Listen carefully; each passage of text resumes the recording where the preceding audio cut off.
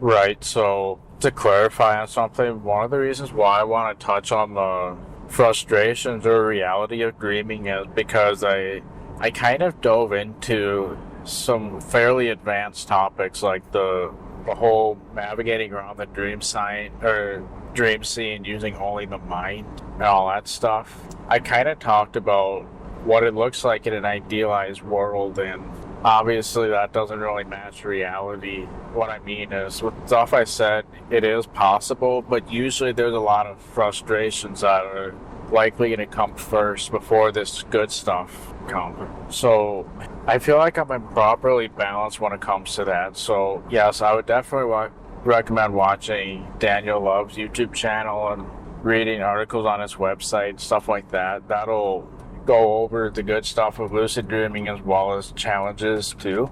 So I think that channel is generally well balanced when it comes to those kind of things, and obviously explaining things on the spot. I feel like I haven't really provided that balance very much. So obviously there's going to be a lot of frustrations before you get to this idealized reality. Even when you're experienced, you're still going to run into plenty of frustrations as well. So I'd like to kind of go over just a little bit of what it looks like in reality. I haven't really prepared for this explanation too much, so I don't even know how this is going to turn out. But I want to try to balance it out a little bit because I mainly talked about when things work well.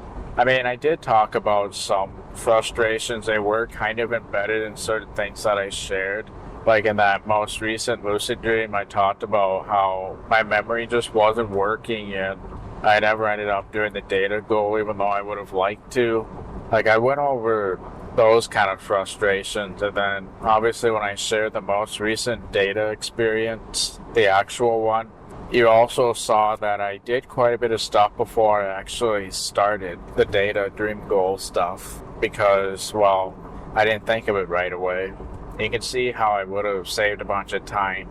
And then I'm not sure if I mentioned this yet, but the following day after that data goal, I had a really good opportunity to also continue the data goal probably for another good 5 or 10 minutes the following day. But unfortunately, I kind of blew it there because, well, the reality of lucid dreaming kind of hit me. We're all faced with certain challenges. I'd kind of like to go over that a little bit, of course. But yeah, so it's not all hunky-dory all the time. There can be a lot of frustrations that come up, and yeah, I mean, that happens with just about anything. Lucid dreaming really is no different when it comes to that. In fact, a lot of people give up because of the frustrations.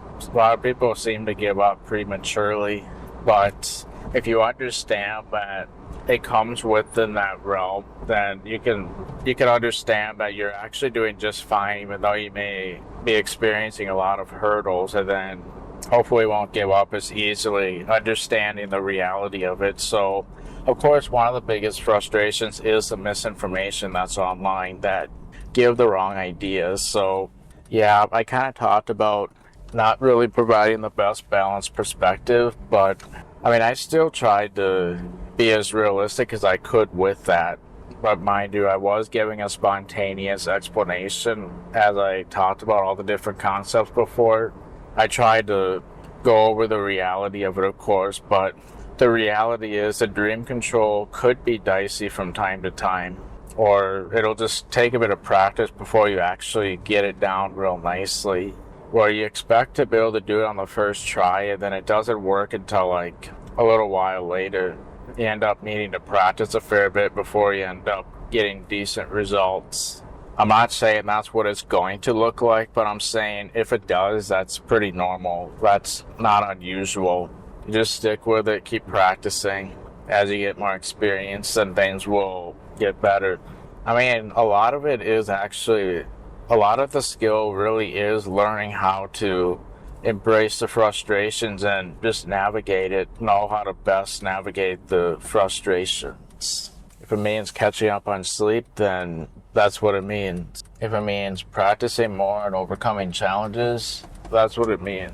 So yeah, for just about anything, if you're running up against hurdles and frustrations, know that it's pretty normal for that to happen. This is a very complicated subject. We're going against a lot of complicated variables that we don't have control over, but consider this an explorative journey. So just remember that lucid dreaming is a journey, not a destination. Because you could literally spend a lifetime exploring things. And then there's a lot of variables. We're dealing with the complexity of the human mind. There's a lot of variables. We're dealing with the complexity of our own life. And yeah, so just know that most of the information you find online is a bit hyped up and doesn't really match reality. I didn't try to hype up what I was sharing before, but I could see how it could easily come across that way, where you expect things to work exactly the way I said, but as I said earlier before sharing this stuff, don't take everything I'm saying as gospel because, well, a lot of it's based on my own experimentation and it's not very deeply explored. And there can be a lot of variables between individuals for who knows what reasons. There's just a lot of complex variables, and those variables between everybody are very different. So that can kind of affect how things turn out. So you might be facing a reality where it just takes a while to get everything down, and most of the time you might be rather focusing on sleeping and catching up on sleep and all that stuff. Even though lucid dreaming might sound appealing, you might feel like you'd rather use sleep for sleep, especially if you have a hard time getting enough sleep as it is, like me most of the time. Those are the kind of variables. Basically, the complexity of the human mind and life variables can make lucid dreaming very difficult. If you watch Lucid Dream Portal, watch Daniel Love talk about that, he'll go over a lot of those frustrations. But yeah, a lot of times the misinformation online can result in setting expectations that don't really match reality, hence why I considered it sort of like inception in itself. The misinformation is like a form of inception that plants mind viruses and gives wrong ideas and impressions of what reality looks like when it comes to lucid dreaming and living a lucid life. I mean, there's a lot of misunderstandings around the subject for many different reasons. All the complexities that I just shared, but language is another one. And then where people are coming from. People have different backgrounds when it comes to these things. They have different initial impressions. So I talked multiple times before about sleep paralysis, for example. There's a ton of misconceptions around that. I would definitely recommend watching Daniel's videos on that to help learn about that. He made basically, I think it's called The Truth About Sleep Paralysis. I actually mentioned it in my sleep paralysis video. You could watch mine too, but know that Daniel is a professional in the subject, and I would definitely recommend listening to him in regards to the misconceptions about sleep paralysis. So yeah, I think he made like a Truth About Sleep Paralysis video, and then obviously that Halloween special, which was literally the reason why I made mine. I just kind of felt like doing something similar after seeing Daniel attempt it. And obviously I was also kind of curious to see if I could like raise and lower my eyebrows and open my eyes while I'm in sleep paralysis. I'd always wanted to know the answer to that. And that sleep paralysis challenge provided a great outlet for experimenting with that. But yeah, he goes over that type of stuff. There's a lot of misconceptions around it. I don't even like using that term, even if I find myself in what most people would consider sleep paralysis. I just call it the dream formation state.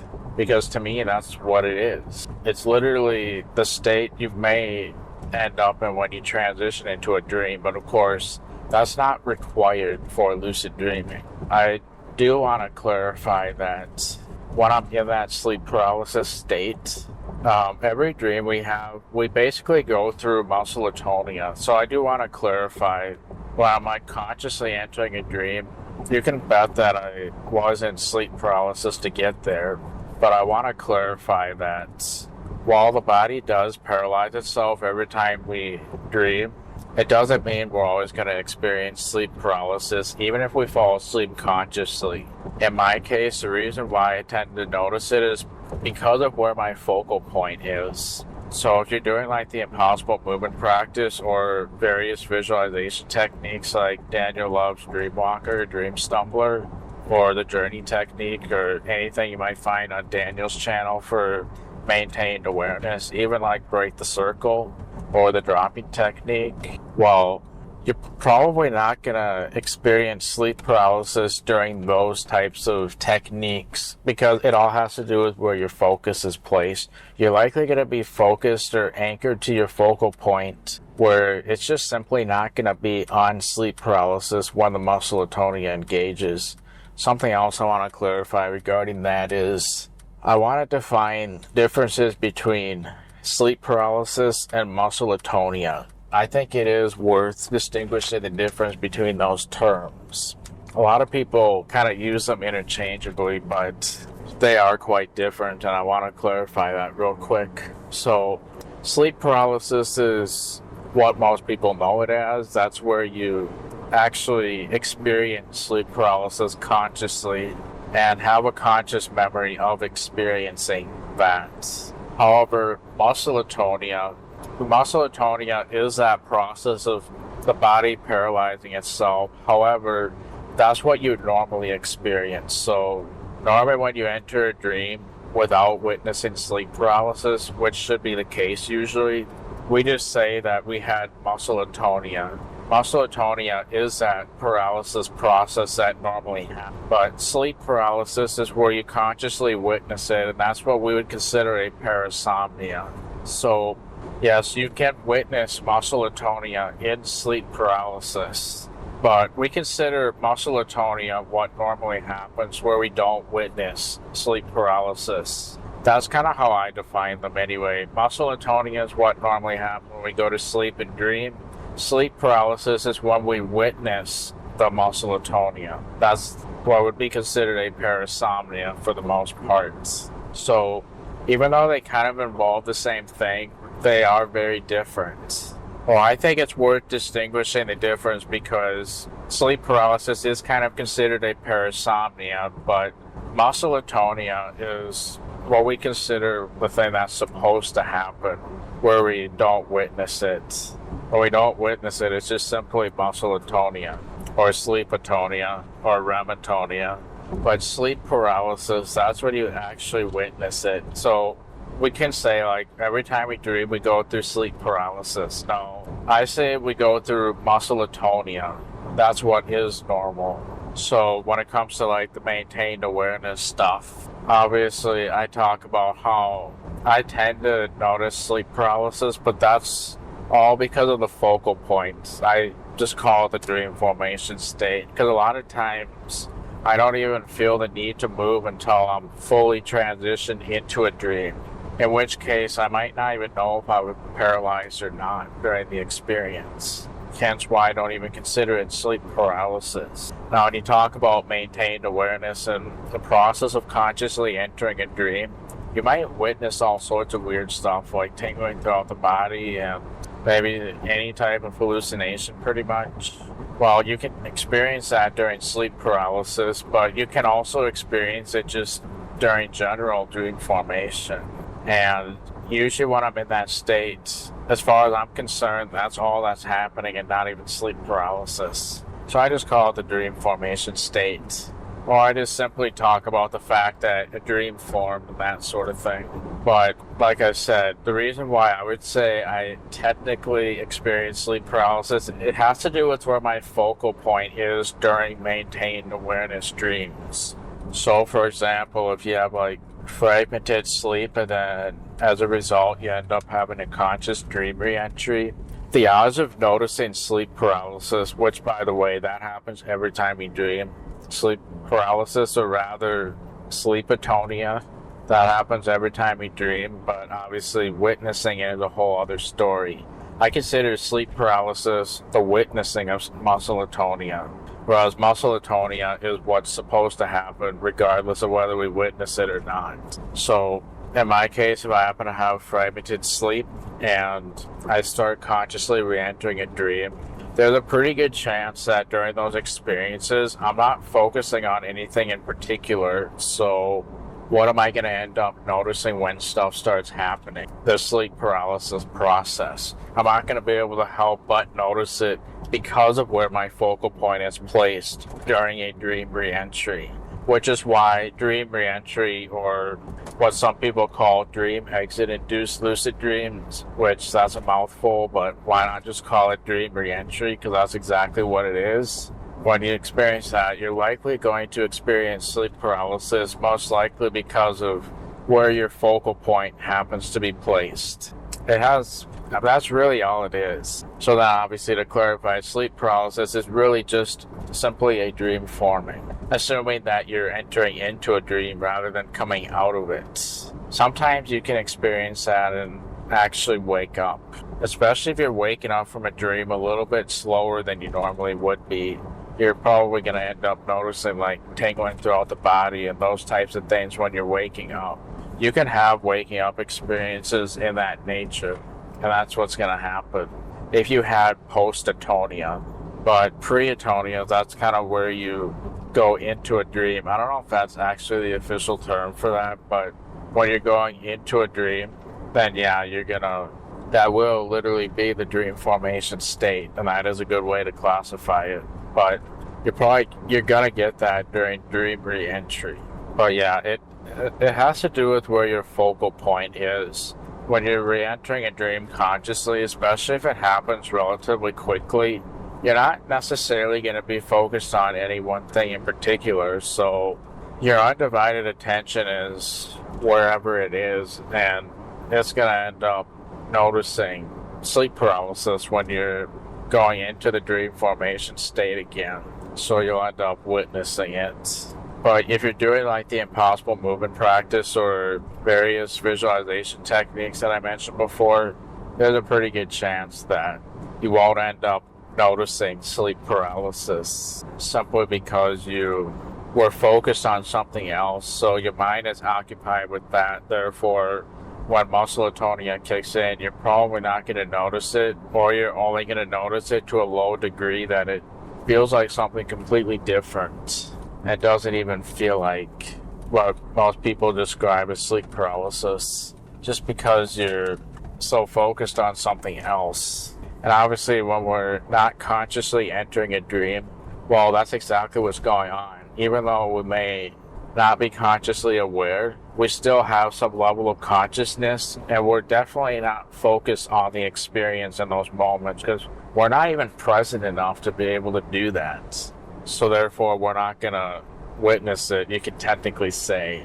I mean, maybe we do kind of witness it to some degree with the minimal presence that we have, but the odds of us ever remembering it are so slim because we were not very present, getting into the nature of self and all that.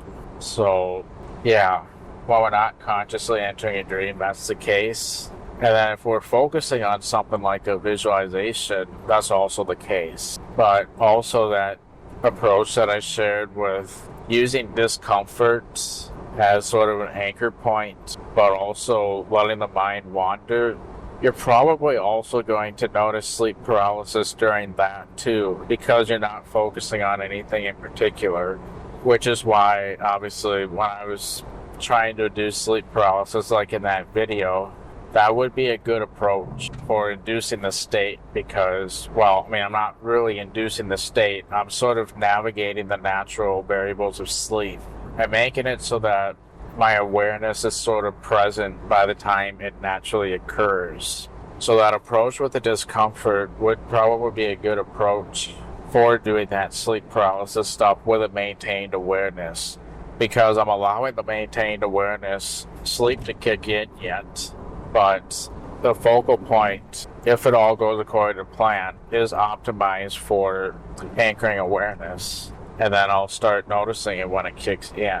So, yeah, the reason why I tend to experience sleep paralysis during dream formation is either because of a dream reentry, which, as I mentioned, it is common with the nature of that. Even Daniel will mention it's common with dream reentry. Or that focal point with using the discomfort. Since I'm not actually focusing on anything in particular, there's a pretty good chance that I'll also start noticing sleep paralysis as soon as the process engages. Because again, my focal point is not on anything in particular. So yeah, when I talk about witnessing sleep paralysis, it's not required for maintaining awareness, but It's a tendency in my case because of the reasons I just explained.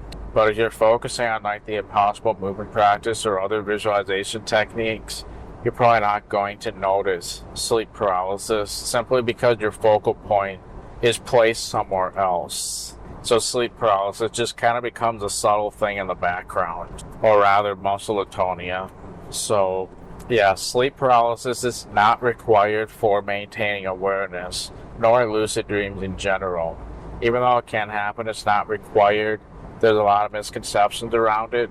Again, they are misconceptions. This is just nothing but the dream formation process. So I just wanted to clarify. So there's a lot of misinformation and misconceptions around that. So a lot of people, like I know a couple people who find the concept of lucid dreaming interesting, but they don't want to do it because they're scared of things like sleep paralysis. But like I said, it's just part of dream formation, and also a lot of people have their eyes open when they're experiencing that, whereas I tend to have mine closed. So all those misconceptions, they just simply don't really happen when you have your eyes closed.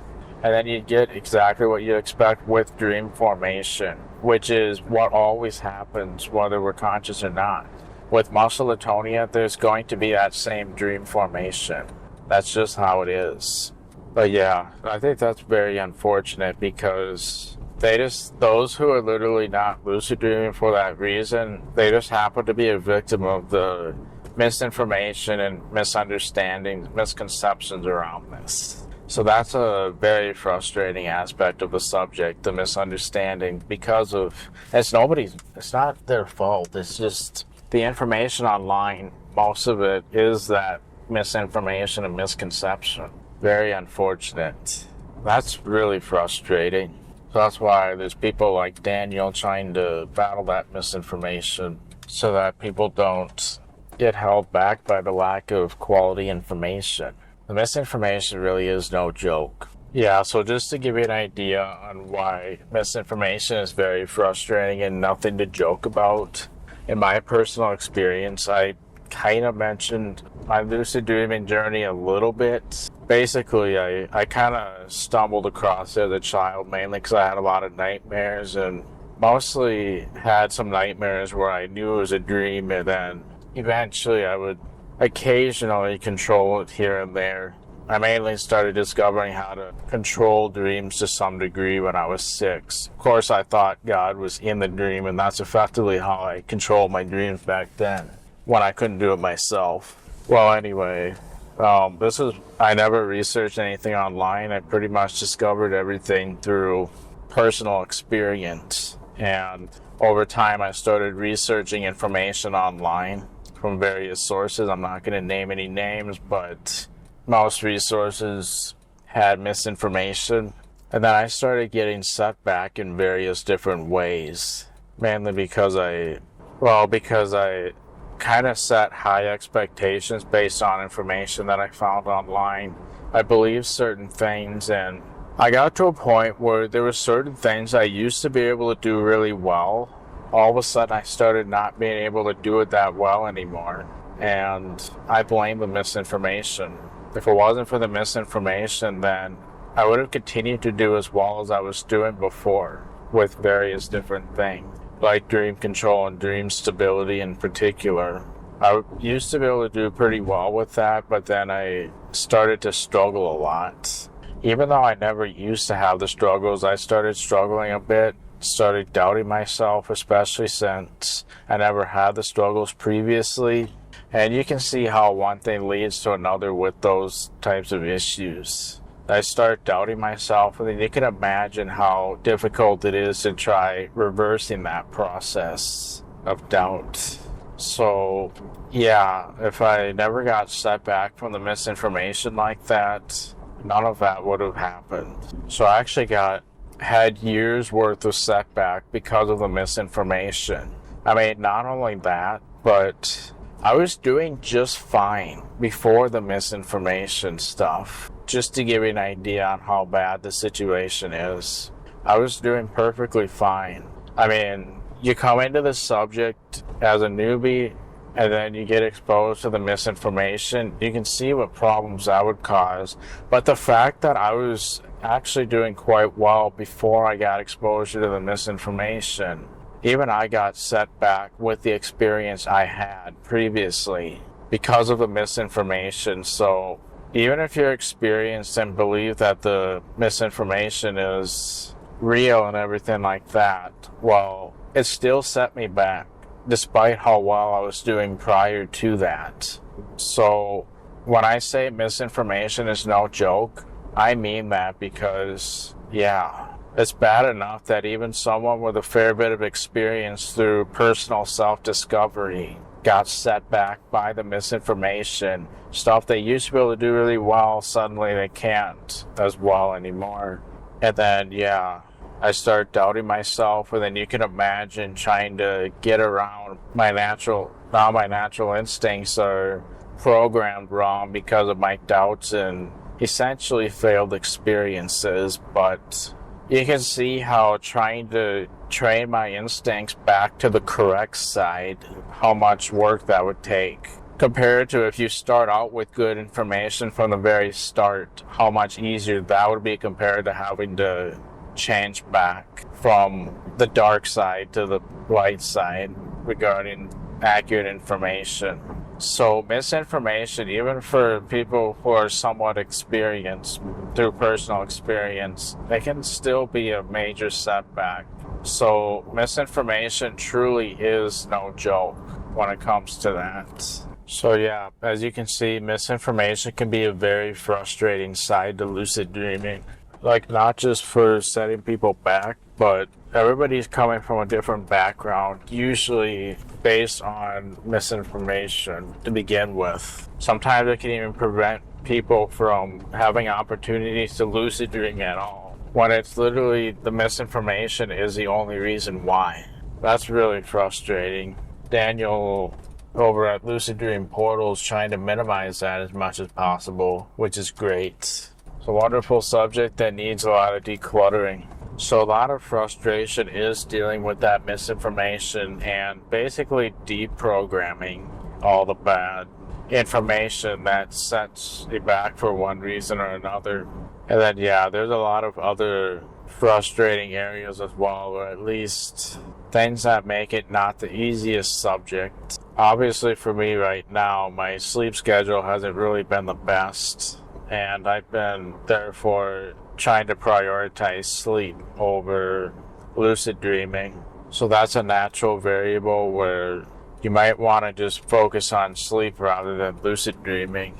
And then, of course, getting lucid is another very tricky one. So obviously, anytime you get lucid, that can be very valuable. Like, that's valuable time because it's very difficult to achieve depending on what variables you're running up against. It can often be very difficult to achieve lucidity in the first place, and then even when you do get lucid, there's a bunch of frustrations that can happen within that too. So like, for example, maybe you get lucid just at the end of the natural REM period for dreaming sleep. Obviously, if that's the case, you managed to get lucid, but of course it got cut short because you woke up from the end of the natural dreaming cycle. That could be very frustrating as well, but obviously you just happen to get lucid at the very end, and hopefully with more practice your lucidity will kick in earlier within the dream, and then that'll give you more time. Obviously that's a frustration that can even happen without being a lucid dreamer. Or else maybe you'll get lucid and then all of a sudden an alarm goes off, cutting you short. That could be really frustrating as well. So like, yeah, one of my more recent examples of that alarm thing happening, basically I was going to do a maintained awareness, so I naturally woke up from a dream, which meant that particular dreaming cycle was over with. So that's not really an ideal place for having a maintained awareness because, well, dreaming sleep is no longer around the corner. You have to have a bunch of non-dreaming sleep in the next sleep cycle, and then eventually dreaming sleep will be around the corner. So based on that natural awakening, I set an alarm for when I expected myself to be toward the beginning of my next dreaming cycle. That's how I did that particular attempt. Anyway, so the dream actually started a lot sooner than I thought it would. And then I ended up having fragmented sleep, and then I started having a conscious dream re-entry. I managed to transition into the dream after about 20 or 30 seconds, and I kid you not, about 10 or 15 seconds after the dream fully formed, my alarm for my original attempt went off just after the lucid dream started and just after the dream fully formed. I only had about 5 or 10 seconds in the dream, and I actually started out in bed, so I was in the process of getting out of bed so I could start the lucid dream. Then that alarm for my original attempt went off right at that moment, and that was that. So yeah, that can be very frustrating. I mean, I forgot about the alarm, obviously, when that happened. It kind of felt like what I did worked, but I just had fragmented sleep and happened to go into a re-entry. But of course, the alarm had to go off just after I started a lucid dream. So yeah, variables like that can come up. If you're trying to actively do an attempt for either a maintained or regained awareness dream, certain variables can prevent the attempt from being successful. In fact, a lot of times that's where you're probably going to run into until you learn the territory. When you don't know the territory, then you don't really know all the different ways it can go wrong until after you practice for a while attempting. And then what's even more frustrating is a technique that you might perform at a given time may only work in certain circumstances, and if you don't know what those are, then you can imagine you do it right one time, which feels amazing, but then you do the same thing again. Doesn't work that time because under these variables that particular technique won't work. But right there, I think it is kind of important to remember that not all attempts can be successful. I've gotten used to that point. I'm very aware that that's the case. And obviously trying to catch up on sleep, I'm not even doing attempts in the first place. Sometimes my overall practice will kick in when I least expect it to. I end up having a regained awareness. So like today, for example, I ended up trying out that one dream goal that I talked about with trying to make the dream world move around me using my mind. I ended up doing that for a bit in today's dream, and it worked out pretty well. Today I did it from a visual perspective, so I'm not sure if I fully iterated this yet regarding that dream control stuff, but when you're trying to move the scene using visuals or tactile, try to only focus on one sense at a time. Not sure if I properly emphasized that before, but it's probably going to be the most helpful when you do that, because if you're trying to move it visually, it can be kind of, if you're focusing on your physical sense of being in the world, you can see how that would be difficult to make it visually move because you have a physical body, or at least what feels like one, and then you have a hard time visually moving the dream because you almost feel anchored to your physical body and where that's placed. But yeah, just whenever you're controlling the dream in that way, like where you visually move the dream around you, or using the physical tactile sensation or anything like that, just focus on one sense at a time so you're not anchoring yourself with multiple senses simultaneously. I should clarify that the statements about how to do the scene movement is based on expectations I personally built and how I would approach things. Note that it isn't limited to that, and you don't have to do things that way specifically. For example, you could very well focus on all senses at an abstract level and not even worry about physical body anchoring or many other approaches, like even offloading everything to voice control or something.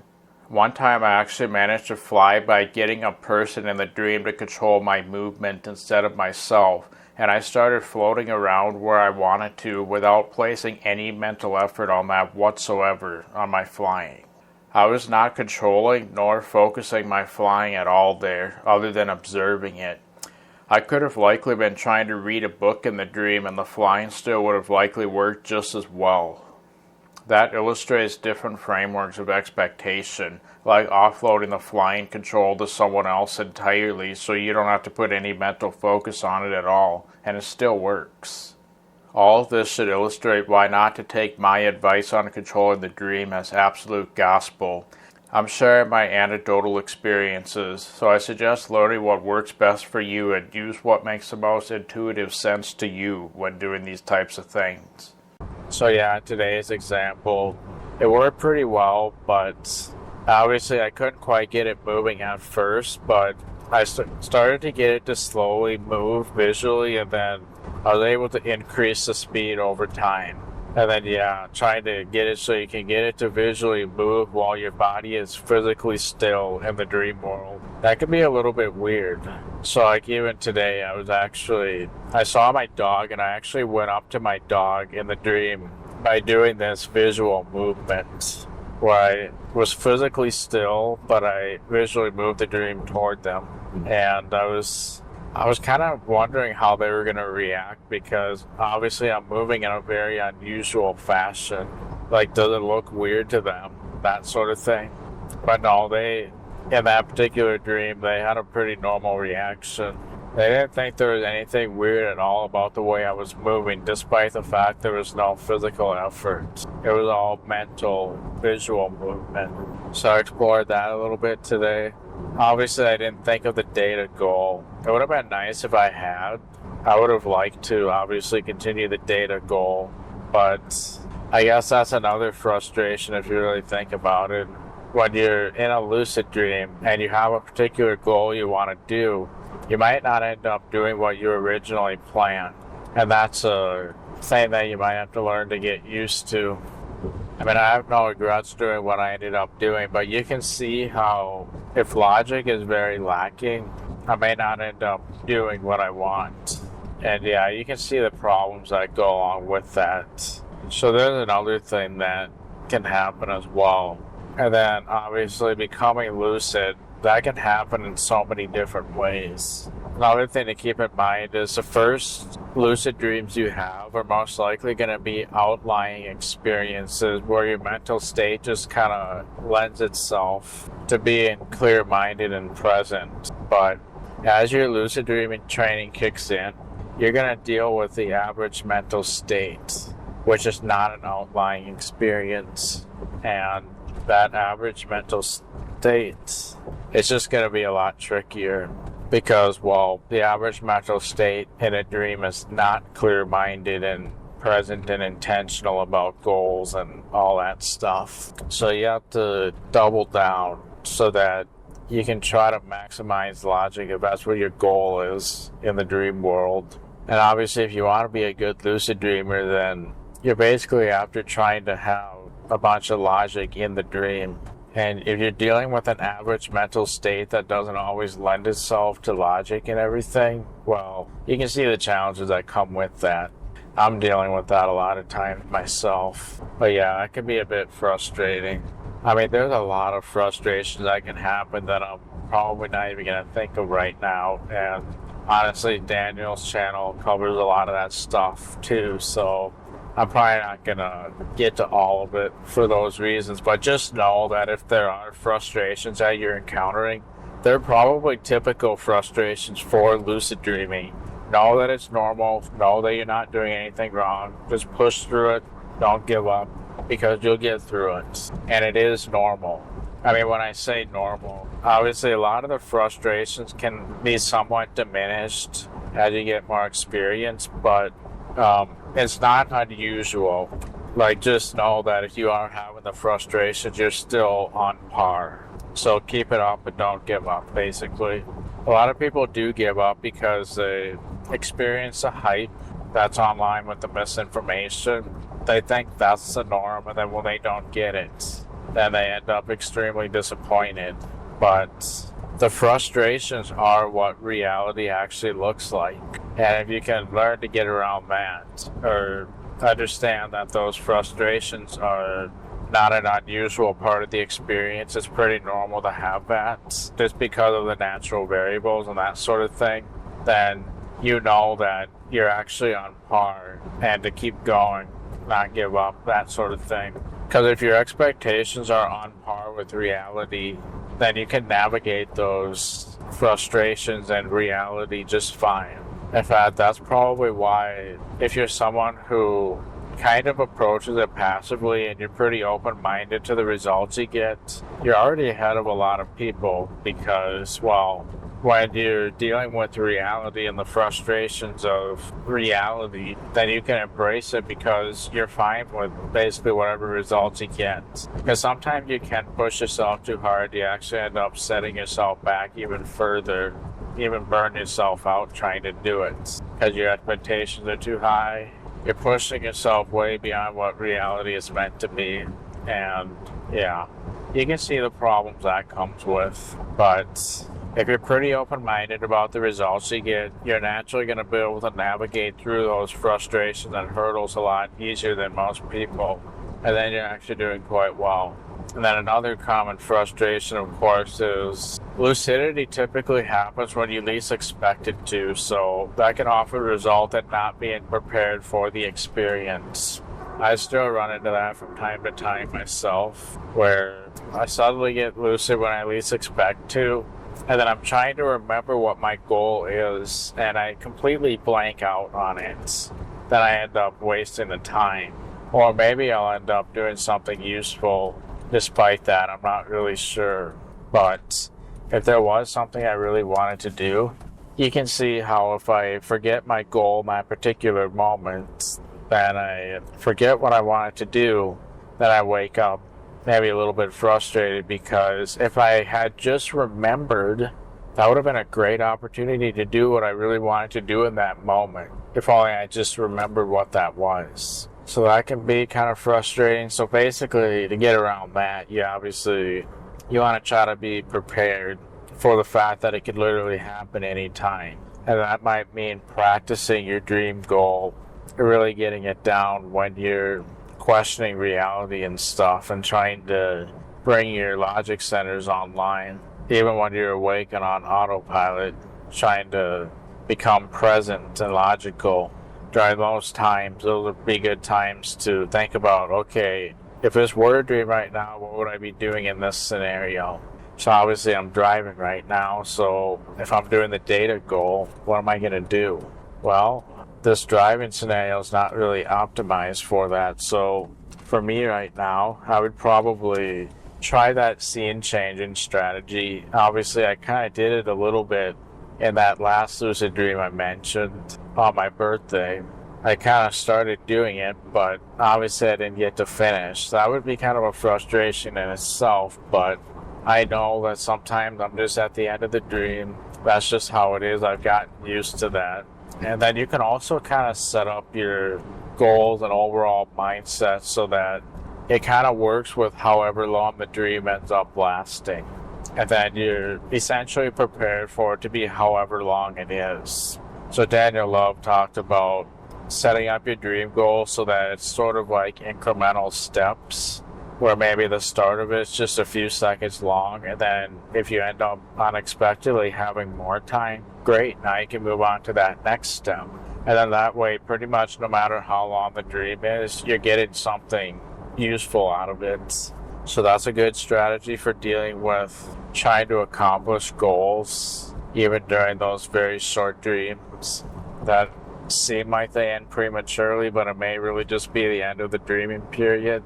You can structure your goals so that they're kind of friendly for that. So like obviously my data goal, that would probably best be done in a longer dream, obviously, but if you really think about it, rather than doing one big thing, I'm actually doing a lot of little things throughout that goal. So obviously I didn't make a lot of progress, but the insights that I've wanted to get out of this goal, I still got quite a lot of insights from that most recent dream. And then obviously I talked about my next steps. Well, I call them steps for a reason, because it can logically be broken down into all these individual steps. Let's say there's like 10 steps that I want to do right now. Well, regardless of the dream, I just simply continue those steps, and then if I don't quite finish, that's fine. I can resume in that next one and continue the steps. And that step mentality is actually quite useful for being able to handle pretty much however long the dream is. in an ideal world, it'll be a longer dream where I can get a bunch done within that dream. I mean, these voice recordings are almost like that too, because I'm going between several different destinations. I might not even be done with my current topic or subtopic.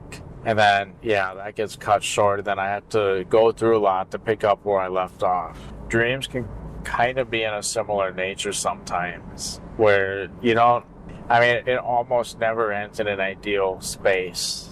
But you can sort of optimize your goal so that it can handle like wherever it ends, basically. So you can efficiently pick up where you left off. So obviously in my case right now with the data goal, I think the next logical step is to ask him what text he was editing in that prior dream. And that'll take who knows how long. It might even be as short as like 20 or 30 seconds doing that particular step. Then I can do the next steps if I still happen to have time. And then it's okay. If you're able to break down your dream goals and do a bunch of steps like that, that makes it kind of flexible, so the dream can end at any time. It can handle that fairly well. And then, yeah, that's basically a way to overcome the frustration with you don't know how long the dream's going to last. You can still get something useful out of it pretty much no matter how long it ends up being. And then obviously if it's longer than expected, well, you just continue the steps or the increments of your goal.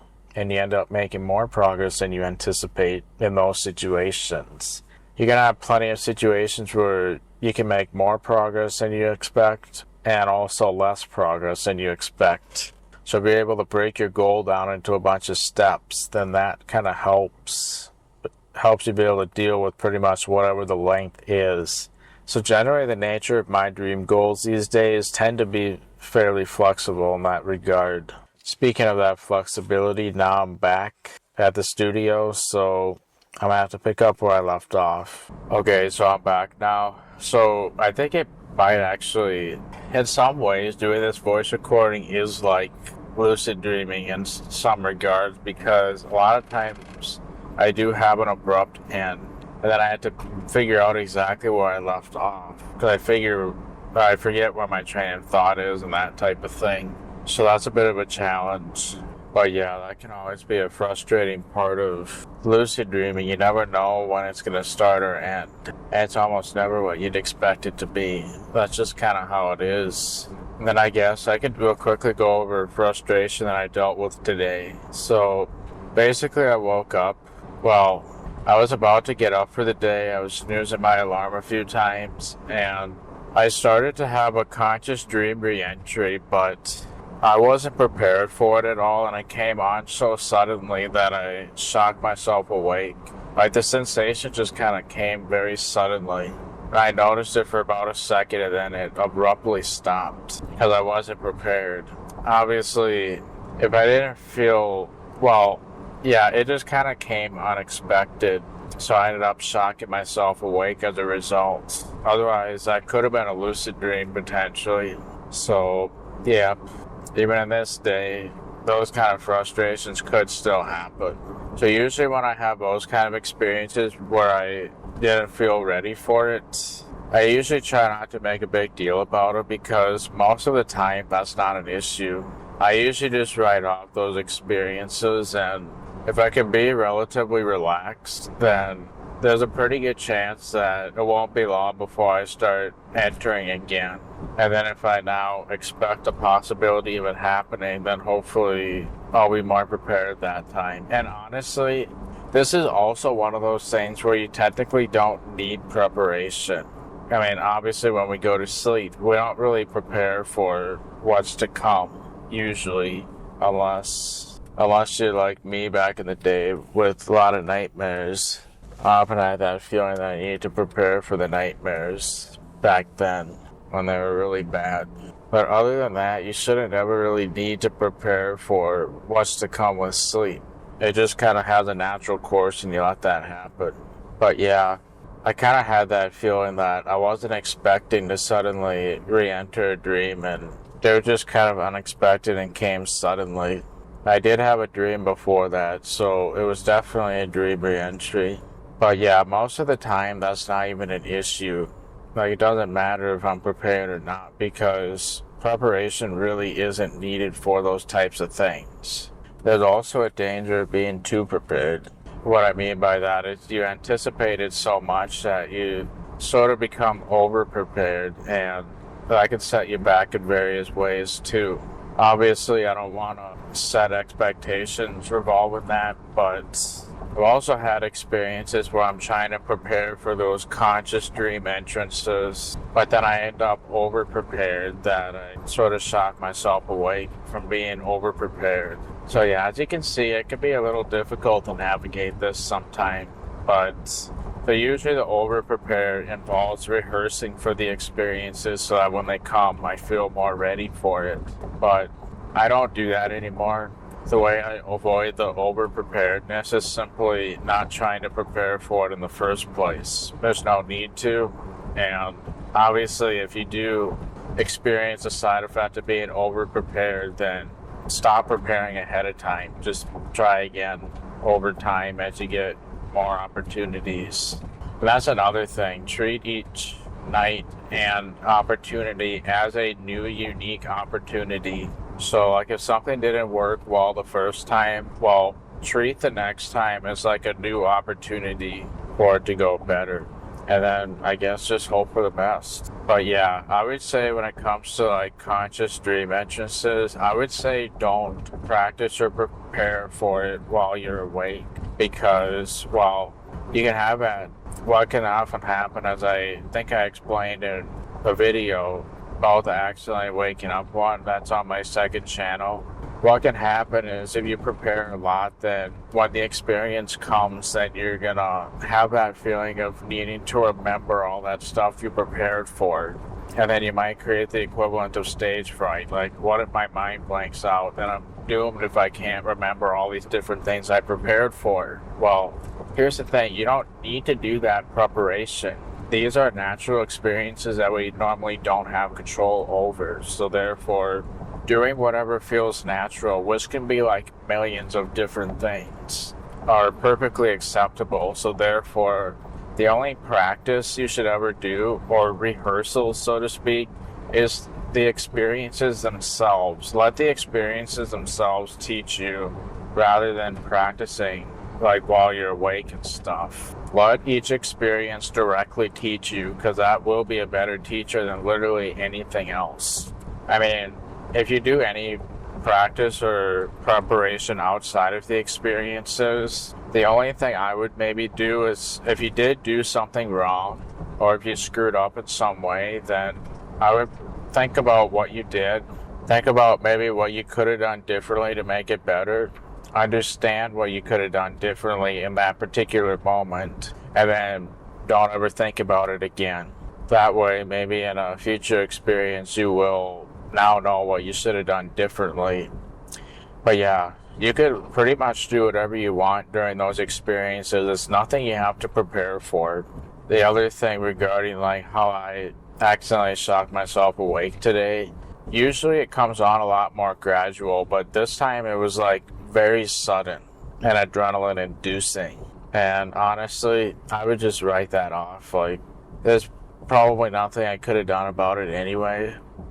And yeah, if I just kind of allowed myself to go back to sleep in that moment, there's a good chance that it was going to happen again. And that second time may have gone better just because I was slightly more prepared, but not too much more prepared, if that makes sense. I talk about it in that video on my second channel more, I believe. I haven't made it yet, so I don't know, but I'm sure I have talked about it.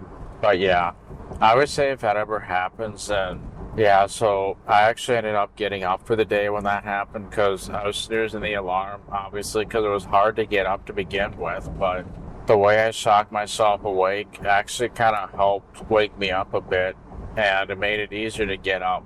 So I kind of used it that way. Even though I could have had a lucid dream in that moment, I was also kind of grateful for having an easier time getting up. Another side note, when I accidentally shocked myself awake, my alarm went off about 20 or 30 seconds later. So even if I had successfully transitioned, my alarm would have been going off anyway. which either would have shocked me awake or I would have had the alarm going off in a dream.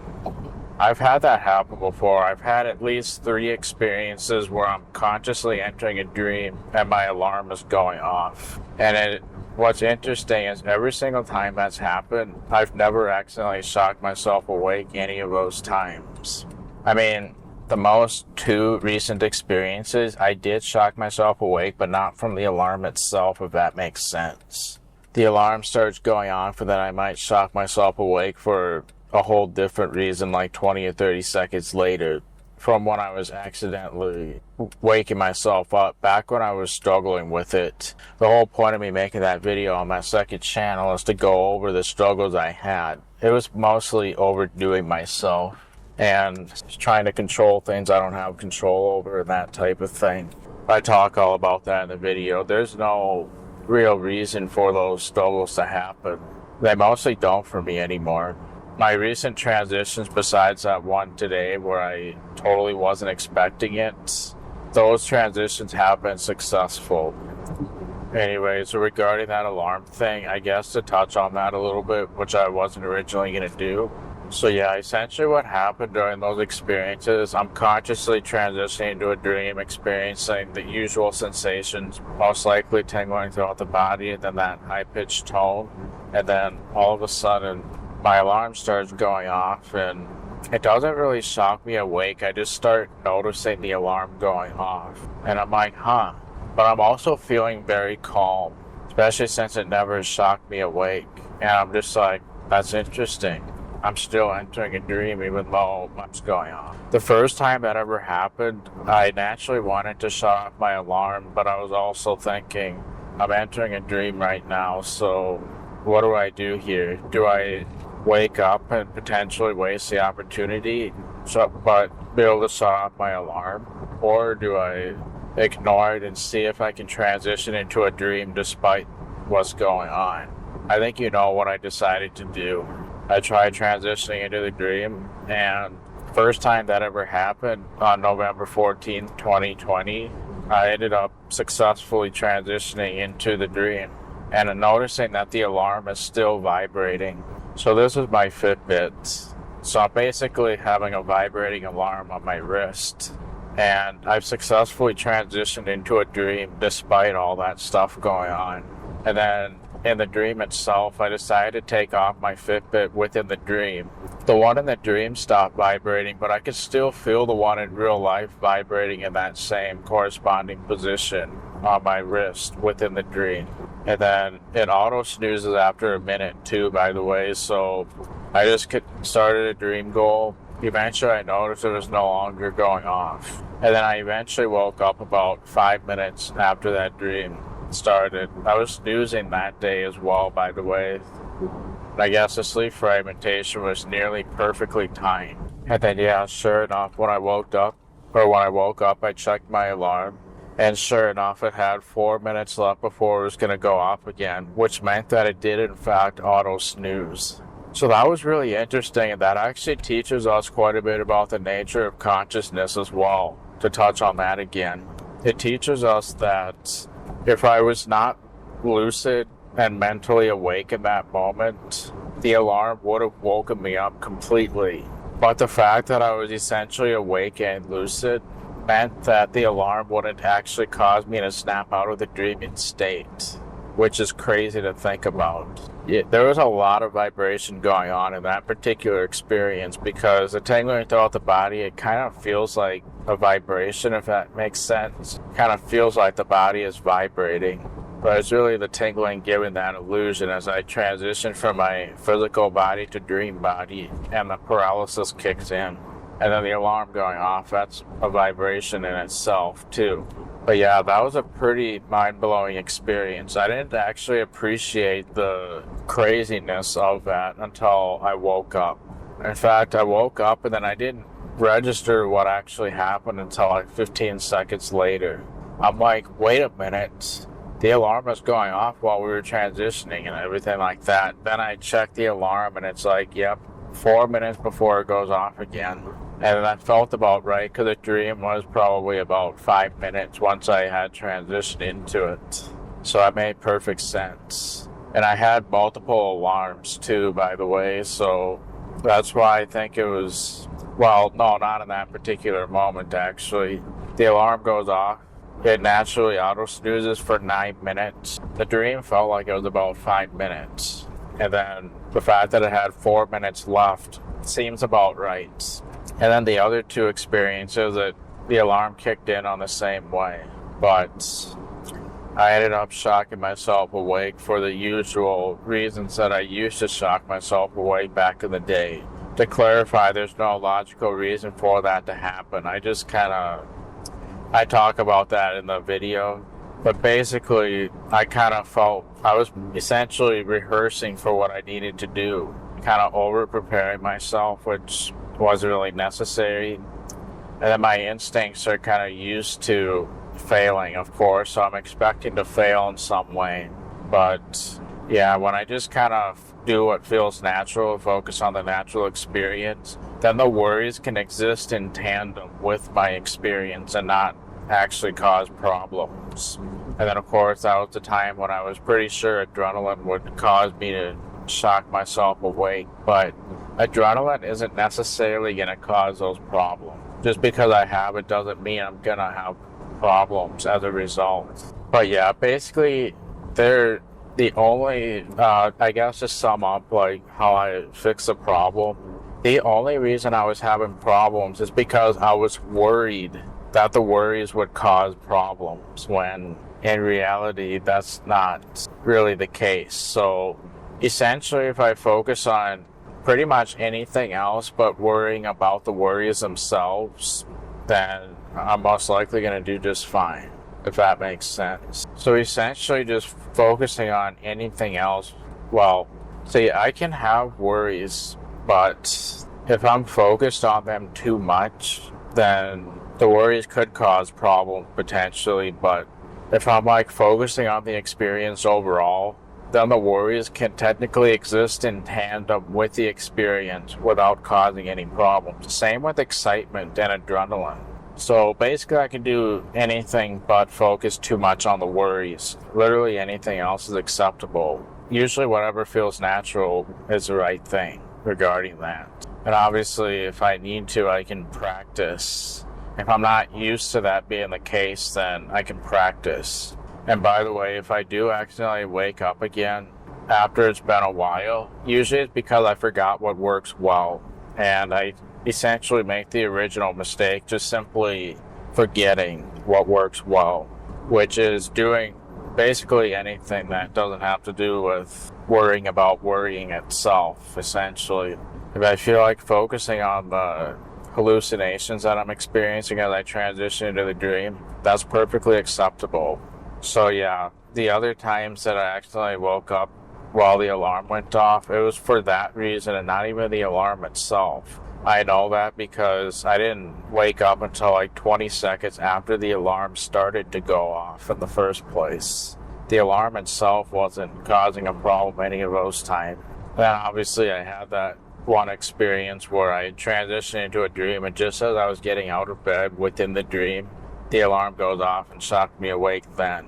So obviously that was a time that the alarm did shock me awake despite lucidity, but if you have the right mindset, you might get lucky. And yeah, that does teach us about the nature of consciousness though, because, well, if I was not lucid while in the dreaming process, the alarm would have woken me up.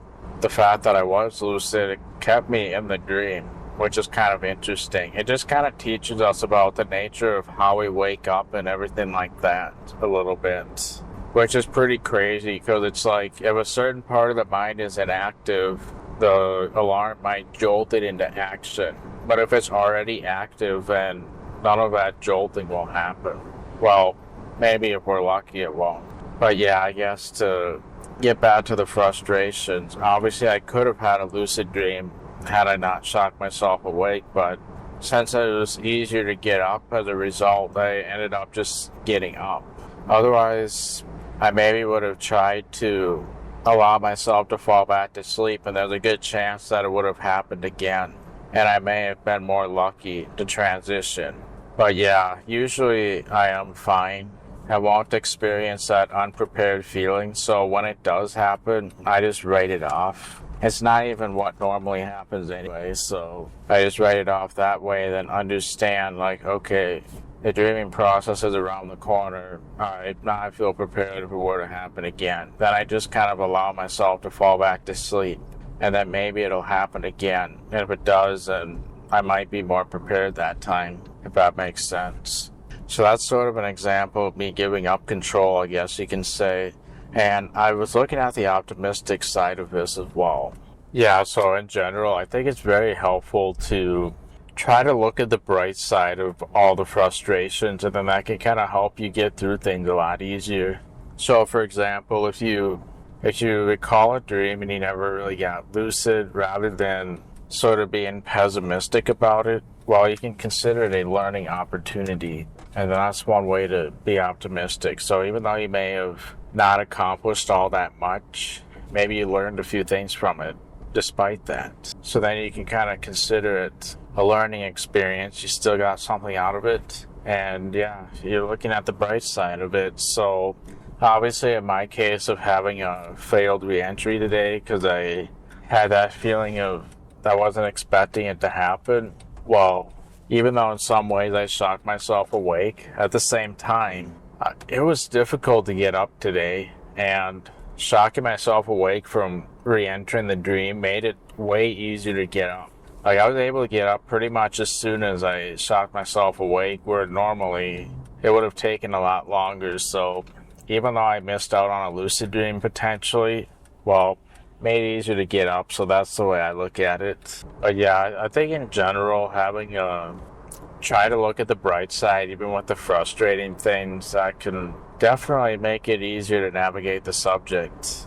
So yeah, I don't know if I want to be able to convey like all the struggles that can possibly happen with lucid dreaming, but know that if you are struggling in any way, it's probably a typical struggle. So consider yourself doing just fine despite that, and learn from the experiences, and don't give up knowing that it is typical. Because yeah, that's the problem with the hype, is they make it sound so idealistic, and then if you're not getting that, then you get this feeling that you're doing something wrong yourself, when in reality it is typical to have these types of struggles if they happen. So therefore you are doing just fine. So yeah, the moral of the story with the reality of lucid dreaming, there are lots of frustrations. They're typical, so accept that. And therefore you're doing just fine, because it is a typical thing you're experiencing and not something you're doing wrong. So then there's no reason to give up because of that, because you are doing just fine. That's the real takeaway that I want from all this. If you are struggling with something, it's probably a typical struggle, just so you know. If you want to, you could leave your struggles in the comment section below, and there's a pretty good chance that if I did end up seeing it, it's probably going to be something typical that happens at some point or another. So that's like one of the problems with the hype channels. They make it seem like you're doing something wrong if you experience what is actually a typical struggle. So yeah, just know that. So yeah, I guess the whole point that I'm trying to get across is obviously the subject can be kind of hyped up, and there is a reality to it before all the good comes from it. And I feel like I didn't convey that a whole lot before, but basically if you are struggling with lucid dreaming, know that they are probably typical struggles, and you're actually within the norm and doing just fine, even with those struggles. But the hype online will probably end up saying otherwise. But that's hype and doesn't match reality, and you are doing just fine.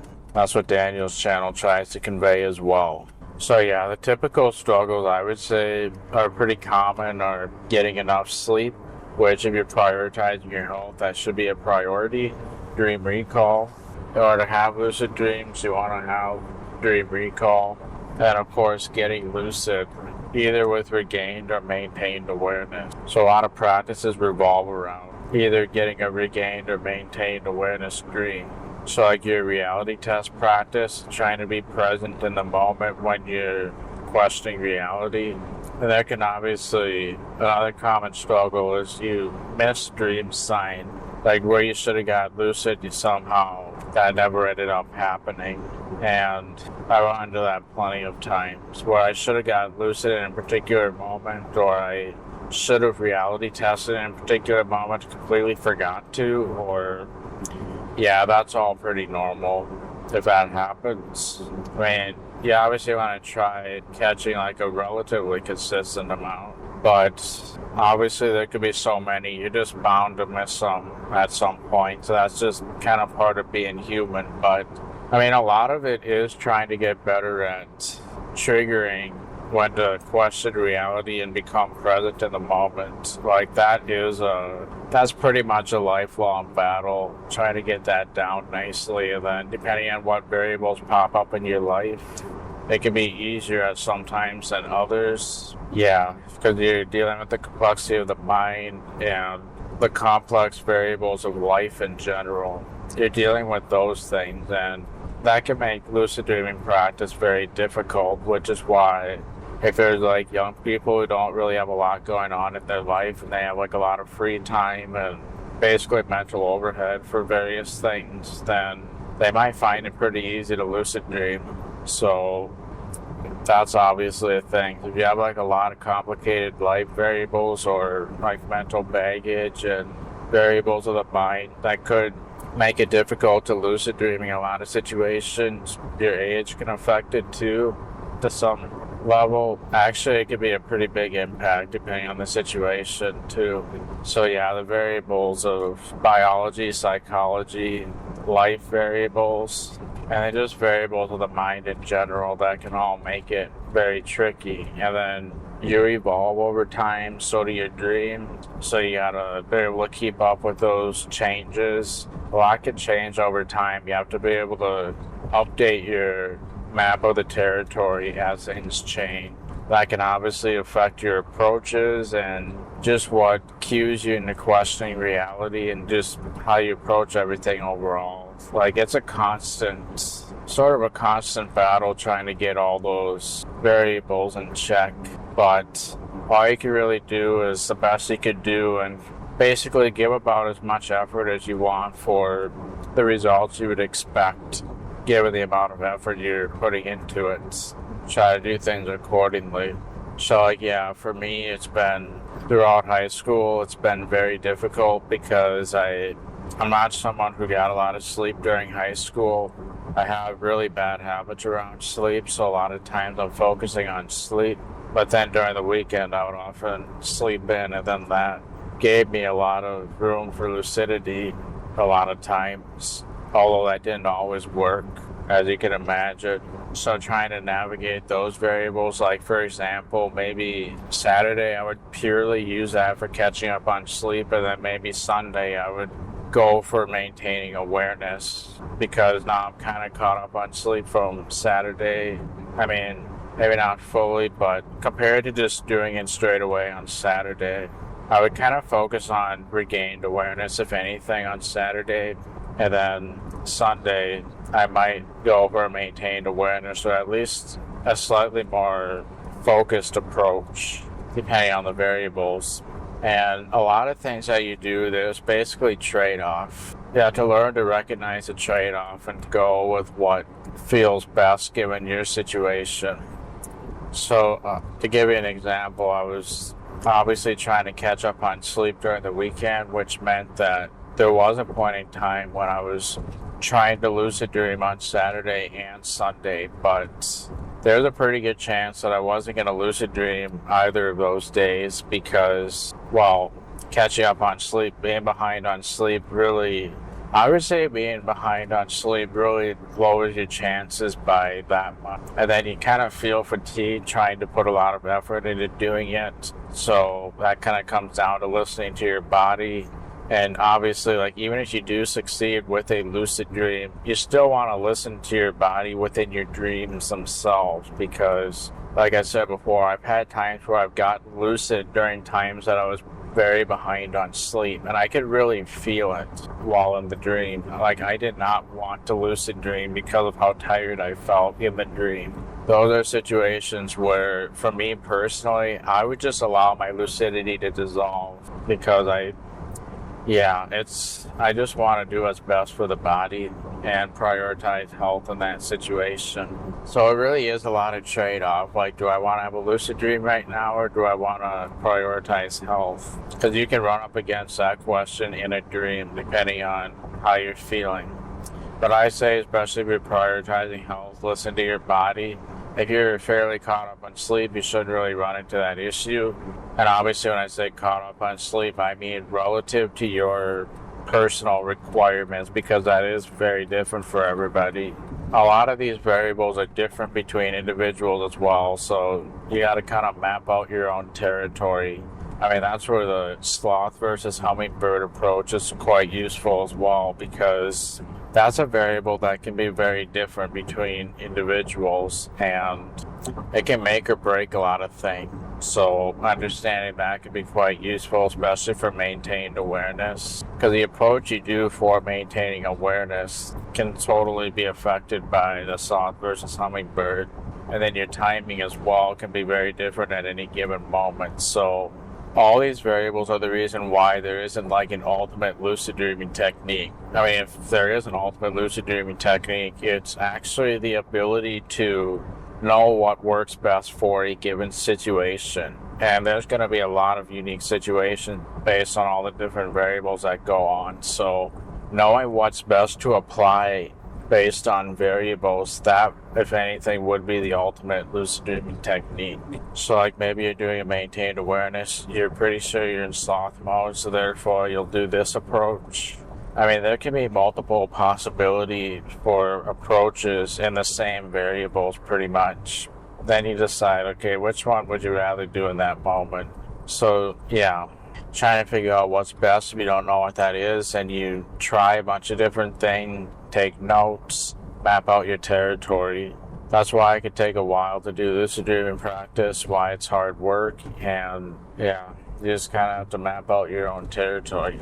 There's like a million different examples I could go over, but that's where you focus on your own journey and then you learn all these different nuances yourself. And remember, it is different for everybody, which is why people's experiences are their own best teacher. So like, I guess to give you a personal example, I mean, I've probably given plenty already, but one that just came to mind is if I find myself having fragmented sleep, then I might not find it worth trying to put effort into doing a maintained awareness dream, because my sleep is fragmented anyway, and no matter how much I try to stay in the dreaming state, sleep fragmentation is gonna basically turn sleep on and off. So I'm gonna be dealing with the realms of sleep fragmentation in that situation. Because yeah, if I'm gonna have sleep fragmentation no matter what, then it kind of doesn't feel like it's worth the effort to me anyway to actually try doing a maintained awareness dream. Because I mean, I might get a little bit of extra time, but for the amount of effort I'm putting in, it might not feel like it's worth like the diminishing return. I kind of gotta think about the trade-off, figure out what seems best to me. So like, yeah, for example, if I have sleep fragmentation where I'm waking up and going back to sleep every 5 minutes, there's a good chance that at most I might gain like 5 minutes if I'm putting in all the effort to do a maintained awareness. Because then from there, I'm going to be waking up and then possibly doing a dream re-entry when I go back to sleep. Why don't I just do my maintained awareness stuff during the dream re-entries? Because it's going to happen. Like, the sleep fragmentation is not under my control once it kicks in. It's going to happen whether I want it to or not. So no matter how much I try to maintain stability in the dream, that's not going to do anything, because yeah, the sleep fragmentation variables are not under my control. So yeah, to me, there's also a pretty good chance that I'm behind on sleep on top of that. So I want to get as much sleep as possible anyway. So why don't I do that, so that if I do have conscious dream re-entries and stuff from the sleep fragmentation, I then have more energy because I got more sleep. And then obviously dreaming sleep very likely has a purpose, and that purpose is probably most potent toward the beginning. And then in some ways it probably becomes a bit less and less important as it progresses. It's hard to say if it always follows that rule, but in general, I think that's probably the case. So I can get some of that critical dreaming sleep toward the very beginning. And then when sleep fragmentation kicks in and I have dream re-entries and stuff like that, well, then I can enjoy maintained awareness dreams from that if the variables work out nicely.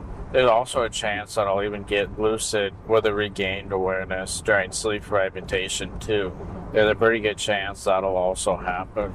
So yeah, you kind of got to just map out the territory, try something, because you got to start somewhere. Then you can kind of learn from there. But yeah, like I said, your experiences are going to be better teachers than pretty much anything else. Obviously, you might use other resources for like inspiration, that type of thing, but ultimately your experiences are probably still going to end up being the best teacher. So start somewhere, learn from the experiences. And obviously all these different nuances with the complexity of the human mind and life in general, well, those are natural variables, and that applies for pretty much every aspect of lucid dreaming potentially. So obviously if you're not getting a lot of sleep, that'll affect your dream recall. That'll also affect your ability to get lucid most likely. And doing pretty much any type of attempt will probably work better if you're more caught up on sleep. You're probably going to find that to be the case. And then also, you're less likely to feel fatigued in the dream itself if you're more caught up on sleep, even if you do manage to get lucid. So, yeah, just learning how to navigate those variables and then understanding that certain things aren't under our control, acknowledging that, then not trying to control those things. That's where Stoicism is useful. So yeah, back then, lucid dreaming was definitely easier for me, but now I got an actual career, and life is insanely busy for me, so lucid dreaming has become considerably more difficult as a result. As now I'm an adult with a lot of responsibilities, and yeah, life variables make it considerably harder to do than it used to be. Let's just put it that way. So yeah, if that is the case for you as well, that is pretty normal. You gotta just deal with those life variables and try to make the best out of it. That's where trying to be strategic is very helpful. You kind of have to come up with the best strategy given your unique variables. So like even with recording a dream, for example, whether you're writing it down or using a voice recorder or something, obviously if you're by yourself, that's nice and convenient, but if you have like a partner or something, then, well, you probably don't want to disrupt them. And you can see how much more challenging that makes things. So then you got to deal with your unique variables given that situation. Daniel Love has talked about that. He has like a memory peg system, which might be useful. Or you just figure out a way to cause the least amount of disruption, that kind of thing. Then obviously when it comes to like questioning reality, well, there's certain situations where that's going to be very difficult to do. But you still kind of have to be diligent sometimes when it comes to that. Figure out, weigh those variables. Yeah, you basically just gotta do the best you can and then figure out what works best given your unique situation and learn from the experiences. And then of course, be willing to work with yourself as you evolve. So like, yeah, as you evolve, your dreams will evolve over time too. So I guess being able to keep up with all that to the best of your ability, just kind of work that out. And yeah, know that hardly anything is ever gonna like stay the same forever, so be able to adapt to all those things that can change over time. If something that used to work suddenly doesn't work anymore, there's a good chance that something probably changed. So you have to then recognize it and work with those changes. And then I guess it either works or it doesn't, so you try to learn from your experiences and figure out what to do from there. So yeah, not sure if I went over all my points regarding that, but yeah, the essence is if you are struggling and going through frustrations, it's probably typical, so don't beat yourself up about it. Just work with the natural variables, learn from your experiences, and yeah, so like when you change and evolve over time, learning from the experiences is probably going to be the best teacher for figuring out how to deal with those changes as they come up. Not sure if I covered everything I wanted to. I'm probably going to listen to this real quick, and now I'm back at the studio. When I resume, I'll, I guess, see if I missed any important points, but that is the essence of what I'm trying to convey here. Like, that's sort of the reality of lucid dreaming. It doesn't always just work when you want it to. There's a lot of variables that can come up just because of the complexity of the mind and even just navigating life. Our life variables can affect all this. So yeah, like obviously for me, being behind on sleep really doesn't help much. I've been a little bit better recently, but I can still use a bit of work yet. I have a plan for making it work a lot better for the rest of this week. I think I'll be able to get better bedtimes this week. I have a plan that I think will work a lot better. One that I haven't really been able to put into action much before, but I think I have a way I can make that work. Oh yeah, I suppose alcohol and things like that, if you're doing like any recreational things, that can obviously be a variable that affects results too, because a lot of those can sort of suppress REM dreaming sleep, and then you can see how that makes lucidity difficult depending on how things are timed and everything like that. So yeah, I guess related to that, I decided not to have any on my birthday, but I did that weekend, and I'm sure it just affected the first bit of the night for me, and then the rest of the night was probably good as far as like having REM and everything like that. But yeah, I know that everybody has unique variables that could make things difficult regarding lucid dreaming. So you just gotta map out your territory and learn how to best work that out if you want to do lucid dreaming in the first place. I suppose that's another unique variable. Do you actually, your goals regarding the whole thing? Some of them could be quite passive where you don't really care much and that sort of thing, so you work with that. If you don't really want to be a lucid dreamer, then don't. You just kind of focus on your goals and kind of adjust your practice according to that. You learn just kind of how the overall territory works and then adjust it so that it best matches your current goals that you're after. So yeah, I guess I'll listen to this and see if I miss anything important, but I think I got the essence of what I wanted to convey in the last like hour or two. So yeah, I kind of wanted to go over the reality of lucid dreaming too, because I kind of mostly focused on when things work well, but that isn't reality a lot of times. I hopefully conveyed some of it, like the fact that it took like weeks to do or months to do the data goal and everything like that. Because obviously if we really did have control over the variables, then we could probably lucid dream virtually every night, be able to do that. But we kind of got to work around life challenges and things like that. But yeah, I think this week I will be able to do better with sleep. And hopefully that'll mean more opportunities for like the data goal and everything like that. Assuming I can properly engage logic and just simply remember the fact that I have that goal to begin with. And try to best set my intention for everything as well. So yeah, I would definitely watch the 19-day course. I think that's on Daniel Love's channel. I think that got some good information regarding like the realistic side of lucid dreaming. Because yeah, like even if I feel like in an ideal world, like what goal we're truly shooting for, I don't think most of us would even want to get to a point where we can lucid dream every night. But rather, it would be nice if we got to a point where on the nights that we do want to lucid dream, we have a high rate of success on those nights that we want it. That sort of thing. I think I'm pretty close to being at that point right now. So like, yeah, I think I'm pretty much at a point where I can, if there's a night that I actually want to do it, and I focus on like getting a good bedtime and everything like that, then the odds of me succeeding are pretty high at this point. But I haven't been getting the most sleep, so a lot of times I haven't even been bothering until I basically get that side of things fixed first. And yeah, a lot of it is recognizing the variables that I'm currently in and then sort of knowing what's best for the given situation.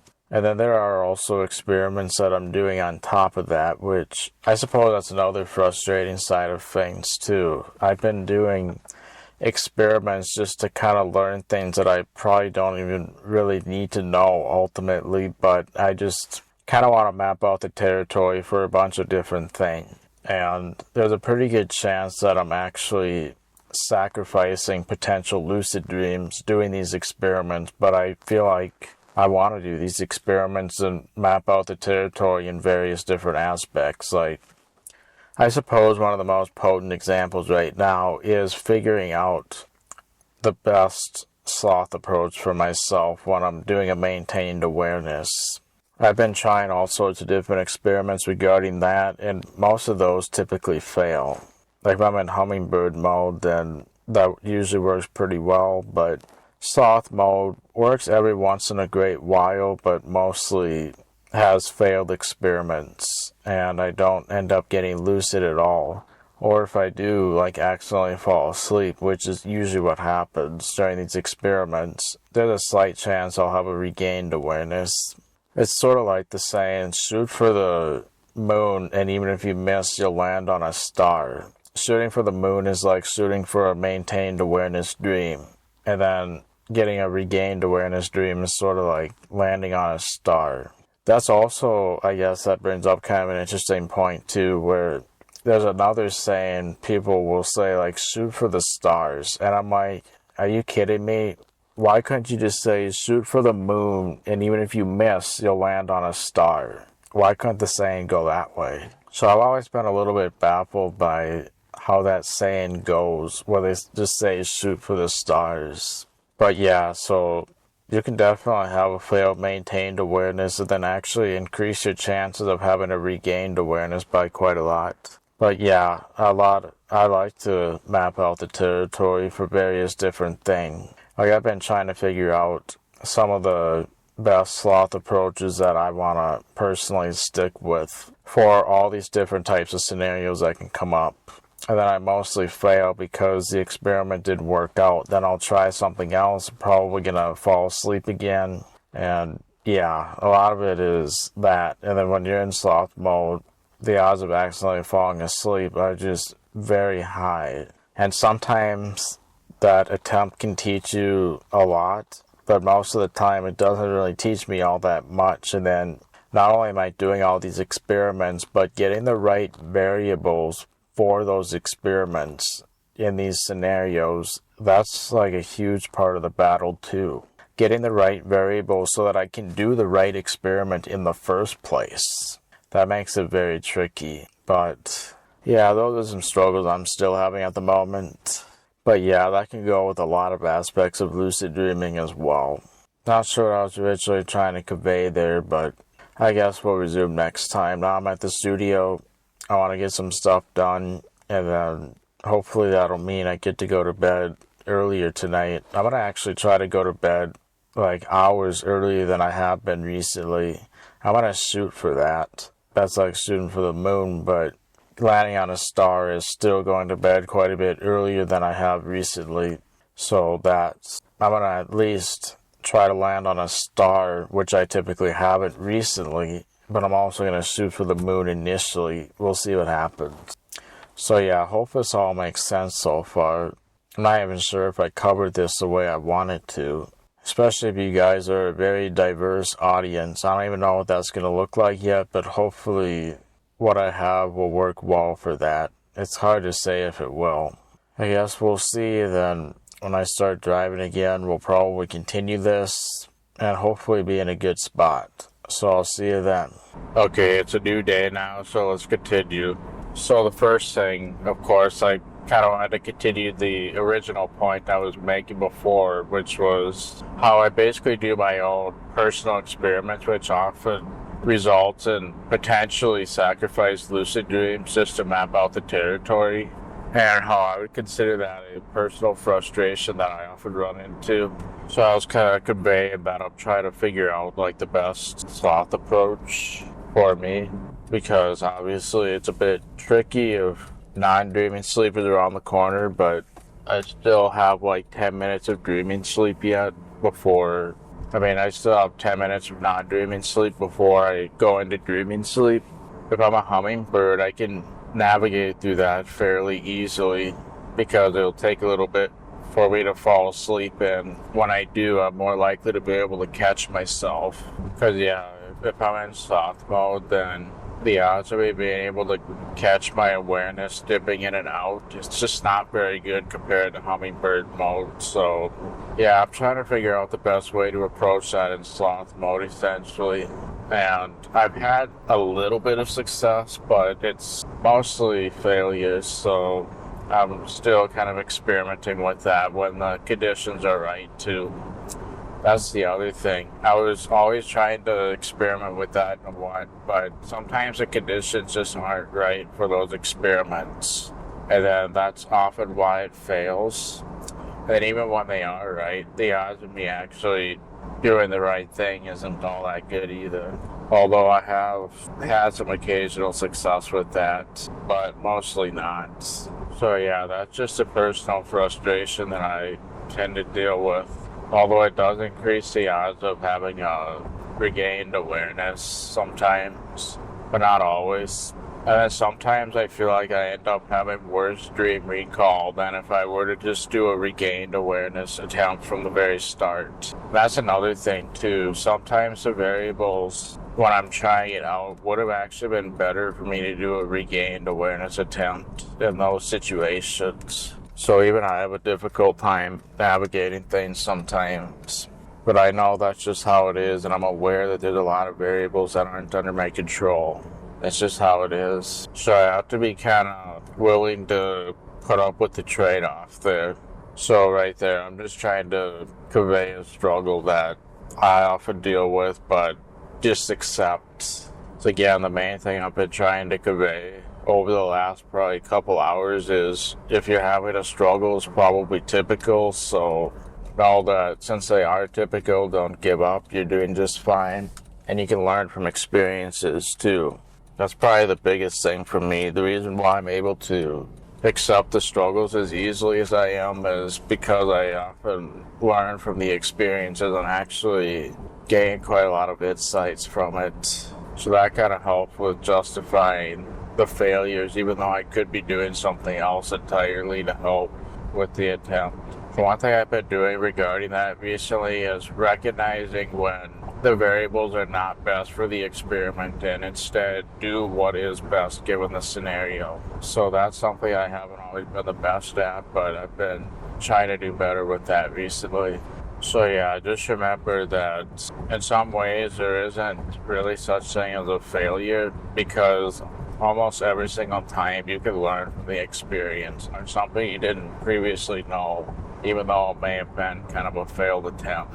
So like as for learning from failed attempts, that can happen in so many different ways. So I guess be prepared for that, because it's either going to happen with a way that you didn't get lucid during the dream itself, or maybe you actually did like a technique or something and that technique failed. So like the common one with maintained awareness is you happen to be in sloth mode, but you did something that's meant for hummingbirds. They're in the mode where it takes seconds to fall asleep, but you did an approach that's meant for someone that takes minutes to fall asleep, right? So that could be a way to fail and kind of what you can learn from that. And then you might also learn that it's more of a spectrum rather than just sloth and hummingbird, and that can even affect the approach a bit too. Like you might have to do something different for when you're in the middle versus just one or the other, for example. And it might even be more thorough than that. So yeah, and then of course dream recall itself, that can obviously have many aspects to it too, regarding like what you can learn from it. And then you try to adjust your practice according to that. So it is kind of a difficult realm to navigate a lot of times. And I suppose a very big lesson for me to learn is the fact that when you're behind on sleep, you reduce the chances by a ridiculous amount. So you can see how that could affect pretty much everything. Like sometimes you are better off trying to catch up on sleep and then doing it when you're more caught up rather than trying to do it every night that you're behind on sleep. not only will you make yourself miserable probably, but it's unhealthy, and also the odds of you ever having anything is just not very high due to being behind on sleep. But if you were to spend the first days catching up and then trying, your odds are that much more higher within this certain time period. So yeah, you can see how obviously if you were failing with that and doing like the every night approach while behind on sleep, that might be something you learned from that experience. And yeah, it pretty much goes on and on. I rarely have times where I tend to not learn from failed experiences, even to this day. So like, for example, I had a realization the other day that sleep fragmentation is actually not as simple as I originally thought. So obviously we can have sleep fragmentation where we go to sleep and then we wake up at a certain interval, which can often be a breeding ground for dream re-entries, of course. But there's also another side to it that I completely forgot about but experienced the other day. You can also have sleep fragmentation where it causes you to like not only wake up and go to sleep at a certain interval, but where you can actually wake up at an interval and it'll be like at least X amount of time before you can even fall back to sleep in the first place. Like maybe you wake up and it's gonna be like at least 15-20 minutes before you're able to fall asleep no matter what you try. Sleep fragmentation could totally happen in that fashion too, and I feel like the odds of a dream re-entry under those variables are not very likely, because yeah, if you try to maintain awareness, you're probably just going to keep yourself more awake in those circumstances, possibly. It's really difficult to say for sure.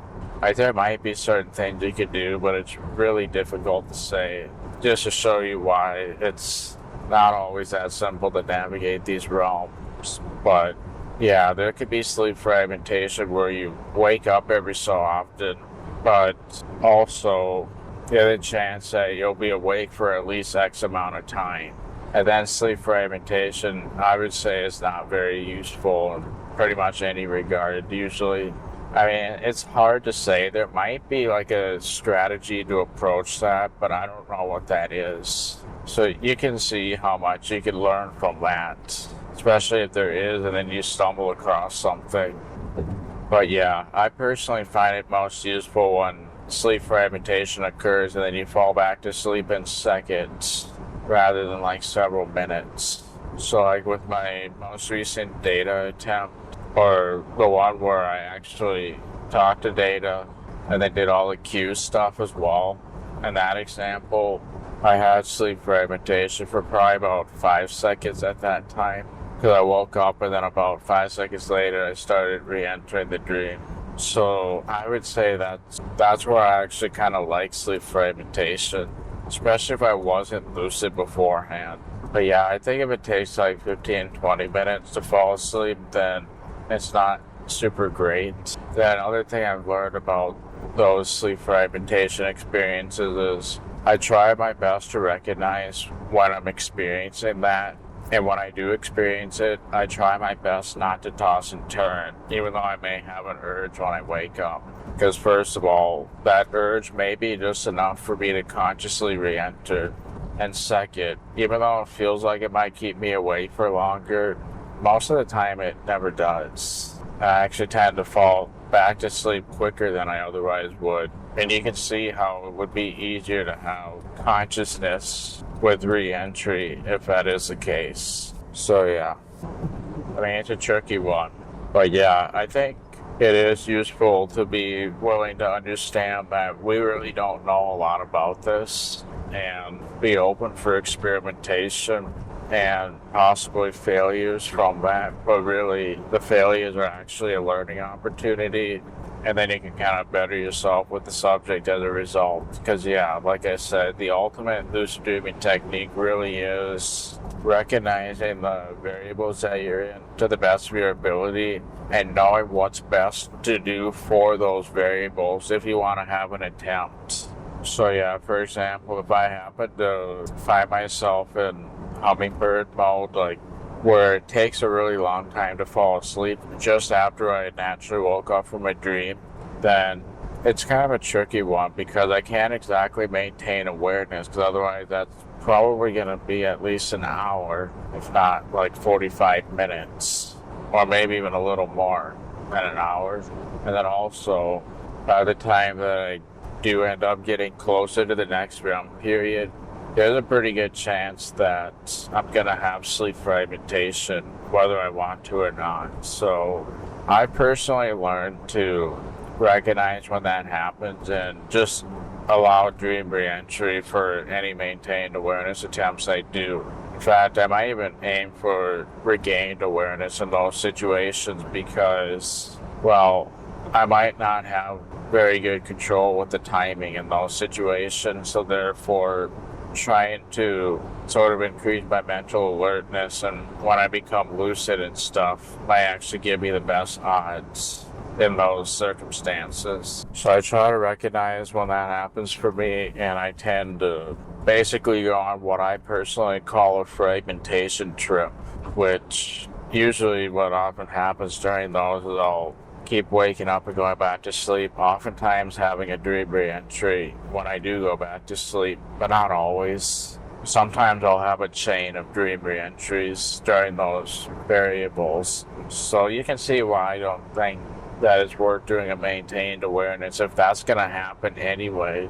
But I personally find works best for that when I recognize that I'm in hummingbird mode after I woke up from a dream. I'll try to stay awake for like maybe, for me, a half hour seems about right, but you kind of have to ballpark it.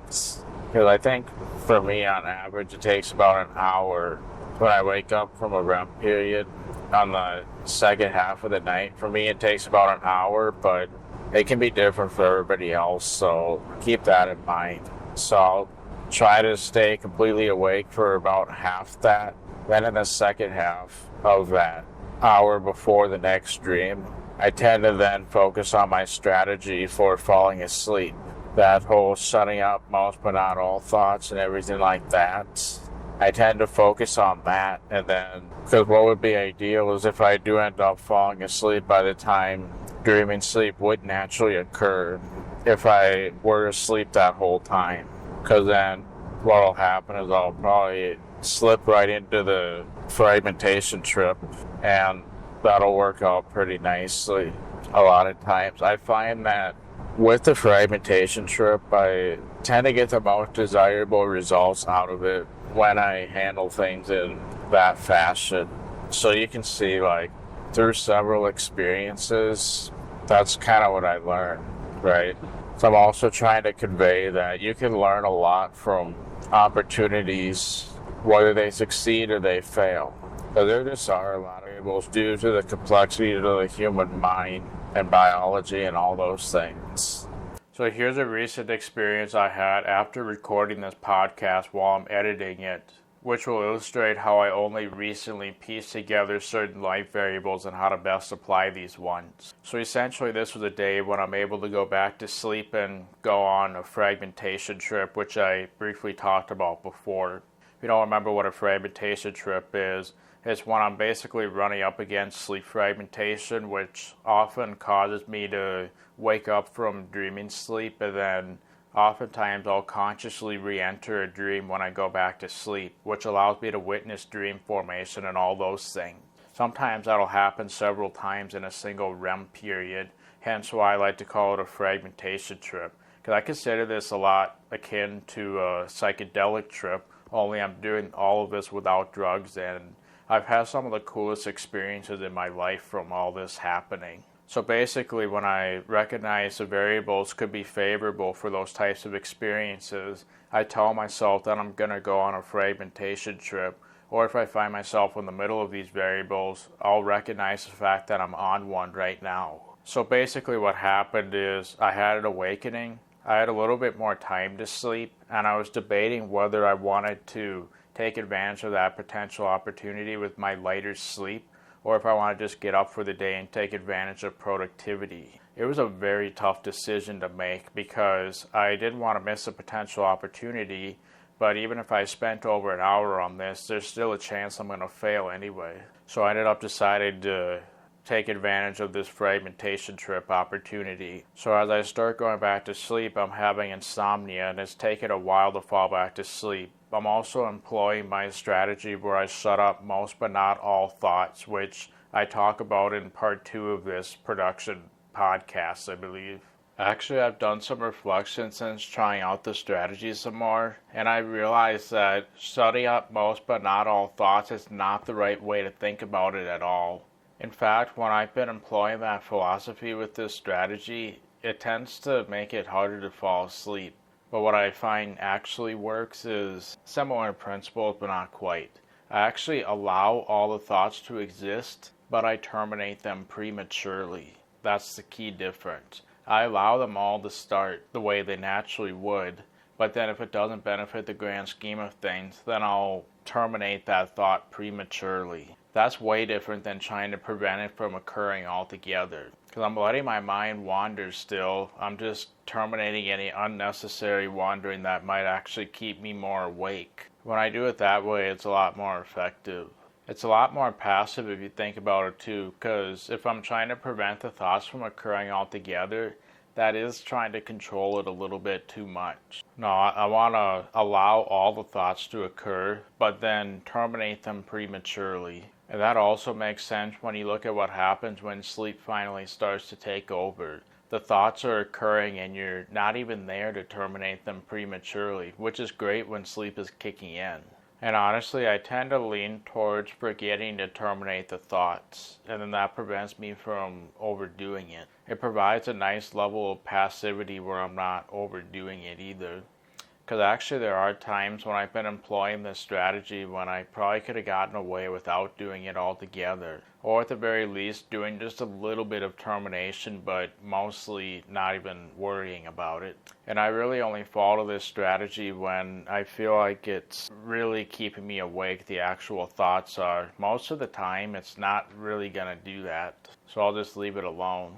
And this is where that prospective memory aspect comes in as well. Because I'm not actively trying to terminate the thoughts, I'm remembering to do it when I notice, oh, I'm having another thought that I won't have benefiting the grand scheme of things. So I'll pre-terminate that now.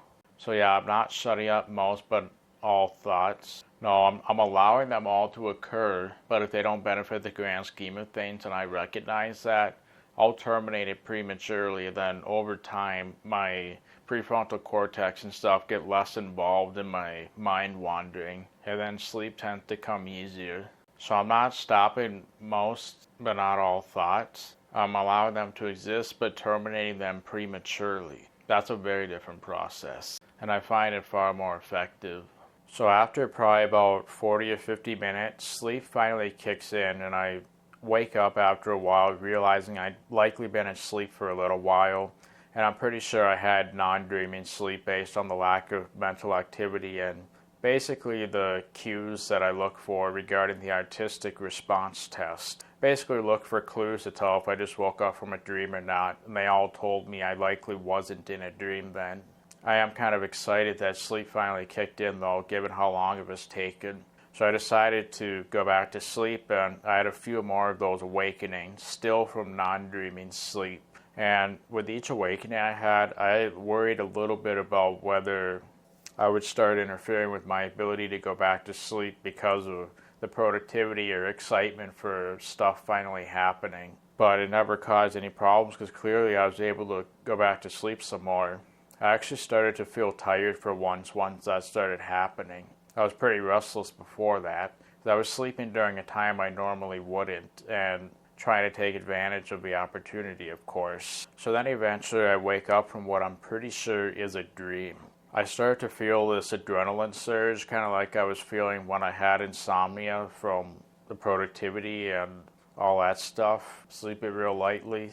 I had a little bit of that when waking up from the dream, and I thought for sure I was ruining my ability to fall back to sleep into a dream, because I'm pretty sure at that time I didn't have REM sleep for more than a few minutes there, so I probably had plenty of REM sleep left. But I ended up focusing on the narrative from what I could recall from the experience, and to my surprise, my subconscious mind started taking over the narrative, and I just started watching what it was doing all by itself. which meant that clearly I'm close to dreaming again. So that went on for a little while. I didn't quite get into REM sleep, but I think the dreaming mind was carrying out the narrative there and basically continuing it without me controlling it. But eventually I started to feel this adrenaline surge about productivity and stuff, and I had trouble slipping back into the dream narrative. So after that point, I decided to just get up for the day. I could have probably spent more time getting back in, but I had basically tested my patience and it didn't feel like it was worth the effort anymore. So I just called it quits and got up for the day there. So what did I learn from this experience? Well, I was almost feeling like an imposter for a moment, because how could I possibly be dealing with this issue when in the past I've never had this problem before? Well, mainly because I did my attempts during college, and the thing that's different about college versus now is the fact that during college I wasn't used to being productive until well after all my classes were done for the day pretty much. So in the morning, I always liked to sleep in until I had barely enough time for getting breakfast and going to class. So even if I was going to be productive during the day, it wasn't going to happen until after class, and class wasn't particularly exciting. So I was able to wait as long as possible before class began, and I was easily able to make sleep a priority because of that. So that's why the productivity factor was never a problem during college usually, because class is at a set time, whereas in these variables where I had the problem of being able to go back to sleep and whatnot, I could be productive right then, and I could have been productive like an hour before if I wanted as well. So basically, whether I decided to be productive, it was up for grabs. And with that being the case, that probably stirred up the feelings and made it difficult to go back to sleep when I could have easily been productive right there. Whereas in college, I never had that variable because I was never excited about going to class, and that always had to happen before the productivity that I actually wanted to do. So now that I'm out there in the real world, things are very different. So when I think about what I could have done differently, it all depends on where you look. So regarding that dream narrative, there's probably stuff I could have done to make it so that I didn't interfere with the process as much as I did. First of all, I could have been more immersed inside the dream narrative and not let anything bring me away from it. Because obviously if I was asleep, then technically it would have continued, but thanks to sleep fragmentation, I became conscious and consciously started interfering with the process. It was time for dreaming in that moment, but my productivity and external factors took over. If it wasn't for sleep fragmentation, I would have likely gone through the entire dream without any of those issues. Whether I became lucid or not is another question, but yeah, just to show how the external factors can influence things. If I was more focused on the dream narrative when it was time for dreaming, I likely would have been able to go in much easier. I basically focused a little bit, but I probably didn't give it all of my undivided attention. If I had, that probably would have made it back into REM sleep without issue. So I could have done that to improve the situation. But also, these are variables I usually don't have to fight against nearly as hard, because I could usually avoid external factors ruining my opportunities. And that's when I'll do opportunities in the first place. But in that situation, I didn't even take them into account. I mean, when I decided to take advantage of the opportunity, I was making a decision between productivity and this fragmentation trip opportunity. So I was making a decision there, but as long as I had made the decision, what could I have done to make it better, essentially? Well, being more immersed in the dream narrative probably would have helped. I was for a little bit, but essentially my patience ran out and also distracted me from it too, if that makes sense. When you're excited about productivity, it's kind of hard to focus on anything else but that anticipation. And that's essentially what happened here. The anticipation overrode the dream narrative, and I'm sure the feeling of adrenaline and cortisol were involved, so it completely wiped out the mind's need to do that narrative and stuff. So if I had been focusing more on the narrative, I could have kept that need in place rather than washing it away. But obviously it's too late for that now. So that's one thing I could have done. But now let's look from a practical perspective. What else could I have done differently? Well, depends on where you look at. So when you're analyzing what you could have done differently, there's a lot of different places you could look at it from. Look at it from minimizing how much I ruin the chance, which I just discussed.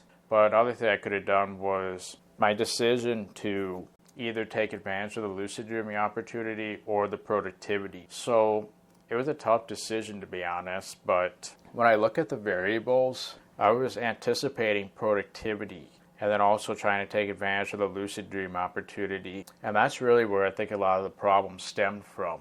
So typically this isn't going to be a problem if you're feeling tired and you could fall back to sleep pretty easily. But in this instance, I was sleeping outside of my circadian rhythm, and I would have had to get myself in a sleeping zone to be able to fall back to sleep. Even though I could have done it, which I did, it would take a bit of work to get there.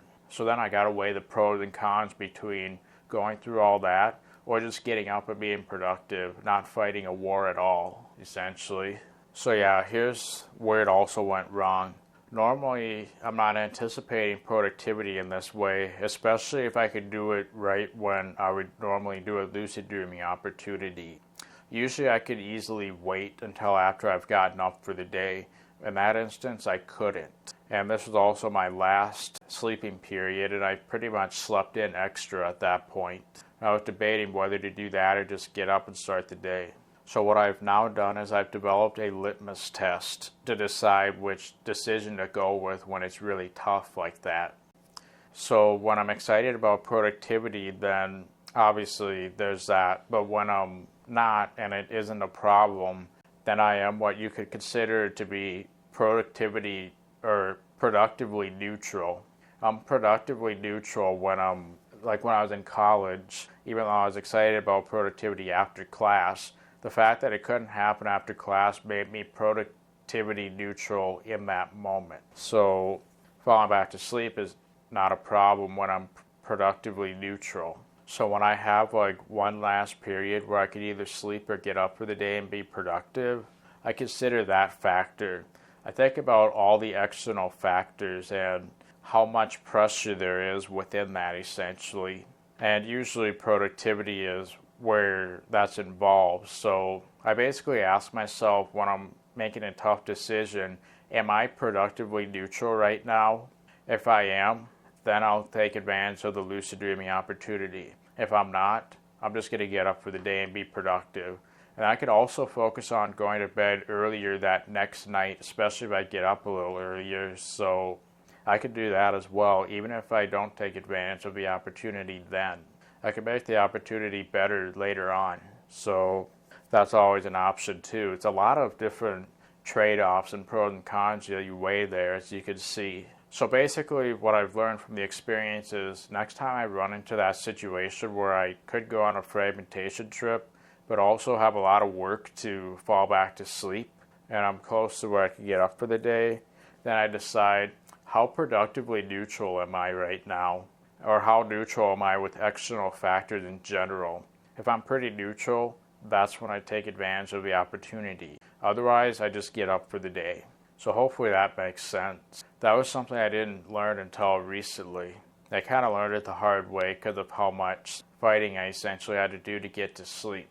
I still did it, but it didn't really amount to anything because even though I started dreaming, I couldn't really continue because I consciously interfered with the process and I didn't have enough patience to get back into the mental zone for dreaming. And this also brings up kind of an interesting point about the artistic response test for dreaming. I mentioned that in the prior podcast, but if I'm feeling this way and can't get back to sleep, there's a pretty good chance that the artistic response test will show that dreaming sleep is not around the corner just because of how light the sleep is. And then if I suddenly become more relaxed, then the artistic response test may change back to the REM dreaming result. It's a weird one, but it's not just what the next sleep stage is, but also how close you are to sleep as well. I clearly wasn't that close right there. so the artistic response test didn't really give me any special results. Another factor that often happens regarding that is if REM sleep is around the corner, then for some reason I tend to feel a little dizzy. It's weird, but it's pretty consistent with REM sleep, I find. I had that feeling for a moment and then I lost it. And if I become relaxed, it might come back. But yeah, anyway, I just wanted to iterate that that's an experience of something I learned for navigating variables based on what I came up against. Because you can analyze so many different areas of the experience and what could have improved the situation had you done a given thing differently. So I could have been more focused on the dream narrative in that situation, and I probably would have gotten back in a lot easier. But I could have also controlled my external factors to make sure that I was productively neutral when I ended up having that experience. I could have done things regarding productivity. That's also worth noting. I wasn't very productive the day before. That was a huge thing that stirred up that feeling. But yeah, if I could control those external factors and minimize how many of them there are, if it's possible to, those are the kind of things that can make these opportunities more successful should they arise. And that's where if the alarm is close to going off, I might even prolong the alarm so that I don't feel pressure of the alarm time arising. Usually I'll wake up naturally after the next sleep cycle, but if I can minimize external pressures from it, I'm more likely to successfully get back to sleep and end the sleep cycle in time. So yeah, even if I set it an hour ahead, I might not need it, but I'm also removing the external pressure of it, and insomnia is less likely to become a problem because of the alarm. So I try to do that and control the external variables in ways like that too.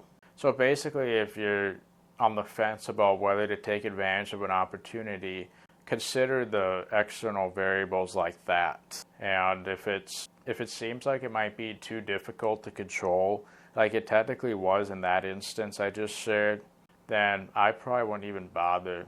But if it seems pretty controllable and you're not like, oh, how's this going to go kind of thing, then you can take advantage of the opportunity. So that should be a way to weigh the variables. So yeah, hopefully that'll minimize frustration, create a better balance, and also illustrate the way in which you learn from experiences and become better able to navigate variables that you run up against. This is a recent personal example that I had myself. I thought sharing my thought processes around that would help illustrate the ways in which it might happen.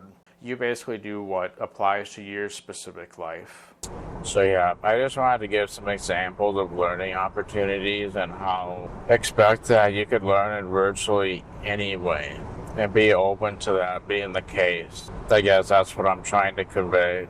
And I'm kind of hoping that the personal examples can help illustrate that a little bit. Hopefully that rather than making things more complicated. I apologize if they do make things more complicated. Don't worry about trying to understand it. If you don't understand it, it might not, what I was saying there might not even be relevant to your personal experience, in which case focus on what is relevant for you. Because yeah, that's another thing I probably should have conveyed earlier. Hopefully I did with a supplemental recording or something, but focus on what's the most relevant to you. Those examples I gave were really just trying to help illustrate examples of what I was saying about how you can learn from experiences and that sort of thing.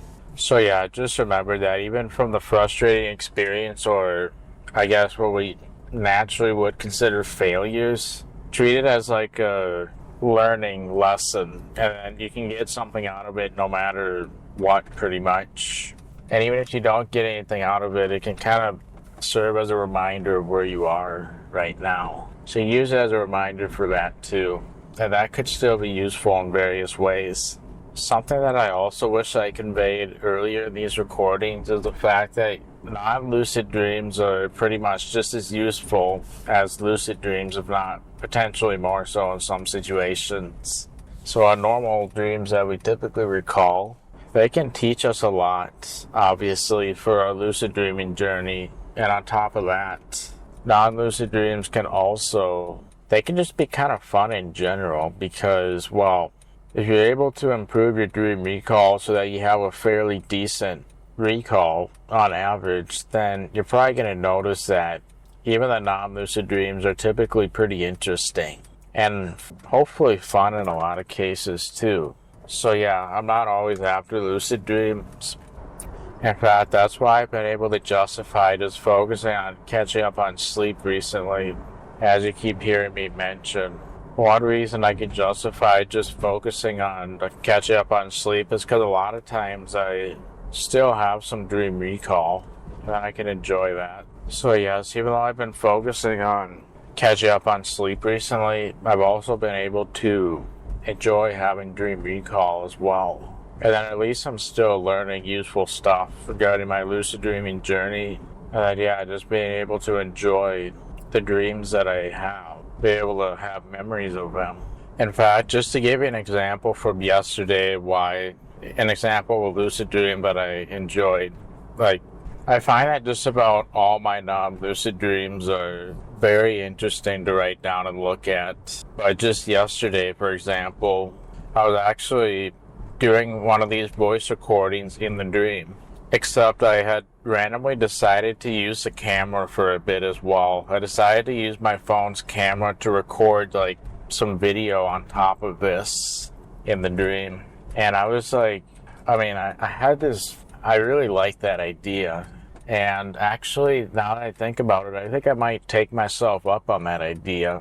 Maybe on the way home, if it's not too inconvenient to set up the camera, maybe I'll temporarily set up the camera for a bit. Because after all, this is in YouTube podcast format, so this is technically a video you're listening to right now, even though I'm just recording audio at the moment. Because in the video, or in the dream, I was thinking about how am I going to sync up the audio and where am I going to mount it, that type of stuff. It was kind of a fun dream, not going to lie. Even though it was a non-lucid dream. Yeah. It's kind of inconvenient to always have the camera set up, but why couldn't I do it for just a tiny portion of this?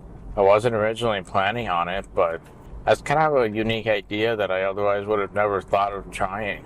So yeah, if you see me at all in the future of this recording, thank that dream, or thank my mind for giving me that dream. So yeah, actually what was really interesting is I was going to that client site that's really far away, and today I actually had to go there.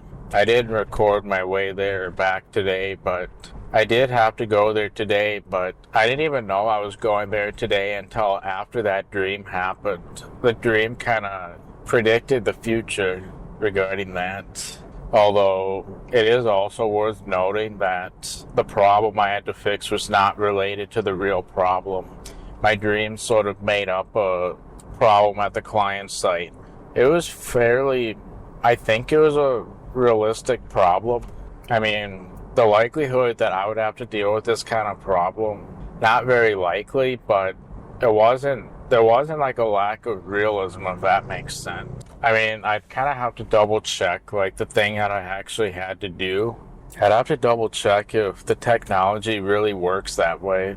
But yeah, no, there's definitely a dream theme to it. So for example, one of the components that I was supposed to fix when I drove back home in the dream, I accidentally brought that component with me and made it almost all the way home before realizing it's supposed to go back inside a device at the client site. And I had it with me, and I'm like, oh no. So then of course I decided to turn around, go back without even letting them know I'm coming back, and then just tell them I should have put this back in and I forgot. Completely my fault. I'm not going to charge you for it. This was all my fault. It wouldn't be fair, right? So that was very dreamlike, and yeah, that was unbelievable. But throughout all this, I was also doing this voice recording using my camera, which I put on the dash. I don't think I would do that in real life, but you know what? Pretty soon I'll be ready to set up the camera, so I'll do that pretty soon. But I think it's going to be positioned a bit differently than it was in the dream, of course. Yeah, I'll be right back. I think I do have some time to set up the camera now, then I might see you visually if you're watching the video bit of this. Alright, assuming all the technology is working correctly, you should be seeing me. Hello. So yes, this is what I'm doing during the entire audio recording that you're listening to. I'm driving. You might not hear the driving sounds thanks to AI, hopefully. So yes, this is what's really happening when I'm doing these voice recordings. I guess now I've turned that recent dream into a reality, so that's kind of cool. Now that you can actually see visually while I'm at this stop sign, the client actually gave away this water bottle for free, which that was very nice of them. So I got an additional water bottle. Great. I mean, I've always used this one, so that's fine. But yeah, maybe I'll put it to good use, we'll see. But every once in a while they do stuff like that, which is pretty cool. So yeah, as a side note, everything went well today. Oh, also, this is how I've always had my microphone set up. Well, not during the whole recording. During the winter, I would clip it onto my coat. Then I always had it on my coat pocket, or coat zipper. And sometimes there have been times when it didn't sound the best. I apologize about that, but it's because of how I had things positioned. What are you doing? You just pull right in front of me. Wow. Oh well. So yeah, I just gotta stop somewhere first, and then I'm back to Studio A. Another side note, the quality is a bit lower because I'm a little bit low on space on my phone, and I figured since I normally don't record in the first place, at least I'm recording a video at all. So if you do notice a lower quality, that's mainly why. So yeah, just a little side note there. Also, they gave me one of these. Not sure if you can see this, but yeah, kind of interesting as well. So that goes along with the water bottle. So for those of you who are just listening, I showed something on the visual camera, which you should have been able to see if that works accurately. So yeah, most of my non-lucid dreams are pretty fun, I would say. I mean, yeah, some of them could potentially have slightly intense emotions, but these days I consider it pretty fun as well. I actually kind of enjoy those intense dreams sometimes, so you can always enjoy non-lucid dreams as well and learn to enjoy them, because in some ways, in order to become a lucid dreamer, basically you're getting to know your dream, and there's hardly any better way of doing that than to pay attention to how your non-lucid dreams are. And if you genuinely enjoy your non-lucid dreams, well then it's a lot easier to do that. And it's actually quite enjoyable that way. Another thing you might notice is there's a lot of jump cuts on the video. That's because while I'm driving, I tend to pause for seconds or even minutes at a time potentially. That's why. So yeah, even though it might feel like you're listening to something continuously, it's more like these jump cuts that you're seeing if you're watching the video portion. If you don't normally watch the video, you might enjoy this particular part. So I'm using my camera just for a bit, but I don't normally do that. But after today, I'm probably not going to do that anymore. Kind of depends on how everything goes for this. So yeah, I just wanted to give an example of a dream I enjoyed from the other day. In fact, I actually had like 3 completely different REM periods around that theme where I'm doing the voice recording with the client site, recording with the camera. You know, I should probably reality test right now if it's safe to do so, because I think I'm making it a reality, but I could just be having another one of those dreams like yesterday. It was very recurring, and I never got lucid any of those times, but I should have. And yeah, you also see me wear sunglasses because I pretty much wear them all the time. If you watch Daniel Love's channel, you know that he wears sunglasses a lot. I've been doing that for at least 10 years, I think, where I wear them just about all the time. So I'm pretty known for this. In fact, there's a lot of family photos where I'll be like the only one wearing sunglasses, and people point that out, which is kind of hilarious. Oh yeah, I forgot this road is closed to through traffic. Well, I'm through traffic, so it's okay for me to go through here. I'm about to make a stop here, so it might not really make a lot of sense to... Can I even drive right here? There's a lot of construction going on. I'm not even sure if I can drive on this road right now. There often is stuff like this going on when driving. I usually tend to not point it out, just because it's an audio recording and it's not relevant, but since I'm in between topics and literally at a destination right now, not home yet, but I figure since I'm on the camera anyway, it's one excuse to do so. Anyway, I'll set up the camera again on the way back home if there's enough battery, and then, yeah, we'll go from there. So, see you in a bit. Yeah, so I guess the moral of the story is I was just trying to illustrate an interesting non-lucid dream that I had. Where I basically went to that client that I actually went to today. I had the dream like a day before I found out I would be going there in the first place. My dreaming mind kind of knew it was going to happen. And then, yeah. So another example of where I would probably rather have happen in a non-lucid dream rather than a lucid dream is I often have these dreams where I believe I figured out how to record dreams and essentially play it back in real life. Obviously that never actually happens. It's always in the dream itself, and then I believe it's really happening in one way or another, and there's always some believable explanations for why it's possible. But I had a recent one that was rather interesting. But yeah, the whole point is I'm trying to convey that lucid dreams or non-lucid dreams can be just as interesting, if not more so, than lucid dreams. I wanted to give an example where this is something that'll work well for non-lucid dreams, but in a lucid dream, it's not the same. That being an example right there. So yeah, I basically allegedly recorded a bunch of footage. I'm now playing it back in the dream. I'm believing that I'm really doing it. It's not actually happening, but I believe it is at the time. And you can imagine, like, when I really believe I figured out how to record it, you can imagine how exciting and fun that can get.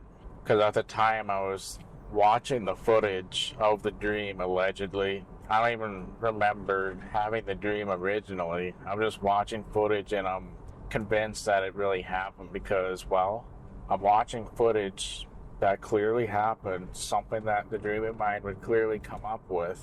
So I really believe I'm doing all this. And I'm like paying attention to how closely the mind is modeling everything.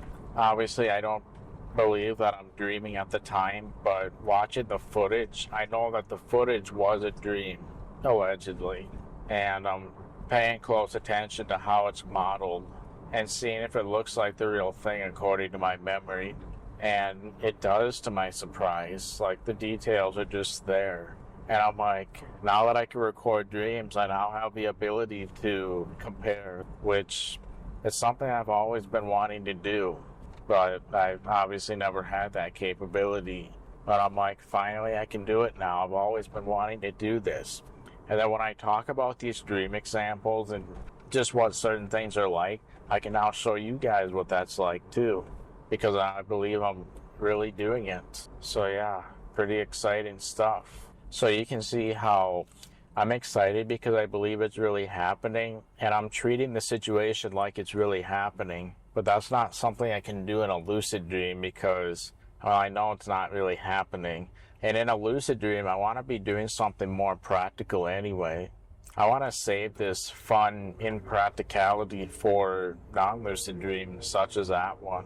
So that's a common theme where I believe I'm recording a dream. And I noticed in one of my recordings, I'm also showing some form of dream control. Like, I don't know if I was showing a real form of dream control, but at the time I was essentially doing all this. I was tapping on holograms. I created holograms and tapped on them.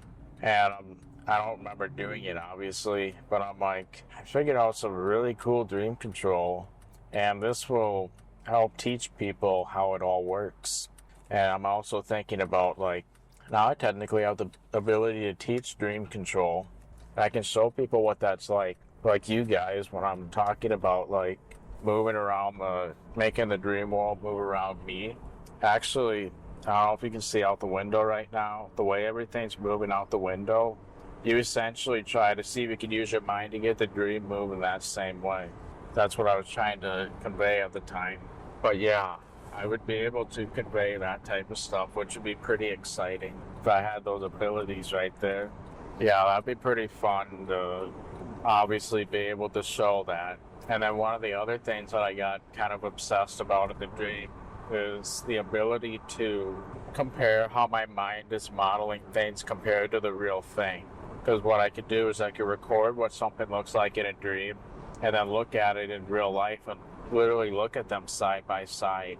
So I spent some of that dream doing exactly that, believing that I was in real life looking at a recording from the dream and doing a comparison of how they're modeled. So that was kind of fun, not gonna lie. You can see how if I knew it was a dream, that would not be fun at all.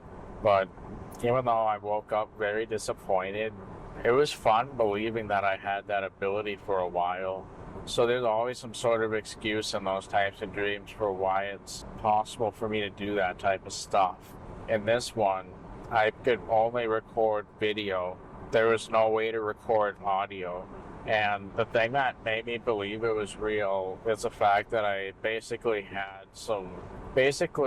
actually did like a brain hookup or something like that. I don't remember the detail, but whatever it was convincing at the time.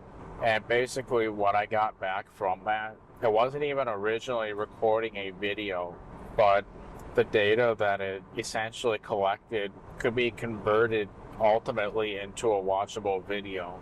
Normally you can't watch the video with the raw whatever I'm collecting from the brain or whatever. Normally you can't watch that stuff in the dream, but I had a way to convert using several different steps, and then eventually I was able to have a viewable visual video. So in some ways, it's not even like I was recording a dream, but I had something that could be converted into a watchable video. And I believe that. I mean, that makes sense, doesn't it? That whatever you record isn't immediately viewable because why would you be able to just straight away record a video and have it be immediately viewable?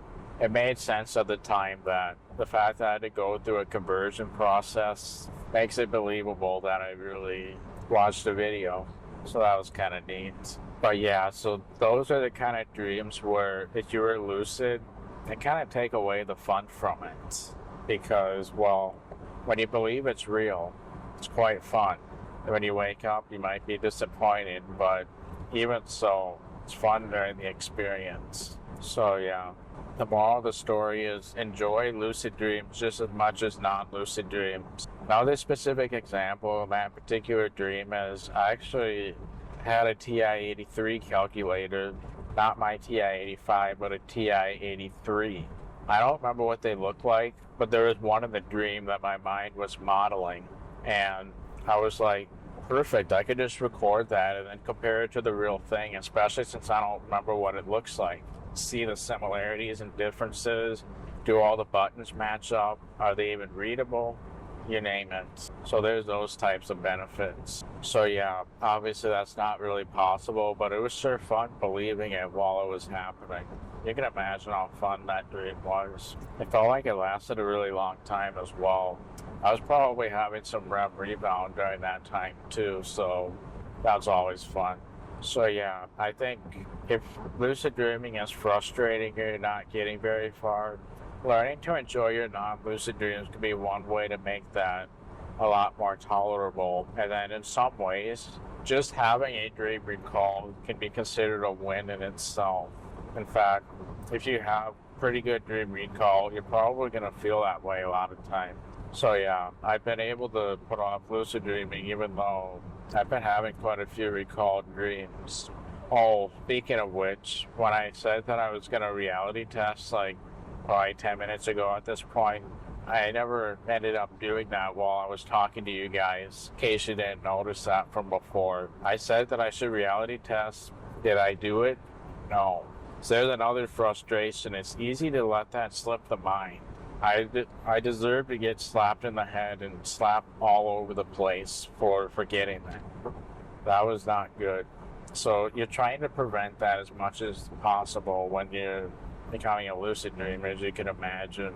So I did reality test as soon as I stopped the recording, by the way, but you should try to get that during the crazy events if possible, because in a dream, there probably isn't going to be any after event where you can just reflect and notice the fact that you forgot. Dreams are always chaotic, and you're pretty much always in the middle of something, not likely to remember. Most of the time when something's done, you're immediately starting something else and getting caught up in that chaos. So yeah, if it's possible, the reality tests need to happen amidst the chaos and not afterward. In real life, there's almost always an afterward. You could be like, should have caught that. But yeah, in the dream world, you're not going to have those moments. You're immediately going to be moving on to something else with the lack of mental presence. So yeah, you really do have to be diligent. Whenever you get cued into questioning reality, you should actually be doing it. So there are a lot of times when I am good at doing that. I actually feel when you can do that in a dream and actually remember to follow through, oh man, I tend to feel proud of myself when I manage to do that successfully. But there's times when I totally miss it, like literally in this recording. I was naughty there. I deserve to get slapped after what I did, but I'm trying to improve myself with that. And then I can try to prevent that stuff from happening in the future. So yeah, the moral of the story is if you can learn to love your non-lucid dreams, that will get you really far on your lucid dreaming journey. And then any recalled dream period pretty much becomes a win in itself. So if you're trying to get lucid, you could definitely avoid calling it, when you don't get lucid, you could definitely avoid calling that a failure, especially if you had a recalled dream in the first place. Like, that could be kind of a win in itself. And obviously, if you suffer a lot of nightmares and you're trying to overcome them, your goal is to recognize when you're having those nightmares, become lucid in those moments, and then, yeah, then you can imagine you're basically lucid at that point.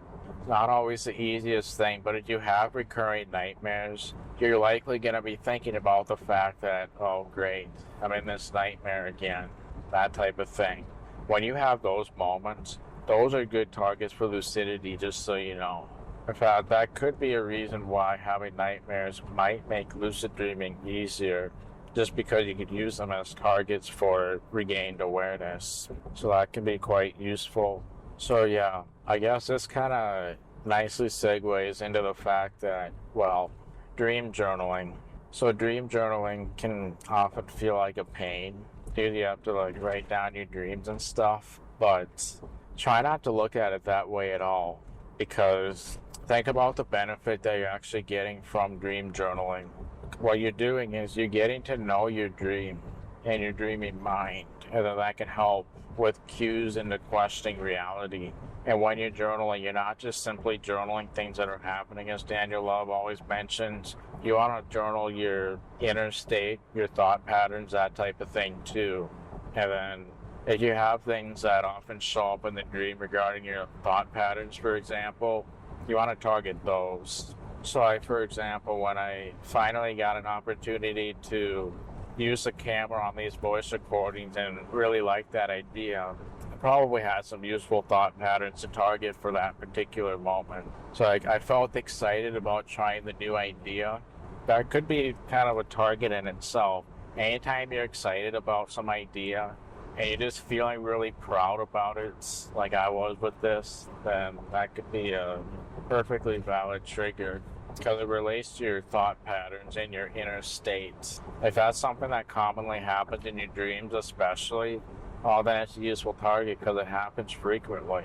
So yeah, you're using your dream journal to map out all those different things. Another example of the whole thought pattern thing is why that's useful versus just simply targeting what exists is, let's say you often dream about seeing people you haven't seen for ages. Well, I have those dreams very frequently, but most of the time when I'm with that person, I'm not even thinking about the fact that it's been ages since I've seen them. It often feels completely normal. They're just kind of there, and there's really nothing to it. That would normally be a missed dream sign if you consider it in the old-fashioned way regarding dream signs, but look at it from an inner state and thought pattern perspective. If it's not abnormal and you're not like hey, how have you been? Because you haven't seen them for a while, now you're seeing them again. If you're not like that, I don't think it should count. It only counts if you literally are thinking about the fact that you haven't seen them for a while, that type of thing. There's literally vibes around the fact that we're seeing each other again. That's the only time I think it should count. If your inner state reflects the vibes of not seeing them for a while and now being able to see them again, I think that's more useful than just simply seeing someone you haven't seen for a while. It only counts if you literally are thinking about the fact that you haven't seen them and that type of thing in the dream. In real life, you're almost always thinking in that way, but sometimes in dreams it's so normal that you don't even give it a thought. I mean, it would be nice to catch those, obviously, but rather than spending your energy trying to catch those moments where you're not even thinking about it, that could be better spent. The energy could be better spent elsewhere on things that are actually more useful, like your inner state and thought patterns, other ones. Because in order to recognize like when it happens while you're not even thinking about it, you not only have to change the way you think in the dream and get that change to actually show up, but on top of that change showing up, you have to recognize when it shows up on top of that. Why not just focus on existing thought patterns and stuff and work with what already happens? All you have to do is catch it. You don't have to change the way you think and catch it on top of that. The odds of changing the way you think actually showing up, not that good. The odds of catching it are very slim as it is. So yeah, that's you're actually doing all this stuff and figuring it all out when you're doing dream journaling. You're figuring this out during dream journaling itself. So yeah, keep that in mind. So basically, if you're dreading dream journaling, you're probably approaching it wrong, if we're being perfectly honest. What you instead want to do is focus on what you actually get out of it. Instead of focusing on the dread, focus on what your ultimate end goal is and basically do the things that'll actually help you get that end goal. So if you're trying to improve your dream recall, it's probably a good idea to write down virtually every single detail you can remember. And then in theory, that should kind of exercise the mind and do all sorts of stuff so that you can remember more. But if you're in a situation where you're pretty good at recalling dreams in general, then probably just want to focus on what actually matters in the grand scheme of things. You don't have to write every little thing like, I talked to this person on the bus. I talked to the bus driver. We had a conversation that went exactly how it would go in real life. Nothing special happened whatsoever, right? So you don't have to write down those kind of details, because when you look at the grand scheme of things, are those details really useful? Unless there's something distinct between dreams and real life, not in that situation. So probably worth skipping those details altogether, unless you want to preserve the memory, be able to reference it later. You write down just enough to be able to preserve the memory pretty much. And then that allows you to focus on what actually matters, which is the main idea here. You focus only on what matters. And then, yeah, over time, as you get more experience and just learn to map things out, you can get a better idea of what matters and what doesn't. And then you can focus on that and try to align it with your goals and the amount of work you want to put in to get the kind of results you want to expect. So, yeah. So like writing your inner state thought pattern details, if those are relevant for getting cued into questioning reality, for example, you definitely want to write those down. But if it doesn't matter in the grand scheme of things, rather than dreading it, don't even write it down. Write down what actually matters and is actually useful. You want to get practical with this and focus on what matters, and then it'll make dream journaling a lot easier when you focus on the things that actually matter. So I think about, why are you doing this specific thing? If there is no reason for it and it doesn't benefit the grand scheme of things, forget it. And as you get more practice, you learn how to balance that out nicely. So yeah, these days I tend to dream journal without really dreading it. And especially when I can see like what it does in the grand scheme of things and actually feel the results from it, then you can see how much that improves everything. And then, yeah, that really helps with dream journaling. So yeah, basically if there are things that are frustrating and you're kind of dreading it and stuff, then yeah, think about what actually matters in the grand scheme of things, and then do what's practical, and then that'll allow yourself to feel the results of the practical aspects, and then it'll no longer be dread. So yeah, through journaling, you're basically reflecting on what you've learned and everything like that too. And then if you literally feel the results, if you feel the practical results and use of it, you're just going to do it because you know you need to do it. And you can justify that easily if you're feeling the practical positive results that come from it. It's kind of hard to do that if you're not really feeling the positive results from it. You can see like why that becomes difficult. So yeah, I'm about to pull into Studio A and segue into the next topic, so I will save that for next time because I'm pulling into the studio, and then we'll just resume. Maybe I'll film a little bit more, but not much. Alright, see you next time. Alright, so before I go any further, I should probably mention that obviously if you don't have very good dream recall, then it's probably hard to even consider lucid dreaming a feasible thing at all. Like, lucid dreaming might sound like this impossible thing if you barely even have any dream recall to work with, and that's completely understandable. There are some occasions when I have those times with virtually no dream recall, and those are definitely times when I notice that lucid dreaming does feel like kind of an impossibility and not very feasible. So that's why I always say if you're getting into lucid dreaming, step one is working on dream recall. And actually a lot of times, step one is actually going to be improving your sleep so that you get more sleep in the first place, so then dream recall will be better.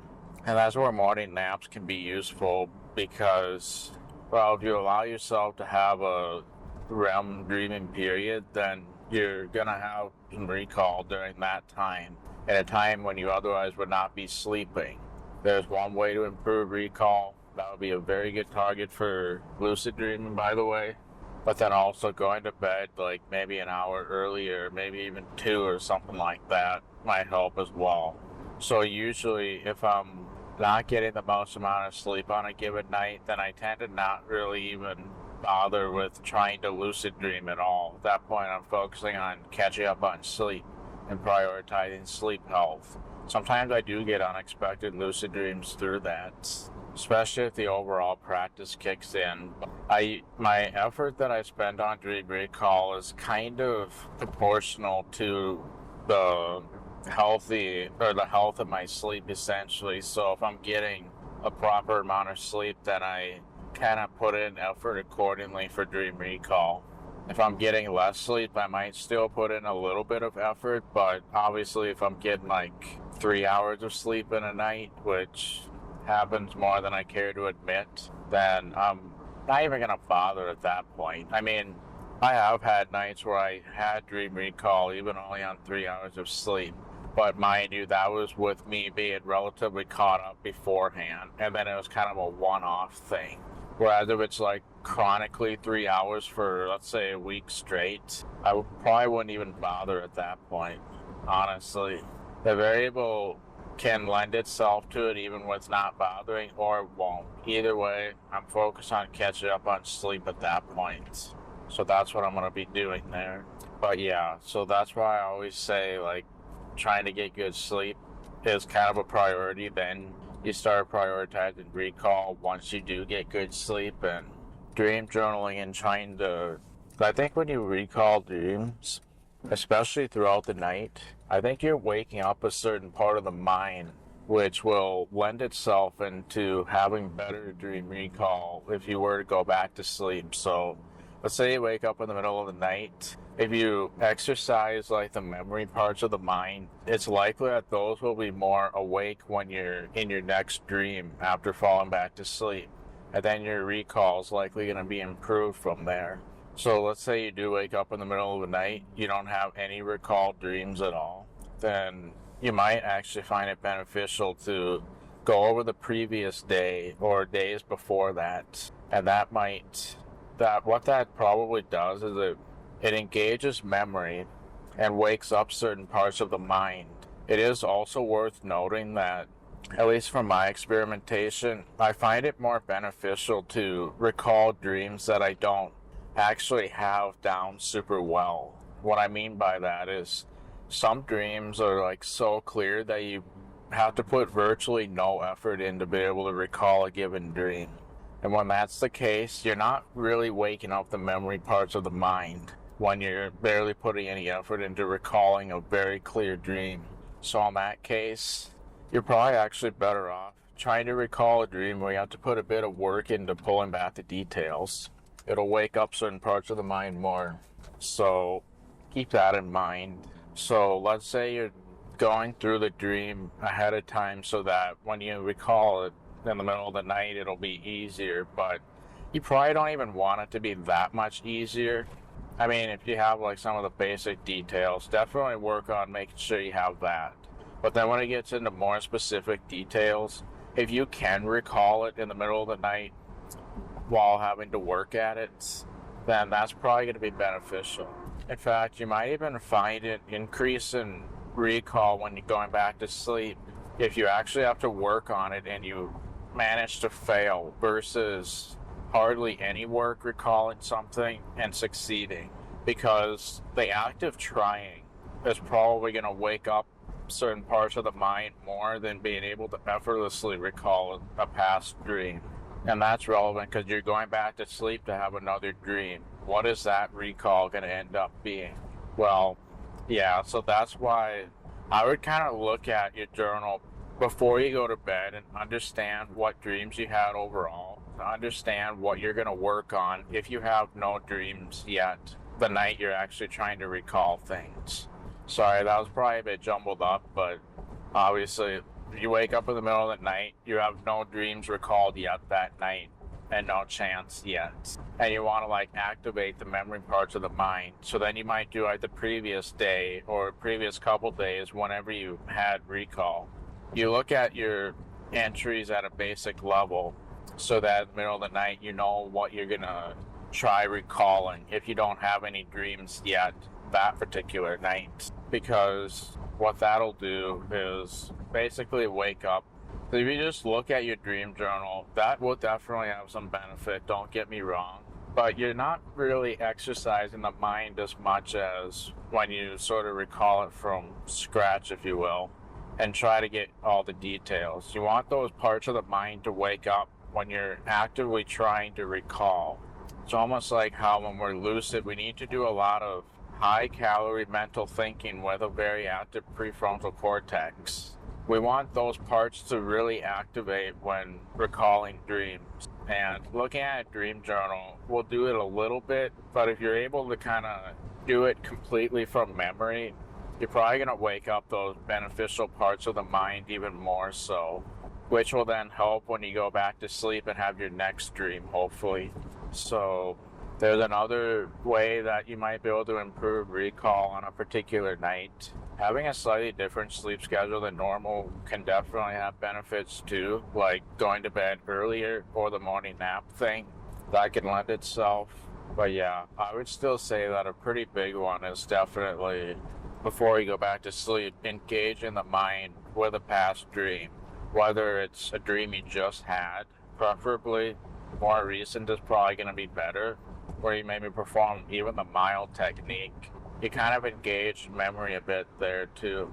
But if you are going to work on a previous day's worth of dreams, I think it's probably preferable to do it directly from the mind rather than referencing an external thing, because it'll engage like the memory parts and probably other parts of the mind more, which will make it so that it's easier to recall the next dream. It'll probably make the next dream feel more vivid as well, just because some part of the mind is a little bit more awake than it otherwise would be. If you're putting a lot of effort into trying to recall something, then you're probably waking up parts of the mind in order to do so. And then that will directly benefit with your next dreams after you go back to sleep. So yeah, if you really think about it, normally those parts of the mind would be very inactive. But by engaging memory in that way before going back to sleep, it's just naturally going to be more active than it otherwise would be. And then you can see how that can be beneficial.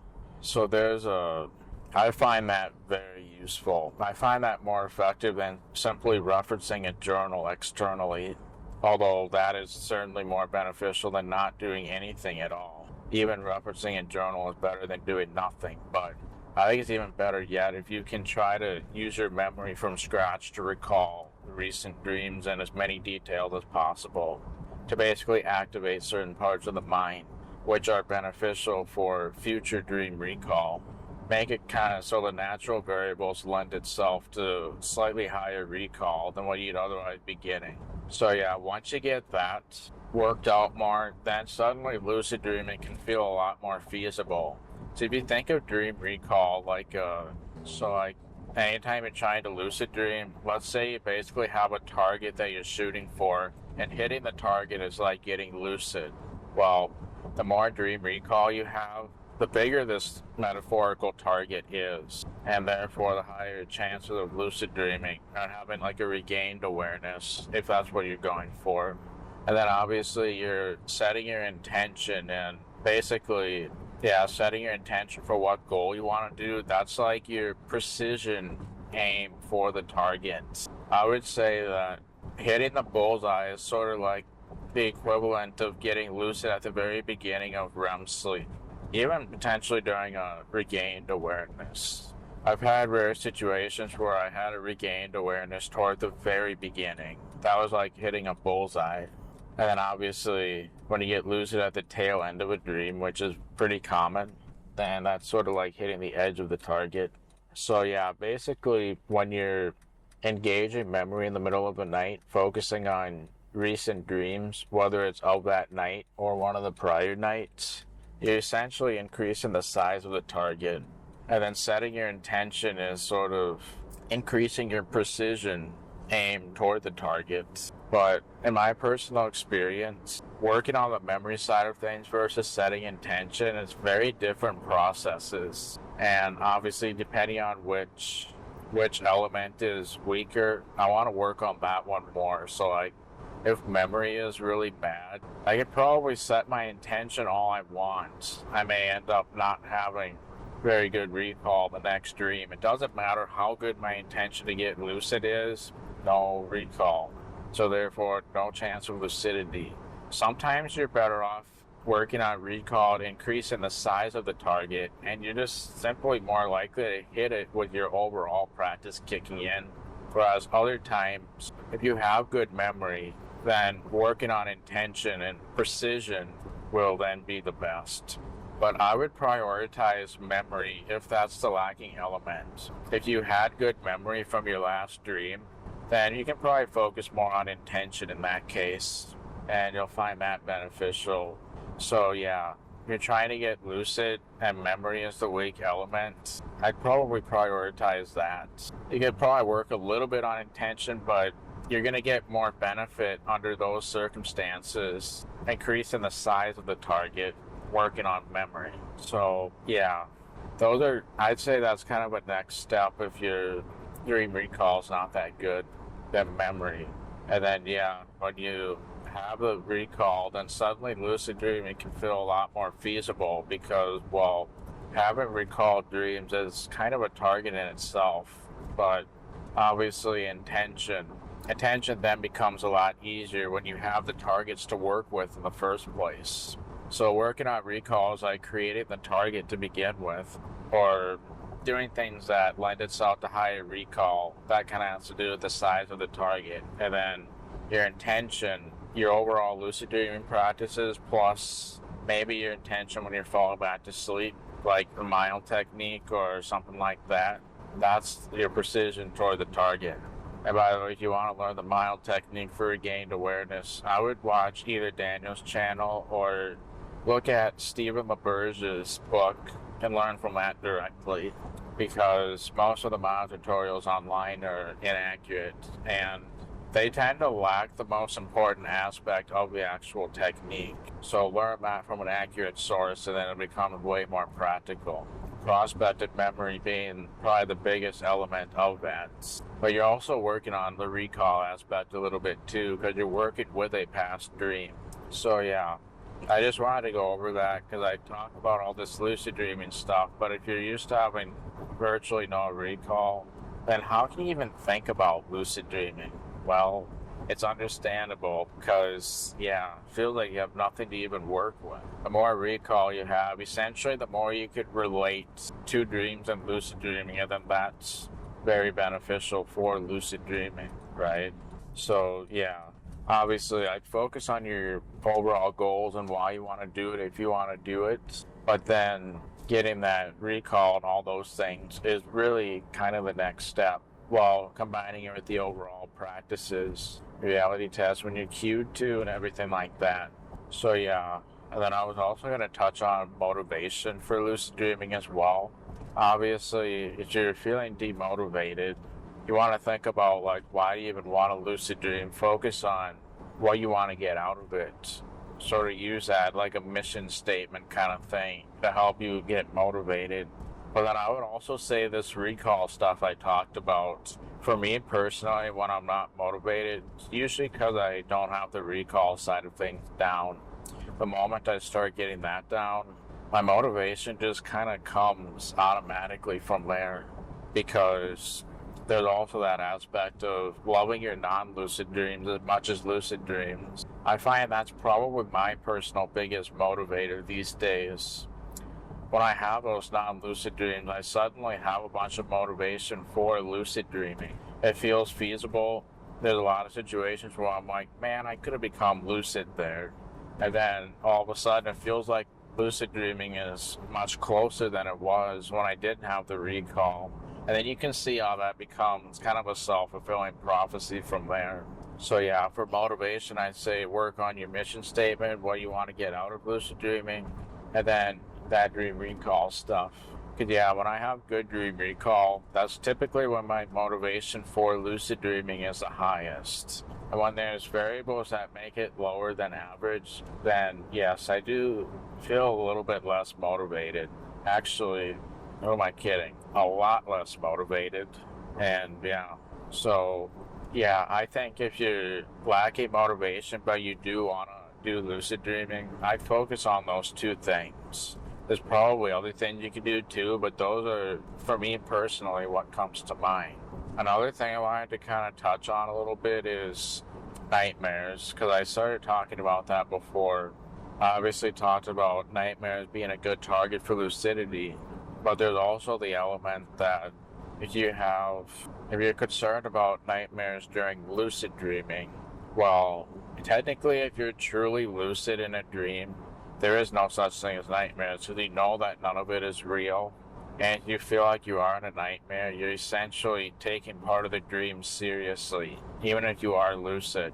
At that point, you don't necessarily truly know you're dreaming. So, yeah, so basically, if you're concerned about having nightmares or lucid nightmares, that kind of thing, what you actually want is being concerned about engaging full lucidity instead. Because if you can do that, then there really is no such thing as a nightmare if you're truly lucid. If you have the knowledge that you're dreaming plus your mental functionality, or whatever word I'm looking for, that's pretty much on par with the fact that you're dreaming and understanding that none of it is real. You're not in the world where you can be harmed. There's no obligations, that type of thing. The true lucid dream is where those parts are very online, much as possible. And then yeah, nightmares just kind of aren't a thing at that point. So yeah, if you're overcoming nightmares, you can use those as targets for lucidity, especially recurring nightmares where you kind of know what's happening while it's happening. But during those moments, that's where it's critical to become truly lucid.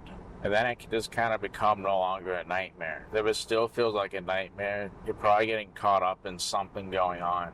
When it's just a dream, that's all it is. So, yeah, when I say like using nightmares as targets for lucidity, remember that element too. But yeah, during the time I had nightmares, I found lucid dreaming quite easy at the time because, well, I would just get lucid whenever those nightmares occurred pretty much.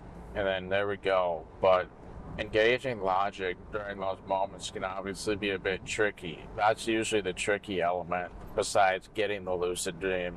So you want to try to set your intention for that.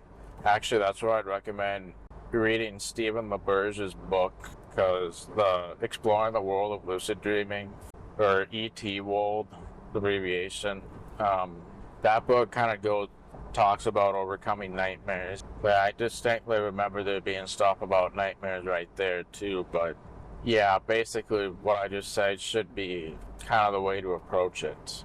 So yeah, something I kind of wanted to clarify those things, which I should have done much earlier. Obviously, I didn't think of it because I did a spontaneous recording.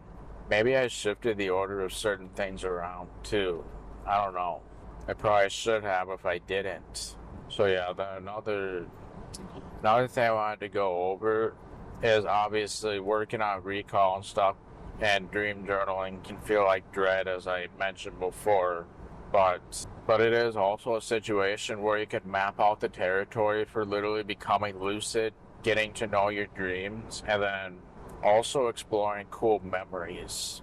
This actually kind of ties back to the time travel film, because in the pre-production, I talked about writing the script for it. I don't always enjoy the writing process for various things, but if I enjoy the thing that I'm writing about, that's almost no longer writing at that point. It's really more exploring exciting ideas and getting them down on some sort of medium.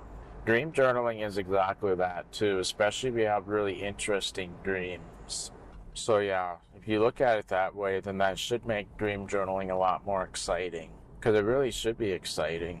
You're getting to know your dreams, you're exploring some hopefully fun memories, and yeah, so you can see when you look at it that way, that can also improve motivation. But that does tie down to recall, as usual. So yeah, I'll pick up on this when I get back. My phone battery's low, so we're just going to go back to audio for now. I might do a little more filming sometime, we'll see. But yeah, what I'm trying to also get at is basically if you're not enjoying like the journaling and getting to know your dreams and stuff, you're probably doing it wrong. So you want to approach it in a way that can actually make it quite enjoyable. And if you have really interesting dreams, that actually comes quite easy, because you can be really fascinated by your dreams, and it's a great way to do that. You can also get to know them, which will be beneficial for reality testing.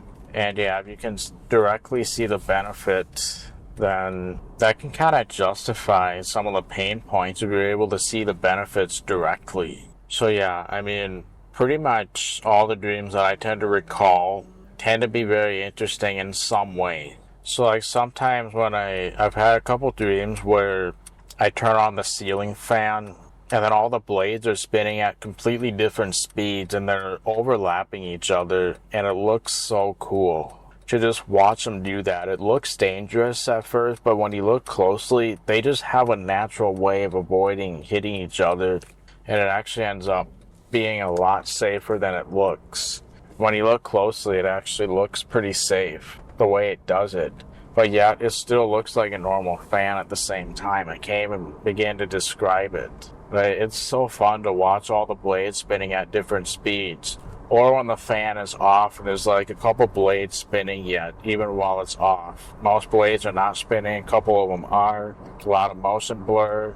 Yeah, those can be really interesting. And then just the other day, actually, I was using a microwave that actually, it's basically a hybrid of a microwave and a CRT TV. And I guess the idea is you basically watch the TV while you're microwaving something. The TV is on as long as it's microwaving, which is pretty interesting. Then in that dream, there's also a computer using a floppy disk yet. And I'm like, what computer these days even use that? I guess this one does. But then again, that was a dream, so does it really? So yeah, I find pretty much all my dreams fascinating in some way. And that can make the journaling process a lot more enjoyable. So yeah, if you're not enjoying it, you're probably not quite doing it right. Maybe you need to approach it differently. In fact, you could create art from it. Image generation could be useful for that. Try to recreate certain dreams or dream concepts on images. And then yeah, that would be kind of fun. That can make it a lot more enjoyable. That creativity could potentially create silliness, which will make it a lot more memorable. And yeah, then all of a sudden it becomes a joy rather than like a nuisance and that type of thing. Then you just become more passionate about your dreams in general. Then lucidity tends to be a lot easier and better when you can approach it that way. So there's definitely benefits in doing that. So yeah, when I look at it in that way, it's a lot like the time travel film where it doesn't really feel like I'm writing as much as exploring ideas, getting it down on a medium so I can reference it later, that type of thing. Something else that I think is really helpful for dream journaling is I talk about, like, rather than just simply targeting things that happen, you want to do things that align with your thought patterns and your inner state, and the benefit of doing that, as I mentioned before. So you want to obviously do that, but sometimes it can be hard to know exactly how to journal that type of stuff. How do you journal your inner state? Well, one thing I found particularly useful for that is thinking of things in terms of, like, rather than writing it in past tense like it's something that happened before, write it in present tense. Like, even if the dream already happened, write it in present tense, because that actually does quite a lot of stuff. First of all, it kind of changes the way you think about things. So, first of all, when you become lucid in a lucid dream, it never happens. It's never something that happens in the future. I mean, if you really aren't dreaming right now, and you can absolutely confirm that to be the case, well, when you are actually dreaming though, by the time you end up having the dream and whatnot, that dream ends up happening in the now moment. So anytime you have a lucid dream, it's literally a dream that's happening in the now moment. It's never something that's gonna happen in the future when it does end up happening. So you kind of have to think in that way as much as you can possibly get away with. And one of the best ways to accomplish that, write your dreams in that present tense in the way you should be thinking, and then it's easier to think about stuff. Yeah, so there's a multitude of reasons why writing in present tense is beneficial. So yeah, first of all, every time you have a lucid dreams only ever happen in the present tense. So when it comes to trying to become lucid, being able to think in the present tense is when the lucidity kicks in. If you're always thinking of it in terms of something that's going to happen in the future, well, we're never in the future at any given time. The future becomes the present eventually. So when you do become lucid, it will become the present.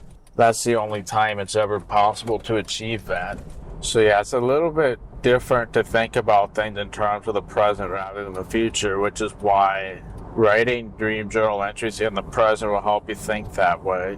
Because when you become lucid, it has to do with how you're thinking in the present moment when it happens. So by writing in present tense, then it changes the way you think a little bit. It's a little unusual to think in those terms at first, but it becomes easier the more you do it. I'm used to writing just about everything in present tense.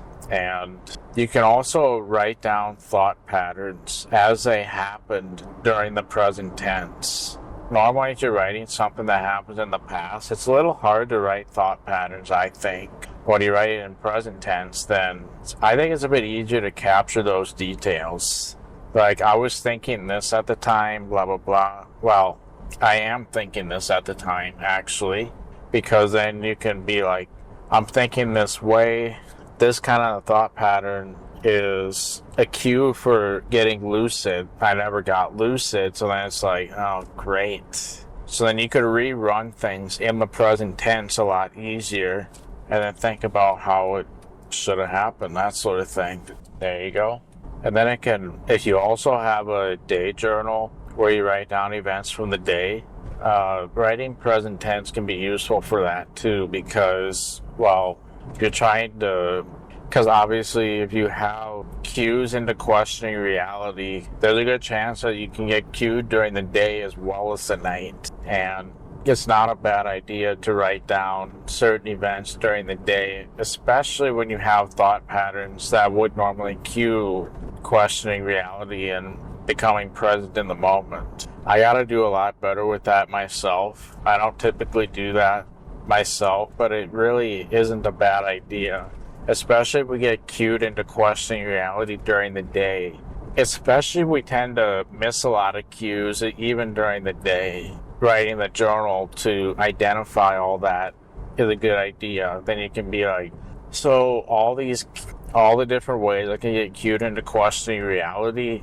You start to reflect on your day, then you realize, man, there's a lot that happened during the day that I typically don't even think about. Then you can recognize that during day journaling, and then you write that in present tense as well. Well, then you can kind of understand what you need to improve that way too. So yeah, it's a different way of thinking, but I think writing in the present tense makes it a lot easier than, well, you're changing the way you're thinking, and writing in present tense I think is a way to really simplify that. Well, it's never really like simple per se, but you know what I mean. So like actually right now, I have to reality test. You know why? My blinker is blinking fast, and I've never noticed that before. I actually never thought that was going to happen. Yeah, so usually if your blinker blinks fast in a car, it means that the light has burnt out. And I've been thinking my car is like fairly new, so I thought I would maybe never encounter that for my car. But now it's actually happening, and I'm shocked. I really never thought I would see that day with this particular vehicle, that one of the blinkers is burnt out. I'm a bit shocked, because I really never thought that was going to happen and that sort of thing. So that just cued me into questioning reality right now. I'm not dreaming, but yeah, if you're a lucid dreamer, you don't take my word for that. But yeah, I never thought that was going to happen. That's a thought pattern trigger that I typically target. If there's something I never thought would happen, and then it actually ends up happening, or if there's something that I know is going to happen someday, then it finally ends up happening, and I'm literally thinking about the fact that it's finally happening. Well, I'm having that with the blinker right now, so yeah. A lot of times in dreams, there's something that I'm anticipating that will happen someday. It ends up happening in dreams way before it happens in real life a lot of times. So like, yeah, just the other day actually, I have a friend who's got a couple kids now, and I know I'm gonna eventually catch up with them someday. But I've had like probably 7 dreams over the past couple years catching up with that very friend, and it's never been real yet. So there's an example of something I'm anticipating in the future someday, and I'm thinking about the fact that it's finally happening, only I'm not getting cued into questioning reality like I should. That's an example of an anticipation thing finally happening, and for me that counts as a reality test trigger.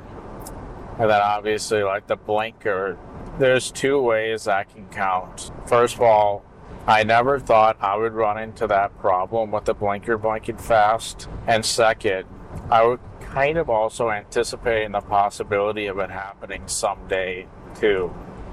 And the fact that I've now noticed it finally did. In fact, I think earlier today it was normal, if I'm not mistaken. So it just burnt out like just now practically. Wait, I was at a place earlier today and I happened to catch the light burning out. That was a cue as well, by the way. My blinker burns out the same day as that other light. Oh my gosh. Deja vu, huh? Jeepers. So, and they both cued me into questioning reality. Crazy. I mean, the light burning out didn't cue me right away, but eventually I was like, yeah, that counts. I bet you if that very event happened in a dream, I wouldn't have had enough reflection to catch that cue. There are a few cues that also happen here that I totally missed. So when we have that something happens that I never thought would happen, that's an example of a cue, of course, because I often have those moments during dreams themselves, and I discovered that from analyzing my dream journal entries. I was also shocked about what happened here, so that feeling is also a trigger. Also in my case, special events involving lights tend to catch my attention, especially in dreams. So when those light-related events specifically caught my attention in some special way, that acts as another cue. Usually it'll involve lights burning out, particularly if it's a compact fluorescent one that smokes, and I'm concerned about the mercury exposure and that kind of thing. Because in case you didn't know, some cheaply made ones especially could actually start smoking when they burn out. And that often happens to me in dreams. I've never seen it yet in real life, but it's only a matter of time. Speaking of it being a matter of time, when it does end up happening, that'll be another trigger for me because I've been anticipating it for a while and I'm like, now it's finally happening. I've been waiting to witness this oddness for the first time in real life. Here it is. So when that happens, that's also a trigger to reality test for me if something finally happens. I'm also about to explain a timing irony moment involving the light stuff in the next few minutes of this podcast, where I suddenly pieced together the timing irony, and the realization of the timing irony technically counts as a personal reality test trigger as well. On top of that, I'm also explaining a past dream to other people, which is another trigger in itself because I often do that a lot in dreams, especially about a lucid dream that I may have had earlier that night or something similar. I often end up having later dreams where I explain the lucid dream that happened earlier. So I explain it in a dream itself, and then oftentimes I'll explain it in waking life eventually too. Regardless of where it happens, it's a trigger when I'm explaining the dream. So those are a bunch of personal triggers that I've mapped out and try to recognize when they occur in the moment. As you can see, I didn't catch all of them, but I try to get better with more practice over time and getting back into the habit if I've slipped out of it when life gets in the way. I don't try to be perfect, but I aim for improvement when it's convenient and I want to increase my lucidity in the moment. This is one of the many reasons it's a constantly evolving practice. Not just to get better at things, but also evolving with the changing variables over time on top of that. But yeah, you can see, like if you write your journal in present tense, if you let it become a habit, it becomes a lot easier to think in those terms. And then writing down your inner state and thought patterns becomes a lot easier, I think. I was like, how am I supposed to journal all this? Like my inner state and everything. Doing it in the present tense actually kind of forces me to think in that way. And it becomes way easier when I can start thinking in that way. So yeah, writing in present tense has a lot of benefit. That's what I'm trying to convey as well for when you journal. I would definitely recommend it. And then yeah, there's a lot of times when I'm missing cues even during the day. There's just so many of them, as you know. And then you just try to get better at it over time. That's kind of the goal here. You're constantly trying to get better at it when possible. And it's a constant evolution process. Be willing to accept you're never going to end up at some final place where you have it all. No. You change and evolve as well. So on top of that, you have to keep up with the changes. But all you can do is your best, right? So that's what you do. And doing a day journal can help you identify some more things, especially if you tend to miss some during the day. I mean, there's a lot of cues when you map everything out that it's pretty much impossible to get it all, but you try to get as many as you can, as many as what's reasonable for your goals. And there might be some times when you really concentrate more than others, like during vacations and that sort of thing, because you're more actively trying during time that maybe you can get more sleep and therefore focus on lucid dream more. But yeah, writing a day journal, especially in present tense, will help you identify some of the things you missed during the day. Or at least reflecting every so often to be like, did I miss anything in the last 30 minutes, that kind of thing. And you look at it from your inner state thought pattern perspective. And yeah, then that's one way to train yourself as well. And then you're probably engaging memory a bit, so that could influence your recall. I mean, there's so many variables that go into recall. It's impossible to track it all, but we gotta do what we can do, right? Start somewhere and do what seems to be working, discover new things over time. Like, I've definitely discovered certain things about this that I've never heard anyone mention anywhere over the years, and then having a practice is really the way to get that. But yeah, so this is with that friend that I was talking about that I have seen like 7 or 8 times in dreams over the last year. Actually, it's just over the last 1 year. Well, I think it's going to happen in real life someday. Even when it happens in real life, I'd better be catching that one, right? And I usually have thought patterns around the fact that it's happening. Every dream so far, my thought patterns have been nearly the same. I'm thinking about the fact I've been anticipating this event for a while. Now it's finally happening.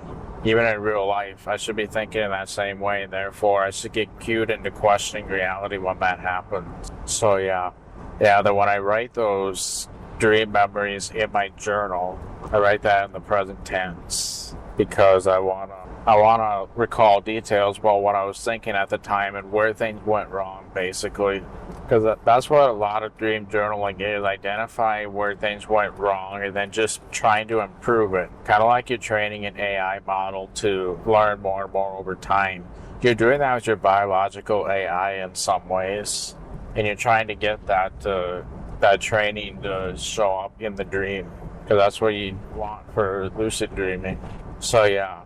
And then something else that I think I started to convey before is, obviously it can be kind of a pain to do sometimes, but when you look at what you get out of it in the end goals, I feel like that kind of can diminish the dread of having to do it in the first place. So if you can see the benefit, especially if you experience the benefits at certain times, that you understand why you're doing this, you can justify it, then you can get past the dread pretty easily. And then something else, this applies in a lot of different areas of life actually, but especially this, if motivation is difficult, is when you're having a hard time getting motivated to do pretty much anything, what I like to do is just think about, like, what is the next logical step from here to make my goal happen? So like with journaling, let's say I'm dreading that right now, and I feel like I have all these things to do, and there's a lot of unknowns with that. Well,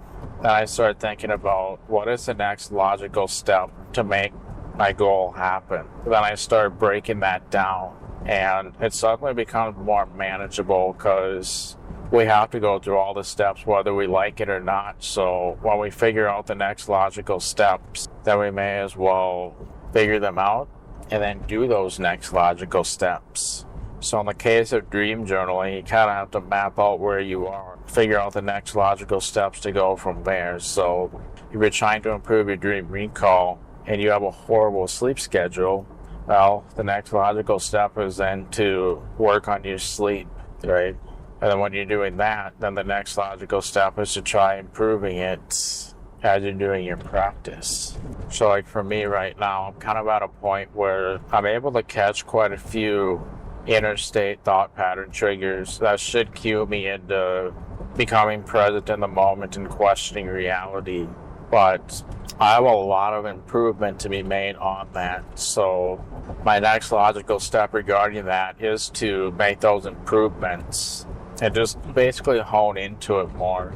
And then obviously if I have really bad dream recall, then the next logical step is to do things that'll help with that. So like, for example, obviously I want to continue that data dream goal. I've had maybe about 5 or 6 lucid dreams since that last one I shared, none of which involved doing the data goal because I did other things in them. So obviously my next logical step is to try to set my intention more strongly so that during those times I become lucid, I actually remember what I want to be doing, right? Because I'm struggling with that a bit right now. Not that I'm struggling to remember to do it, it's just in a lucid dream doing something else and the thought just doesn't occur to me to do the data goal. There's a frustration that I'm dealing with at the moment. doing the wrong thing when I become lucid. And I've been struggling with that for probably about a decade at this point. I mean, there's definitely times when I can do it right, but it's a struggle. I mean, I don't regret doing those other goals, don't get me wrong there. But obviously, if my priority is to do the data goal, then yeah, you can see that I have a bit of work to do regarding that. So what do I need to do to make it so that I do the right thing? Well, then I figure out the next logical steps for that so that hopefully I do better with it. And that mostly involves setting a stronger intention so that when I am lucid, it basically occurs to me to do that. But yeah, so I've been doing a little bit better with sleep. I'm going to explain that a little bit more probably the next day I record this. I had a realization about getting the sleep better, so I'm going to talk about that fairly soon. This is something I've been struggling with for years, but this is a different way of thinking that might improve, like getting better bedtimes and stuff. So I'm going to be talking about that fairly soon. You can jump to it right now if you want, probably, to look at the chapter navigation of this video or podcast. But yeah, so if I want the data goal to happen, then obviously getting the good sleep is a logical next step. And then what I do when I want to actively attempt, I break that down into logical steps too. So I obviously, depending on the variables, I might either go for a regained awareness dream and try to do it there, the data goal, or a maintained awareness dream. That all depends on the variables, including how caught up I am on sleep and sort of my ability to kind of figure out where I am with the sleep cycle and all that. And then obviously throughout all this, practicing sort of how I want to actually do the data goal so that I'm prepared and I end up doing the right thing when I do get lucid. And I try to do like spaced repetition, reminding myself of basically what I'm doing with the goal so that during the dream I'm more likely to successfully remember what I want to do the right steps and everything, while trying to minimize getting sidetracked. So now when I get sidetracked, I think the biggest thing is I can sort of let that slide as long as I'm interacting with data. Like obviously if I get sidetracked to the point where I'm no longer interacting with data and doing a bunch of other stuff, well, I say that's a bit of a problem. But if I get sidetracked while still interacting with data and also understanding or remembering the experience so that I can recall it when I'm awake, then I can kind of let the distractions slide as long as it involves interacting with data in some way, especially if I started out interacting with him and I'm now doing that goal. So yeah, so getting caught up on sleep is kind of a next logical step for me. And then if I'm doing a regained awareness attempt, then breaking down my approach and how I'm doing that is the next logical step for that. Obviously working on recall is as well. But yeah, when you break it down into next logical steps, then I find that works really well for just about anything. If I find that I am the worst when it comes to procrastination, by the way. And I think a huge part of that is I have a hard time getting started on something when I don't even know like the next steps yet. Like if I'm procrastinating, I would rather do whatever I'm doing during procrastination than to try to figure out how to continue this given thing. In general, I don't do that so much with the dreaming side of things nowadays because I feel like I practiced this for quite a while, so I kind of know what needs to happen for the most part.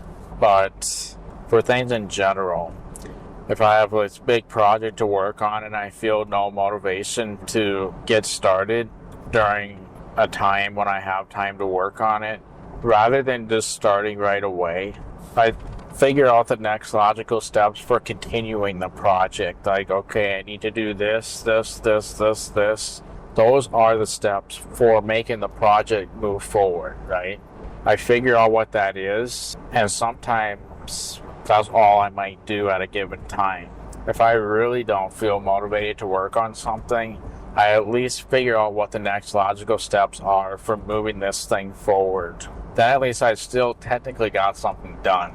I've established the unknown to a pretty good degree. Then I just have to do those things. And then, yeah. Then when I get actual motivation, I do those next logical steps and actually put them into action. I find that really helps during times I'm procrastinating, by the way. I still struggle with it, but it's mainly because I'm forgetting to actually put those things into action, like doing the next logical steps.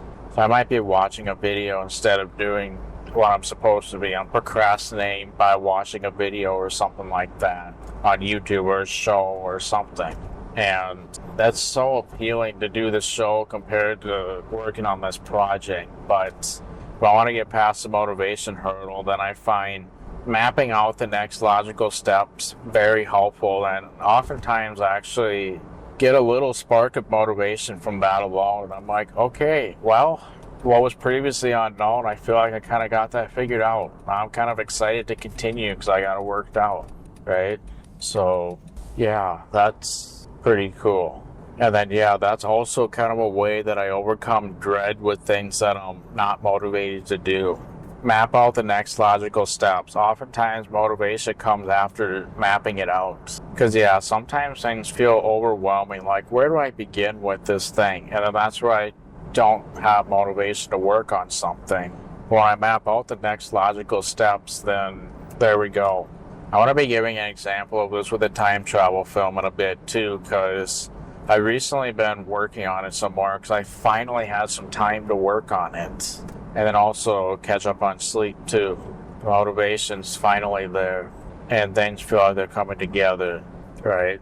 So yeah, I feel like if I want to overcome those hurdles of dread, essentially, breaking down like what are the next logical steps for moving this thing forward, I find that works really well for procrastination if I put it into action and actually remember to do it.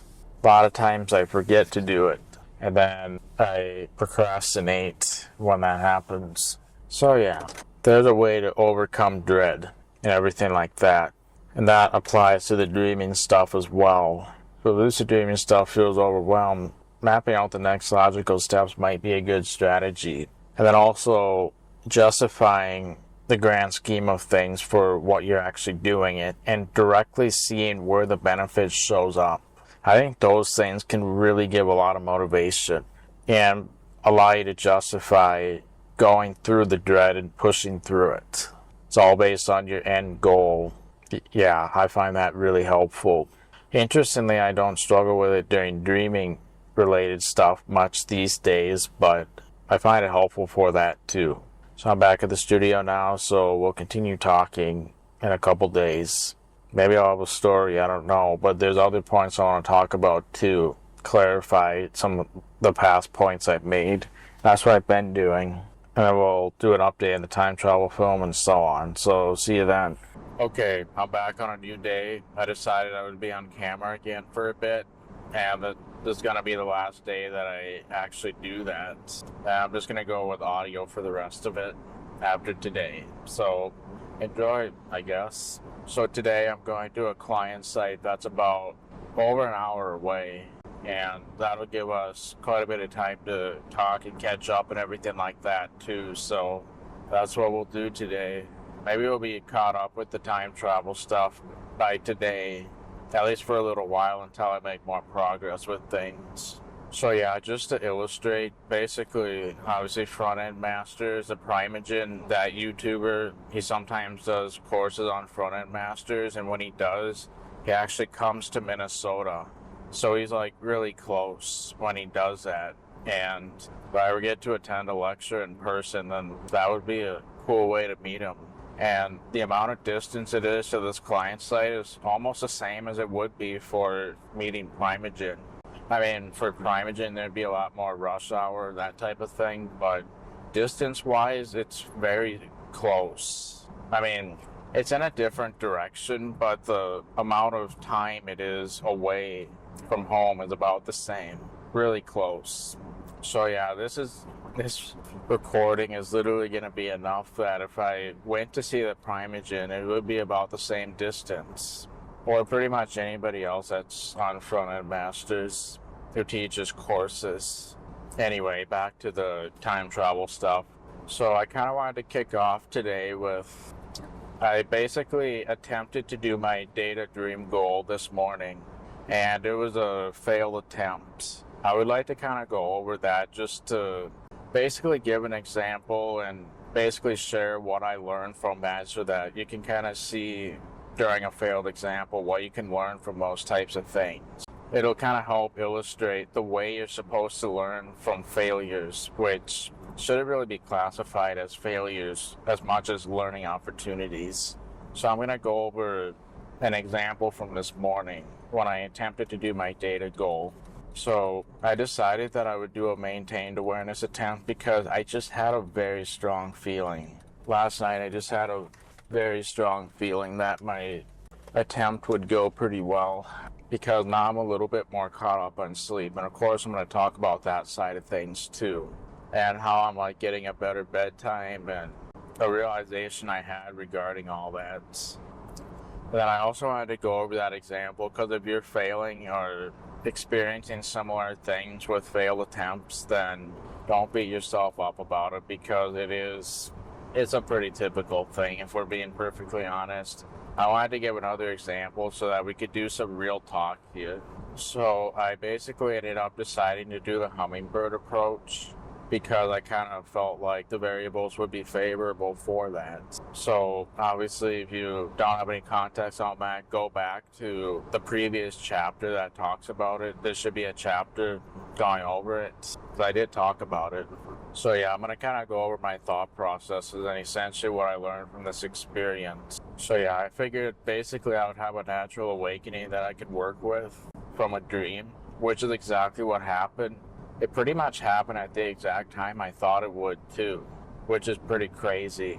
I just had this really strong feeling about that. So then what I did was, since I naturally woke up from a dream, I would assume that particular dreaming period is over with. And so therefore, I would probably want to basically wait to start my attempt until I'm closer to the next dreaming period. And I kind of estimated that, well, if I waited about a half hour, then I probably had about another half hour before the next dreaming period. So I went back to sleep for about a half hour. In my circumstances, your sleep might be a little bit different, so you'd have to map out your own territory there. But when I woke up, of course, I was basically in the middle of non-dreaming sleep, so I was a little confused at first and forgot I was doing the attempt, and then within about 10 seconds I remembered what was going on. So then I got up for a bit. I got to experience the temporal distortion that I've talked about before. So that's actually another use case for the temporal distortion. So obviously I did naturally wake up from a dream, as there was clear evidence I had recall and everything. And sometimes I will wake up in the middle of non-dreaming sleep instead. And it's kind of hard to tell what's going on there. But that's actually a situation where the temporal distortion thing is very useful. So basically, obviously, if I do get the fast pace, as I've talked about before, again, if you don't remember that, go back to the previous chapter where I talk about temporal distortion. And if I notice a fast pace, that's clear evidence that I did not wake up from a dream just then. And a dream is not around the corner, at least not that close. But if I had woken up from a dream, even if non-dreaming sleep's around the corner, I would not get the temporal distortion if I just woke up from a dream, even if it was the end of it. So I'm probably going to make the assumption, unless I did the artistic response test in some other way, which I also talked about before, and Daniel Love has talked about that on his channel. It's actually a term that he coined himself. Then, well, I can probably make the assumption that I had naturally woken up from a dream, and probably the end. I mean, it could be a little bit different for everybody. Like, for other people, it could have a tendency to mean that it was in the middle of the dream rather than the end, but I know my territory, it generally tends to be the end. You use the artistic response test to map that out. Anyway, so I know for a fact I did wake up from a dream. set the alarm for a bit. When I got up, then I enjoyed the temporal distortion and basically listened to a bunch of songs while it felt like it had a really fast pace because it's really cool. That was basically my activity while I was awake. And obviously I'm naturally in sloth mode, so I want to put myself in hummingbird mode because, well, I talked about the hummingbird approach. It requires me to be in hummingbird mode, so I need to do something to get into that. In my case, I did the temporal distortion. And I've also found that the moment the temporal distortion wears off and it feels like it has a normal rhythm, that's a sign I probably turned into hummingbird mode. I think that's a reasonable sign of that happening.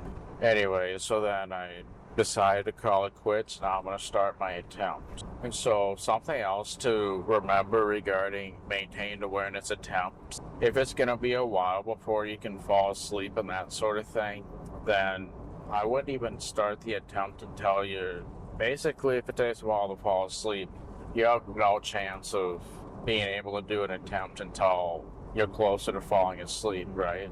Or if dreaming sleep is not around the corner, then yeah, you have no chance until that's closer. So in those circumstances, especially if you're in hummingbird mode, I wouldn't even start the attempt until you're close to having a chance to do one in the first place. So I think that should be common sense. You basically have no chance of doing an attempt until sleep is close and or dreaming sleep is close. So until that time that it's close, I wouldn't even try really doing anything. Unless, of course, you're in soft mode where you can fall asleep in seconds. But if it's going to take a while to fall asleep, let sleep get closer to you before you even start attempting. Otherwise, that effort is kind of worthless, usually. Like if you're absolutely certain that you have no chance for a while, which could often be the case.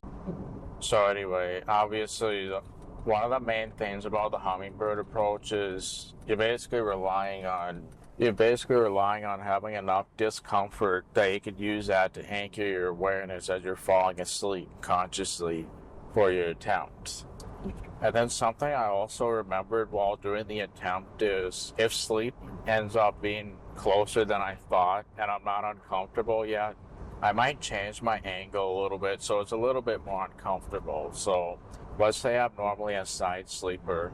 Well, if I end up sleeping, basically, if lying on your back is like 0 degrees, like this, if you're looking at the visual, then look at the visual camera right now.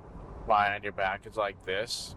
And if you're lying on your side, sort of like this, if you like to sleep at, let's say, a 60-degree angle on either side, well, maybe you'd consider changing it so it's more like 45 or even 35, which, at least in my experience, that tends to be fairly uncomfortable.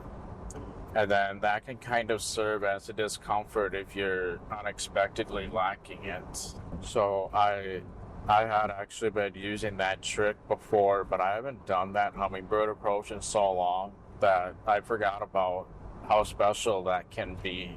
I ended up needing it one time and it worked really well when I used that trick. So yeah, so basically my attempt mostly failed because I ran out of time.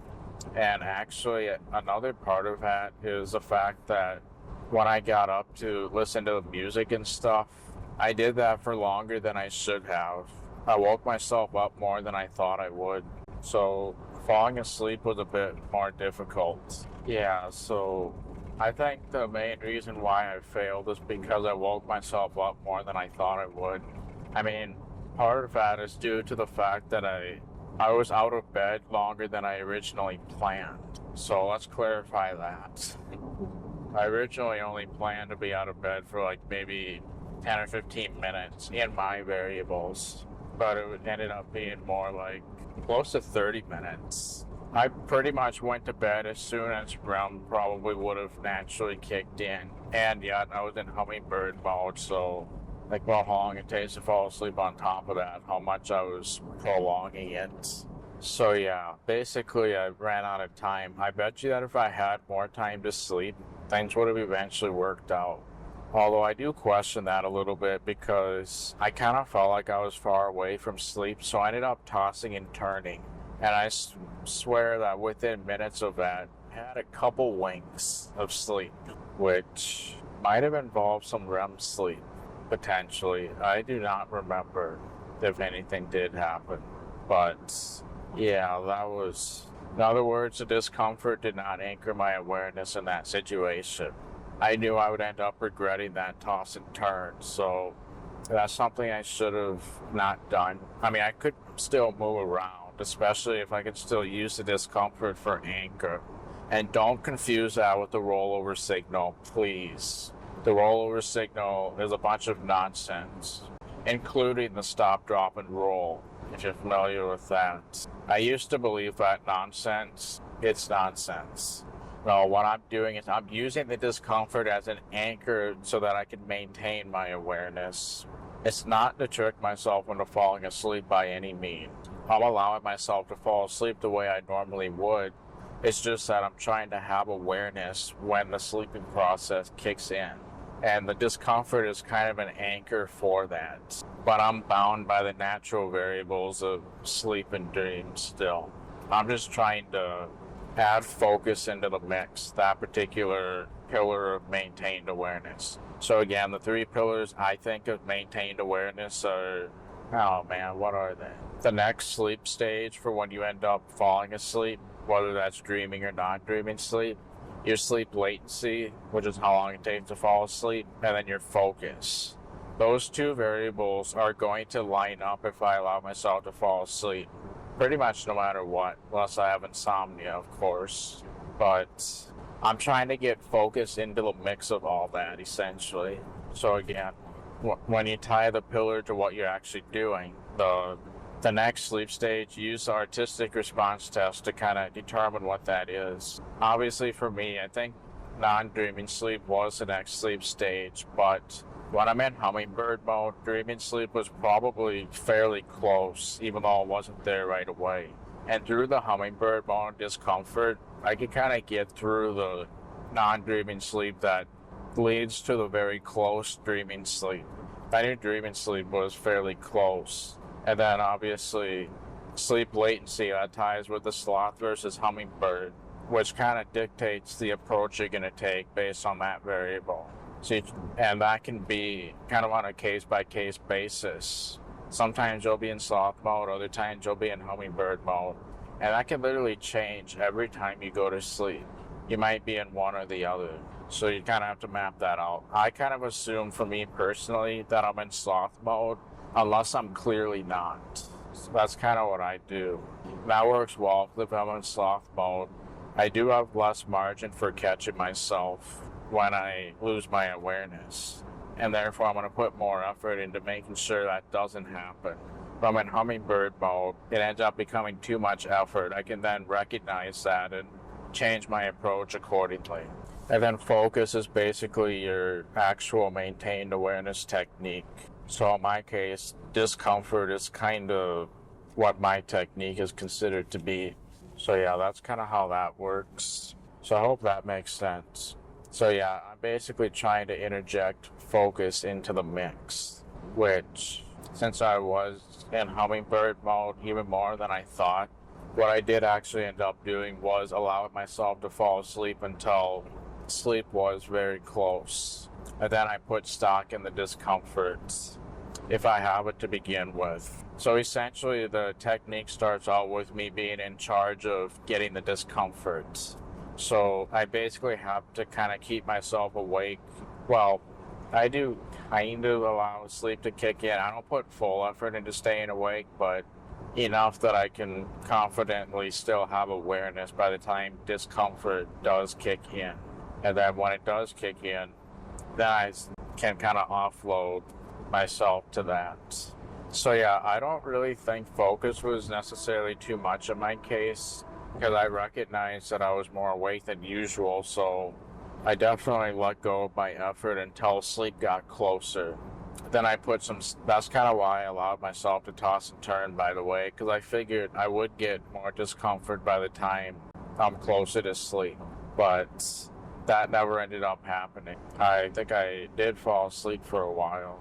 So what did I learn from that experience? Well, obviously if I don't have enough discomfort and I need it soon, when I change my angle that I'm lying down to something that's a little bit less comfortable, like if I'm lying down at a 60-degree angle from lying on my back, I might change it to like 40 or even 30.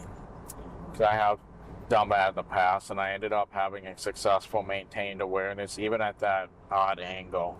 So yeah, then obviously I'm naturally going to think about what could I have done differently in these circumstances. Well, obviously it depends on where you look. So if we look at, assuming that I did everything I did, what would have then made it successful? Well, just simply having more time. If I had more time to sleep in the first place, because I ended up needing more than originally because of how long I stayed awake for and how much I woke myself up. I needed more sleep or more time to basically fall asleep and everything. I did fall asleep, but it was mostly non-dreaming sleep, most likely, with the discomfort. At least I think that's what happened. So yeah, like I said, what I've done differently depends on where you look. So let's look at the very end, assuming that it's too late to really change anything else. Well, I think getting more sleep would have eventually made the variables line up nicely. That's nothing that was under my control, so I'm very aware of that. I just accept that. The fact that I fell asleep definitely indicates that I certainly could have done it had I not woken myself up so much. So let's go a little bit further back. What could I have done differently then? Well, I could have not stayed awake as long as I did, obviously, but I got caught up in jamming out with music. I did that longer than I thought I would. So if I did that a little earlier, then perhaps I could have made my sleep kick in when it should have. So yeah, doing that probably would have helped fix things a bit. I probably could have even done my falling asleep strategy a little bit too, where I basically shut up most but not all thoughts. I had a song stuck in my head, which ironically wasn't even one that I was listening to when jamming. So when I do that, then I try to replace it with another song that used to be stuck in my head, as I mentioned in an earlier chapter. I could have done that a bit more than I did, maybe. It's not like I had a lot of thoughts in the first place. It was mostly that song keeping me awake, I think. That could have potentially done something different for me. Another thing is, I could have actually started from the very beginning when I woke up naturally from that dream. So when I naturally woke up, I could have immediately started everything. I wouldn't have had the temporal distortion that makes the music so fun, but that could have made the variables better. I don't know, because then I would have been spending like maybe a half hour on that, and then a half hour falling asleep or whatever, maybe more. And then another thing is, a regained awareness attempt maybe would have even given me a better chance yet. Because I actually felt really excited about continuing the data goal, especially if it meant sharing a story on this long drive. So I think my intention would have been good enough that during a regained awareness I could have had a pretty cool result. So there's something else I could have done differently as well. In fact, I tend to lean towards regained awareness if dreaming sleep is not around the corner and I don't have much time to sleep yet. Then I lean towards regained awareness, especially since I'm usually seconds from falling asleep anyway. So yeah, as you can see, there's a lot of things I could have potentially done differently, and those are the kind of things I learned from this experience. And then I also had a few reminders as well. So first of all, if the variables change spontaneously and you recognize that, you might want to act accordingly and actually. So yeah, I dealt with those variables that weren't under my control, and I can accept that because there is no way I could have controlled some of those variables. Obviously, based on what I learned today, maybe I could have done something different and had better results trying again. Who knows? I think the thing that I probably would have ended up doing differently is the going back to bed earlier than I did and discipline. Because yeah, like I said, the hard part was stopping the music stuff. It was kind of hard to stop, if I'm being honest. So that could have made things a little more favorable. And then if I wanted to do that, then obviously starting right after I woke up from the dream and not like 30 or 35 minutes after, that would have done stuff for me as well. There's even a chance that had I done maybe my sloth approach for maintained awareness, I mean, there's quite a few of them, and had I done one of those instead, maybe I would have had better luck. I mean, when you're in like sloth or super sloth mode and dreaming sleep is not around the corner, it's really difficult. I could have even compromised and come somewhere in between. That could have even given me better results too. So yeah, it's impossible to navigate the variable to know for sure what would have worked better. But I hope this also illustrates why each experience really is a learning opportunity. You can even learn from successes as well. Because I'm guessing that successes aren't necessarily 100% perfect if we're giving real talk here. So yeah, you can see the importance of learning from your experiences. That is how you get better, and that's why lucid dreaming can take a while. So yeah, I was kind of hoping to share a data story, especially on this long drive, but I thought I would share a learning opportunity instead. So obviously your attempts are probably going to be a little bit more different in nature, so you'll probably learn different things, but I hope by me sharing these examples of what I learned here, this would hopefully give you an idea of the things to look for. Like if you're initially thinking that you had like a failure, for example, it's more of a learning opportunity if we're being honest. And I'm kind of hoping that this kind of illustrates along the lines of how it can be a learning opportunity. Obviously, dream recall can have learning opportunities in this nature too. I think there used to be a building right over there that's now tore down.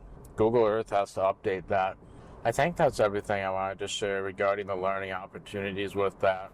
I could have missed something very important, and it seems like I always do, but I'll try to take note of it if I can, let you know. And then obviously something else, I did have what I would consider a vivid dream from before I started all this too. Is there anything I could have potentially done to make that a lucid dream where I could have done the data goal? Maybe if I had a stronger intention before I first went to bed, I don't know. So yeah, as you can see, we're constantly navigating very tricky variables, and the complexity of the human mind and our psychology and biology kind of make it tricky. The principles generally are meant to be simple, but the complex variables of the mind make it tricky. So like falling asleep, obviously that's very tricky in itself, as I went over before. But yeah, I think I properly illustrated what I wanted to. I'm not even sure, to be honest. Something I wanted to go over is, of course, the reality of having to do a reality test and basically center yourself so that you're present in the moment and everything like that. So one problem that often comes from reality testing is, of course, it can be kind of a pain to do sometimes, especially if you're in the middle of something and you don't want to interrupt it. But of course, in a dream, you're always going to be in the middle of something there, so you want to be able to catch that. In the dream, you're pretty much only ever going to be in the middle of something. So even when you're awake, you should try to get cued when you're in the middle of something, because that's just how it's going to be in dream. And obviously, if you don't really see the point in that, you will as soon as you just assumed you were awake, and then you later wake up and were like, man, I was dreaming all along. I've also had times where I've reality tested and assumed that I was awake, genuinely. And when I did the test, it's like, what? Is there any chance I'm doing this in real life? Am I breathing through a pinched nose in real life? Am I putting my finger through my hand in real life? Am I doing the optical reality check in real life? By the way, if you're curious about the way I approach the optical reality check, look on this channel and the Joseph Zinn's test one, and under the lucid dreaming playlist that should be on the main page, there's an orc awake, like ORC, and then orc asleep. That's the optical reality check. I basically demonstrate the differences for me This is different than the way Daniel Love approaches it, but this is what I tend to notice. And I noticed a few other things too that I didn't convey on the video properly, but yeah, let's say I'm thinking that I'm awake and then I start doing something like that, and then I'm shocked because, man, I thought very wrong. So you see why you have to be diligent, because if you're not diligent, you're not even going to be diligent enough to notice those wrong assumptions in the now moment during the dream before it's too late. So yeah, as more tests show up in the dream, you have to be more and more careful. Be consistent with your habits and everything. So yeah, that the reality test stuff is an unfortunate reality of lucid dreaming, and it can be a little annoying, but if it's really annoying, you're probably not approaching it correctly. I would definitely watch Daniel Love's channel for the way to approach that, like with nows or neurotic observational windows, because the whole point of them is not just to check if you're dreaming, but also to become lucid and present in the moment. That's really the main point of them, actually. I mixed up the abbreviation at this time. The N in now actually stands for noetic, not neurotic. Wouldn't that really be something if a now actually meant neurotic observational window? We could say that overdoing and overthinking a now would technically make it become a neurotic observational window. When a now is applied correctly, though, it should prevent that from ever happening. And if life is neurotic in the moment, it should hopefully detach you from that momentarily and make it noetic for a moment. So keep this in mind every other time I get the abbreviation wrong. I clearly forgotten what neurotic means in that moment. But I guess the point I wanted to get across is if it is like really annoying or overwhelming, then you might want to approach it a little differently. I do also think that you can definitely have missed opportunities. If I'm being perfectly honest, now I'm not quite sure what I was trying to convey with the reality test stuff. Probably just how it can be an annoying reality of lucid dreaming, having to deal with them and all the different ways they can go wrong. Just how painful they are to do in general. I would honestly just watch Daniel's channel for that stuff, because that will convey what that's like. I'm essentially at the client site now, so I think I'm just going to wrap it up, and I'll try to gather any other thoughts I had about the reality test stuff before I end up continuing the next conversation. So yeah, I'm basically here now. I got some work to get done, so I'll get to it and then we'll talk when I'm on my way back. Okay, I'm back. I got a couple errands to run. That's a bit closer to home, thankfully. So yeah, we'll keep talking. So the reality test discussion, I thought this was going to be kind of a nice elaborate discussion, but it really wasn't what I thought it would be. I think what I wanted to convey was just how the reality of one of the pain points of lucid dreaming is reality tests and becoming present. I would definitely watch Daniel Love's lucid dreaming channel on that, especially the live stream on neurotic observational windows and that type of thing. I think he actually goes over it in a video as well. But I would highly recommend watching that for basically how to approach it. But I think I just wanted to mention it is a painful reality of lucid dreaming. It's a lot of hard work just doing that reality test side of things and becoming present in the moment several times throughout the day. I'm probably not the best person to talk about that specifically, so I would definitely watch Daniel's channel to get a better idea on how that works. I think it's because I was trying to convey the reality of lucid dreaming, and mentioning like reality tests, that's a big part. That is one of the biggest. Like pretty much an entire lucid dreaming practice generally orbits around that. I think if I'm not mistaken, Daniel doesn't even really use the term reality test that much these days, mainly because the point of it isn't just like the tests that you do, but becoming present in the moment and making sure that if you are dreaming, you actually become lucid, not caught up in the moment and that sort of thing. Because we tend to function on automatic low-calorie thinking, like I am with driving. I mean, in most situations anyway. There's some situations that require additional concentration. That's not so much automatic thinking, but most of it is automatic thinking for me.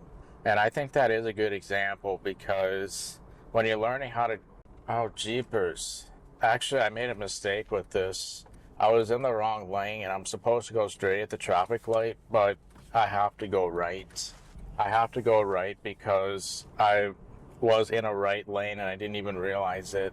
So I'm going to have to figure out how to turn around here. So now I am truly doing manual thinking, which is what you should be doing with lucid dreaming. Well, I really screwed up there. Yeah, I should have been one lane over if I wanted to be able to go straight at the traffic light. So now I'm turning around. So yeah, my automatic thinking went wrong. That happens sometimes. Also, I found out that my front blinker is the one that actually burnt out. Yeah, boy. Unbelievable. So yeah, there are certain situations that require a lot of manual thinking for driving. I'm back on track now. This is where I should have been like 30 seconds ago or more. Yeah, more. Man, I was so caught up in manual thinking that time went by really fast and much faster than I thought. You know, that's also kind of a funny thing. Like, if you're on automatic versus manual thinking, or system 1, system 2 thinking, fast thinking, slow thinking, the way it affects how quickly time passes, and maybe you could call it time dilation, maybe even temporal distortion. If there is like a difference between the terms time dilation and temporal distortion, I'm not even sure what that is necessarily. But regardless, if you're in like fast thinking versus slow thinking, which is that automatic versus manual thinking, those are like different terms for those things that I did talk about earlier. Well, in that particular moment, I went from automatic thinking to manual thinking. My automatic thinking malfunctioned on me. I think I would have made that same mistake regardless of whether I was doing this recording, by the way. I just didn't realize that I was in a turn-only lane. So that's kind of why that happened. But as for like how fast time passes, I can tell you from personal experience, I've done some all-nighters more than I care to admit. I'm trying to get rid of that behavior forever if I can get away with that. I might be able to. I'm going to talk more about like getting good sleep schedule and stuff in a bit, but based on having all-nighters and actually getting a good night of sleep, I can tell you that the speed that time goes by feels about the same regardless of whether I pull an all-nighter or not. Still feels like it goes at about the same rate, even when I'm asleep versus awake. It's so weird. I mean, there are definitely times when I've done some very deep sleeping and time goes by a bit faster than normal, but with my average super sloth mode, it still feels about the same rate, if I'm being perfectly honest. But yeah, so basically, if you think about automatic and manual thinking, the point of reality tests is more than just seeing if you're dreaming. You're also trying to get into manual thinking mode. Automatic thinking mode is what dreams are in nature, and that is pretty much by definition not lucid. So when you are becoming lucid in a dream, you need to make sure you're in the manual thinking mode with lucidity and presence. If you're caught up in something, you're pretty much on instinct at that point, which lucid dreaming by definition kind of is not really instinct-based. I mean, that's a very nuanced subject. I gotta be careful there, but compared to non-lucid dreams where we pretty much purely go on instinct and mostly only responding to senses with virtually no thought, we pretty much have no self-reflection whatsoever, like my dog. Yeah, Peanut Butter has no self-reflection whatsoever. We get with my journal, he's not going to write anything because he lacks self-reflection. But yeah, so our dreams by default pretty much have no self-reflection whatsoever and purely responding to senses. Very animalistic, if we're being honest. But in a lucid dream, it's like the polar opposite of that. So the point of reality tests, more than just establishing whether you're dreaming, is making sure that there's almost pure self-reflection. Narration's a great way to accomplish that, as I mentioned earlier, quite a few times, I think. But yeah, that process of trying to become very manual and intentional about everything, that is actually kind of it's a lot of hard work. It's a painful reality of lucid dreaming. You gotta learn how to do a lot of that. but you just kind of learn to get used to it. And if it does become too much, then you are probably overdoing it a little bit. Like Daniel talked about micro tests versus full nows, where you become fully present. Micro tests are for those situations where you have a little bit of time to check, and the actual queue is kind of considered a low. How do I describe this? The queue is just not like a very strong queue, but it's a queue nonetheless for questioning reality. I think Daniels had used the term lucidity check, because that's what you're really trying to bring lucidity online. And sometimes through that process alone, you will become lucid and know that it's a dream, just bringing your lucidity back online. But yeah, it definitely goes against the nature of the brain, which I think it likes to automate everything and save energy in that regard. But lucid dreaming is kind of the opposite of that. Unfortunately, the camera went offline just now because it's a little bit too warm for it. But I'll try to bring it back online in a little bit when I get a chance to get out of traffic for a bit. Yeah, my phone just got a little too warm. So yeah, unfortunately, as with like the reality tests and dream journaling, it's one of those things where you just kind of have to push through it. But try to understand the point of each and get the direct benefit of it so you can basically justify going through the pain point in order to accomplish your goals. And it's kind of based on what you want to get out of it and how much effort you want to put in according to what you want to get out of it and everything like that. And making calls for trade-off when it makes sense to do so. By the way, you notice that the camera was having some problems right now. Well, now you know why I typically don't use the camera for this. It's way too much of a hassle for this. I tend to just stick with audio for the most part. So yeah, I would definitely watch Lucid Dream Portal on like the reality test side of things and being present in the moment. You might have to have a membership to watch some of it, but I think there is some freely available videos that do that too, if I'm not mistaken, that sort of go over that stuff. The book is definitely good to read. Actually, the books, I haven't read the second one yet, so I do plan on doing that someday.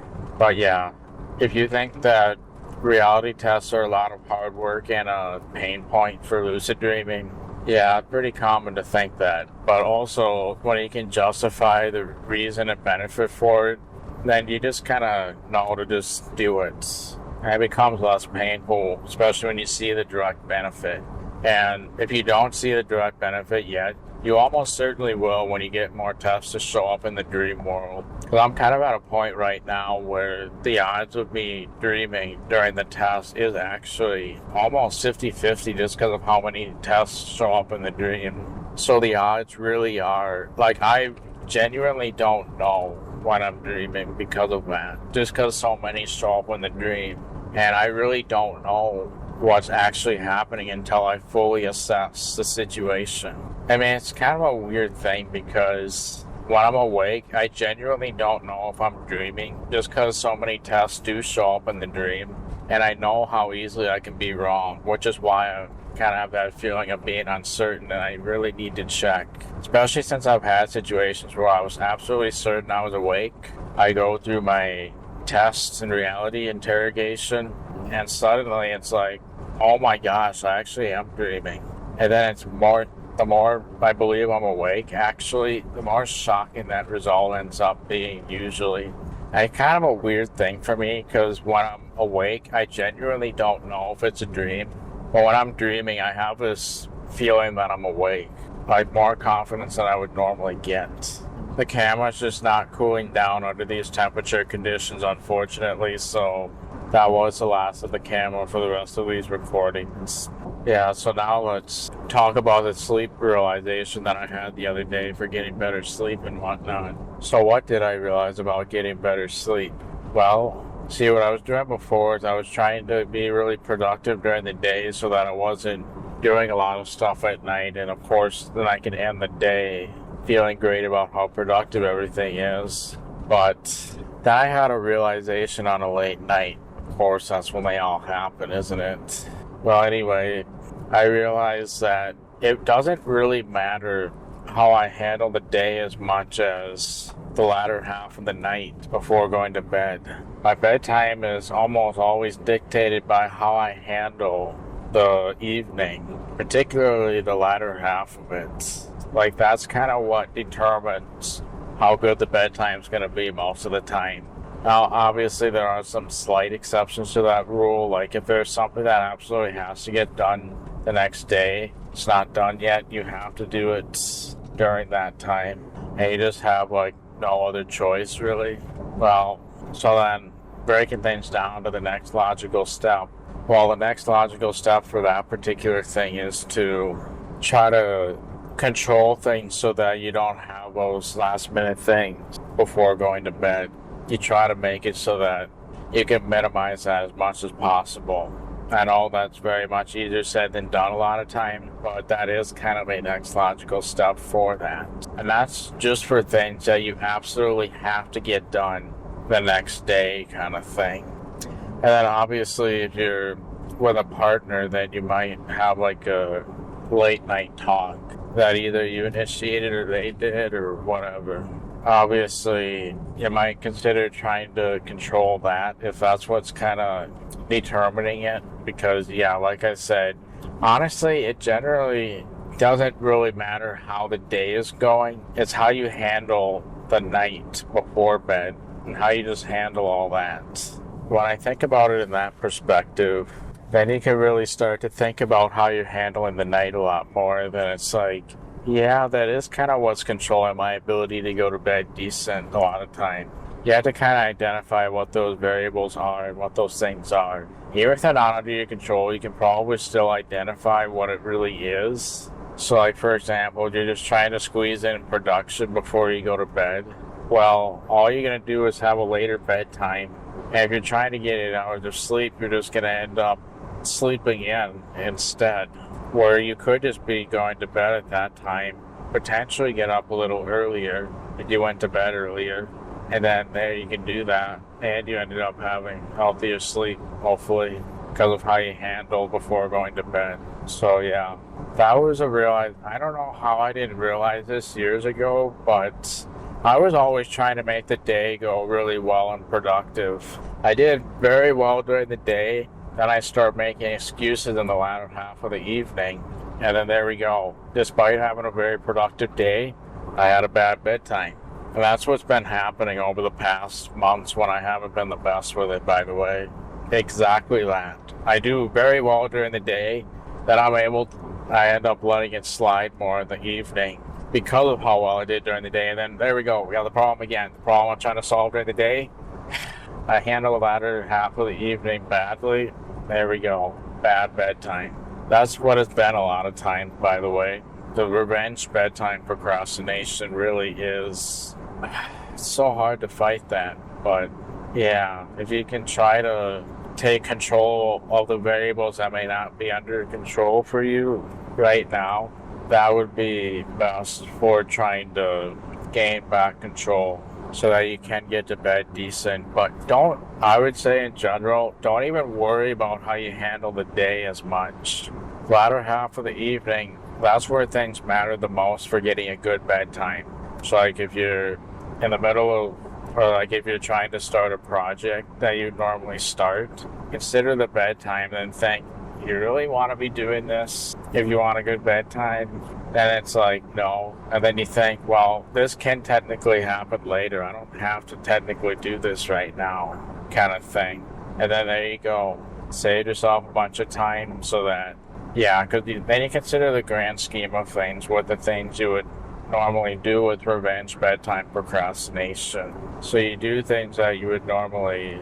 Yeah, so basically, now in the evening, I tend to think about this every time I'm going from one activity to another. And then I'm realizing bedtime is approaching relatively soon.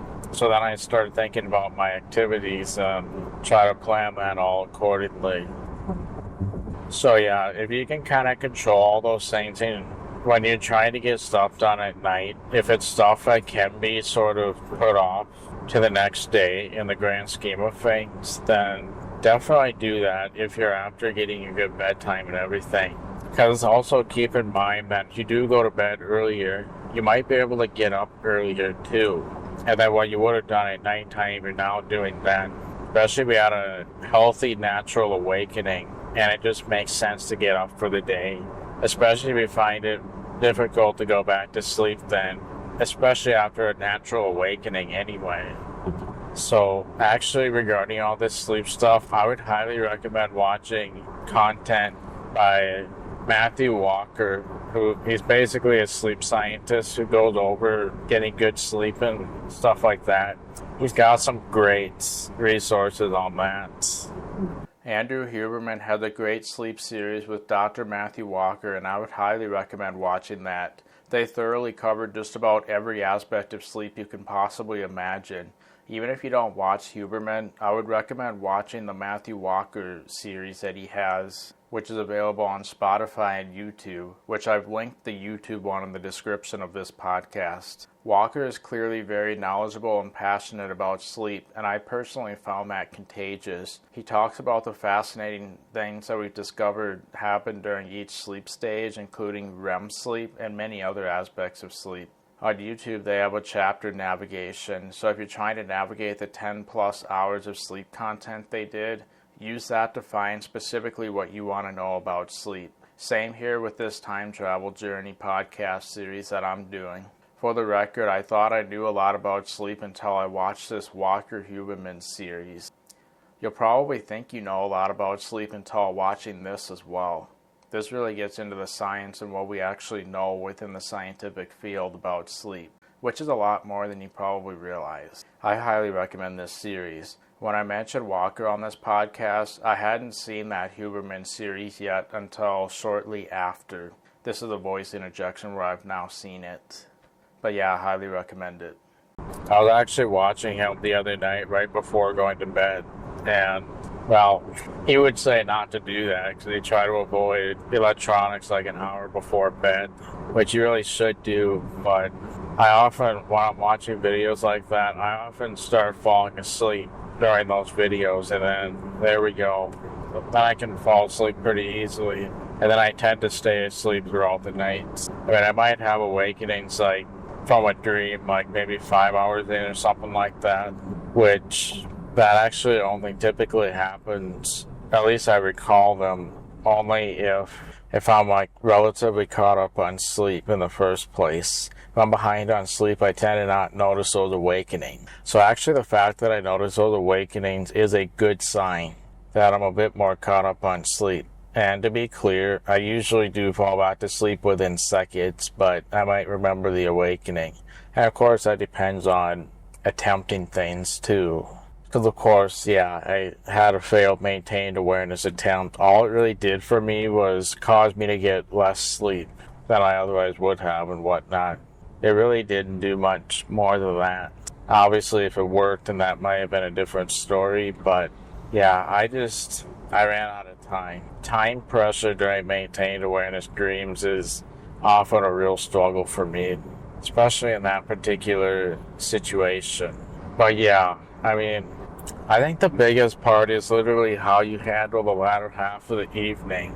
I'm thinking about that all the time now, and I'm literally telling myself whether I should be doing something or not. Sometimes I still make excuses, so a lot of it is trying to put it into action. But I'm at least getting to a point where I'm recognizing that I make excuses before I actually make the excuses. And I'm also doing what I can to make less excuses. So that's another thing.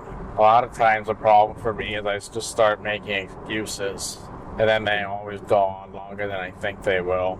You can see the problem that'll have. So another thing that I often like to do regarding all this is trying to, if I do make excuses, I try to only allow myself to make one excuse. If I make multiple excuses, then that's usually where most of the problems come in. But if I'm able to just make one excuse, get away with only that, yeah, so trying to make no excuses, I find it very difficult. It's kind of, I try to make no excuses, I make a bunch. If I allow myself to make just one excuse, I can often stick to that. Would I rather do one excuse or a bunch when trying to get a good bedtime?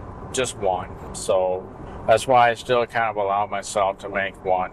because, yeah, if I try to make zero, I'm just going to do a bunch. It's kind of like a jack of all trades, master of none type situation, I would say. I'm making no excuses at all. So yeah, that's a pretty big one. And then also, if there's something that I'm able to, if I'm like kind of in the middle of something and have just a little bit of time needed yet, like let's say 15 minutes over my ideal wrap-up time, let's say it's just over like 15 minutes, well then, I mean, I would like to get to the point where I make zero excuses, of course, but I can stick with the minimal amount of excuses rather than trying to go for the perfect thing and then totally blowing it. I'd rather only kind of blow it than totally blow it. Like, that's just the reality of things for me, and going for that is probably the best. But yeah, no, thinking about, like, it's all about how I handle the latter half of the evening, especially when I don't have things that need to be done the next day, that kind of thing. Like, that really makes a big difference. If I absolutely want to prioritize bedtime, but I'm having a hard time finding a good natural stopping point, I might create a hard stop for now, and then right away the next day, I'd then properly finish and wrap up what I was doing before officially starting the rest of the next day. Or I do it as soon as it's convenient. So let's say I'm doing an activity at night that takes an hour and 23 minutes, and I want to wrap up at 11 p.m., but I'm only an hour in the activity and have 23 minutes left. I could start wrapping up right there, and first thing in the morning after getting ready, then I could do those remaining 23 minutes to achieve closure with that stopping point. It's not always easy to do that, but if I am prioritizing bedtime during a time I don't have a good natural stopping point, that's another potential strategy to achieving it when bedtime is the priority. Of course, there might be a cost of a few minutes to be able to resume the next day when you come back to it, but it might be justifiable to do if sleep is a priority. Yeah, like I'm finding myself thinking about it all the time now, and even when I make excuses, I'm at the point where I can pretty much recognize the fact that I'm making those excuses before I even make the excuse. I mean, you can see how if I'm diligent, I can say no in those moments rather than yes, and then there we go. But yeah, I think most of the time I'm trying to be strategic. Yeah, so if there are things that are due the next day or whatever that would often happen right before you go to bed and stuff, like for me, I'm often having to get on production servers remotely for work, and I have to do that when everybody's not using it, of course, and I have to do it off hours rather than during the day. So that's kind of not under my control as much. So all I really can do in that circumstance is try to do it as early as I can do it, if possible, and then be reasonable with my workload regarding that too. Like spending 5 hours in the evening doing something like that, that's ridiculous at that point. I may as well try to spread out the load if I can afford to do so I'm not jeopardizing my bedtime over that kind of thing. So yeah, if you can avoid those kind of problems, then yeah, be smart with that. During the day, if you do anything, you prioritize the things that could literally prevent you from having a good bedtime, where you would normally be doing a given thing at night. Try to do that to the best of your ability and make like incremental adjustments if it's very difficult to do so. Yeah, I personally find that my problem is usually the stuff I'm doing rather than my ability to fall asleep and that kind of thing. Especially since I'm usually watching a video to the point where I'm like falling asleep. That being said, I do have to be mindful of what kind of video I watch because, yeah, depending on the kind, I could just rile myself up more than, yeah, that made things worse. So, like, for example, watching Daniel Love's channel before bed, I often like to do that, but he tends to have very thought-provoking content, and that's gonna be a danger for trying to get good sleep. Because, yeah, you can see how that would be a problem. So I try not to watch it right before bed. I do watch it in the evening, but ideally not right before bed. So I'm doing stuff that has less of a chance of causing those problems. So like, for example, those Matthew Walker videos, that does kind of have a risk as well, because this sleep-related stuff I find really fascinating. I might get caught up in it, and maybe I'll have a realization that keeps me awake when I should be sleeping. So like when Daniel was talking about the sloth versus hummingbird, I was about to go to bed like 20 minutes after I started watching that. But then it made me realize so many things, and a lot of problems I was having literally gets kind of solved by understanding that sloth versus hummingbird. You can see I was trying to figure out all the implications. Now I'm going to bed 3 hours later than I wanted to. I was literally about to go to bed, then I started watching that video, sloth versus hummingbird. I have a bunch of epiphany moments. There we go, now I'm ruining my bedtime, right? But like last night, I was actually watching this Neuralink video, like the first Neuralink patient, having them describe their experiences, like how they can now move the cursor on the computer screen with their mind alone using the Neuralink. Apparently that's possible nowadays. Despite how crazy that is, I still was kind of falling asleep while watching that video. I mean, obviously I stopped pretty much right when I started noticing that, so that I minimize how much I miss as a result of falling asleep. I still want to catch as many details as I can, but the moment I notice I'm kind of falling asleep, that's the moment that I stop for the night. So that's kind of my cue for doing that. And then obviously if you're watching like a Bob Ross video, for example, that I would say has a pretty low risk of keeping you awake. I mean, it's so calming that, yeah, I definitely find it helpful for falling asleep as well. I haven't been doing that recently, but see, that's an example of something that I would say has a pretty low risk of accidentally keeping you more awake. Obviously, it kind of depends on what you're doing. If you tend to have like anxiety and that type of thing before bed, especially with electronics, you want to minimize that effect, obviously. So yeah, when I watch these videos, I tend to do that with things that aren't very likely going to cause me to make things worse with anxiety and whatnot. I tend to be pretty selective with that, and that usually works pretty well. Movies before bed, depends on what it is. I mean, I tend to fall asleep during a lot of them.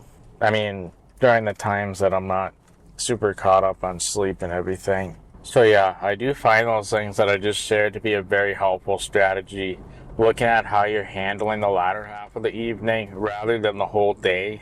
And then also that whole, where you limit how many excuses you can make rather than allowing yourself to make all of them or none of them. I mean, ideally, you could do none of them, but if you're like me, you'll find that nearly impossible to stick to.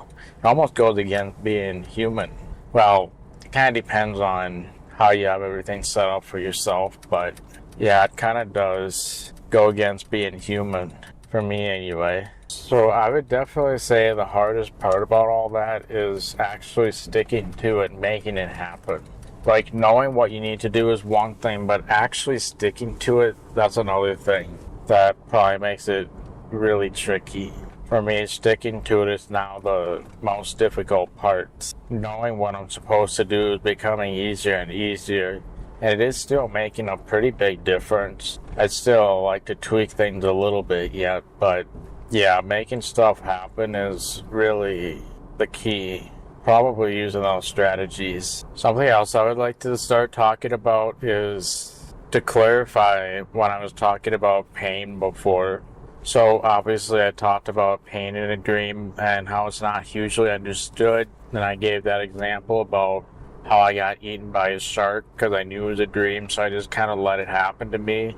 And it just resulted in a simple scene change and no pain as far as I remember. So yeah, pain is not something that's hugely understood, and that's something I've explored a little bit, but we usually find that pain in a dream is simply not the same as it is in real life. It's usually diminished most of the time. I had to kind of go over a personal theory that I had regarding that. So I think that I personally believe there are many factors that go into it, of course. I do think it is possible to experience pain in a dream, even caused by the dream itself, but I also think it's very nuanced how that actually works. And there could be a lot of variables that we don't even know that sort of play a role in all that. I personally believe that emotion is a huge role regarding pain in a dream. One thing I've noticed is that pain tends to mostly be diminished for the most part for me, but I've also noticed that if there's a lot of emotion behind it, then it tends to affect my perception of pain. Like, I believe if there's really no emotion behind the pain, then you won't really feel it. But if there is a lot of emotion behind it, I think emotion can affect our perception of pain. I'm going based on personal experience. We don't really know that for certain and whether that would apply for everyone. But in my personal experience, if there's a lot of emotion behind pain, then I tend to notice the pain almost as if it's real. I mean, it's probably a little diminished compared to the real thing, but I find that the more emotion that's behind it, probably the less diminished it'll be. So, like, obviously in the case of getting eaten by the shark, I knew it was a dream, so I honestly wasn't scared of it at all. So I can see how that would make it so I don't really feel any pain. Whereas I had a different dream where I was in a doctor setting. They had a huge metal rod that looked like it was really hot, kind of like a iron thing. But it looked like it was probably several hundred degrees, and I had a lot of emotion. I was afraid of the pain that was going to come from that. And then when they started touching me in the dream, I felt that pain pretty much as if it were real. But yeah, I have to say that hurt. But I almost wonder if I didn't really have those emotions, I would be willing to bet that it wouldn't have hurt nearly as much. Yeah, I would say in general, if you're afraid of pain in a dream, consider the emotion behind it. If you understand that it's a dream, usually there's no reason for the emotion, and then therefore you can kind of diminish everything. Diminish the concerns, diminish the actual pain, everything. So yeah, I personally believe that pain is sort of an emotionally fueled thing in the dream world. I mean, there's probably more variables than that, but I do think that is an interesting thought and potential thing to look at. After doing some more reflection, I think one thing that's a huge factor for pain in a dream is the fact that the dreaming mind has the default way of modeling things. I believe pain tends to be diminished with the brain's default modeling of dream. There are things that could snap the brain out of the default modeling, such as more energy being spent on it than what would be natural under normal circumstances. In the case of emotion fueling pain, as I described before, it's possible that as a result of the emotion, more energy is spent on the modeling of those particular aspects, which would amplify the pain outside of the brain's default modeling for dream. The default modeling aspects can apply to many other aspects of dreaming as well. For example, if we're trying to do some form of dream control and it isn't working right, we're likely dealing with the dreaming mind's default way of modeling things. When it works, we're either breaking the default modeling due to reframing, or the mind getting experience with that form of control. When we describe expectation being a huge influence on our ability to control parts of the dream, this hugely ties with the brain's default modeling, which is why reframing is useful. It helps us get around that default modeling, or at least replacing that default model with a different default model that allows us to control what we want much easier. So in the case of the holodeck, we can easily change between scenes because that's how it works on Star Trek. And we have a model of the holodeck, and we know that the model can take place in the dream world, so we just use our holodeck model to change the scene, and there we go. We've essentially replaced the mind's default model with a different one that will allow us to control what we want. But yeah, it all helps us get around the default modeling. These days, I often dream about using telekinesis and believe I'm doing it in real life rather than a dream. And it's likely the reason it works because my brain's default modeling has remodeled telekinesis to the point where it's basically second nature. So it doesn't matter whether I'm lucid or not to be able to do it. It's now within my dreaming mind's default modeling. And I guess you could say it's business as usual, even using telekinesis. I think the default modeling can also explain why reality tests work the way they do. With the digital clock test, for example, if a digital clock isn't stable or the time keeps changing or some weird quirk, it likely goes with the nature of the dreaming mind's default modeling tendencies, or even the light switch effect. I mentioned my theory earlier about how dreams are very analog in nature and how I believe that since light switches aren't very much analog in comparison, the brain's default modeling tendencies may result in what we get with the light switch effect. There's likely ways to circumvent that, like in my case, expecting it to not work while I do it rather than expecting it to work, which I guess get around the mind's default modeling tendencies. Or when I describe ignoring the poor lighting and just doing my goal and then it corrects itself on its own, that's also an example of working with the brain's default modeling tendencies in a dream. Even the nose pinch test, where we compare our breathing with a pinched versus unpinched nose, we go under the assumption the reason why that test works is because we're not pinching our real nose when we're dreaming, and that's why we can continue breathing through a pinched nose, because it's not our real nose that we're pinching. But there may be more to it than that. It may also have to do with the dreaming mind's default modeling tendencies as well. The amount of energy it would take to emulate an imagined pinch is likely too much that the dreaming mind won't do that under default circumstances. I've experimented with this before and discovered that if I pinch my nose in a dream hard enough, I can completely pinch it, but it takes a bonkers amount of effort to do that and it doesn't feel natural. With the default amount of effort, it generally has no impact whatsoever, and thus it will work as a reality test. If there are situations where it doesn't work even after doing the right things, it's likely the mind could somehow make an exception to that default modeling behavior in the dream, like an unusual amount of effort gets spent in emulating the pinch within the dream for whatever reason. Speaking of pinching, when we pinch ourselves in a dream, it's likely that distinct result we get in dreams is hugely diminished, and that could also stem from the way the mind models dreams by default too. And I'm sure there's ways to bypass those default tendencies as well, especially with intense emotion or similar. In other words, intense emotion could make the pinch feel more real, or other factors, but it might not with the mind's default modeling tendencies. My optical reality check, where I basically try blinking and don't get visual eyelids at all, or my face feels partially paralyzed, or my finger falls off due to how it warps, may also be consistent with the mind's natural modeling tendencies, at least for me.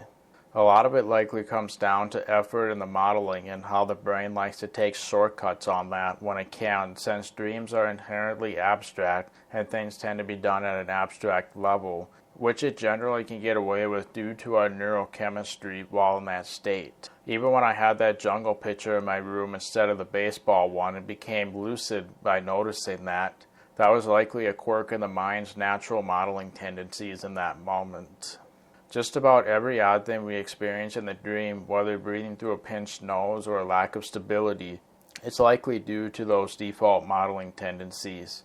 Or when I was trying to summon Commander Data in a dream and started out with Robin Williams instead, that could have been a quirk of the default modeling tendencies and connecting mental schemas in a way that perfectly flows in that particular moment. Because I think my mind has a similar schema to Robin Williams with Brent Spiner and Data, as I explained earlier. So it had a very fluid flow with those schemas in that moment. It's quite fascinating to think about the fact that there is such thing and ways to bypass it when we choose to. With flying, for example, we're working with the default tendencies of downward gravity. So when we fly, we might choose to change our perception of gravity to make it appear to be in a different direction other than downwards, which would temporarily get the brain out of the default modeling behaviors and effectively cause us to fly or go in a different direction of the gravitational field. In fact, as another personal example, when I'm holding objects in my hand in the dream, I often like to tell an object to go somewhere when I let go of it. And usually I'm pretty confident that it will, because when I tell it to go somewhere, all of a sudden that object's gravitational field changes and I can tell that it's not going to go on the ground when I let go. The gravitational field goes in the direction that I ask it to go in, and I can tell that it's going to work when I let go of that object. I didn't even know why I felt so confident at first, but it is that subtle feel of the object's gravitational field. It literally changes when I do that voice command. So if we wanted to fly, for example, we could do that with our own gravitational field. So yeah, there's some food for thought for one of the foundational principles that likely make dreams inherently behave differently from a more stable waking life, not originally facilitated by the mind. So I definitely had lucid dreams where I tested things, and I can tell you that during those experiments I typically wasn't really experiencing pain. It's actually one of those things where I can tell I was supposed to, but I never actually felt directly impacted by it, if that makes sense. It's kind of like how someone, like if a family or friend of someone we know ends up dying, obviously they're going to be devastated about it, but we might not even know the person, so while we universally feel the sympathy and it just universally sucks, we don't really know the person, so in some ways we don't feel that impacted. There's a train going by right now. That doesn't happen very often. Suppose I could cue a reality test, given how strange that feels. I think this is the first train I've ever experienced in this area when I'm the one driving. Given how unusual it feels, I think it deserves a reality test. It actually kind of startled me for a split second because it was a right turn and the road track is just right there. If it's hard to hear me, it's because of this giant train going by the way. And then also, when the gate was down for the train, a motorcycle literally went around the gates. They just decided, like, the gates doesn't apply to them. And a bicyclist just went on the other side of the gates before it even went up. So they just bypassed it altogether too. Like, literally, they went across the track like 1 second after the train got off of it. I mean, I'm going to leave the safety of that up to them, obviously, but that's also, I kind of thought that was unusual too. With the strangeness that I internally felt, I thought that definitely deserved a reality test, and yes, I did it this time. Although I explained it for like 15 seconds before I started doing it. So I should have done it on second 0 and 15 because, yeah, I might not even have those 15 seconds in the dream world while still having it on my mind to do it. So I should have still done better with that. I waited till after, then explained what happened after the fact. And that was actually kind of a perfect situation because I can't do anything while the train's going by. Perfect time for a reality test. And also, AI would cut the audio, so it wouldn't make any difference to you guys either. But yeah, I thought that was strange enough that I deserved a reality test. Because I would use lucidity check. I'm probably going to call lucidity check for now on. It's just reality test is what I'm used to saying. I feel like it might be more familiar.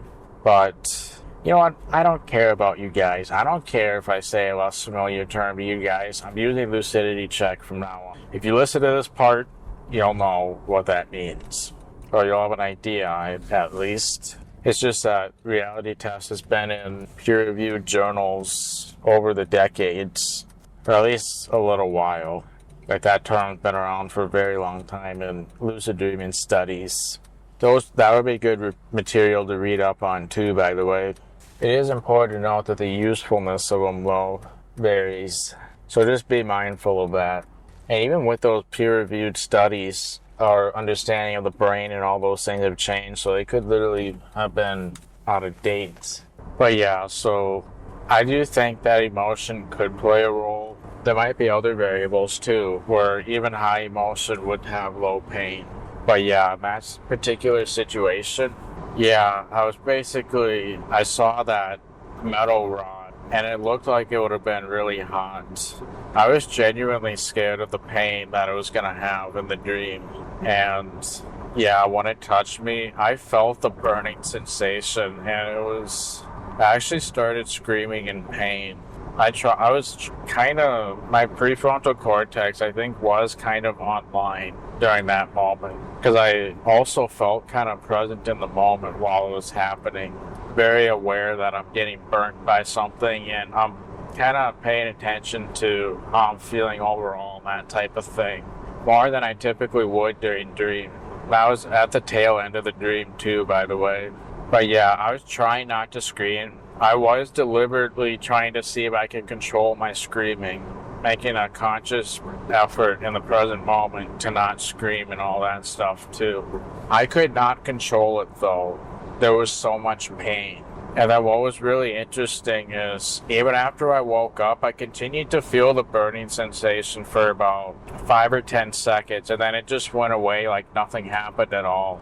So I had my eyes open. I'm still kind of feeling the pain a little bit, the burning sensation. And then, yeah, it went away. And then I've also had similar situations with less emotion and pretty much no pain. But yeah, that burning sensation felt very real.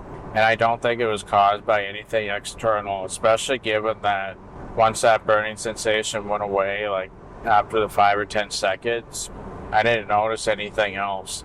And it was literally like nothing happened. So bizarre. Yeah, I've had other situations where I felt really calm in very similar situations. No pain there. Even though I wasn't lucid, I just felt calm. I don't know why. But yeah. Yeah, that's why I think if you experiment with pain in a lucid dream, when you know it's not real, you're probably not going to have any pain because there's no emotion behind it. I think that rather than actually experiencing pain, emotion just simply affects our perception of it, where it might feel more like it's there when it's actually not, that sort of thing. Emotion can kind of affect how we interpret everything. It's a weird one. That's actually kind of an interesting idea.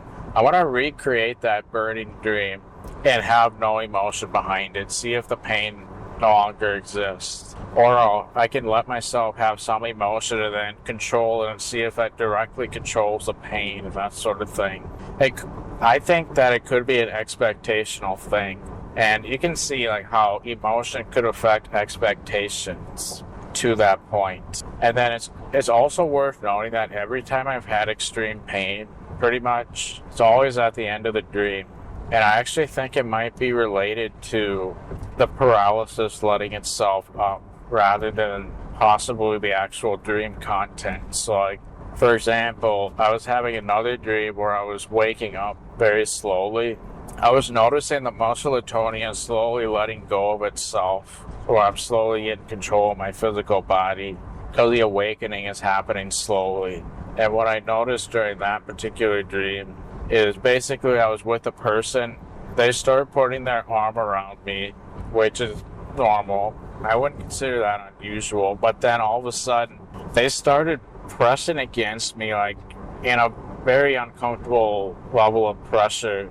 Like if they were doing that in real life, my rib cage would have just caved in.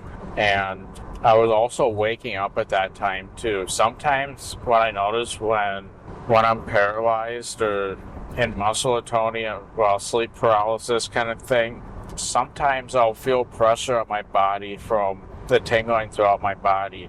I've explained how sometimes the tingling is so intense that my body feels like it's falling apart, which gives me the illusion that I'm floating out of it.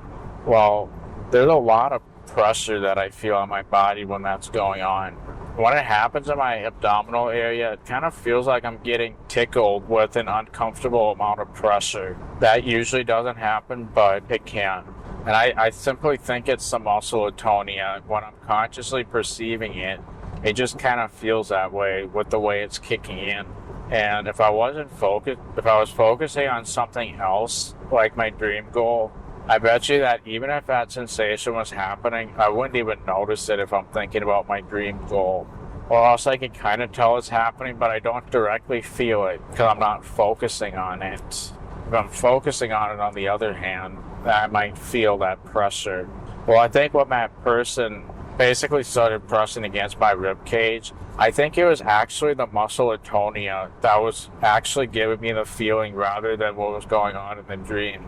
And so that gave me the illusion of that pressure and pain. But pretty much every time I felt pain, it seems to always be muscle atonia related like that at the very end of the dream. And it's just happening as I'm just waking up. Now, normally, muscle atonia lets go of itself in an instant. But sometimes, especially when we're having REM rebound, I think that the body can sort of wake up slower, and you can kind of notice the tingling throughout your body when you're waking up. And sometimes you might feel that pressure as well, depending on what the muscle atonia is doing when it stops. And I think that my other experiences of pain had to do with that muscle atonia directly. Like, if it wasn't for the muscle atonia, I bet you that I wouldn't have had such a real sensation of pressure and pain. Emotion could have been a factor there too. I really don't know. But yeah, this should help illustrate why I think pain is hugely misunderstood. I would say I've had more situations with minimal to no pain than situations with pain. And yeah, it's kind of an interesting one because if I am experiencing pain, then reducing my emotions might be enough to mitigate the pain, or just simply not focusing on it. That's another interesting thing too. Like, if you literally focus on something else, it just kind of goes away, because I think it kind of does have to do with your focus on it. Yeah, I think it's related to that. I mean, again, with the emotion thing, the emotion probably indicates a lot of focus on a particular thing. So yeah. That's kind of what I personally believe about pain in a dream. I think that it really doesn't happen, but our emotions can affect our perception of it in a dream. That's kind of what I think might be happening. And again, any number of things can influence that.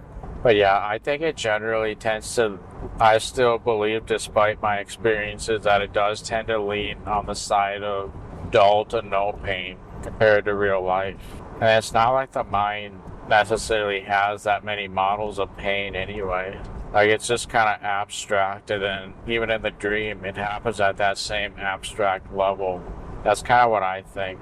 Oh, and I've actually also had dreams of getting kicked down there before too. And those have pretty much felt like real life as well. But those were factors in the dream and not external. Yeah, when I woke up, it was like nothing happened. There was one situation when I had pretty much no emotion. I knew it was a dream, but I got kicked down there, and it still felt real, despite having no emotion. But yeah, it's kind of a weird one, the pain. But yeah, I think pretty much all the other instances of pain that I've had, besides like that sympathy kind, I think that sympathy kind was not at the end of the dream for any of them. Like, just so you know. But like the arm wrapped around me, feeling pressure on my rib cage to the point where it feels like it would break, that I think was always at the tail end of the dream. Possibly even when I had sleep fragmentation. By the way, sleep fragmentation, I think, is also going to make it so that you have those slower awakenings where you notice the muscle atonia as you're waking up. I think sleep fragmentation is something that will make that prone, by the way. Especially if you didn't know it was a dream even during that time. But you can also have like REM rebound, where you're essentially waking up, but you're deliberately trying to stay in the dream, and then you end up essentially making more REM rebound happen by trying to stay in the dream. And then it's possible that rather than staying in entirely, you might just simply slow down the process of waking up by doing so. In fact, one time I had an experience where I was basically walking out of a store in the dream, and then I had forgotten my phone in the store.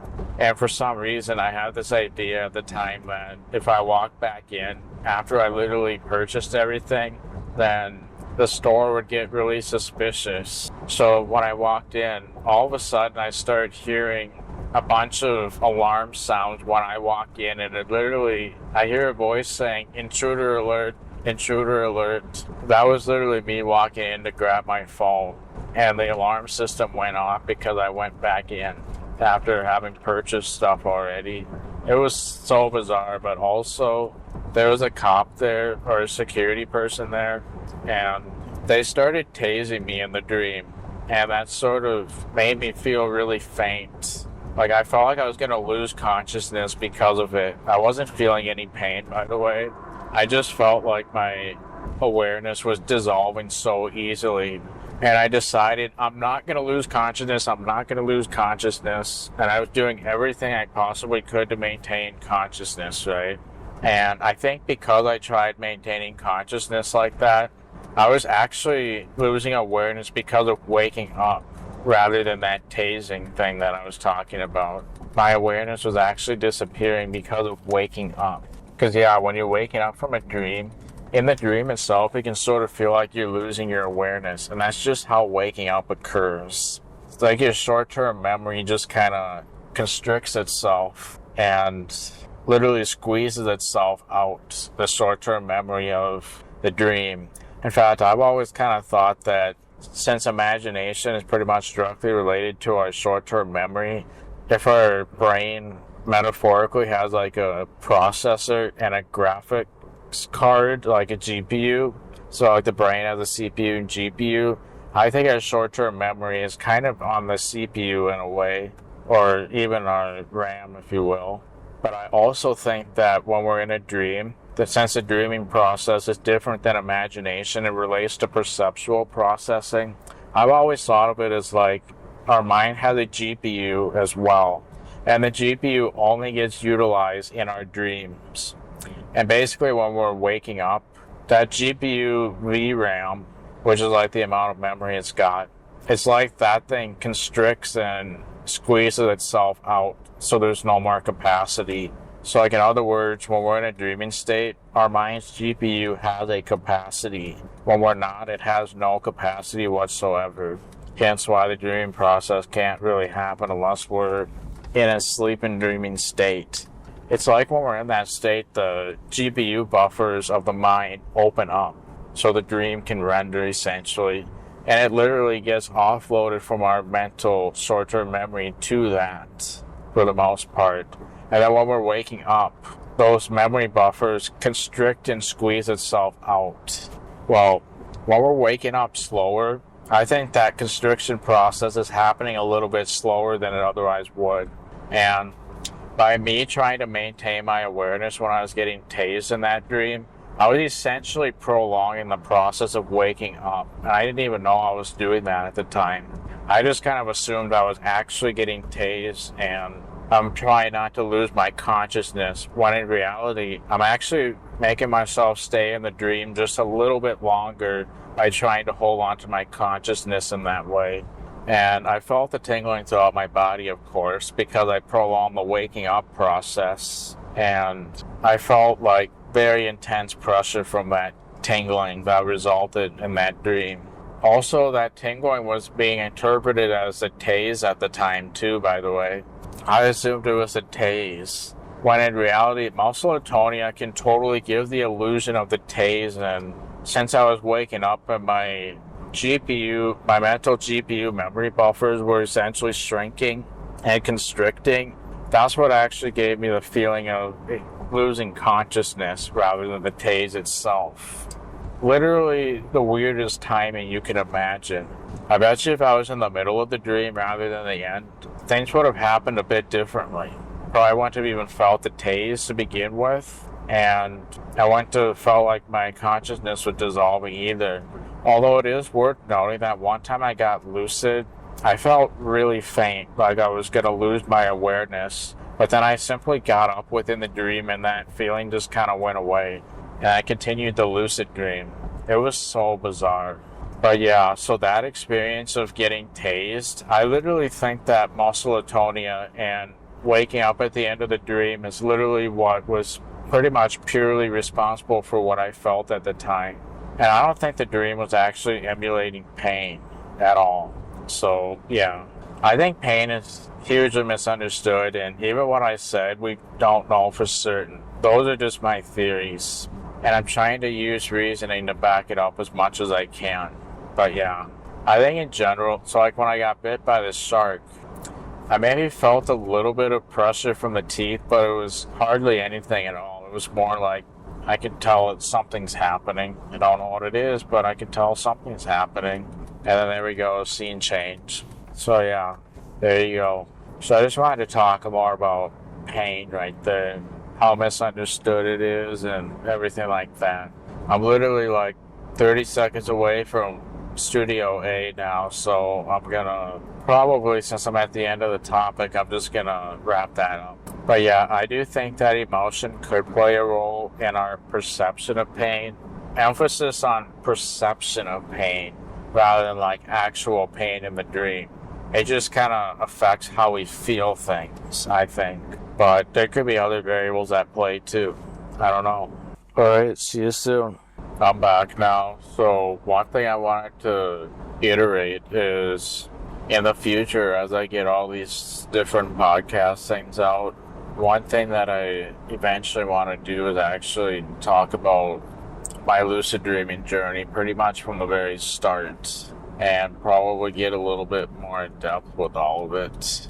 But I want to also try to start from the beginning if possible and try to make it so that it makes hopefully even more sense that it made throughout all this too. I basically talk about how it all started and everything like that. I've been kind of doing that with, or planning on doing that with other things too, like my hearing loss, how that got started and everything like that. Or, yeah, I guess about Bohr syndrome and just what everything's looked like regarding that. But I think it might be one of the reasons why I'm into lucid dreaming as well. Like, I don't even know if I would be a lucid dreamer if it wasn't for my hearing loss, for example. So I'd like to obviously talk about that in the journey and everything like that too.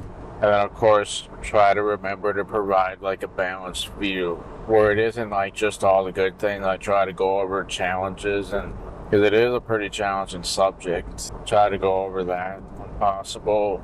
And then I'm hoping at some point to maybe even have my brother on as well, because he's also into lucid dreaming. His journey looks very different from mine, and I think it would be kind of cool to have him on and go over his journey a bit as well.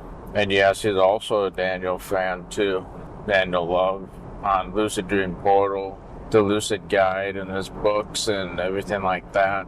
In fact, I actually have to give some credit to my brother for watching him and sort of getting away from the misinformation online. Otherwise, it probably would have been much later that I found Daniel, if I even got lucky enough to find him at all. Actually, I did. Even back in like 2017, I think I saw an interview with Daniel and one of the other channels that I used to watch, but it tends to be full of misinformation nowadays. I don't think that interview exists anymore, but yeah. So that's when I first heard of Daniel Love, but I never followed his work until like 4 or 5 years after that. Maybe even longer. Yeah, probably even longer actually. I don't remember. But yeah, so we'll try to cover all that throughout it as well. Yeah, I think that'll be a pretty exciting one, because I'm going to try to make sure that it logically flows if you listen from the very beginning and everything like that too. Obviously, it's still going to have the problem with talking about things spontaneously. You're just bound to make a lot more mistakes that way. And honestly, if you do that type of format, what you should really do to minimize mistakes is objectively listen to it at least once and then record it a second time. And that should whittle out a lot of mistakes, hopefully.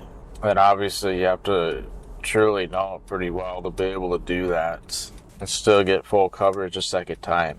So yeah, I don't really know how soon that's going to end up being, but I do know I'm pretty certain I'm going to get to it one of these days, especially with these long drives and stuff. So yeah, not a whole lot of news regarding the data stuff. Once again, I've had a few lucid dreams since we last spoke, but I tend to focus on other things. At least that's what I've been doing recently. I've been kind of prioritizing other things for lucid dreaming, and that's also one of the interesting things about lucid dreaming, and potentially frustrating as well. Don't lock yourself down to basically defining a bunch of dream goals and having to do it in that specific order.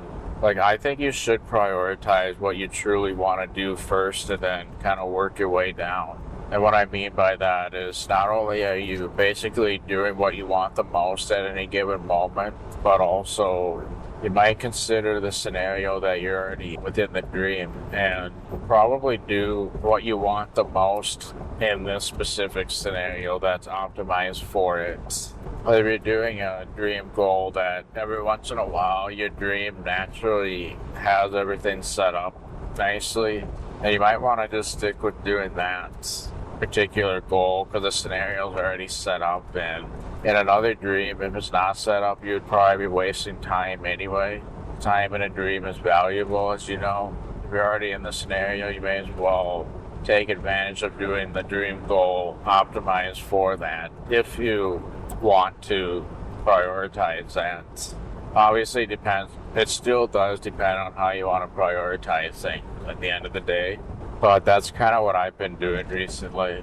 So yeah, definitely consider that. So yeah, if you're lacking motivation, especially with the next dream goal that you currently have prioritized, especially if you have a goal that you'd rather do at the moment, or you feel like you have to do these goals so that you can do what you really want to do, well, at that point I would definitely reprioritize to what you really want to do. So yeah, if I find that I don't quite finish my data goal by the time I release this, I think what I'll do is, since this podcast is technically in a playlist, I think I'll do supplemental updates. Like, I can totally do supplemental updates, and if you have context on the data stuff from earlier in these recordings, then it'll make sense. It'll be kind of a continuation of that. So if I find that to be the case, I feel like that would probably be the best place to cover everything else that happens if I've already released these recordings. It might already exist right now when you're listening to this because you're a fancy time traveler. I'm not sure if I mentioned this yet, but I did have one dream where I was kind of focusing on summoning people. This was like probably a week or two ago, and I ended up summoning Brent Spiner. So I was kind of messing around dream control a little bit, and there was a whole bunch of people in the scene, and basically people walking into an environment, and I tried seeing if I could influence who was walking in and everything like that. It seemed like as good of an opportunity as any to practice that a bit. And of course, I ended up getting Brent Spiner to appear like I wanted to. So that was kind of cool. I mean, everybody in the room literally cheered once he came in. So that was kind of neat. Yeah, that's right. I have a dream of summoning Brent Spiner before I even have a dream of continuing the data goal. It wasn't even data that I summoned technically, but I think you know how dreams can go and how rarely they ever go exactly according to plan. I think you're probably aware of it. That's also one of the reasons why we tend to, every time we reality test, we try to plan for how we would do our current dream goal in the situation we're in. It kind of helps us prepare for all these unplanned scenarios that we'll find ourselves in, which is most dreams. And obviously on top of that, dreams are a distraction machine because a lot of parts of the mind that are normally fairly present while we're awake, and I say fairly for a good reason, those are lacking quite a bit in the dream world. We're kind of in a similar state to being drunk because of just how much of the mind is partially shut down. And then on top of that, we're basically in a reality that's literally facilitated by the mind, and the mind normally we get distracted by, and our thoughts can literally influence the scenario we're in, unlike waking life for the most part. And yeah, that. So when it comes to focus and logic, it's very tricky for at least those types of reasons, if not plenty more. And that's with having recall and everything, of course. So yeah, dreams rarely go according to plan, given that whole nature. And obviously these voice recordings themselves, that rarely goes according to plan either. Obviously, I'm pretty sure that the post-production is well over 12 hours at this point. That certainly wasn't part of my original plan. But I thought it would be considerably shorter than the pre-production, because I'm just talking about editing. While I personally believe that within the project, writing and shooting was actually most of the project overall. And obviously the research phase, if you will, because obviously I had to research or at least brainstorm a lot of different things to make the film work the way it does. So yeah, that was, in fact, talking about lucid dreaming itself during these recordings, that was not part of my original plan either. That's probably why it's well over 12 hours. If I strip out all the lucid dreaming stuff, better be well under 12 hours. But basically, if you don't know, YouTube has this stupid limit right now where you can only upload up to 12 hours at a time, I believe. But Also, it might be a little easier to navigate if it's split up, I guess. But yeah, the fact that this went well over 12 hours means I probably split up the post-production. But since the podcast is in this playlist format, that does actually help quite a lot. That makes it so you could easily segue from one part to the next, hopefully.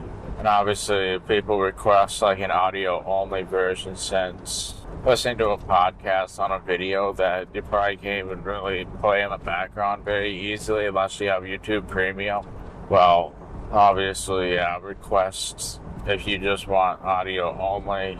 But I hope you figured out like a reasonable solution regarding listening to this podcast, despite it being like mostly a YouTube video, more or less. So thanks for sticking around regarding all that. So yeah, with that out of the way, I think we better continue the update on the time travel film itself, because I've been making a lot of progress on that recently. Things are kind of coming together. Well, actually, I should also clarify that sleep has been considerably better than it was recently, and I think a huge part of it is those strategies I shared before. Although I have been making more excuses than I would like to, but I'm at least recognizing them when I do it, and I'm becoming more and more disciplined regarding all that, and trying to basically foreshadow what's coming up so that I can prevent the uncontrollable situations as much as I can. Obviously, I can't prevent it entirely, but I'm trying to be strategic so that I can prevent it as much as what I truly do have control over. And yeah, just as I suspected, as I've been getting more sleep, that has been making lucid dreaming a lot more prone than it was before.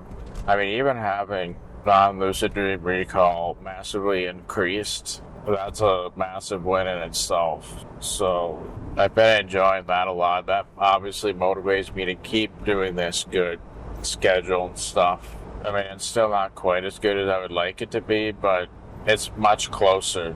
And I've been able to experiment with maintained awareness dreams recently. Yeah, I just cannot get over how seamlessly the transition can occur sometimes. I did that computer screen thing again yesterday, which I talked about earlier in this recording, where I kind of visualize a computer screen, and that could definitely serve as a test in itself. Maybe a form of artistic response test. Because if my visualization abilities are really not that good, I would more call it conceptualization rather than visualization.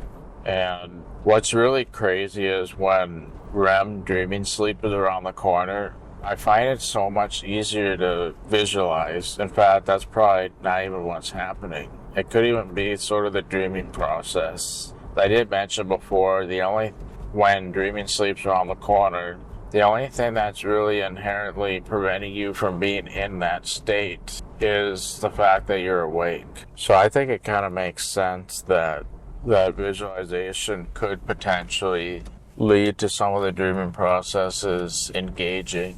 But I have also noticed, I haven't always enjoyed visualizing things, especially since my abilities aren't that good, but actually I do kind of enjoy it when dreaming sleep is around the corner. It's a whole different animal a lot of time, especially if I'm keeping it reasonably passive. Oftentimes the dreaming process can sort of engage around that. So like yesterday, I just kind of found myself, when I was going back to sleep, I knew dreaming sleep was around the corner, and so I was kind of visualizing myself essentially playing tennis in a way that felt natural. In fact, a lot of it didn't necessarily feel under my control because of how passive I was with it, but it was only a matter of seconds before the dream fully formed around it. So obviously that makes me naturally want to experiment with that sort of thing more. I was doing the computer screen thing yesterday as well, but that tennis thing, that was wild. I don't normally enjoy visualizing that sort of thing, but when dreaming sleep is around the corner, I have had several occasions where I visualize exactly that. And it's actually quite fun. And then as the dream forms, the physics starts to almost handle itself completely out of my control, and it becomes very unpredictable and unexpected. But it's realistic still. More realistic than it can be with my visualizations. Obviously, that's a sign that, well, the dream's forming and everything. And also that could potentially be used as a form of artistic response test if it all feels forced doing that sort of thing. Dreaming may not be around the corner. Obviously, I'd have to do more experimentation to know for sure. But obviously, if it is flowing pretty fluidly, like unexpectedly fluidly, then yeah, dream's probably close. So yeah, that's been kind of a fun thing to explore recently. I've been kind of experimenting with various different focal points when going into a maintained awareness dream. And obviously, one thing I've definitely noticed is if dreaming sleep is not around the corner, then yeah, it's either not worth attempting, or obviously to clarify, when I say it's not worth attempting, I'm obviously referring to a maintained awareness. Might be worth doing a regained awareness, or maybe waking up for a little while until dreaming sleep is closer, which may or may not work depending on the variables. Yeah, it's kind of a tricky one. But again, a lucid dreaming practice is really mapping out all those different things. So yeah, anyway, I think I'm going to continue the time travel discussion because the film is almost done now, which is pretty exciting. It wasn't a couple weeks ago, but now it's very close to being done. So I'd like to talk about some of the post-production side of things and how that's all going. Alright, now we can start catching up on the time travel film because quite a lot has happened with that. Before, hardly anything happened at all, but I had more time to work on it recently as well. So one thing you'll definitely notice about what I'm about to mention is the fact that I want to talk about an example of like getting motivation and breaking down the next logical steps, because that is quite applicable here. So you'll notice me emphasize that throughout this.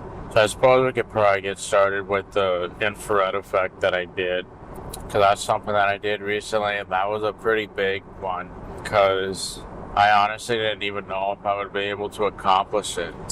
It was one of those things where I had absolutely no idea how I was going to go about achieving it. So of course I am using Blackmagic Fusion in DaVinci Resolve to accomplish all this stuff. And I'm not exactly the most skilled with that either. But I'm kind of at a point now where I understand the basic nodes that exist and then how they're all connected, the basics of how they're connected. Again, if you don't really know that, I would definitely recommend watching Casey Ferris' video. Basically like this Fusion node tutorial. And I think the thumbnail, if I'm not mistaken, has the bread and jelly on it. It's like an hour long or something like that. That's honestly, if you want to really get good at Fusion, you can probably get away with watching that plus the willingness to just kind of experiment and through actual experience. I think that would actually be a pretty viable way to learn Fusion. Because yeah, if you understand the basic nodes and how they connect, you can actually do a majority of what you're probably going to be doing.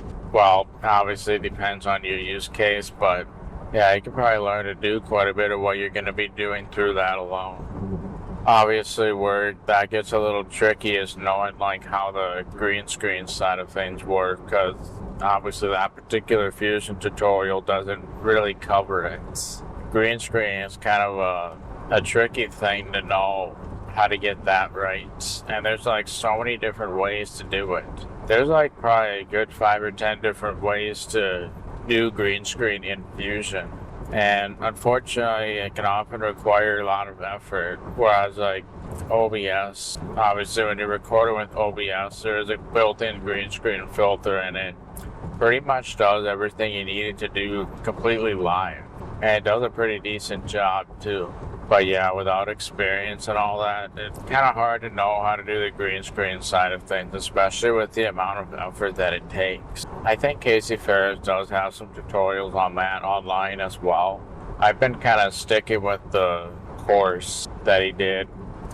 I think he did like a Fusion for beginners and Fusion for like experts or whatever. And there was like a bundle, at least at the time I got it. So of course I got the bundle, and that's been quite helpful for me personally. But I think you can probably get away with a lot of the stuff that is online. You just have to be digging around and do some experimentation so that you can get actual experience with it, figure out what works with your setup. And obviously 3D is a bit nuanced as well.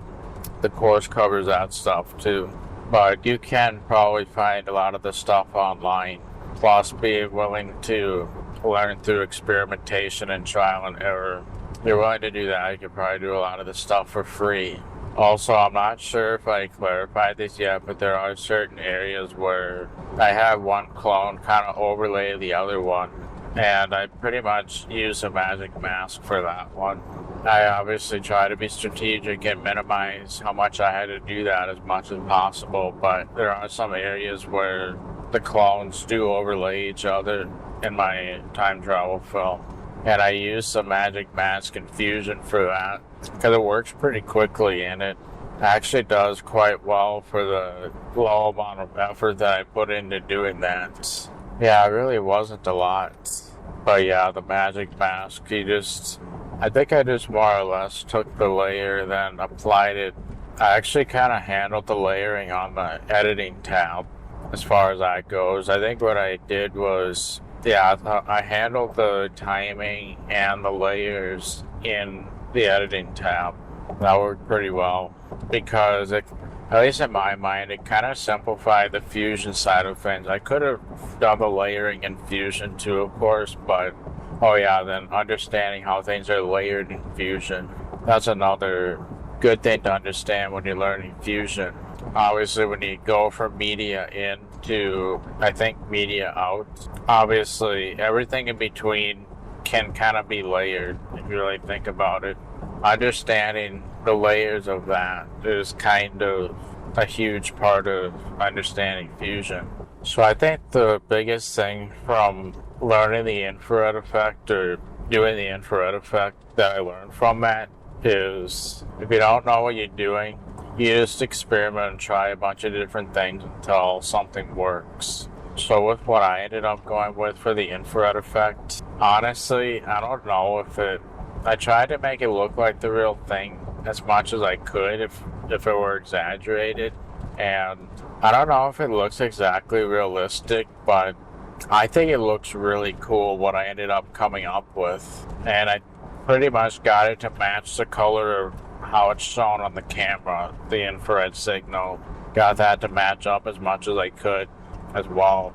I think there are probably some ways I could still make it better, but I've got to stop sometime, obviously. I also can't just keep going forever either. Besides, I think it looks really cool. It looks way cooler than I thought it was going to, I think. Especially the way it illuminates the whole room. I honestly did not think I could make it look that cool. At least I think it looks cool anyway, but I thought that was pretty neat how it turned out. But I had no idea how I was even going to do that, but through a bunch of trial and error, I guess you could say, that's how I arrived where I did. Trust me, there was a lot of trial and error. I tried several different things that never ended up working out the way I thought it did, so I tried a bunch of different things until I got something that I thought was pretty neat. I also decided not to do a sound effect because in real life, there wouldn't be a sound effect for this either. The idea was to basically make it so sci-fi meets reality. That's kind of one of the ideas with the film. And yeah, if there really was an infrared blast like that, I don't think there would necessarily be a sound effect for that. That's why I didn't do one. But yeah, I had no clue how I was going to do this. In fact, I was procrastinating on it a little bit too. And basically doing everything else first as much as I could get away with before I had to finally come to this. I was just kind of dreading it, mainly because of the unknown. And I just didn't feel much motivation for that. But once I got started, then my experimental mindset kicked in to try different things. And, well, I tried a bunch of different things. So that was pretty cool. So I kind of described what I did a little bit at a high level, at least, because I did spend several hours on it. The infrared effect probably didn't have to take so long, but I wanted something that was cool, but also I didn't really know what I was doing either. Obviously, there are probably some parts of it that wouldn't really match reality, but again, I gotta stop somewhere, and I could take it further if I spent more time on it, but I can't think of any immediate ways I would tweak it necessarily. I think it's so complex that it's like, if something is off, what would you change anyway? Besides, I think it looks really cool. I tried to make the infrared look realistic, but that's kind of what I ended up with, and I'll sort of explain the overall effect. So at first I was trying to think of, alright, so basically what I want is infrared coming out of the remote like it naturally does on camera, except exaggerated. Will it become an iconic signature of the film? I honestly don't know yet.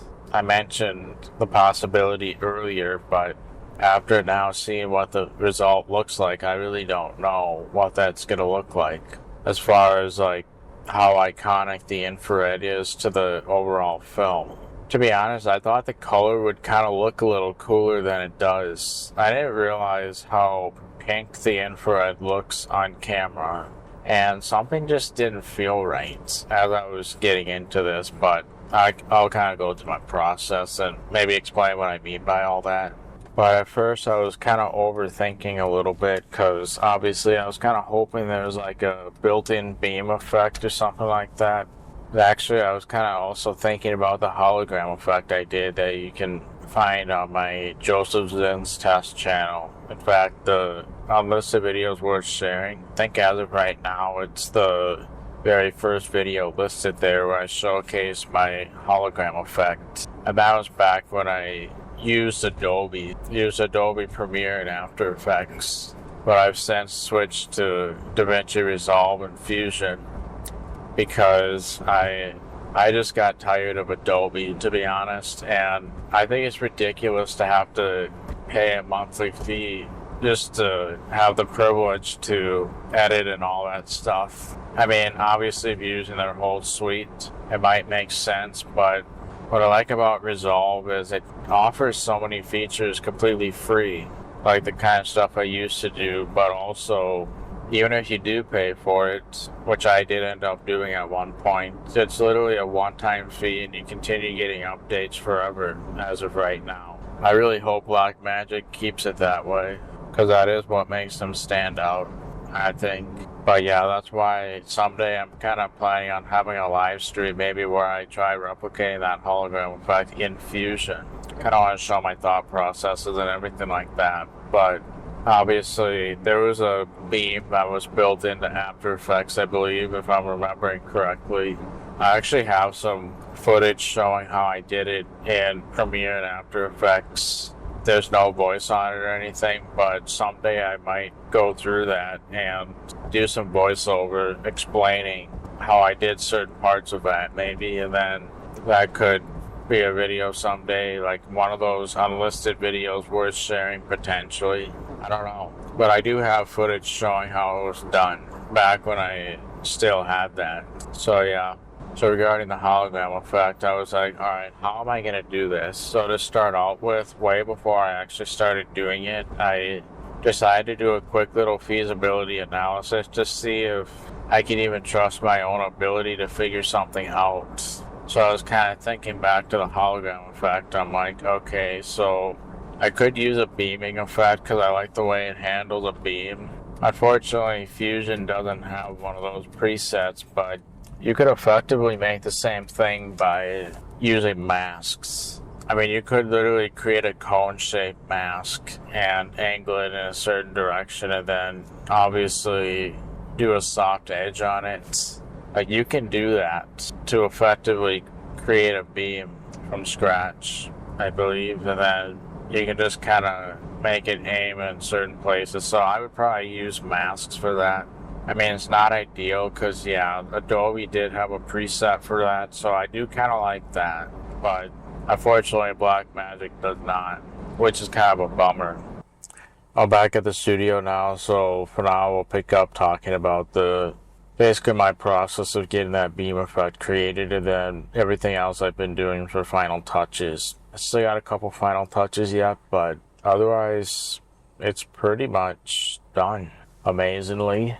Can't believe it took so long, but that a lot of it is the fact that I don't have a lot of time to work on this in the first place, and I'm literally doing everything myself. The writing, the directing, the acting, the post-production, everything.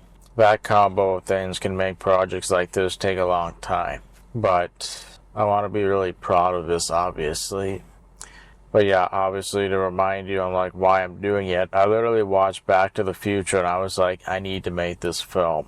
Especially when I saw two Marty McFlys and the way they saw each other, and the way one of them saw the other and had to avoid each other. I mean, I thought that was so cool, so I tried to make a film incorporating that. Then I also found there was an opportunity to make a obviously unique solution for time travel that you don't hear pretty much anywhere else. And I wanted to try to make it as realistic as I could as well. So I figured it was an amazing opportunity for this. So yeah, when I come back, we'll pick up on that infrared effect, breaking it down. So see that. Okay, it's been a minute, but let's continue. Hopefully I remember where we left off. So I started talking about the process of doing the infrared effect. So when I was trying to figure out how to do it, I honestly did not know how to approach it, so I essentially did a bunch of trial and error until something worked. And I found that to be a pretty good approach overall for that. So at first I was thinking about like, okay, how do I make a realistic looking infrared effect? Well, obviously it has to look like it's coming from the remote. So then I was trying to figure out, okay, so obviously if we're projecting a big infrared beam from a remote, it would probably look like a three-dimensional cone shape. Since the remote is facing me, the cone would sort of face in that same direction. So what I ended up deciding to do is I was kind of overthinking, like, would I need to use trigonometry and all those things? But then I realized if I do a cone versus just a plain circle, you're not really going to notice a difference in that case. So I decided I'm just going to do a circle, but do my best to make it look like it's coming from the remote. In other words, the center of the circle is exactly where you'd expect the infrared blaster to be. So I try to line it up accordingly so that it looks like it's coming from the remote. And I still wasn't exactly sure how I was going to approach this because I kind of used a dip to white transition as a placeholder until I got this all worked out. So since I decided I just need a circle, well, that means I could technically use an ellipse mask in Fusion. So all I need to do is grab a background node for the color, and the color would end up being the color of infrared. Obviously, if you point an infrared remote in person, you're not going to see anything because infrared is not visible to the human eye due to not being in the spectrum of visible light. But cameras, if you do it in front of the camera, you will see infrared, of course. And that's why pointing an infrared remote at a camera is a good way to test the battery of a remote. Little life hack tip there. Although I think these days some remotes are kind of moving away from infrared, so it's a little bit trickier now, I think. But if you still have a classic infrared remote, then that trick will work. What kind of blows me about that is you can technically use it in the dark and it can illuminate object even though the naked eye can't even see that illuminated object. You can see it on a camera though. That's crazy to me. The fact that infrared can illuminate things but the human eye can't even see that illumination unless you're using a camera. That makes you think about the potential of inventing stuff when there are already night cams that exist. So don't reinvent the wheel there. Anyways, so determining the color of infrared, I just pointed the infrared remote at the camera and then I used a color picker to figure out what color it was. And to my surprise, it was pretty much pink. When I've looked at infrared, I'm like, no. I thought it was more like fuchsia or red. But no, it looks more pink. And I'm like, well, that doesn't look as cool as I thought. I mean, if it were like more of a fuchsia or red, I think I would probably think that it looks a lot cooler. So I decided to just go with it for now, though. but it just looks a little strange with it being like a pink bubblegum color. I'm like, that can't possibly be infrared. But yeah, I look closely at the footage of the infrared. Yeah, it is. Although it is kind of a spectrum of colors depending on where you're looking. But it's so tricky because it's easiest to just pick a single color. And I tried using like a gradient effect at one point, I believe, but that didn't really make things look any better like I hoped. So that was kind of a bummer. So yeah, basically I use a background node and then put an ellipse mask on that node to limit where it happens. Then of course I merge it over the original footage, the media in essentially. And then I think I did a mask animation, basically a keyframe animation to make it bigger or smaller. So I tried that out to see how it looked, and I was able to make it look like a blast was sort of coming out, but I didn't really like how it looked. Like something about it just felt very artificial. Basically, I have an ellipse mask that animates, it grows and then shrinks. It grows a little bit faster than it shrinks is what I decided to go with. But something about it just didn't feel right. And I didn't really like how it looked. But at the same time, I also wanted to just be done with it. Because I just wanted the film to be done. I spent so much time on it already. But I spent a long time getting that all working. And then what I also did on top of that ellipse was I figured if the center was white, then that would make it sort of appear to have a brightness, and I felt like maybe that would improve things.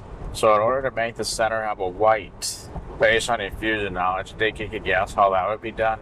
Well, what I ended up doing was I created another ellipse mask and then another background node for white, and then positioned it accordingly. And then of course I treat it like a foreground rather than a background. That way it overlays on top. And then I used a merge node between those two background nodes that give it the pink and white color for the infrared. So then that raises kind of an interesting challenge as well. If I'm growing the ellipse, that technically would mean that I also need to grow the white. Oh, and I also, for that white portion, I ended up using a soft edge to make it blend. Because of course, if it was just actually, I used a soft edge on the pink as well. If I just used that without a soft edge, it would look really awful, I think. So yeah, this raises an interesting point. I have two ellipse masks. The size grows or shrinks depending on the original pink one. So how would I approach that? Well, this is where I found expressions to be quite useful. So yes, you can, just like in After Effects, you can use expressions to link elements of nodes together. And yep, you can do it across nodes as well. In fact, you can even use a pick whip to reference an element on a node, which is pretty crazy. Just like in After Effects, if you're used to having a pick whip for expressions, you can technically use that in Fusion as well, which is kind of cool. So I utilize that. Now, technically, I could have done some manual labor and just manually determined things, I suppose, but I figured since I haven't used a lot of expressions, this was as good of an excuse as any to learn it. It's actually not that much different from After Effects in many aspects. I mean, maybe it's a little bit different in how it works, but not that much. So if you're used to like CoffeeScript, which I'm sure is a derivative of JavaScript. I'm not really sure. I don't know that off the top of my head. So yeah, it's fairly straightforward. Usually so let's say that you want the X and Y position of something to be the same. So I think basically in pretty much any aspect so let's say in a transform node you want Y to be exactly what X is. Then I think what you're doing Y is just hit equals X. And whether it's upper or lowercase depends on the X label on that actual node. So like the X and Y label by the values, if that's upper or lowercase, I think it should match whatever that happens to be. And then there you go. And then if you want to reference a different node's X position, then it would be equals that node's name dot X. So it's actually relatively straightforward, I would say. If you're used to linking Excel cells inside of spreadsheets, then that should make a lot of sense. If you're used to how it is in After Effects, it should too. So yeah, basically the amount of soft edge I did was also kind of proportionate to the size, so I put a whole expression in there. And yep, we could do like a full expression too. The equals denotes an expression, so if you wanted y to always be like half of what x is, then yeah, you could just do equals x divided by 2, I think, if I'm remembering correctly. So yeah, fairly straightforward. So what I actually did is, to generate my expression, I ended up using Mathway, which is a website where you can basically input a bunch of x, y values, and then it would generate an equation that best fits that. In other words, doing a line of best fit, I believe. I'm probably eventually going to write a program that does that to make it easier. But yeah, I generated my expression based on that. So basically, any value that becomes an expression would go inside of y, because that's an output. And then any value that's based on would be an x value. So in my case, the size, since I was going based on the size of one of my nodes, the size was my x value, and then the size on the other node would be the y value. Then an expression will link them together in that way. So like, for example, the size is 0 on this one, I want it to be 0 on that one too. And then if it's, let's say, 0.42 here, I maybe want it to be 0.23 or something on the other one. So then I would find an equation that follows those rules, and then that would be approximately the right size, right? And then, yeah, so then I actually did an expression for the soft edge as well, which was also based on the size. I find a rule that approximates what I like for that too. I'm like, so this looks good at this particular size. I'll then input that into the input table, generate an expression, there we go. I think there is a way to have multiple inspect windows open at the same time, and then you can use the pick whip across them. I don't remember how to do that off the top of my head, but if you're struggling to figure out how to reference another node's element, I mean, it's just going to be the node's name dot the element name, most likely. But if you're having trouble with that, then yeah, figure out how to do that. The inspect of multiple nodes simultaneously, and use the pick whip, which I think you do the alt drag on the element name itself, if I'm not mistaken. So yeah, that should allow you to do the basic idea exactly where you need it. So yeah, at this point I've gone over the basics of expressions. That's more or less how it works.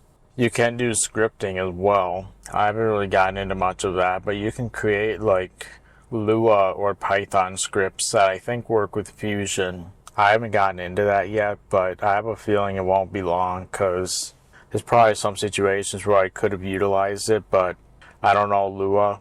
I do know Python pretty good, in fact. Well, I don't know if it's really considered a programming language as much as scripting.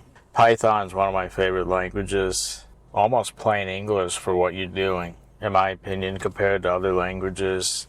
And I'm the most familiar with that.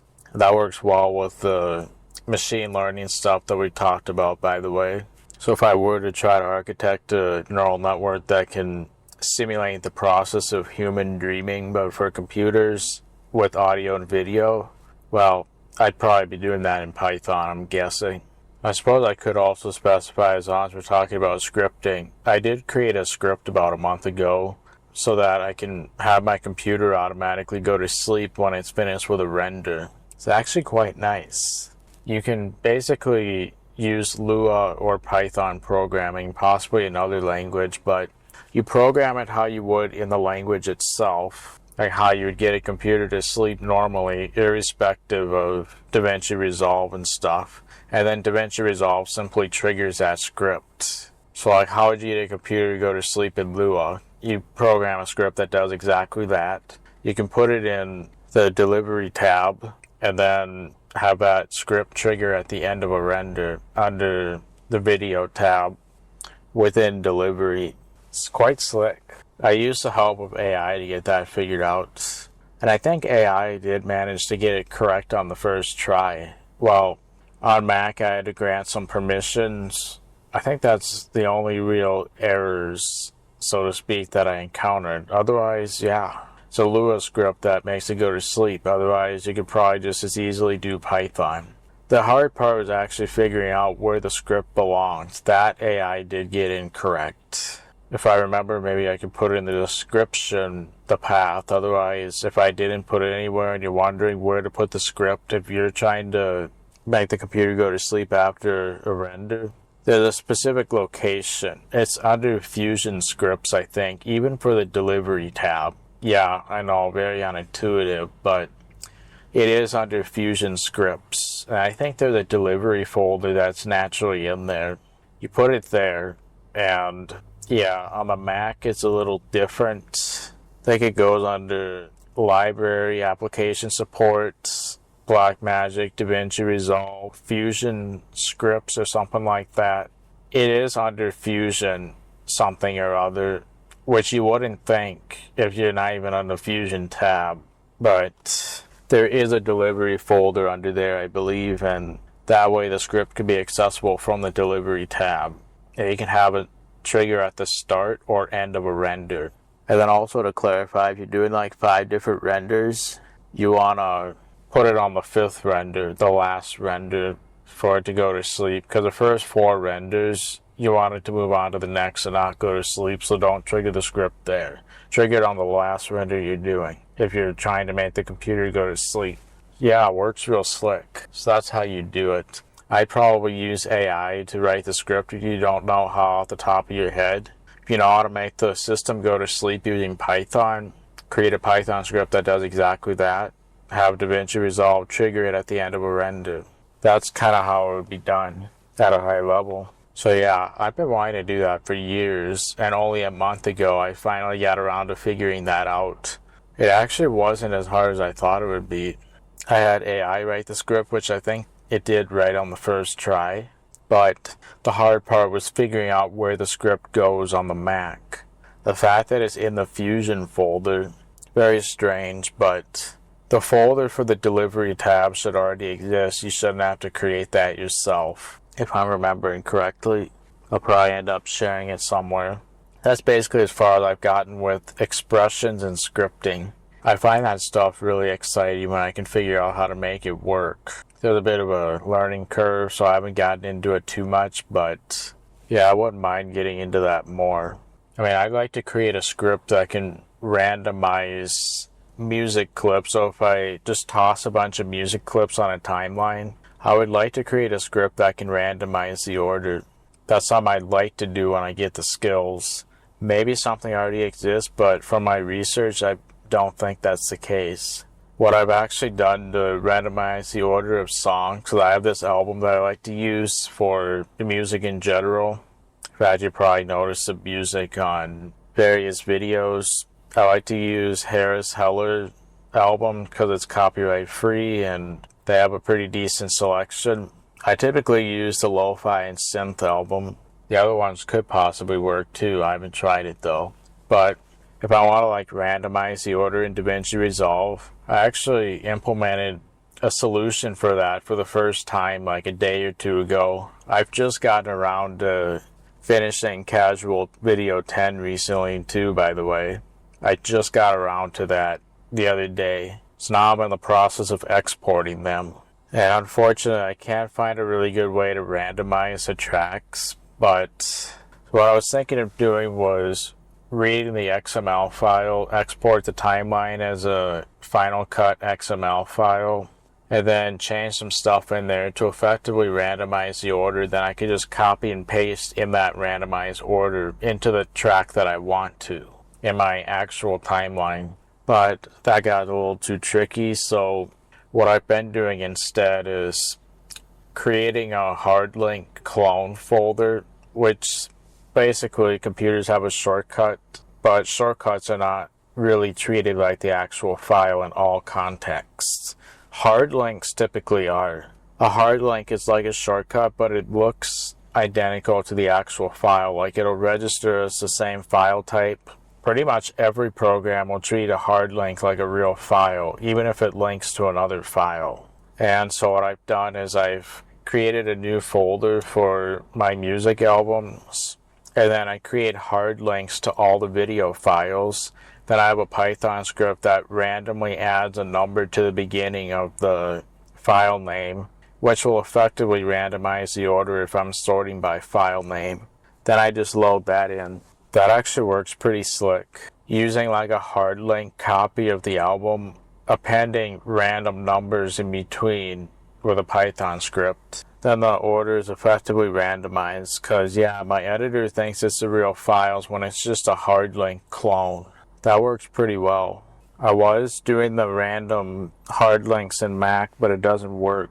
So yeah, in Mac and Linux, if you were to create a hard link clone, you can just use the ln command. A -s will create a symbolic link, which is a bit different than a hard link. I think a symbolic link can work across different volumes and drives while a hard link doesn't do something.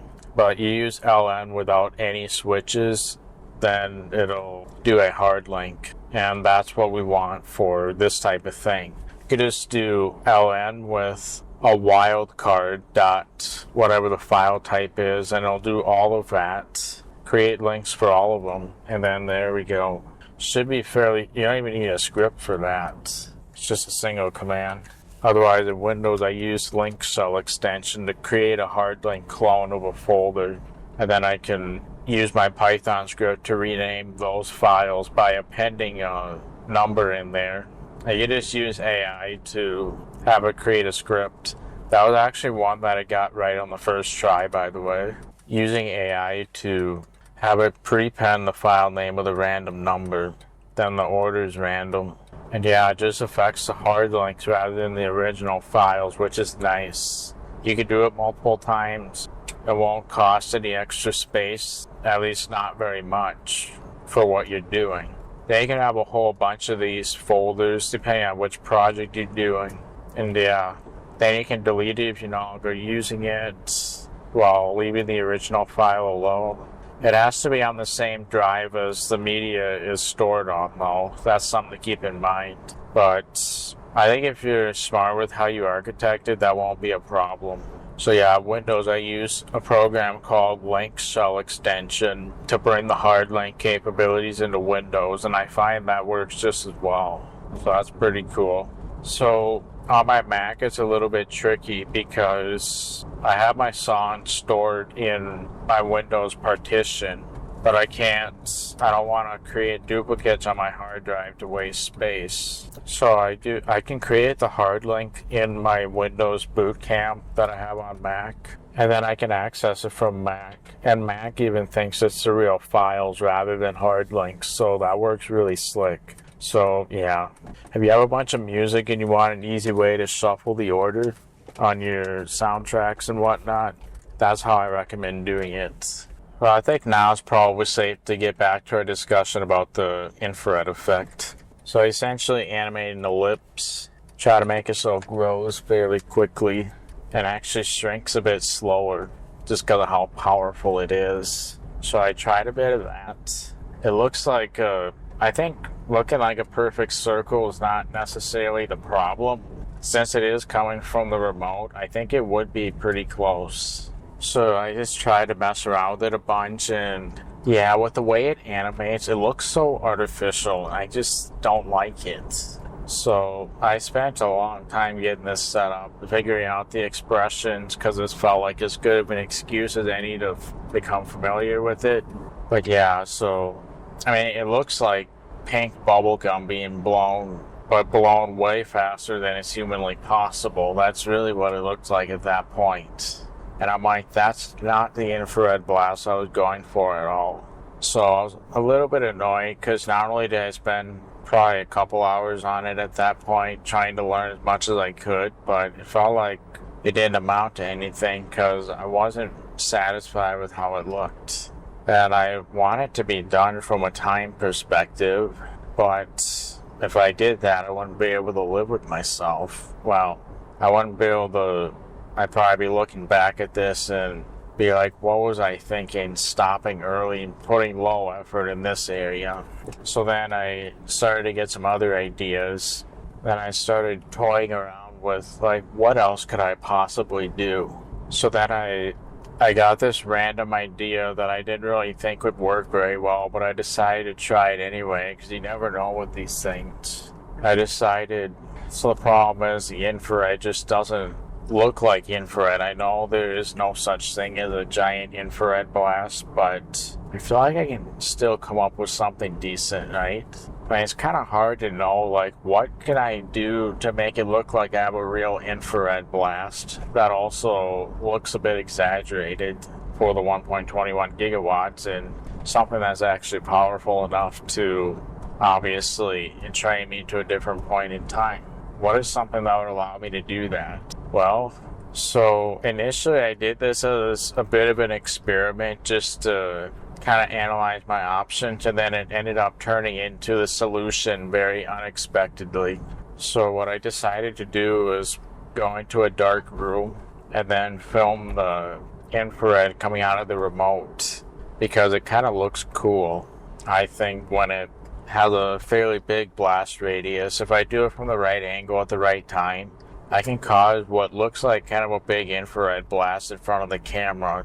So I decided to go into a dark room, and maybe I can take bits and pieces from that. So then I got a bunch of footage of that. The reason I went into a dark room is because, not sure if you've done any compositing stuff, but sometimes if you have a dark background, you can change the compositing mode and essentially remove the black. Kind of like a green screen key, but it works a fair bit differently. So essentially, if you have something in front of a black background, you can remove the black pretty easily by changing your composite mode. You might know this. I used this trick on my hologram effect that I did. I mentioned it a few times on these recordings, but I use a blending mode called Silhouette Alpha. And that kind of helped with, I think, some of the transparency aside from actually it did have to do with, so if you see the hologram effect, it's under the unlisted videos worth sharing. If you've seen that hologram effect, you'll notice how you can kind of see through the hologram. I believe it actually has to do with this composite mode called Silhouette Alpha. There's quite a few different ones, and it can have various different effects. I'd encourage you to play around with that if you're not familiar with it. You can do this in DaVinci Resolve. I know you can do it in the Adobe products, both Premiere and After Effects. I'm sure you can do it in other editors too. I wouldn't be surprised if even Blender had some of those options, because Blender, I believe, can also technically be used as a video editor too, or Kdenlive Live. Not sure about Final Cut or Sony Vegas or Avid Media Pro. No clue. But yeah, so if you have something in front of a black background, you can essentially remove the black background and keep just about everything else. So actually that concept can be used a lot for practical effects. So if you're trying to overlay some physical light, so if you're doing that gunshot and you're using practical lights to achieve the effect, you might actually end up using one of these composite modes to blend that over some background. So there's obviously different composite modes like add, subtract, color dodge, linear burn, silhouette alpha, many other kinds, linear lights. They all do different things. You really only, I would say, know what it does by playing around in a bunch and just seeing what tends to happen. And then engaging your biological AI pattern recognition stuff, just noticing what it does. Well, anyway, so what I essentially did was, obviously, if you're doing a practical light with a gun effect, you're probably going to do that in front of a black background. Then do a composite mode, and it'll overlay over everything real nice. If you want to add grain, so let's say that you have some grain on as you're blending a foreground and background, like with a green screen or something, or even a blue screen. Well, there's a good chance you'll have grain on one of them, but not the other. And obviously you could generate an artificial grain effect, but the problem with that is it doesn't look right. because if you're blending a background and foreground and you have one of them with artificially generated grain and one of them with actual grain, something's probably going to look a bit off if you do that. So it's best to have, and when I say grain, I also mean noise technically. So when you have like a background and foreground, one thing that'll make it go well together is matching the grain. Have it the same on the background and foreground. Because honestly, when you're combining a background and foreground like that, it shouldn't even look like a background-foreground situation at all. And if one of them has grain and the other doesn't, well, pretty clear that there's differences. You want them to be distinct and everything like that. So one way to accomplish that is when you add grain, try to add it from the same camera you used to shoot the foreground or background. Try to have them be the same. You might even denoise one of them so that you can add grain to both of them and have it be exactly the same. That might be a strategy potentially used. Well, anyway, the point is you might end up using one of these composite modes to get that. So trying to get an infrared effect that looks good, I tried messing with the different composite modes like add, subtract, whatever, divide, multiply. Those are ones too, by the way. So essentially what I did was I filmed some infrared lights in front of a black background and got it to pretty much fill up the full video frame, more or less. And I just did that at a bunch of different angles for a certain amount of time. And what I did was I used one of these composite modes with the infrared on a black background, overlaid it over my existing footage. Oh my god. I was shocked with what I saw when I first started doing this. So first of all, it overlays over my footage. It adds like a really cool hue to my entire room. And I'm like, okay, this is something I could probably use for my effects. I mean, I wasn't originally planning on making it so that the whole room illuminates the infrared color, but I'm liking how this looks, so this may be a potential solution. So then I was gonna scrap actually I may have disconnected the nose for the ellipse that I created and that whole thing. But then I discovered when I time travel, the infrared blast happens. I'm transitioning between different footages with the present time and the alleged past time. And I was using a dip to white as sort of a placeholder until I worked something out. Well, what I discovered is obviously while the effect does look cool, unfortunately you can clearly tell when the footage changes, which, I mean, thinking about it now, if it does happen in a single frame, it might not be all that problematic, especially if you get good coverage of the infrared effect. But if the frame suddenly changes out of nowhere, I don't think that's going to feel right. So one of my ways of dealing with that is that ellipse effect that I did. I decided to use a blending mode on that as well. And guess what? Oh no, did I? I might have, or else, no. I can't remember if I used the blending mode on that. I played around with it a whole bunch just to see what happened until I found something that I thought looked cool. And that's how I ended up with the final results. So yeah, I think I might have used a blending mode for the ellipse that I made on the first day that I thought looked horrible. So as it turns out, I can actually use that ellipse to cover part of the frame, at least the parts that noticeably change when I switch the footage to the past. So when I switch the footage to the past, the frame changes, and I realized I can actually use that ellipse to cover that up. It actually looks really cool with that ellipse, I think. When you look at the very first one, you can probably tell where the ellipse is, because it is in there. But I think it looks so much cooler with it than without it. So what I did that felt like a waste of time never really was a waste of time after all.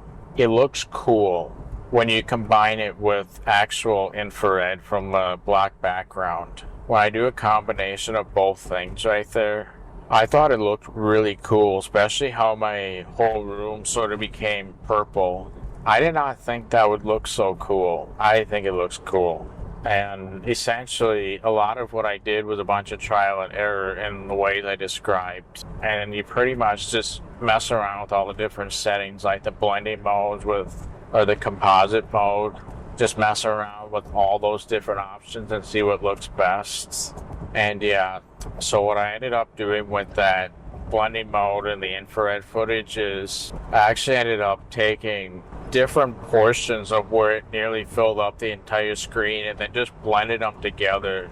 So that infrared you're seeing might be from like 6 different moments of flickering all together, and some of them overlay other ones. I just kind of mix and match until it looked cool, at least to me.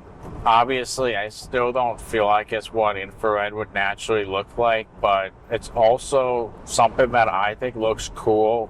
I would consider myself proud of what I ended up coming up with, so I decided I'd call that my stopping point. And then, of course, for the other effects, I didn't just copy the way I overlaid the infrared effect. I did a different combination each time to make it kind of unique for all of the time travel moments. Took a bit of extra time to make them unique like that, but whatever. None of them really look very much the same at all. And that's probably how infrared really would look on camera, where it doesn't look the same. So here's the crazy part about this infrared effect. That is actual infrared coming from the remote. It's just coming from the remote very close to the camera lens in a completely black room. Like, there was no light. In fact, my phone screen's camera, which I use for that, was probably what was lighting up the room. If anything, I had that brightness turned pretty low in itself. I mean, I had to use my phone screen to figure out where the door and light switch were. That's how dark it was in this room. And yeah, so I basically did a bunch of trial and error with those concepts until I landed on what I got. Even though it doesn't really look that natural, it's also something where if you were to change it, it's kind of hard to pinpoint exactly what would be changed, I think. Therefore, that's got to be good enough. It's like what I'm doing for all the time travel concepts themselves. Try to make everything as realistic as I could, even though some things obviously don't match reality. Hopefully that's obvious by now, but even though some things don't match reality, I did try to make it as realistic as I could, to the point where if you were to try to argue what would match reality and everything like that, it would be almost impossible to. So I consider that good enough, since the whole point of the time travel film was not to come up with a method of time travel, but obviously I explained at the very beginning, I watched Back to the Future. I like some of the concepts shown there. I wanted to try it out for myself, like the cloning and everything like that. That was really the point, but obviously, how would I convey that in video? Well, I would have to come up with something where, what if I did this documentary of time traveling and making it seem like a real video? Like I actually did this, unlike anything else you see out there. I tried to make it like that as much as I could get away with, pretty much. I gave it a lot of thought. I don't know if you could really go much beyond that. I mean, there were some other little nuances that I actually decided to take out, just because the video would get too long otherwise, and I think people get the gist. There's probably some more stuff I could have technically taken out and it still would have worked, but I did a whole bunch of refining. I did a lot of kill your darlings. Kill your darlings is basically where you get rid of certain things that you could technically live without. So some movies do this. That's why you might see movies with deleted scenes. Like Back to the Future has quite a few deleted scenes that aren't in the original video. I would definitely recommend looking at that, by the way, if you're a fan anyway. I mean, some of it probably could have gone in there, but I guess the producers at the time decided, like, we can still get the whole objective done without these little bits here. Cut down on the time just a little bit, I guess. Yeah, so that's kill your darlings. Or you might film like 20 minutes worth of stuff, and then you only end up using 2 minutes, which is kind of necessary if you want to hook the audience attention and maintain it a lot of times, because a lot of people these days, their attention span is constantly declining. The sad state of affairs with the attention span declining like that. If you're dedicated and somehow made it through all the way through these recordings, then kudos. Like, that's amazing. You're probably top of the line when it comes to attention span. At least maybe for this type of stuff. I mean, for anything at all. You're able to do that for anything at all these days. Honestly, that's probably an amazing accomplishment compared to what you typically see. So you have to use kill your darlings a lot if you want to maintain the very limited short-term attention span that there is in this world left. So kill your darlings is used in a lot of places. I used it a fair bit for this time travel film. Pretty sure it'd be like 50 minutes long. It ended up being about 36 minutes and 36 seconds, I believe. YouTube may have rounded it up. But yeah, if I would have kept a bunch of other stuff in. Okay, so first of all, for the bloopers, there were quite a lot more bloopers, but I decided I kind of wanted to put the gist of the bloopers in there rather than every single individual one. I didn't want that to get too long. And I didn't want to spend too much time sifting through everything either. So I decided to just get basically some of my favorite bloopers from this. I mean, if there was something like, I absolutely have to put this in there, I did do that. There weren't any of those that I skipped out on, so don't worry about that. I mean, I think the bloopers pretty much encompasses the gist of it. Although there's one blooper that I did take out where I basically said, man, procrastination is a very prevalent theme in this time travel film, isn't it? That was a blooper as well that I ended up taking out. I more or less said that. I'm talking about, like, regarding the will, I should probably get that taken care of sooner than later. And then, of course, because of procrastination, I'm concerned about saving time. Hence the whole time travel film, and yeah. I mean, procrastination, I would say, is a big theme in this particular film. Not only that, but even the production of the film. There were certain parts that I procrastinated on, including the infrared effect, because it felt like there was a lot of unknowns, and I felt like I had no idea what I was doing with that at all. So pretty much all of that was derived from trial and error. One thing I'll also mention regarding the infrared effect is there was a point when the infrared was completely turned off, and it made the room look kind of dark. And I decided, you know what would be cool? If the exposure got back to normal brightness after a certain amount of time because of how bright the infrared effect is. So then I added that last minute because originally the infrared disappeared, and then the exposure, it almost looked like it had normal brightness the whole time, but that just didn't feel right. I had the exposure get dark throughout the thing, and obviously that was edited in post-production, the exposure going down, but I thought it made it look so cool. Like, I thought the infrared effect was alright, but then once I added the exposure effect to make it look like the infrared is really bright, and then the camera slowly regains exposure after the infrared's done, I was like, this looks amazing. I'm glad I decided to play around with that because I'm going with that. That looks amazing. So yeah, you'll notice after the infrared, the camera slowly regains its exposure again. I thought that looked awesome. That was the thing that really sold the effect for me, besides making my whole room kind of a cool color, in my opinion. But yeah, that exposure thing, I was not expecting that at all. So that was a pretty cool little trick that I did. And then I will also mention that I did a little bit of color correction when I added the infrared effect too, to make it appear brighter. And I thought it looked better because the infrared was naturally quite dark. I mean, it was kind of bright, but I thought it looked better when it was more bright. So that's exactly what I did. So yeah, believe it or not, the heart of the infrared effect was actually done just in the edit page of Resolve rather than Fusion. Fusion was for that circular looking bit of it that essentially covers up the frame when the scene changes.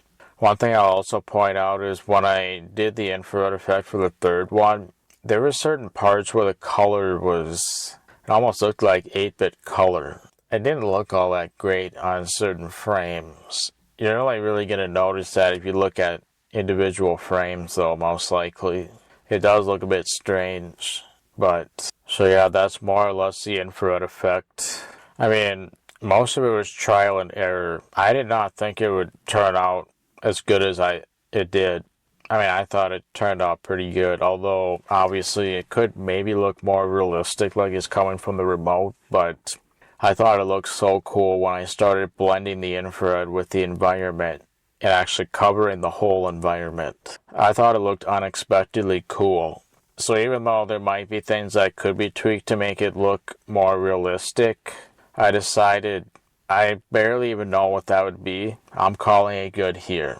I think it looks cool. I could consider myself proud of it. That's it. If I couldn't consider myself proud of what I've done, then I'd maybe keep going, but technically I can. So, good stopping point because of that. So yeah, I'm sure some things could be tweaked a little bit, but it's really difficult to know what that would be, especially for the average viewer. So, I'm calling it good here. But yeah, I think I pretty much covered what I did more or less with that, if I'm not mistaken. Obviously, when it came to the fusion stuff, I mostly knew what I was doing with the nodes right away, but there were some things where I had to kind of figure out how to connect nodes and just how to apply things in general. But it didn't take long for me to figure that out, understanding the basic concepts. I'm like, okay, so I want to do this mask, but I want it to apply to everything rather than its individual things. So therefore, I would apply it to this merge node rather than the individual node. Or if I want to do multiple masks on a single object, well, you just stash the masks on top of each other and then connect it to the whatever node you're applying it to. You stash them on top first and then connect just one of the masks to it, then they're all there. So little things like that, I kind of had to remind myself how that worked, but it didn't take very long to piece it together. So it really is just doing it, really. Doing a bit of trial and error. And then, yeah, the breaking things down to the next logical step, especially when you don't feel particularly motivated to figure it out. You wish you could put it off as long as possible, like I was. You just get started, do a bunch of trial and error, accept the fact, actually, that stoicism could be useful here. Accept the fact that we don't know the answer right away and work within those constraints while accepting those constraints that do exist. Just work with it. And then, yeah, through trial and error, you'll probably end up coming up with something. Yeah, I was not expecting what I ended up getting. I felt like it was taking forever with not much to show for it with that, what I would consider the bubblegum unnatural infrared effect. But then, yeah, I took actual infrared from the remote, overlaid it with I think I did linear dodge for most of them, if I'm not mistaken. And it looked unexpectedly cool, so then I was like, I think this is kind of what I want. So then I just kind of fine-tuned that, color corrected it to make it a bit more bright. Yeah, then adjusted the ellipse mask to cover enough of the screen. Yeah, when I blend them all together, I think it looked kind of cool. Oh, I added some transparency to that ellipse mask as well, by the way. I think I did that in the background node. Yeah, that transparency just made so you could kind of see through it. Actually, I think I animated that with keyframes, the transparency of that ellipse thing. And when I'm blending it with everything, I think it looks amazing. Better than I thought I would even be able to come up with. I didn't think I had this in me, to be honest. But that's why when you're not sure like that, just do a bunch of trial and error. You gotta start somewhere, right? So you never know. And then also, something I did with that ellipse mask as well, since I thought the animation made it look so artificial and very computer generated, I minimized how much animation was happening in the first place. And, I mean, let's face it, if I were really blasting infrared, it would be so fast and powerful that even in real life, it would barely animate anyway. Like, I have to make the keyframes for that so sudden that it doesn't even look like it's animated at all, because I think the real thing would not look animated either. That makes it feel a lot better as well. That was another huge change I made to improve it. So when I'm changing the size, I'm barely animating it at all. It's almost instantly going from one size to the next, and that seems to be best. So yeah, I think that more or less covers the infrared effect. We'll talk about the thumbnail one too, so I just finished that recently.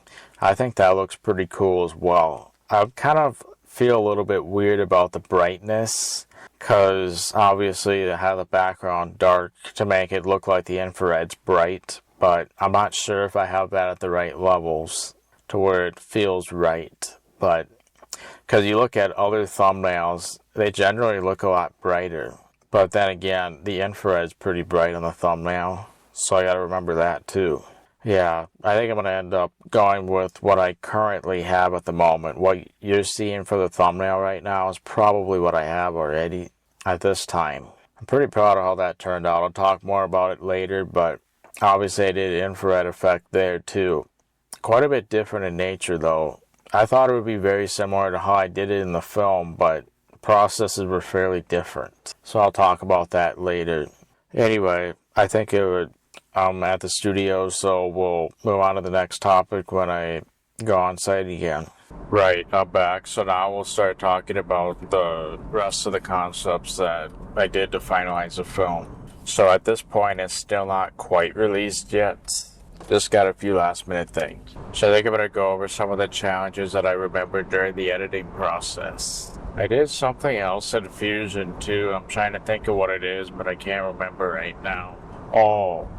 For the interjection. So like when I interject my correction about the multimeter, which I mentioned earlier in this recording, I ended up using Fusion for that outline too, by the way. I can't quite remember how I accomplished that outline now that I think about it. It's possible that I selected background and then I told it to not be a solid, if I'm not mistaken.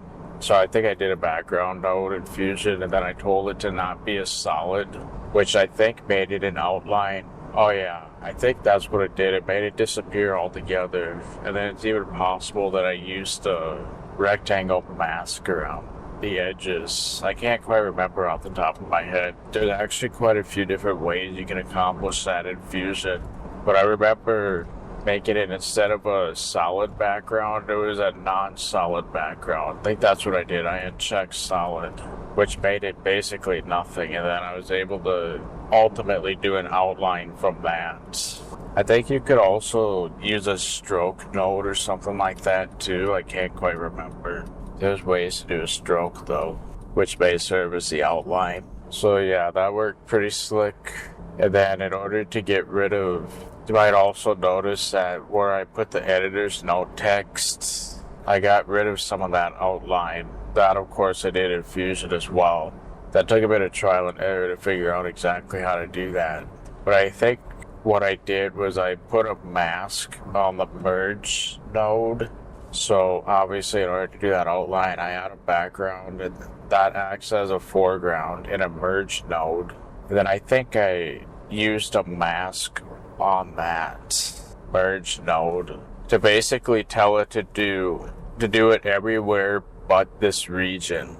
I think that's what it sort of did. I did a rectangle mask, then I inverted the mask to tell it to go everywhere but this area right here. And that worked pretty well. It took me a while to figure out where that mask should go, but I think I did it on the merge node if I'm not mistaken. I could have done it on the background, but probably not. I think I had tried, but it was giving me some problems. So I think I did it on the merge node, which worked fine. That ended up being a little bit more complicated than I thought it would, to be honest, but yeah, that felt like a good way to practice Fusion since I'm still practicing my skills regarding that. That's also why I'm hoping to do that live stream where I replicate my hologram effect. I don't know when I'm going to do that yet, but it is on the potential radar. And it depends on how things are going. At this moment, I'm also trying to crank out Casual Video 10 as well as the excerpts for it. I guess to give you a little behind the scenes, I'm trying to render all these projects because, well, I don't know if you saw my video excerpt where I basically talked about how I maintain the best quality while bringing the size down. Like basically how I maintain quality while minimizing file size on videos. It's got the thumbnail with quality and up arrow, size down arrow. that video right there. That kind of explains kind of my workflow for rendering videos. I always like to export like a visually lossless video, then process it in Handbrake because of that Sierra factor. Long story short, I don't know if I really need to elaborate on that too much here, but that's how I like to have my workflow set up. So what I've been doing recently is using my Mac for editing and rendering videos, because only that works with ProRes, and it giving me the best experience regarding editing. And then in Windows, I always like to process that in Handbrake to do that CRF factor and everything. That's just the way I have the workflow set up. So what I've been doing right now is a little bit janky. So I actually just released a janky but functional computer setup video. I got released like a week or two ago from this point that I'm recording, and it's actually even more janky now than it was on that recording. Just to give you one example, I now hot swap hard drives on my computer. So I basically have cables sticking out for SATA hard drives, and I can hook it up to the back of the computer and it hot swaps in. It's actually quite nice because I have a SATA to USB adapter. I like to minimize how much I use that because there often is reliability issues. So I try to minimize the use of that because I've had it randomly drop out during renders before. That's really annoying. I have to use it on the Mac because unfortunately I can't just hook up raw SATA. But when I transcode with Handbrake, then I do the hot swap solution. So I literally, you can probably see the server on that video, but I literally pick up the server and then hook up the drives. I pick it up so I don't have to go behind the computer desk to hook it up. Anyway, right now, I don't currently have it set up for my home lab the way I want to yet. There's probably going to be another podcast recording coming out relatively soon about that. Like the server building process. I've recorded audio already for choosing the server components and putting it together. I still haven't set it up the way I want yet, but I'm really starting to want that configuration set up. And since I like to render or transcode the videos on Handbrake using that server, I've been kind of just using it in Windows for that right now. But in order to set it up the way I want, I have to make a few different hardware changes. So like, for example, my wireless card, which can go up to 2.4 gigabit on, I think, 6 gigahertz Wi-Fi or else Wi-Fi 6. I can't quite remember the nuances with that, but I want to move that to my main system. Meaning I'm going to have to switch the PCI bracket out. I'm going to switch all sorts of different things, and right now I'm basically processing all these videos, and I want to get those processed before I make these changes I want to the server, because that's just the way it makes sense for my workflow right now. That's what I'm trying to get at. And I can't make those changes until, well, I'd rather not make those changes until I get some of these videos all rendered out. Still have a few to do yet, including the final version of the time travel film, the pre-production recording, and all that stuff too. Once I get that, I'm hoping to get the server set up this week because I've been putting up with sacrifices not having the home lab set up, and I've been feeling it the most recently, meaning I really want to get that set up because I'm going to see some immense benefit from the home lab setup. I'm going to virtualize it for several different things. So like, for example, I will have a Windows VM, which I'm going to use for the Handbrake stuff, like I already do right now, except it'll be virtualized. I want to do PCI pass-through as well because I want to use DaVinci Resolve on it. I want to be able to utilize the GPU-accelerated AI features because, yeah, without a GPU, the AI features are an absolute nightmare. In fact, my personal recommendation with Resolve is if you have an integrated graphics card and you can't really GPU accelerate stuff, use Resolve 17 for that machine. Resolve 18 to give you nightmares, or headaches rather. And then if you have a GPU, even like a NVIDIA GTX 750, which is what I have with my primary system, it's very old nowadays, but it still works pretty well with Resolve. So of course I'll continue to use that. But I think on that Windows machine, I will use GPU pass-through, which is going to be a little bit weird because I only have one graphics card in there. If you know anything about GPU pass-through, actually one of my excerpts is about that. One of the excerpts I'm going to be releasing in the video excerpts playlist, part of Casual Video 10, is touching on GPU pass-through. But I think I'm going to actually use that for one of my VM, despite using a Type 1 hypervisor. So that means I won't be able to access the hypervisor interface through the graphics card, but that's usually fine. I would just have to take down the Windows VM if I want to be able to access it again. Well, at least I hope it works that way. More info on that server home lab podcast, whatever I'm calling that at this point. There's quite a few other things I want to set it up with as well. Probably mostly Linux stuff. Anyway, this is not about that, so I'm going to save it for that particular podcast, but that's kind of what's going on right now. So I've been trying to crank out some of my projects because, like I said, I do want to get that server setup done ASAP. Oh, and also I want that wireless card in my primary system. It's a lot more convenient. I also want to set up the pfSense network. I've been running out of Ethernet ports on my network switch. I just want everything to go through pfSense. Just my stuff. So yeah, I would overall that server stuff just to give you kind of a behind the scenes on why I'm trying to crank out some of my video projects. Because yeah, yesterday certain things were a pain because I didn't have it set up yet. Anyway, back to the time travel film for now. So yeah, I think that's more or less how I set up the editor's note thing in Fusion. The reason I got rid of some of that rectangle is just because there was hardly any room for the editor's note text. Otherwise it'd be overlaying my hair and all that. They gave me just a bit more room. That's why I did that style. So one challenge that I ran into is, of course, when we see both of my clones, that I tend to transition. Sometimes I do a cross-dissolve transition.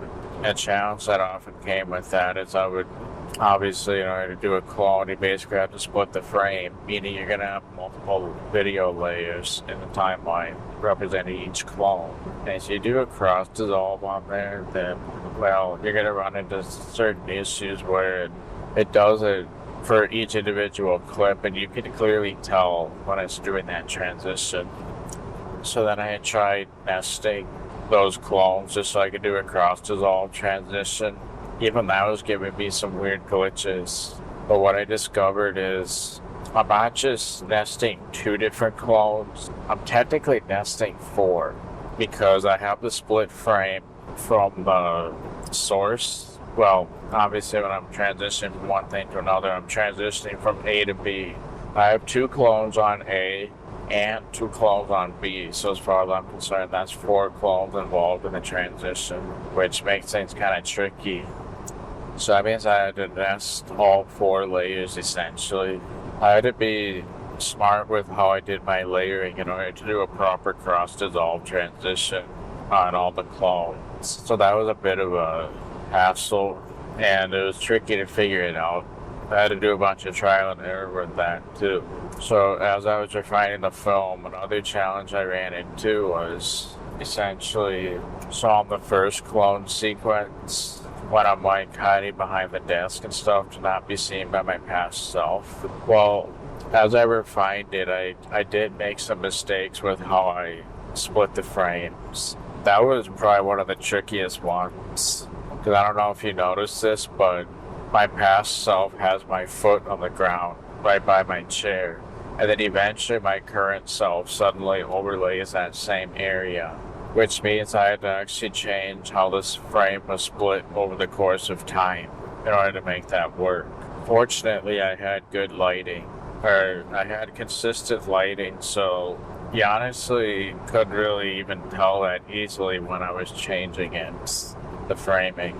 And I also changed it at a time when when viewers likely wouldn't be focusing on that in the first place. Just in case it did look obviously different. There's that whole psychological trick. So yeah, splitting the frame was very tricky.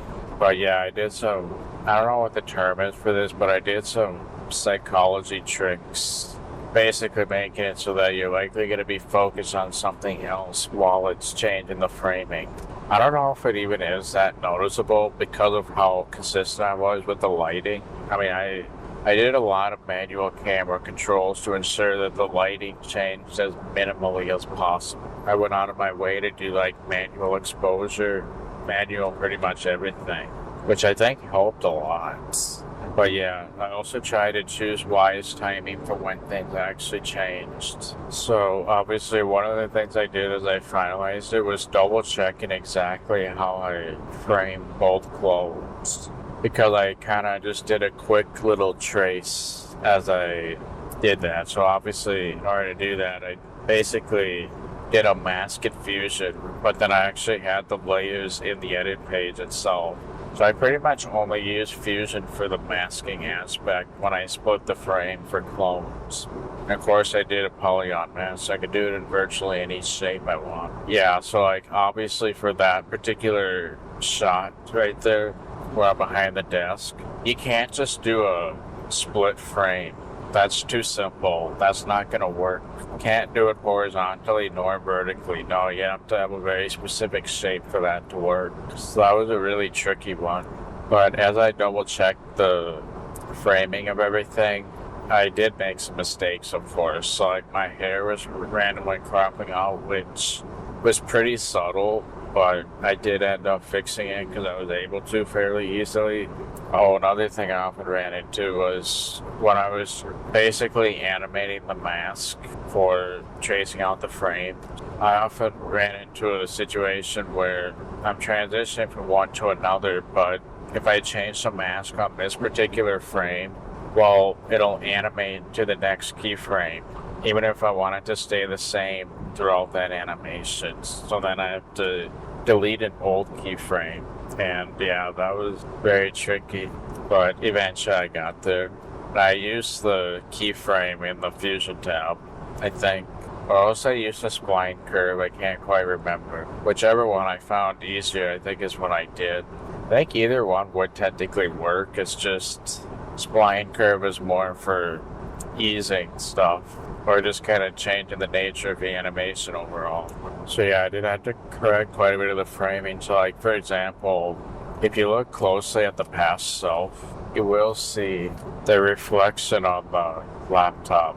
So I had to change the framing because only part of the reflection was showing up. So I had to do a bunch of changing the frame around so that the truck, sorry, not the truck, I'm obviously looking at a lot of trucks right now while driving, so that's on the forefront of my mind. My System 1 thinking failed me again. And by the way, when I reference that stuff, I forgot to mention that I'm essentially referencing the concept in a book called Thinking Fast and Slow. I think that's got some interesting insights kind of into how the mind works a little bit, and just kind of, I think it's absolutely relevant in the context of lucid dreaming. Like when you're trying to understand the mind to help with lucid dreaming, I think that those concepts are quite helpful. Normally we're on System 1 thinking, and in a lucid dream is essentially a System 2 thinking dream with the correct conclusion about the situation on top of that. Whereas pretty much all of our dreams by default are System 1 thinking. We even think that, well, at least Daniel Love has mentioned that he thinks one of the reasons why we dream is so that the mind can convert our System 2 thinking, which is like new information, what that involves, into System 1 thinking. He thinks that's one of the many reasons why we dream. So it kind of makes sense that dreams would be System 1 by nature. Anyway, yeah, I just kind of went on a little ramble about why. Well, just kind of what I think is partially involved with my failed statement about how I was talking about framing a truck or whatever I was talking about before. Well, anyway, yeah, so I had to reduce some of the framing for the reflection on the laptop. I honestly didn't notice that till much later, but I think it looks kind of cool. Like the fact that my current self is clearly on the frame, but my past self's reflection is on the laptop, so it almost feels like it's actually happening versus just a split frame. I think it gives a feeling that it's really happening. It's too cool. Because yeah, obviously if you just kind of split the frame, you're not gonna really be able to achieve that sort of thing with a simple frame split. You have to have a very specific shape that works with everything. So I made that look better, and yeah. So I did a lot of refining where I didn't have it exactly perfect. That was one of the other final touches that I did that took quite a while, actually. A trick that I found really helpful for that was I added sort of a stroke, or no. Yeah, so I added like a white stroke where the mask resides, because I don't just put the frame, you're drawing a mask, and then that's kind of what splits it. Because again, a mask, all that really does is it tells something to happen in a certain area. That's it. So something will normally happen in a certain region, but a mask can sort of limit where that's going to happen. Anyway, so in the region where the mask is drawn, you can basically have an outline in that exact region. So say you want to draw a photo in a specific area, then you can do it right there. You can have it draw that, whatever. So I made that visible just so that I could visually see where it splits. Then I can make sure that none of the clones even touch that line. Because obviously if I have a white line that exists where the mask exists, well, if there's any overlay whatsoever, it's gonna look weird. I mean, there's plenty of instances where people do that cloning and then part of their arm disappears or their head or something. That's actually kind of a classic cloning mistake. I've made it several times before. I've seen plenty of videos, pretty much almost all people who have done the cloning effect. I've seen just about all of them make that mistake at least once. So it's a very common thing. Like, you wouldn't believe how common it shows up. So yeah, I basically draw a white line exactly where the mask exists, and then I very closely watch my clones and make sure that none of them even touch that line. There is one area where I think it does touch a little bit, but it's so subtle that you're probably not going to notice it anyway. So this has to do with when I traveled to October 19th, and that particular time travel. After I jumped over the couch and I'm back at the computer again, there's a point when my past self at the couch moves their head way over to the left. If I'm not mistaken, that's an overlay point. However, my current clone was very close to that region as well that I can't afford to move it over anymore. So I think there's a little bit of, I think my past self's head might disappear a little bit in that area, but that's really the only questionable area now. Because yeah, my past self's head does go into the white line that exists just a little bit. But also the background's a bit dark, which blends with my hair pretty well, so I decided to go with it because it's really not that noticeable. I mean, even right now, since I know it exists, I look for it, and it's kind of hard for me to tell. So therefore, I'm just going to go with it. But everything else, none of the clones otherwise touch the line that exists, which is kind of nice. Now, one of the problems with that is I actually just realized this morning something I probably could have done more efficiently regarding that. I had a separate mask for the line versus the actual split frame. I had two separate mask nodes that were basically identical, except one of them had a white border around it while the other did not. That was pretty difficult to deal with because every time I made a change to the masking, which I often did, to get it exact, I tried to find a happy medium so that I didn't have to change at all once. But yeah, I kept copying the mask every time I made a change so that it would properly reflect. But what I realized I could have done literally this morning, even though I did this like a month or two ago, what I literally could have done this very morning is rather than using two separate mask nodes, I could have just temporarily applied the white stroke to the one mask node that I had already. That could have probably saved me like a good 45 minutes, maybe even an hour. I don't know. It's really hard to say. See, now the time travel film, I saved myself from making mistakes that cost several hours. I honestly think what I just described would count as one of those mistakes. So how think about this now. How could I go into the past to prevent myself from making that mistake right there without my past self having any idea? How could I have done that? Also, as a side note, obviously during the third moment I traveled to, my past self does see me, obviously. The only reason why that worked out fine is because I traveled to a point where I knew the time travel was going to happen in some form anyway. Like, my past self was in the process of the time travel film at the point that I traveled to, hence why it worked out fine. If I'd gone earlier before that idea occurred, then yeah, that wouldn't have worked out so nicely. So, as a side note, if you're wondering why that worked out as nice as it did, that'll help explain why. Because my past self was in the process of figuring out the time travel, so therefore it's not that crazy of an idea to them. But yeah, had I gone to an earlier point in time, yeah, I probably could have disrupted the space-time continuum, let's face it. Anyway, yeah, so the original point is I literally used 2 separate mask nodes. I could have temporarily done the outline on the mask and then got rid of it when I was done with it. That would have been an option that I didn't think of at the time. But yeah, so at the time I had quite a lot of expressions linked up, but I was trying to see if I could figure out how to do an expression to link up a mask animation from one to the other. I had no luck figuring that out. If you know how to link one mask animation from one node to another, please let me know, because actually, if you're finding yourself having to do that, there's a slight chance that you should be taking a different approach. That's probably some truth. There's a slight chance you might want to question the way you're approaching things if you find yourself wanting to link expressions with animations. So yeah, I couldn't figure that out. But yeah, I wish I thought of that sooner. I could have just used my same mask temporarily. Temporarily is a key word that prevented me from discovering that earlier, by the way. Maybe if I called myself on Zoom, I could have offered that suggestion too, huh? You look at that video. That's the idea, because really, it is me, just from a different perspective that's not caught up in everything.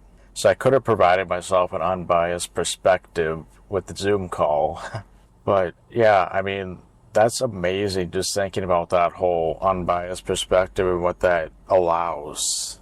Really is. Well, I'm at my destination. I'll be back soon. Another rather strange issue that I ran into was basically when I actually overlaid my clone at the September 23rd moment that I went to, the very first one. I'm like trying to bail out of there. And when I overlaid my clone, of course, I already mentioned before, I think I used the Magic Mask Infusion to make that overlay happen. A really strange issue that I ran into with that is I set it up months prior. I wanted to make sure I could even do it, obviously. Well, anyway, when I started exporting it, there's some random frames where it works and then others where it doesn't. In other words, some of the frames work with that magic mask, other ones don't. And I have no idea why that even happened. Maybe a cache got cleared and then that screwed everything up. The magic mask could have even lost some data over time, because it seemed to be Magic Mask's fault that this was happening. Yeah, I don't know what happened necessarily, but either way, it was too much of a pain to figure out where it went wrong. Fortunately, I had rendered that months prior to make sure it worked, because the render was really slow on the computer, because this took a lot of compute power, so playing it back was not very responsive. So I did a render to make sure that it turned out good months prior. Fortunately, I hadn't changed anything since then. So rather than trying to figure out the fusion issue, I just took my render with those particular frames and overlaid it with my render rather than the original raw footage and stuff. So yeah, I just kind of offloaded it off Fusion. I don't even know what happened or why. I didn't want to mess with it, especially since I had already rendered it months before. So that was a workaround that was available at my disposal. I've also had very similar issues in the past. Like, actually, when I first started using Resolve about 4 years ago, 4.5 years ago, I ended up having some fusion-related render issues there as well. So, like, it would do a visual glitch every once in a while. And if I were to render it out in the delivery tab of Resolve, well, what I found was each time I would render something, it would glitch in a different way. Yep, you heard me right. So this is back with Resolve 15, I think. When I started, I think Resolve 15 or maybe even 14 was the latest version at the time. And yeah, there was a whole bunch of glitches with it. Fusion was causing glitches left and right. Pretty much anything I did in Fusion would cause a visual glitch. So at that time, in order to mitigate around it, I had to minimize my use of it. But that was at the time when I was like, see, this is a problem with tying programs together. It can cause all these glitches. Because, yeah, it was very glitchy back then. And then I tried all sorts of different settings, like forced debayer or enabling flat pass and all sorts of settings, but none of them really helped. So what I had to do in that situation was basically I just kept rendering. Anytime I used Fusion, it was for a pretty small period of time in the video. I would just keep rendering those until no glitches happened at all. There was like a 1 in 10 chance it was going to be successful with no glitches. And if I'm doing that like 6 or 7 times in a video, well, there's a 1 in 70 chance that the whole video would render successfully without any Fusion glitches at the time. So yeah, I would manually render out all the Fusion until no glitches occurred, replace those clips so that I'm no longer relying on Fusion for the live render.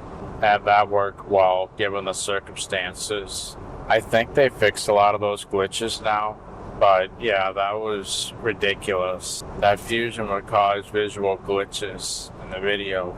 I think GPU acceleration may have even been part of the problem as well. Like, disabling GPU acceleration might have been enough to get rid of the problem as well, if I'm not mistaken.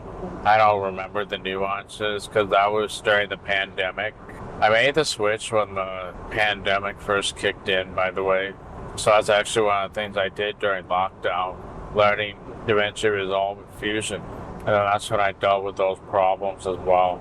So yeah, this wasn't the first time I've had those kind of Fusion glitches. So the integration, I would argue, is not seamless. I mean, maybe it mostly is now, but every once in a while things will still glitch out, and it's not even consistent how it does it. Oh well. So that's kind of how I dealt with when I overlaid myself after trying to bail out of the first time travel moment of September.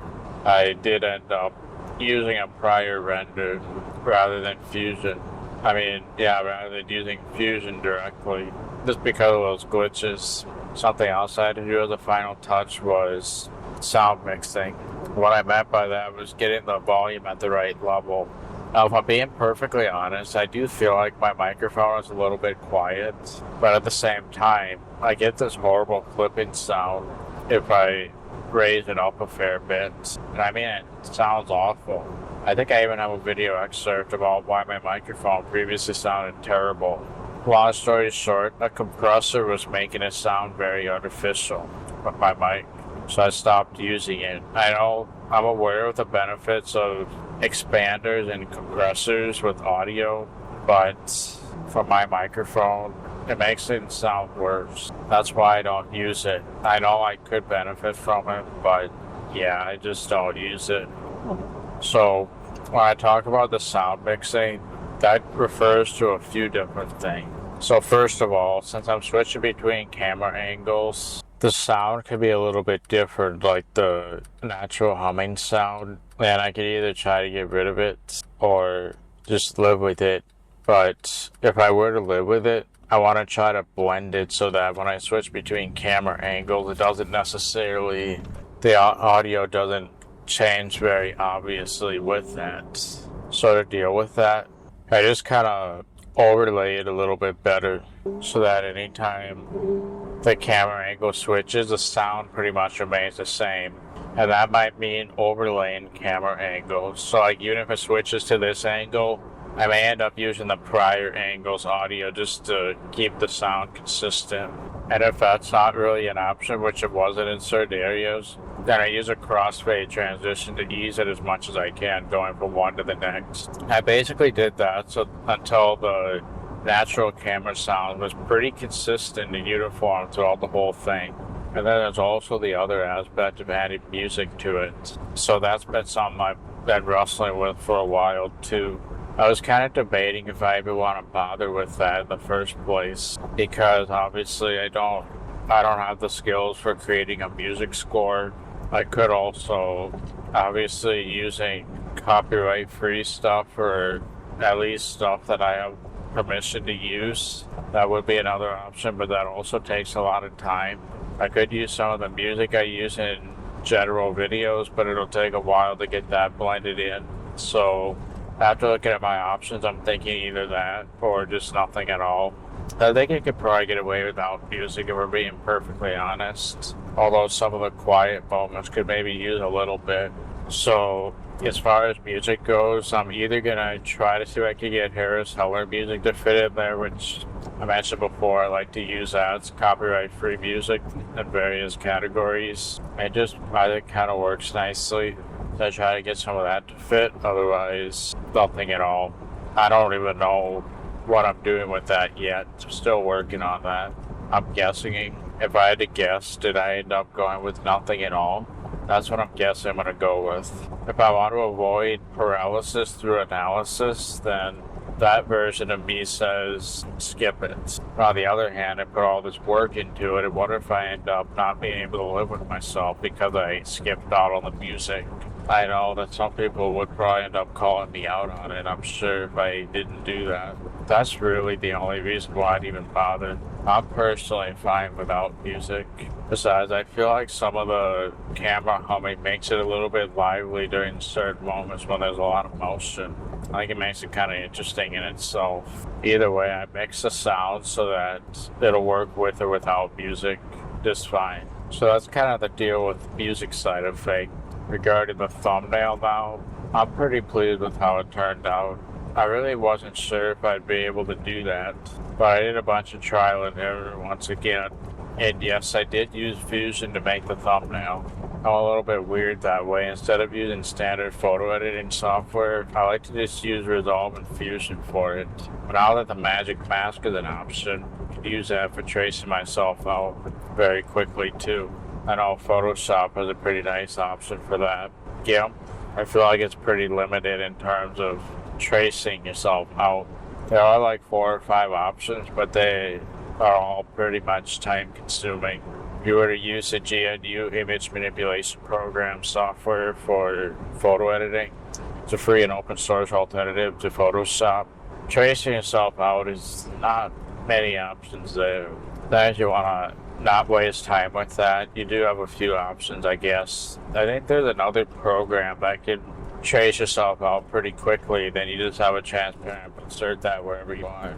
That's an option that would work for using GIMP for your editing, or Glimpse, which is exactly the same, just better name for it. Otherwise, be using Resolve. You could use a magic mask if you have the studio version, or if you want to trace yourself. I mean, using a green screen is another option too.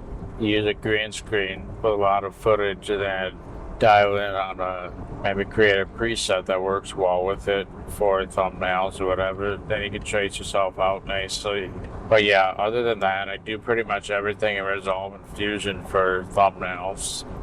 Especially now that the magic mask exists. As far as I'm concerned, the rotoscope tool now exists in DaVinci Resolve. Magic Mask effectively brings it in, and it more or less works the same way too. They didn't have that for the longest time.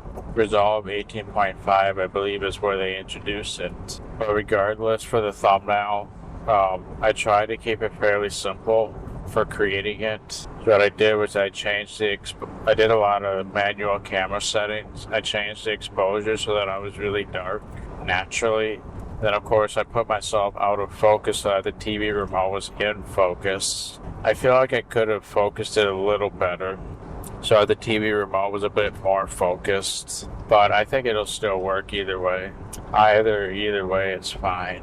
And then as for the infrared, of course I did my camera shot again in the dark room. I did the same thing for that. So the infrared really was coming from the remote. It's just in the thumbnail, not quite the way it looks in the thumbnail. No, couldn't achieve that brightness or anything like that. Unfortunately, when I tried to use a composite mode to overlay the infrared, you could clearly tell where things were. It didn't really do that good of a job because I think the background wasn't pure black, so I made it a little tricky. So for the infrared, since it didn't do a perfect job with the composite mode, I just ended up using the magic mask to properly trace out the infrared, make it look decent, and blended the edges as well, which helps make it look nice too. And then as for the optical flares, there's an optical flare effect in Fusion. It took me a while to get it to look right. I thought I was going to have to mess with. You can control each individual element that you see with an optical flare. I tried messing around with it to get it to look the way I wanted, but the angle felt kind of wrong at first for a while. But what ended up working well for the infrared effect is I just scaled it a lot more than I thought it would. Once I scaled it, it kind of felt like the problems went away. I really didn't tweak much other than scaling it. Obviously, I picked infrared as like the main point to base it off of. That makes it look pretty cool. And then yeah, trial it. So we got low exposure, I'm out of focus, I do the infrared. Oh, and I wasn't happy with the natural brightness that I did, so I used the brightness and contrast node in Fusion as well. Once I tweaked it, it worked well. So even with my final thumbnail, I do kind of feel like the brightness is a little bit strange. Like, it just feels a little bit dark. If you were to look at other thumbnails along with this one, I just feel like it would look a little odd just because of how dark it is overall. But obviously that's to make the infrared appear brighter. So I think for that reason it'll still work. So yeah, that's more or less how the thumbnail went. Pretty much that trial and error until I get something that works. But yeah, so with the optical flare effect, you can basically mess with each individual element of the flares that you see. I thought I'd have to do a lot of that to get it to look the way I envisioned, but when I scaled it up, I thought it was going to look too big and not quite look right, but to my surprise, that improved just about everything. So I honestly didn't really have to do much manual work with the optical flares on the infrared. Just make it big enough, it'll work just fine. There's probably still a couple things I'd change, but honestly, it'll probably work fine how it is now. Other than that, the film is pretty much ready. As a side note, I've also been working on the pre-production recording and getting it ready to be in podcast format. Currently working on the waveform effect that's on there. Probably going to go with something fairly basic that's also made in Fusion. And I guess as a side note related to that, in order for me to get the waveform to work with a sound, I had to actually insert a MIDI file of the sound. So that means I had to convert my voice into a MIDI file, essentially. I'm working on that right now too. And converting like a MP3 or a WAV file into a MIDI file isn't all that straightforward. It doesn't just work in Audacity nor Resolve. But what you can do, there's a lot of different ways to do it, and it's a lot harder than I would have thought. Obviously, you can use an online converter, but I'm trying to see if I can find a nice local solution that'll work well long term. And I found this Python script that's supposed to be able to convert audio into a MIDI fairly easily. So of course a MIDI file is not like really a sound file. It's basically, I like to think of it as storing musical notes of various instruments into a file, and then the media player will interpret that and play it. That's why if you have a MIDI file and you listen to it across multiple devices, you might notice it sounds a bit different across those devices. Well, that's because it's musical notes rather than actual music, and so as a result, that's also why the file size is really small, because it's not like necessarily storing actual music. I would almost consider it more of a recipe or a music sheet for music. That's what MIDIs typically do, and that's what I need to generate the waveform for the podcast thing. So yeah, MIDI files are kind of interesting, I think. Especially since you can technically convert a voice into piano notes. And the craziest part is, despite hearing piano notes, you can almost pick out the voice from it. From piano notes alone, which is crazy to even think about. So that's the kind of thing I'd probably use to generate the waveform. But I'm trying to get a Python program working for a nice long-term solution. And unfortunately, I'm running into issues with Python dependencies. The latest dependencies have functions that no longer exist and all sorts of stuff. In fact, I almost always run into that with Python, where certain versions of packages don't work because of how much the packages can change over time. So then I run into what I call dependency hell, where I'm trying to work out all the dependencies, get the right version, and all that. I think I had talked a little bit about this earlier with the voice assistant, how the speech to text no longer works, which is why Mycroft has to get converted into like Neon or Ovos, as I mentioned earlier in this recording. That's because the speech-to-text server is no longer online for Mycroft. It was on the Mycroft.ai website, which is now owned by Neon. I still haven't got that figured out yet, by the way. I'm still in the process of porting over Mycroft to the new voice assistant. I have just not had a chance to work on it yet, but I think I will get to really soon. Like, once I get all this stuff cranked out and that server set up for my home lab the way I want, then I think I'll start working on the voice assistant and finally getting that working for once. I keep having dreams where I'm finally able to use it again. Like, it's very recurring. Like, I could tell Daniel Love's talked about something called the want technique before, which the idea is if you don't have something in real life, it's likely going to show up in the dream. I would probably listen to Daniel explain this. He could probably do a better job. But my understanding is, let's say there's food you really like and you really want it, but you don't get to have it. Well, it's likely that it's going to show up in the dream in some way. I'm currently getting that with the voice assistant. Like, almost every day I'm getting some voice command related dream because I don't have the voice assistant working yet, and I've been wanting to do it pretty desperately. I just haven't had time to work on it over the months, so I've been getting dreams almost every day involving the voice assistant and voice commands. And I'm like, man, I am so bummed out I don't have that set up yet. Like, that's how much I miss it. I really started to integrate it into my life, and now it's constantly showing up in my dreams through essentially the want technique, if you will. Although only sometimes do I get lucid from that. I definitely need to be more diligent catching when I do that. When I'm trying to map out exactly what my inner state is like when I'm doing those voice command dreams, I'm still kind of trying to map it out a little bit. Now that I'm talking about this, I think I should make that a higher priority so I can start catching those dreams more. Although the other day I did have one where I was using a voice command and I did sort of become lucid. This is in my second REM period of the night on a normal night, which usually I don't recall dreams that early in the day, or the night rather. But in this one I started using the voice commands and then I was like, hold on, why do I feel like I have this luxury where it just works like that? And then realized it was a dream. Most of the time I can do that without thinking it's weird, so then it becomes very difficult to become lucid. As far as I'm concerned, that's a lucidity check trigger when that happens. Mapping out the inner state with that is a little bit tricky, because oftentimes when I use voice commands, I'm not even thinking about the fact that I'm using them. It's just so integrated and so much system one thinking involved with that I barely put any thought into it, so therefore recognizing it's kind of tricky for that reason. So I've been kind of focusing on like my inner state and thought patterns that revolve around using voice commands in dream. Oftentimes I'm thinking about the luxury and convenience of being able to do that, and it feels awesome most of the time. When I have that type of feeling, that's when I want to get cued into questioning reality. Or if I'm showing it off to other people, that's another cue. I just got to get good at recognizing that more.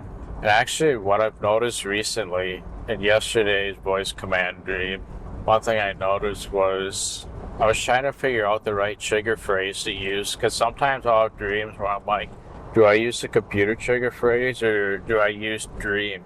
It's a weird one because, yeah, in a dream I usually use dream, but with Mycroft I'm used to using computer for the trigger phrase.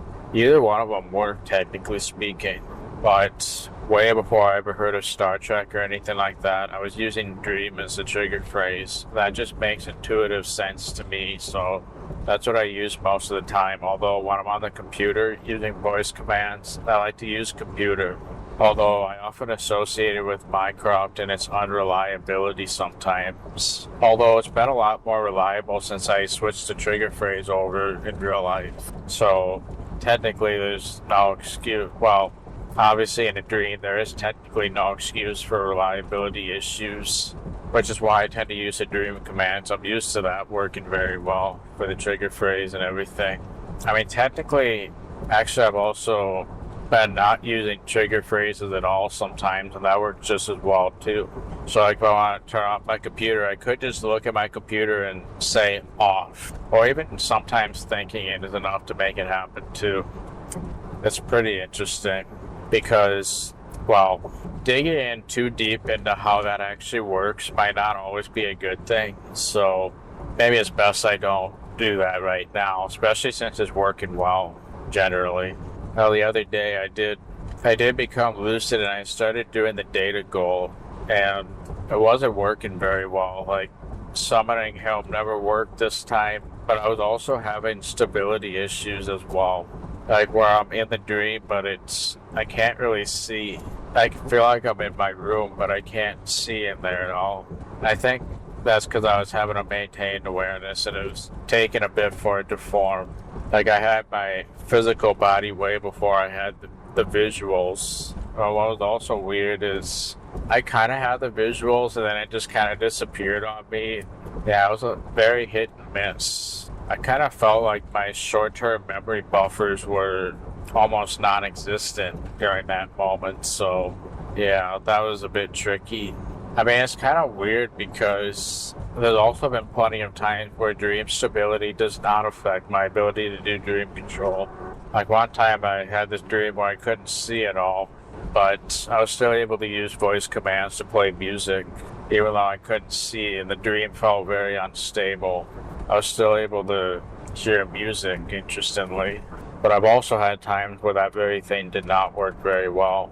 Yeah, it's kind of hit and miss, I guess. Like usually in a fully formed dream, that's never an issue for me. But if the dream is like not fully formed or it's unstable, well, what I've also noticed, I think the stability issues I had the other day were probably from the sleep fragmentation. If your sleep fragmentation is very heavy, I personally think that could make it so it's hard for the dream to be fully stable. Like sleep fragmentation can sort of make dreams feel very unstable in nature. There's another con, and one reason I don't like that. I do like it because of how easy it is to re-enter a dream under those circumstances, but at the same time it can also make dreams feel kind of unstable, just because of the nature of the sleep fragmentation and what that causes, I think. There is also some merit in having a fully stable REM period. The dream doesn't feel like I'm fighting stability like that. But, I mean, even in those situations, I'd probably just kind of focus on narration and I guess making sure that what I'm focusing on is related to the dream state. Not necessarily assume that it's going to cause me to wake up or anything like that. Oftentimes, if I focus on stuff related to the dream state, that helps massively. I mean, it's kind of amazing because when I have like a regained awareness dream, the stability of the dream just simply happens. Whereas with a dream re-entry, I find that can be a little tricky sometimes. Depends on how intense the fragmentation is, I think. And that's not something under our control with those variables. So that's one of those things where you can acknowledge that, therefore you're not necessarily doing anything wrong. You just work with it. We can understand when it's your fault and when it's not. That can be very helpful when it comes to trying to improve dream stability.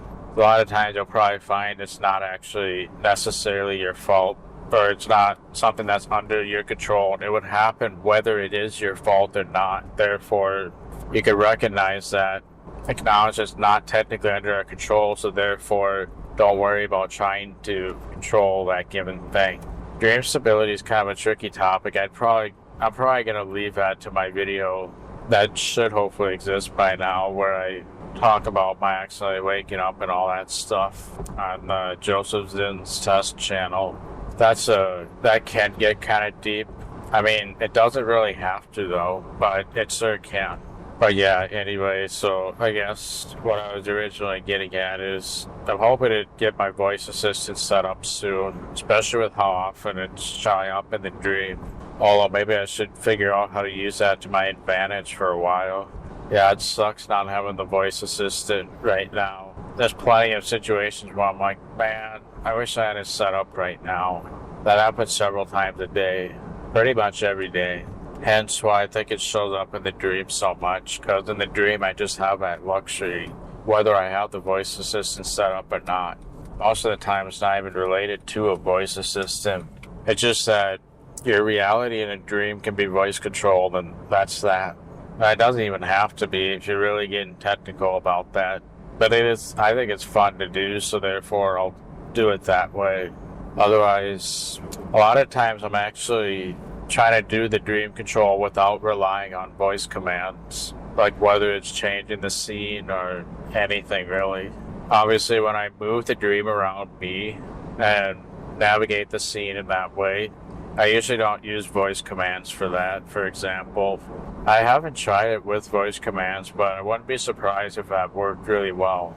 I mean, it actually kind of reminded me on Harry Potter when Professor Lupin, you'll notice that toward the beginning, and there's been several situations where he uses his wand without speaking the spells out loud. As far as I'm concerned, that's pretty similar to being able to do the dream control without saying voice commands out loud. It feels very similar to that.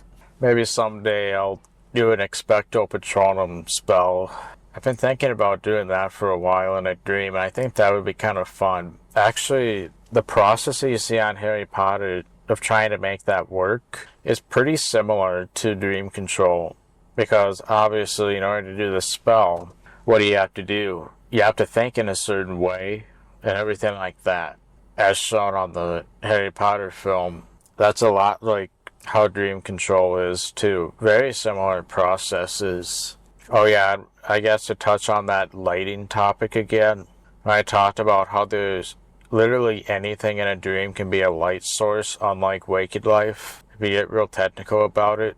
Well, I was considering using so like if the dream scene is dark, I was thinking about how fun it would be to try a Lumos Maximus spell. I think that was shown in, which movie was it, The Order of the Phoenix or something? The one where Dumbledore had to drink a potion. I think that was the 5th movie. Well, regardless, I'm hoping to get the voice assistant set up fairly soon.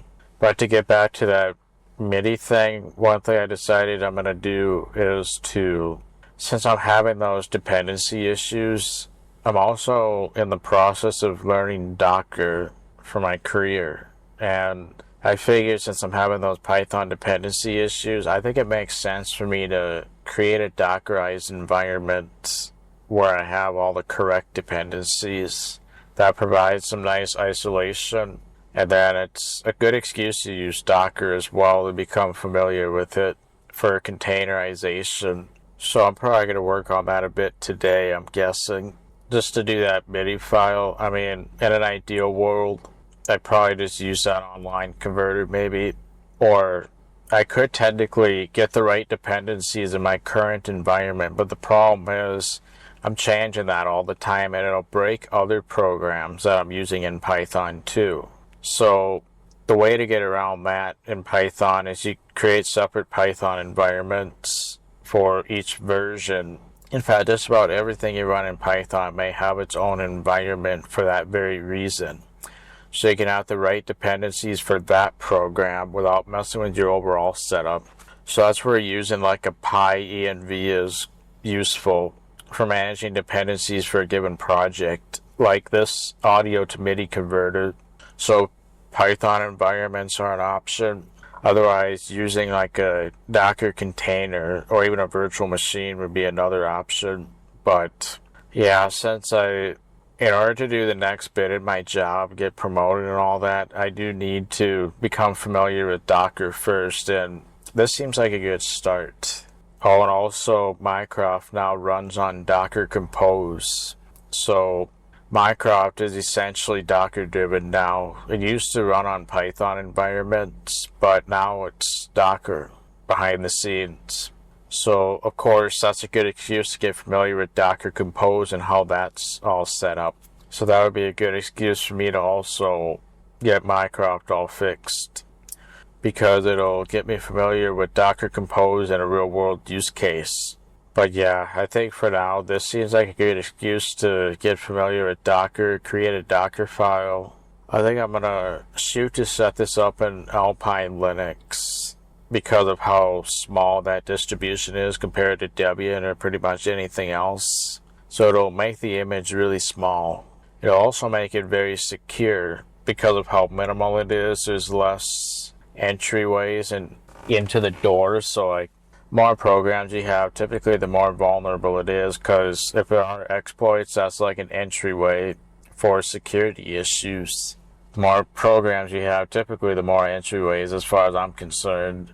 I consider that more of a general rule. But Alpine, since it's so minimal, I feel like it would be more secure for that reason as well. So I'm going to shoot to get it set up on that.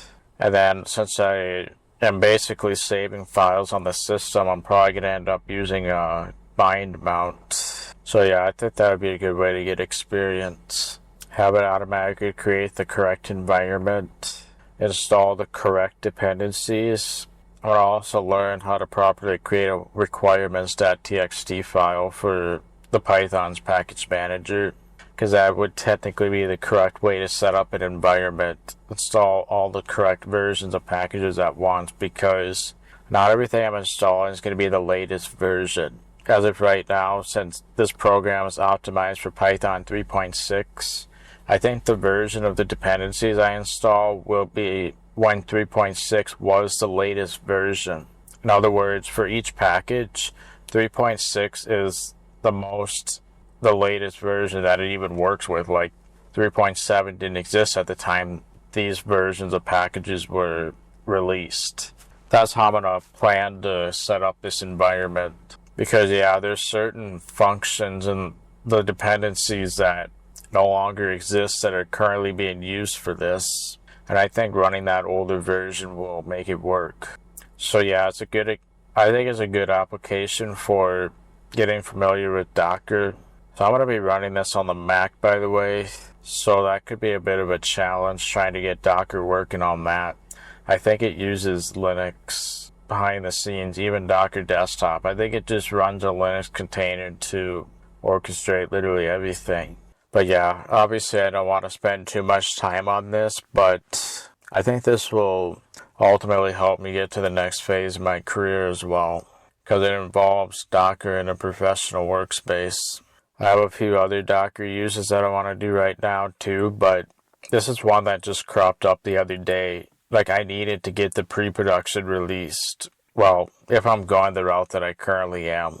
Otherwise, I might just use the online converter, but I don't think that's a good long-term solution. I'm just going to use this open source Python library. And then, yeah, it's a good excuse to create a containerized environment, I think. That's how you do Python dependencies without messing with your existing setup. Just run it in Docker. Yeah, I know Docker's got a bit of a steep learning curve. That's what made it a little difficult to get used to the new voice assistant as well. Like, how do things work now that Docker's used? Actually, if I get some leads on that before I'm done with this behind the scenes recording, I could probably briefly describe it to you guys. If you don't know Docker, do you want to get this going? I can try to describe as much as you need to know for this specific use case. But that's also why I think I'm going to do a live stream eventually where I show how I converted it. And I literally do it from start to finish in that live stream. I think that's what I'll do as well. Maybe. Because, yeah, I just haven't had a chance to convert it yet. I don't think it's the most intuitive process. So, like, I don't know how I'm going to get the computer trigger phrase figured out on it yet. I'm probably going to end up having to use, like, a TF Lite model, which I don't know how much different that's going to be from Precise. So, that'll be for the trigger phrase with the voice assistant. I'm using Precise Engine for that right now. That's what I used in the time travel film too, by the way. So when you saw me use the voice command, even though I didn't actually have it transcribe my voice command, it still listened for the trigger phrase and all that. It just ran pseudo utterances one after the other, no matter what I was going to actually say to it. But I said the commands, how it actually does work when Mycroft was working back in the day. That is how I would have done it. The way you see on the film. So I tried to mimic exactly how it works. But yeah, since Mycroft got signed over to Neon, the only thing that's really missing is the speech to text. Maybe the text to speech as well, but I never use that, so I don't care. The speech to text, though, that's what makes the voice commands work. Oh, that's another example where I had to deal with Python dependency held too, by the way. Because in order to get like a speech to text server going, yeah, you need Python. And the libraries required for that are very specific versions. And then what happens if you try to change this version to the correct one for this dependency? Now another dependency that was previously working no longer works because it depends on a newer version of that dependency which doesn't work for the project as a whole. It's literally dependency hell. Yeah. So, yeah, getting the speech to text server is a bit of a mess. Because of the dependencies required. There's a slight possibility that Python 2.0, then the Python version you use also matters too. Like you can't use one that's too new, otherwise it just simply won't work. Yeah, this is literally gerrymandering but for Python dependencies. I cannot find a combo that makes everybody happy. Although I haven't tried it with Python 2.8 yet. There might be a combo that works with that version. I don't know. But yeah, it's a real mess. So I kind of gave up on that project. I tried to see if I could resurrect Mycroft by creating a speech-to-text server, then connecting it over. And technically, I could probably use Python directly.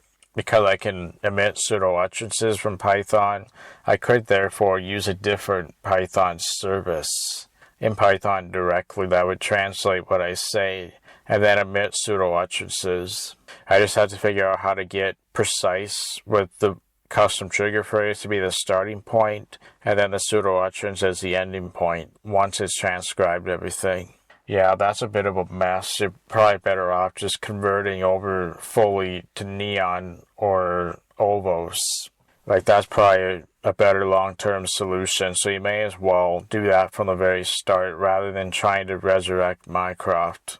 I've wasted enough time on that, by the way, which that could technically be another mistake I prevent myself from having when time traveling. To just simply not try doing that. It's not going to get me very far. I wish I'd known that sooner. So then, obviously, if I did go to the past to prevent that from happening, how would I have done that while avoiding running into my past self? There's a puzzle for you to try solving. If I get time to think, I might try to figure that out someday. I don't know. But it's not really going to benefit me since, obviously, I haven't really figured out time travel. Well, in the dream world. To be honest, I haven't done a lot of time travel in the dream world, though. Maybe I should. That'd be another good dream goal. I might plan on doing that sometime. I wouldn't mind going back to the past when I had my first Windows 2000 computer. To be honest, I kind of miss that old thing because of the nostalgia that it would bring nowadays. Oh, good times. Yeah, so in a lucid dream, going back to the past when I had that computer so that I could explore it again, that'd be kind of fun. How would I go to the past? I haven't given it much thought yet. I have messed around with the phone booth concept before. That has worked, so I could probably do that. Or I could just do a scene change and it's allegedly in the past. I could write it off that way, and then my mind should roll with it. That's probably what I'm going to end up doing. But if I want to make it fun, well, then I might want to do something else. Actually, yeah, see, there's a lot of different ways you can time travel in the dream world. I'm sure there's plenty of ways that nobody's ever tried before that would be perfectly valid. Like what I might end up doing if I wanted to make it really fun, I might go through like a glass tube tunnel where it looks really fancy. It feels like I'm rapidly going through a tunnel. That might be a fun way to get to the past. Could even use it to enter the circuits of time. And then I'm effectively in a tunnel through the circuits of time, and then that would get me in the past. That could work. So obviously if I want to save time, well, technically a scene change would probably be either a scene change or else just simply setting up the scenario with the old computer would be the way to do it.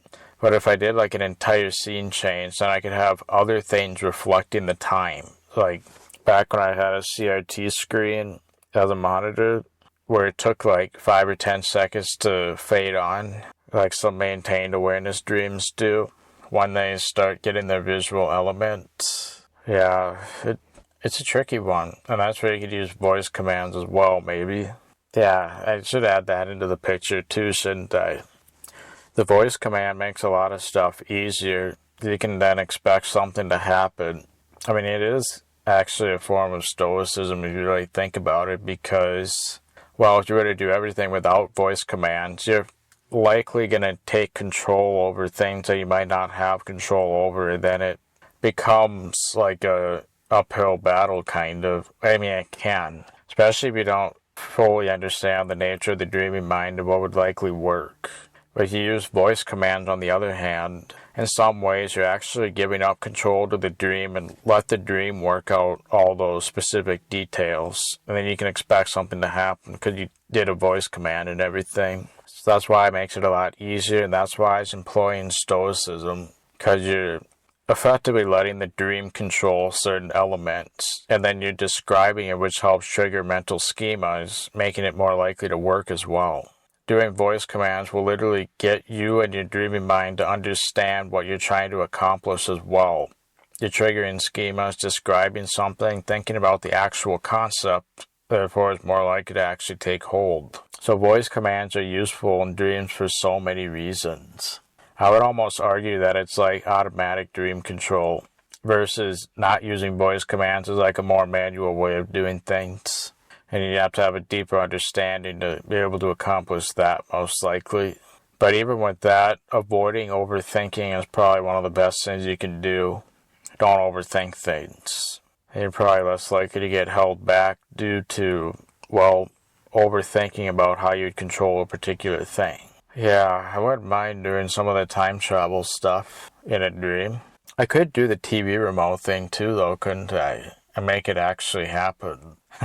I wonder what that would even be like. Like, what would it be like if the infrared blast were to happen for real? So that could be a way to time travel in the dream world. Maybe I calculate the number in waking life, memorize it so that I could just dial in the number on the remote within my dream. That could be an option. Or else I could write off that I already punched it in, therefore I could just use it. Yeah, I mean, literally the way you can time travel in a dream is pretty much endless. I mean, heck, you could go through a time travel portal, create a Doctor Strange-like portal, and make it like a time travel one. And there's many ways you can approach that in itself, too. You could just use a voice command when you set your destination in that way. You could have it so that there's like an interface you can use to set the time within the portal itself. So a portal has like a holographic interface or something similar. You just use your mind and just kind of will it to work out. I mean, there's a lot of different things you can do with that. And that's using the portal method. Yeah, I think if I were to try to make it fun, I'd probably go through a fancy tunnel in glass tube through the time circuits. I think that could be a fun experience in itself. I haven't tried that. I think it'd be fun to have a realistic experience of going through that. I actually just clipped a video the other day on YouTube that shows a tunnel that could be useful for lucid dreaming from a game I used to play called Lego Racers. That would be a form of nostalgia too, by the way. Although I can do that in real life because I still have a PlayStation 2. I guess I could share the link with you of that YouTube clip that I made. You should be able to access public clips. You can find a link in the description. That's a YouTube clip I took showing the kind of tunnel effect I'd probably be doing in a lucid dream. I've done this once before and it was pretty fun, but that was years ago. I wouldn't mind doing that again. That could be kind of used in my time travel process. I mean, heck, infrared itself could create a tunnel like that, maybe, except it would have more of an infrared color. I don't know. I mean, the possibilities really are endless. Kind of depends on what my goals are, my overall objective. Like, am I in a hurry to get it done? If so, I might want to keep it as simple as possible and as quick as possible. That's where a tunnel might not be the best option. I might just set up the scenario and the scene I'm already in, if that's the case. Otherwise, I could do a scene change to the past, because technically a scene doesn't just have to be a scene in itself. It could also be a scene in a time period, and that's like a whole different scene altogether, if you really think about it. I mean, if you think about the term setting in the context of a story, it's not just the place, but also the time.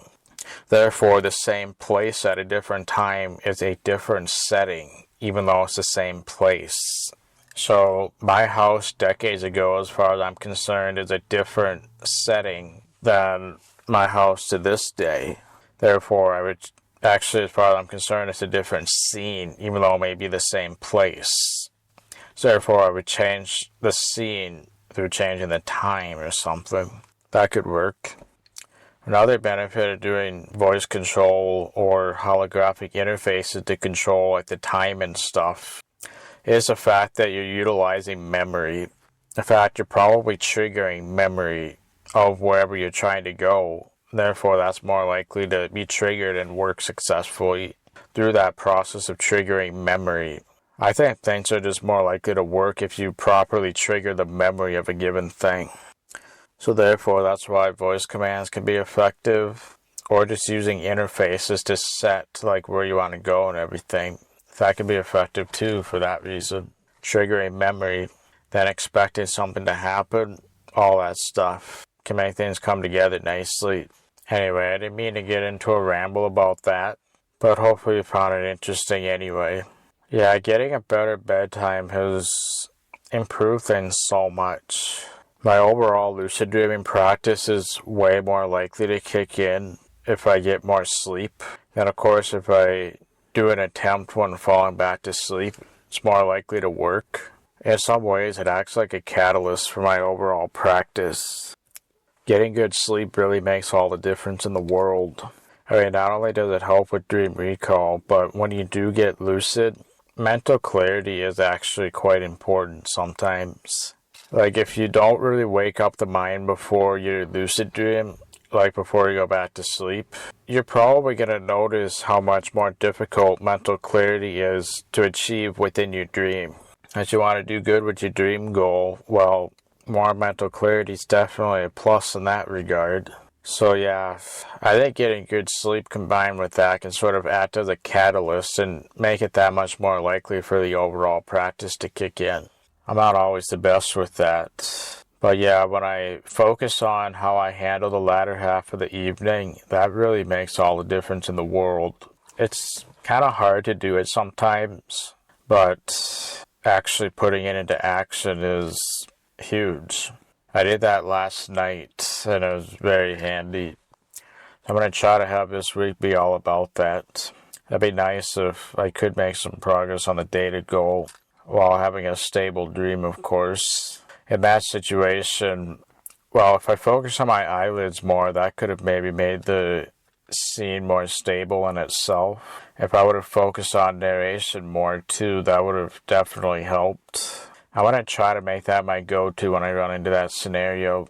But sometimes if sleep fragmentation happens to be really deep, then, well, there's really nothing I can do under those variables other than realize what's not under my control and just focus on what is. Like my ability to focus on the dream versus the possibility that I might wake up. I want to focus on dream and the dream-related events more so. Or centering myself and my awareness. Like that will work better than what I've been doing recently. As for the maintained awareness stuff, that visualization thing definitely has some merit to it, so I've been exploring that a lot more recently. Of course, it doesn't just have to be that tennis court scene. What I tend to do when going back to sleep is I try to stay relaxed. Or if I did wake up and then suddenly realize I'm in that scenario, I try to get back into the zone with relaxation. With how tired I usually am, that's pretty easy. From there, I might then sort of think about what I was just dreaming about and then try to make a crazy visualization out of it, maybe. I mean, I'm still experimenting with that, but that has gotten me back into the dreaming state pretty easily. Yeah, my visualization abilities typically suck, but it's a different story when REM's around the corner. I'm not sure if it's the hypnagogia or if my visualization abilities do actually get better during that time. I don't know what it is, but yeah, it's kind of amazing. I actually don't like to focus on visualizations unless REM sleep is around the corner. It's weird. I could almost use that as its own metric. Of course, not just how it feels, but my ability to do it as well would be factored in when trying to gauge if REM sleep is around the corner.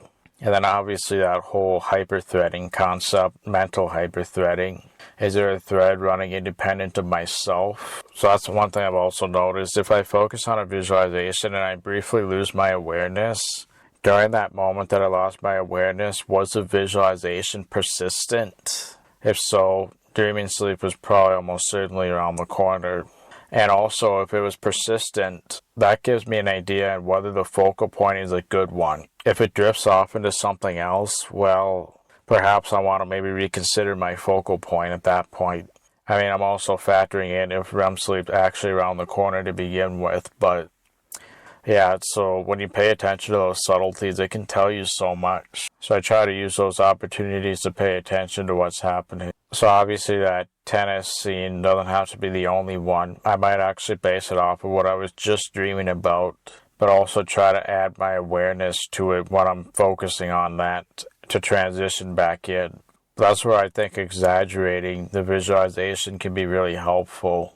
Try to make something out of pretty much any scenario I might find myself in, or else I might revert to something that is a bit more generic if that's a bit tricky to do. And I've also been finding it helpful to try to incorporate a tactile element into my visualization. I find that's also helpful for not interfering with the dream process. That's been helpful for the tennis visualization.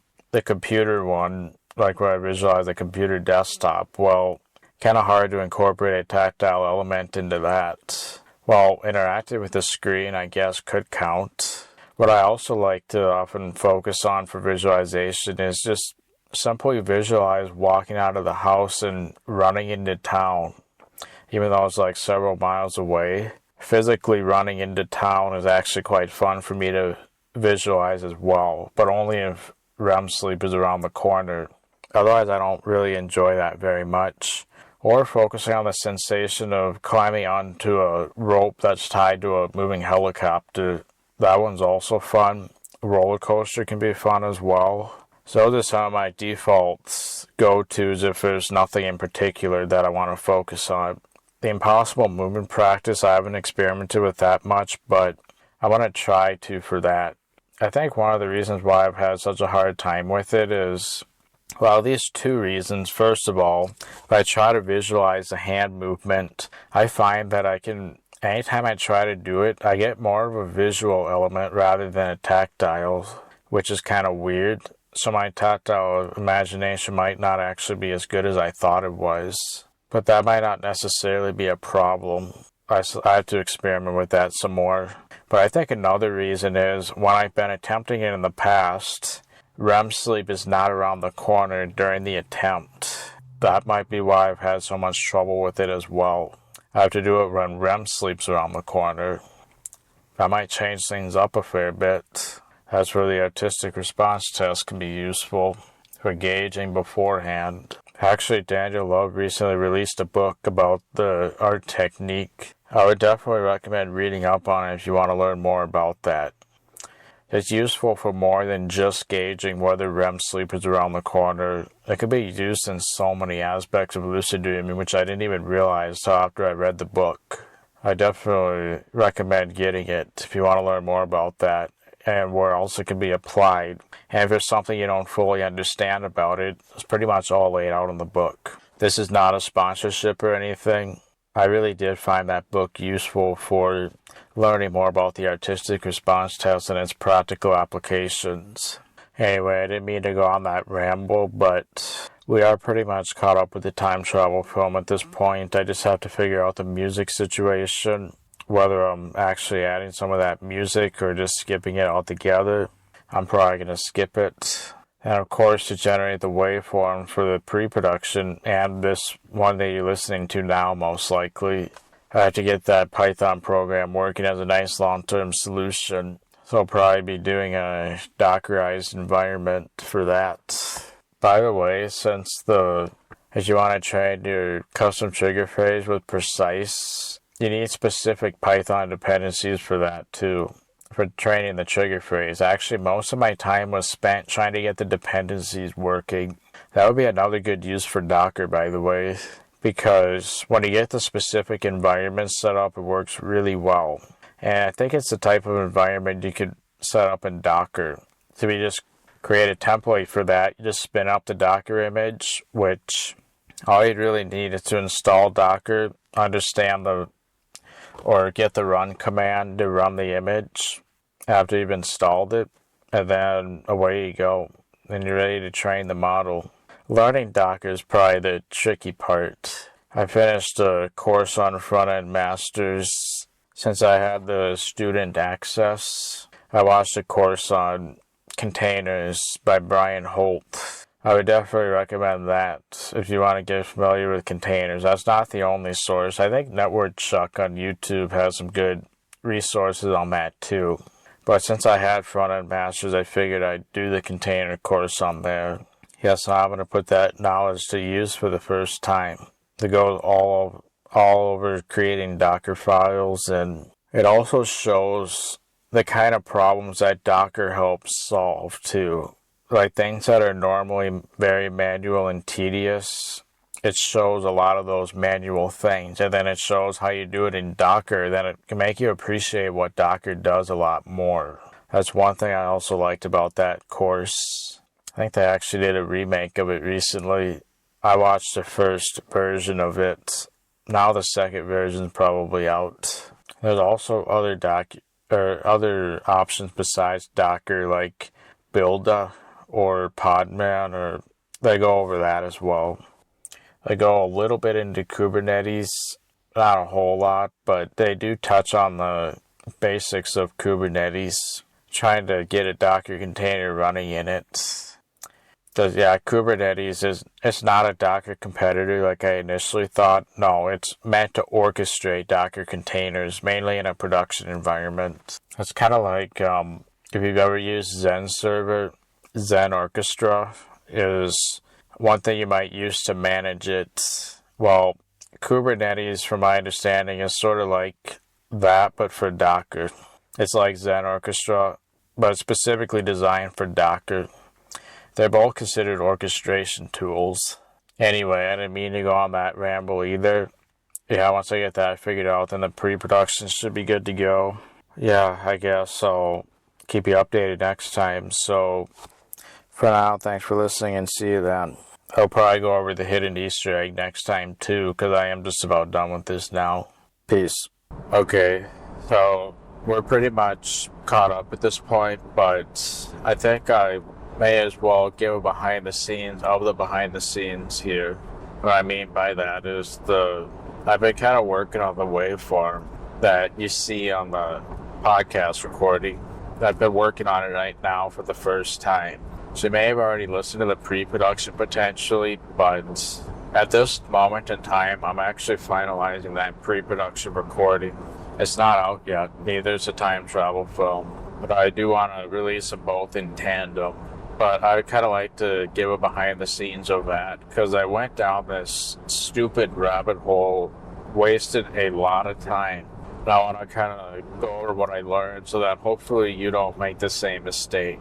But I want to try to go over some lessons learned here, I guess. So yep, not only are you getting a behind the scenes of the time travel film, but you're getting a behind the scenes of the time travel film behind the scenes as well. As crazy as that may sound. And then after that, assuming there's nothing else, I think I'll reveal the number. The hidden Easter egg of the year that I time traveled to, the estimated year based on the Big Bang.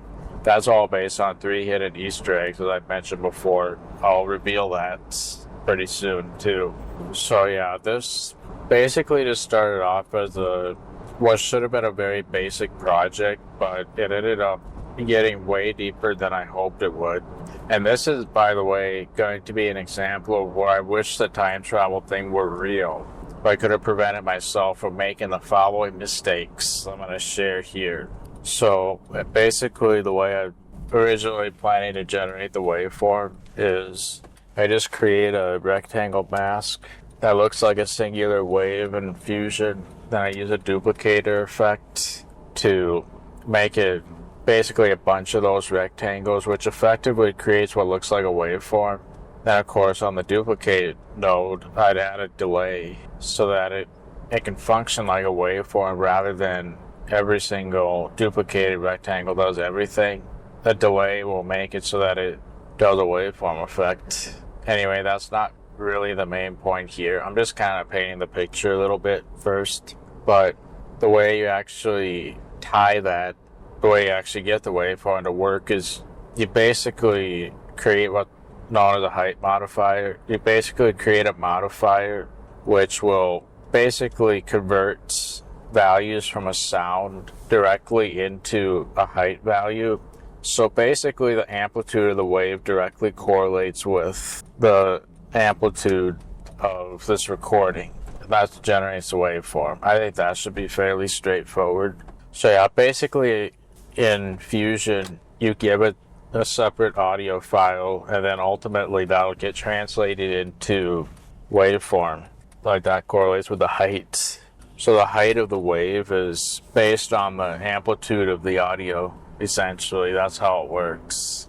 Well, anyway, the file that you give it can't just be a standard audio file. It has to be a MIDI file, which is pretty much that opened a can of worms, essentially, down the rabbit hole. So I mentioned before I was going to try to create a Docker container. I did kind of start elaborating on this, actually, now that I think about it. So I may be just repeating myself. And yeah, the reason why this is so challenging is because, yeah, a MIDI file is not really an audio file. I consider it more of a recipe. It's like a music score almost, and you store notes of musical instruments rather than audio directly. When you play it in a media player, that essentially interprets the notes. It's like anyone who plays an instrument might look at a music sheet and then play their corresponding notes, right?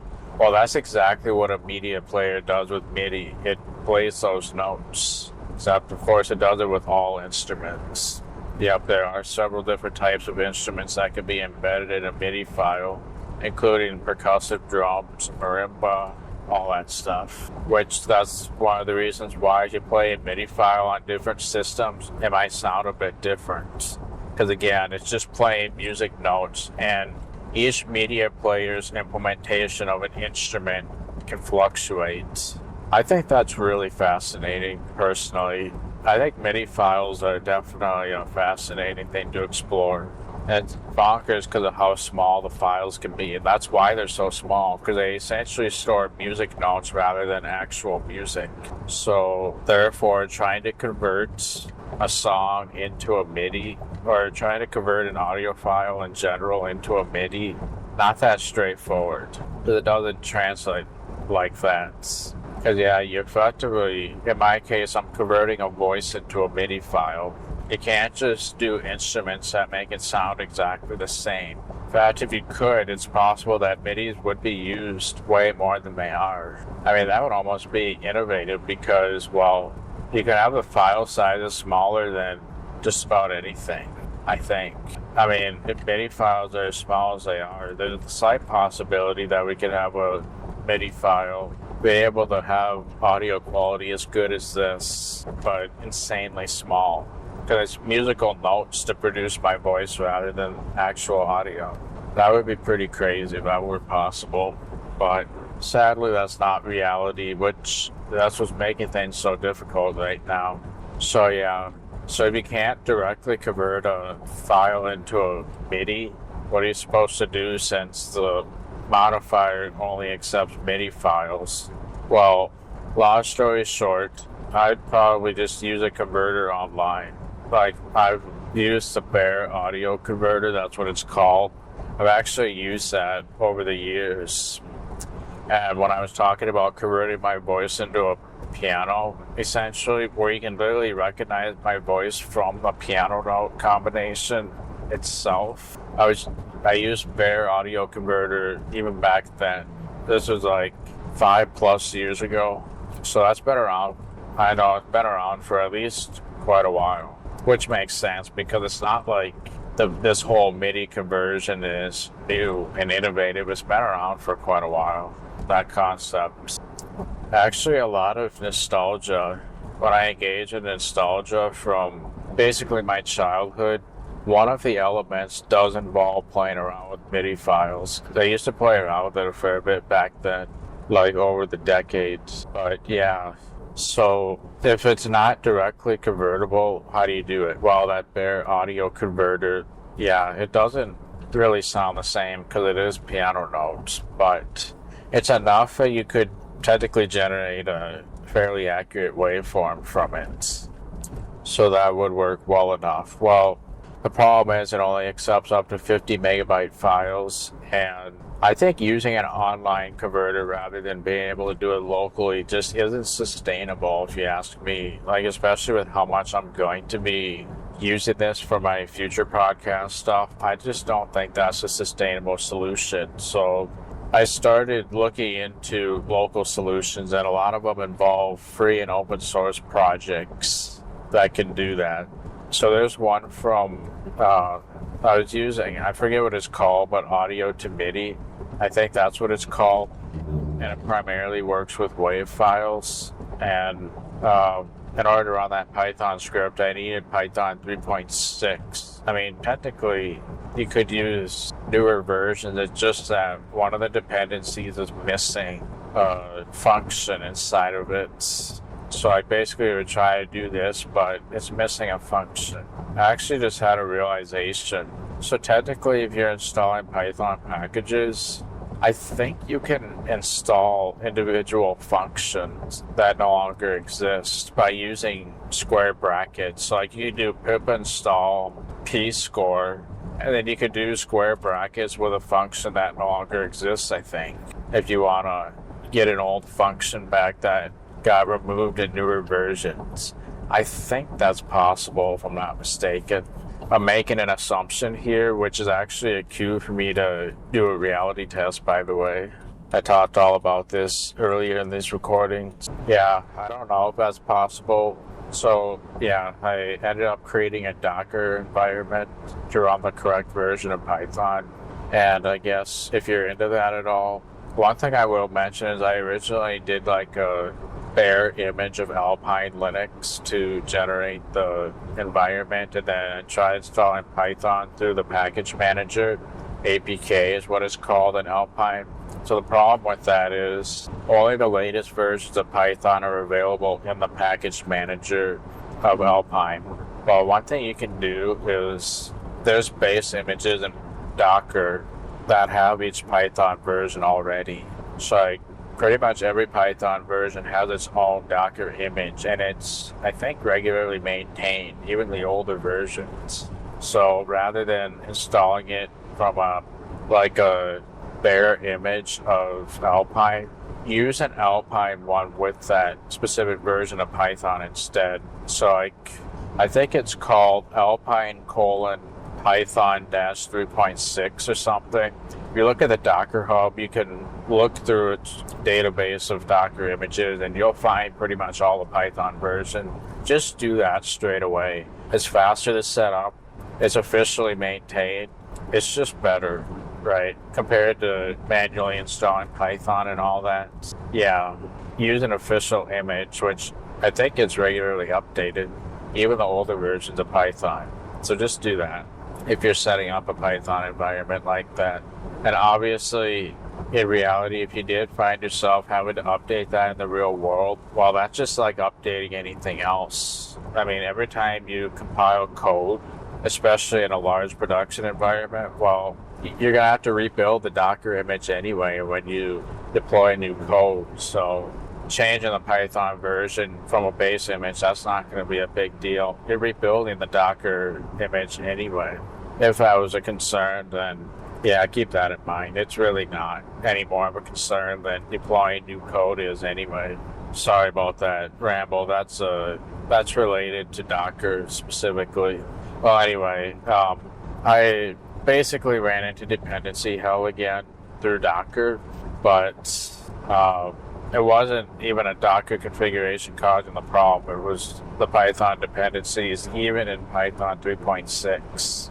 So regarding all the packages, you could use PyPy, like PyPI, that's what it's called. You could use PyPy to figure out package versions with pip and figure out the compatibility of everything. And so I did like the first version of each package that's available for Python 3.6. I installed those specific versions with the requirements.txt file. But the problem that I often ran into was I was running into a problem with SciPy, that particular dependency, and I just could not get that to work, even though, so it downloads successfully, but it has trouble building it, because I think when you install a package, I think it sort of compiles from source. I'm not entirely certain on that, but it errored out like a minute into the installation process of SciPy, right? So downloaded fine, but yeah. So now that I tried a different version with like the latest version of SciPy that works with Python 3.6, no difference. And by the way, it might not even be SciPy itself, but rather one of its own dependencies that's giving me a problem. So like NumPy, I think, is one of the dependencies of SciPy. And the version of NumPy may have actually been causing SciPy itself to not work. But I messed around with the NumPy version. None of that could really fix it. There wasn't really anything I could do necessarily, but I wasted hours on this, to say the least. So then I tried looking at other open source projects, and they all had their own problems. So some of them could generate a MIDI, but it wasn't nearly close enough to what I wanted. Getting the environment set up had a little bit of a nightmare, but once I got it set up, I didn't even get the results I wanted. And that's very possible that even after I get through dependency hell, the first project I was looking at, there's a slight chance not even that would have worked. What a pain. I'm very angry at myself with how much time I wasted on this. This is where I would be using that time travel to prevent myself from doing this. If I can avoid running into my past self and somehow prevent that from happening, that's honestly what I'd probably end up using the time travel for, realistically speaking, if that were possible.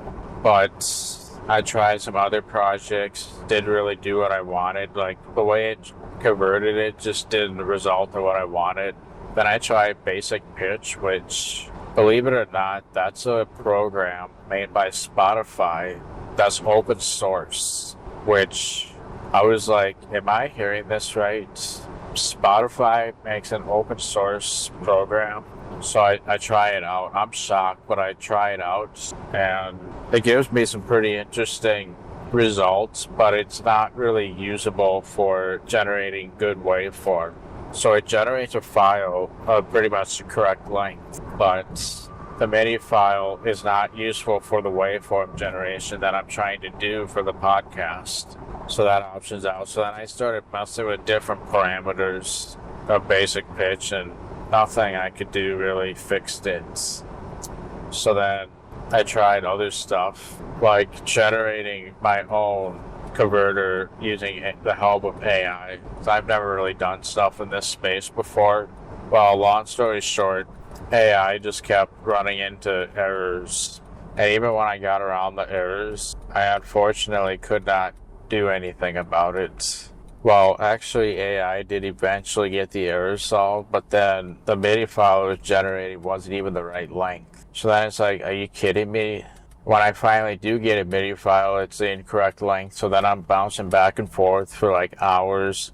No luck. One moment, the clip that's like a minute and 12 seconds ends up being 39 seconds instead. So the MIDI files have many different aspects, like I think pitch, hop, distance, and all sorts of stuff. Well, pretty much everything I tried never amounted to anything useful.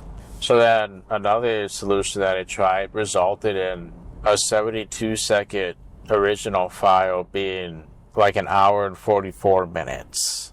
So then that gives me a little bit of pre-TSD because, well, even if I do get it correct, is everything in sync? If it keeps getting results like that, yeah, it's such a nightmare.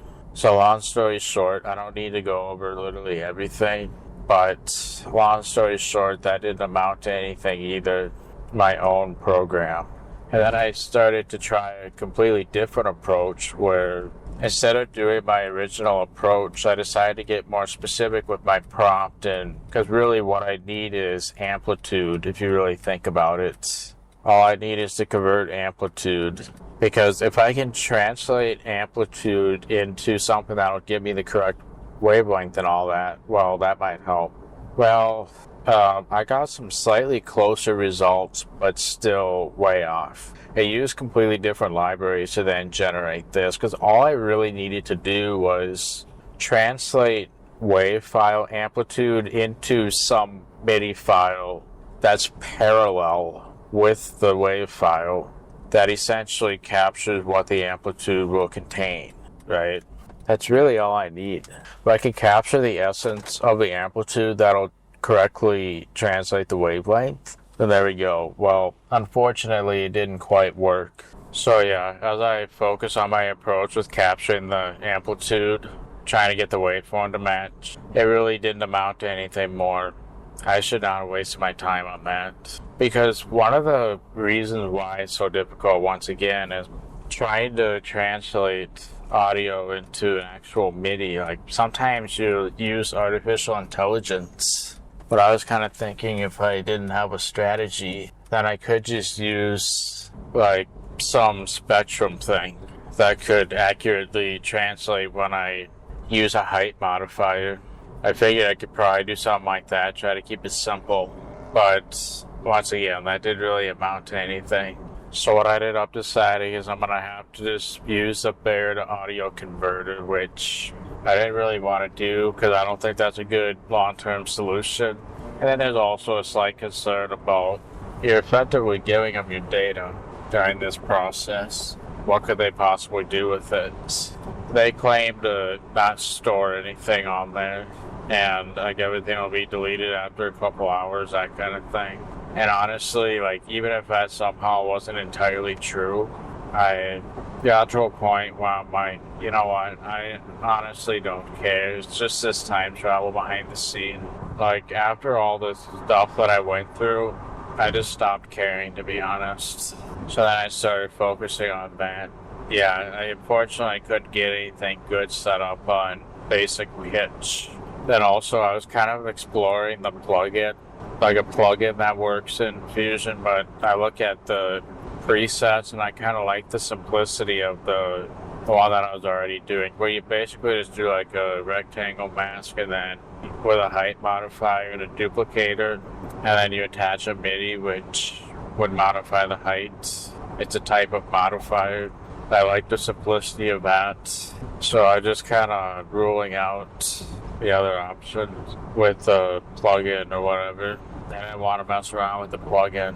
I kind of had this impression that it wasn't free, and it just didn't seem like it was worth screwing around with. But then I looked a little bit deeper into it, and I realized it's using Reactor, which I've heard of that before, and I've seen people use certain Reactor plugins before, and I'm like, is that all it is? I've never used Reactor before, but as far as I'm concerned, Reactor is essentially a package manager for Fusion, where you can get a bunch of plugins. So I installed Reactor, which was actually more straightforward than I thought it was. You literally just download a Lua script. Reactor is essentially a Lua script.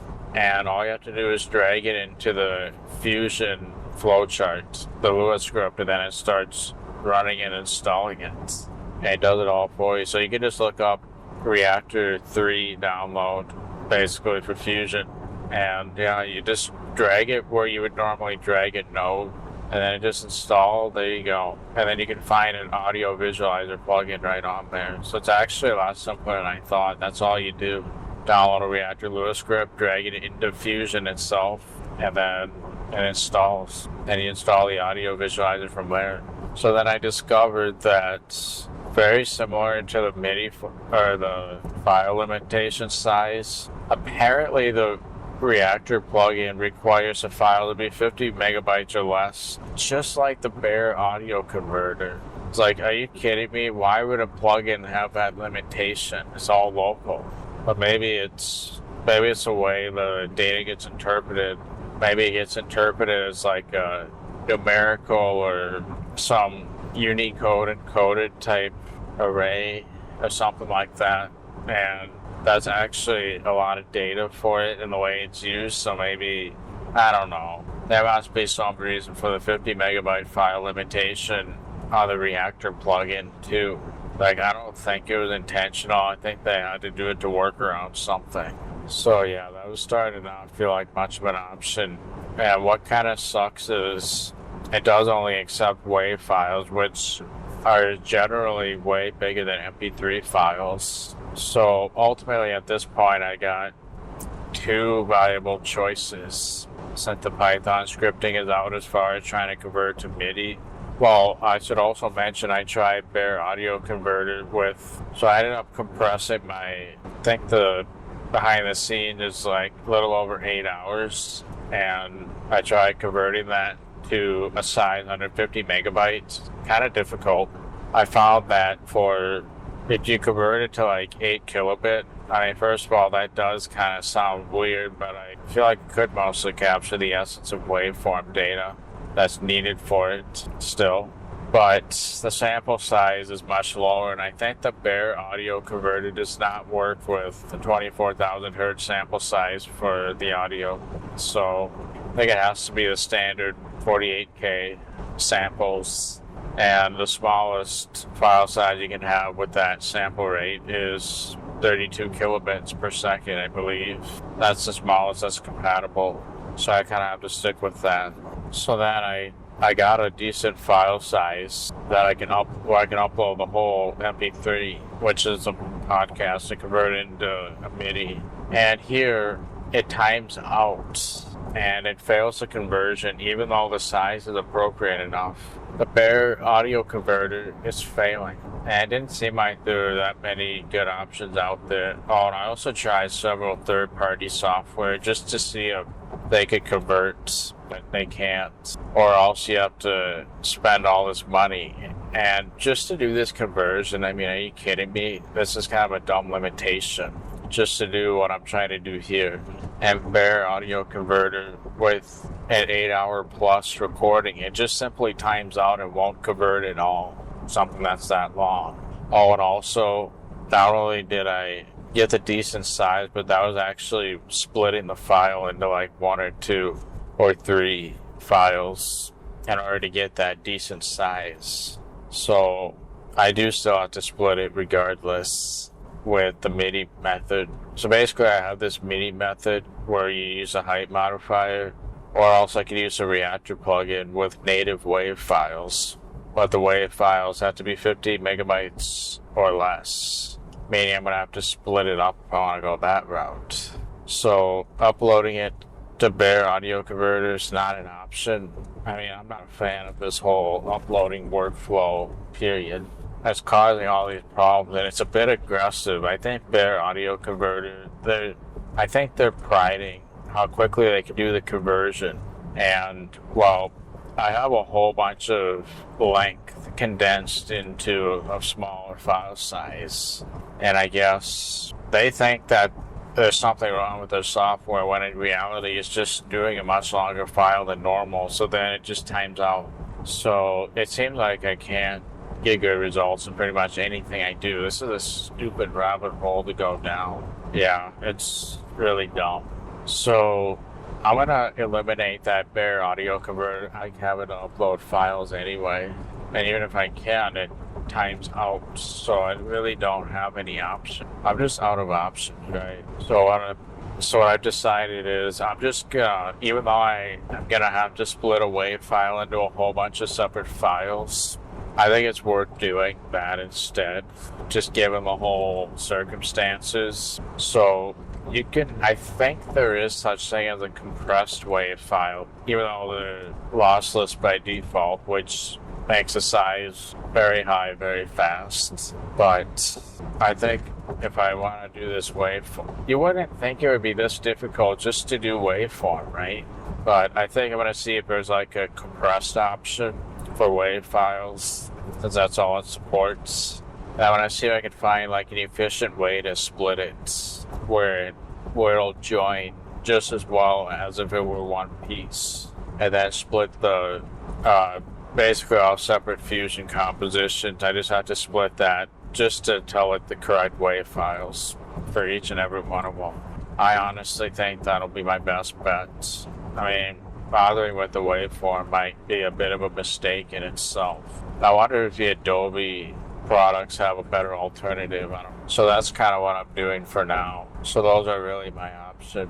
So I'm going to do that waveform thing. I still haven't figured out the splitting deal yet. And then another problem I noticed with that is how slow it exports, because it's coming from Fusion.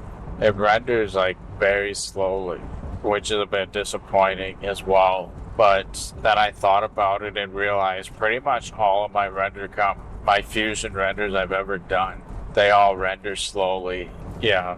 So I realized, I thought it was this Fusion plugin, but then I realized everything I've ever done in Fusion renders slowly.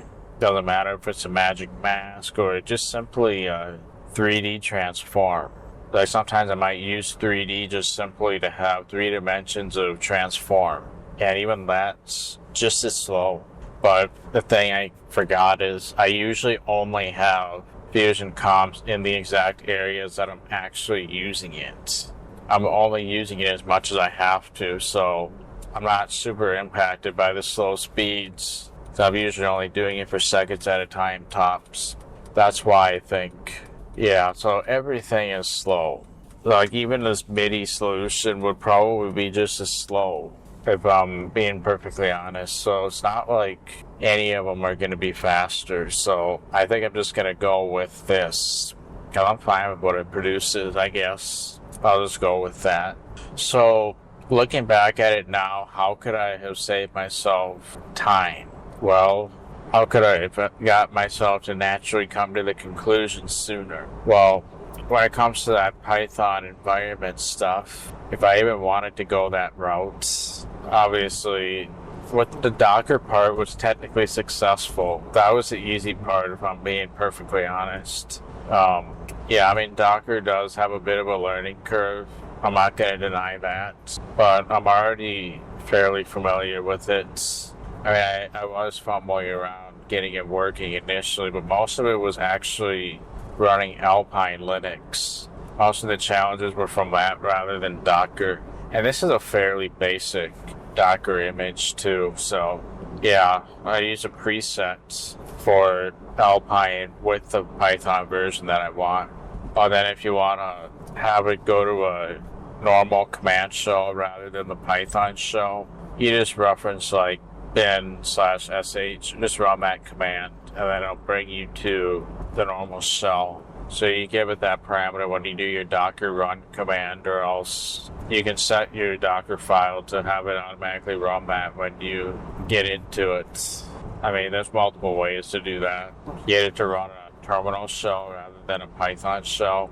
So Docker went fine. So as far as saving time for everything else, though, I probably would have, most of the time I was actually wasted fumbling around with AI, trying to get AI to do what I want. I thought it would be able to do this relatively simple task with the MIDI stuff, because it's taking in a MIDI file, doing some stuff, and then outputting it's taking a wave file, doing some stuff, then outputting a MIDI file.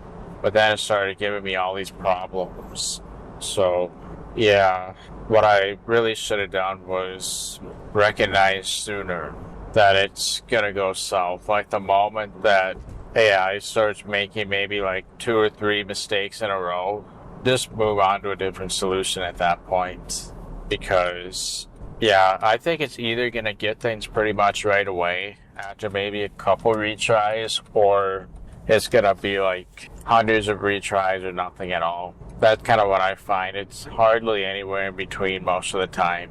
Like, I find that if it is starting to take a long time, it's going to take a really long time, generally.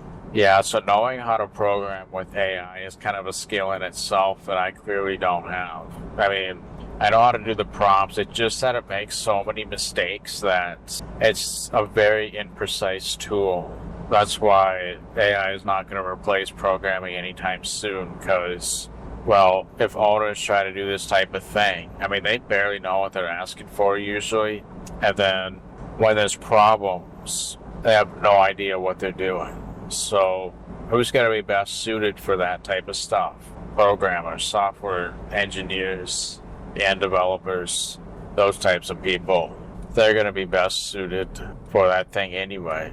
So yeah, knowing how to use it right is definitely a skill in itself. Probably just use it for like basic functions. And this MIDI stuff, honestly, I feel like it would fall under a relatively basic script, to be honest. So yeah, but I've now decided that if it's making like 2 or 3 of these mistakes and it's not really improving much, I could probably spend hours and it's still not going to be much better than where I am now, kind of thing.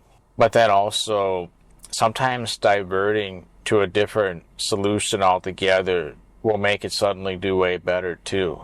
Like, for example, its natural approach of trying to map out a MIDI wasn't even all that valid in the first place. It wasn't doing the right thing to begin with, but then realizing what I'm ultimately doing, trying to take the amplitude of my audio file, figuring out a way to represent that. You don't have to do fancy AI stuff, machine learning stuff to map that out. You could just basically create your own fairly basic spectrum, I think. You don't have to get all that advanced with it. So if I would have been really, really precise with my prompts, like way more than I was, like about the whole taking the amplitude, figuring out how to represent that with a MIDI file, explaining I'm trying to convert this waveform purely based on amplitude, and then also to make it parallel with the input file, all that type of stuff. That would have saved me time if I approached it from that angle. Avoiding AI altogether, I maybe would have also done, like, if I had 2 or 3 mistakes. Because honestly, if I'm thinking about my overall experiences with using AI with programming, realistically speaking, I mean, the problem with that, first of all, is it'll do stuff you're not familiar with. So then if you're trying to solve things yourself, you practically have to ask AI because you're probably unfamiliar with the approach that it's taking.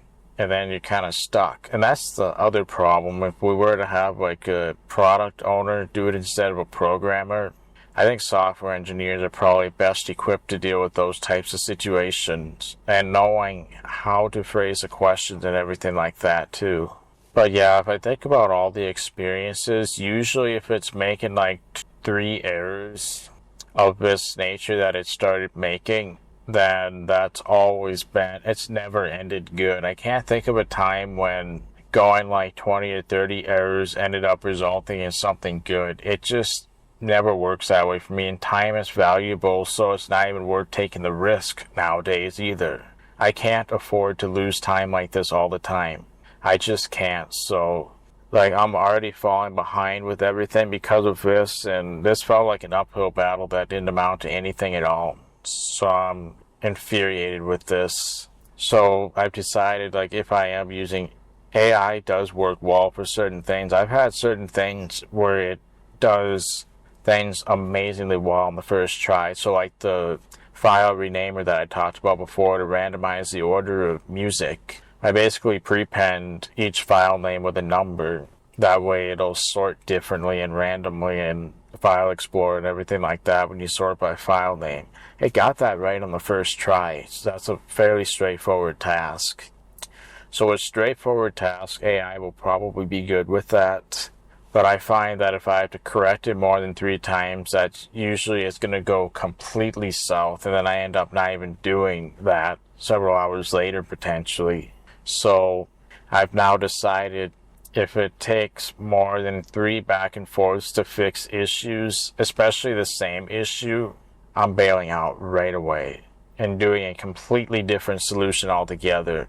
Because it's easy to get caught up in this, I feel like, where you're like, oh, I could correct it eventually to get it right. No, I'm not doing that anymore.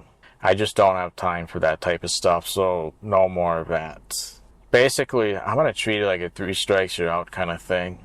So if I do something that I think would be relatively straightforward for AI, and it's like taking more than 3 tries on more or less the same type of issue, or 3 different types of issues, I mean, if it solves an issue on the first try, that's certainly one thing, but as far as I'm concerned, 3 times trying to solve the same issue or solving 3 different issues to get things running, any more than that, I'm out. And maybe I should go even less than that, like 2 or 1. Maybe I should go that route also. And mind you, I'm using a GPT-4 model, so that's probably going to be massively improved from 3.5. And obviously, some of them can do their own development environments, like Google. I think Gemini has, with the paid version, I think you can do a code execution environment, but that's only good for certain types of things. Like this MIDI stuff, it wouldn't have really helped it. Like, I could provide the files, but I don't think it's even advanced enough to make sure that the lengths are the same and everything like that. I don't think it would have helped with that. And then Devin AI, I think that just turned out to be some overhyped nonsense. Because I think, yeah, we're basically in an accelerationism phase when it comes to this AI stuff, where it gets massively overhyped, and then because precision is needed in this world, especially in the business realm. Like, you have to have deep precision, and AI it's just not designed for precision. You'd think that with it being a machine it would be, but no, it's definitely not there yet. And we're running into this accelerationism where it gets overhyped, and yeah, then when you start to rely on it, that creates a whole host of nightmares that could have been prevented if you just avoided AI altogether. So yeah, it's a weird one. We're definitely in a weird space right now. We're in the decade of AI, that's for sure. The next decade is probably going to move on to other things like brain implants and cyborg type stuff, probably.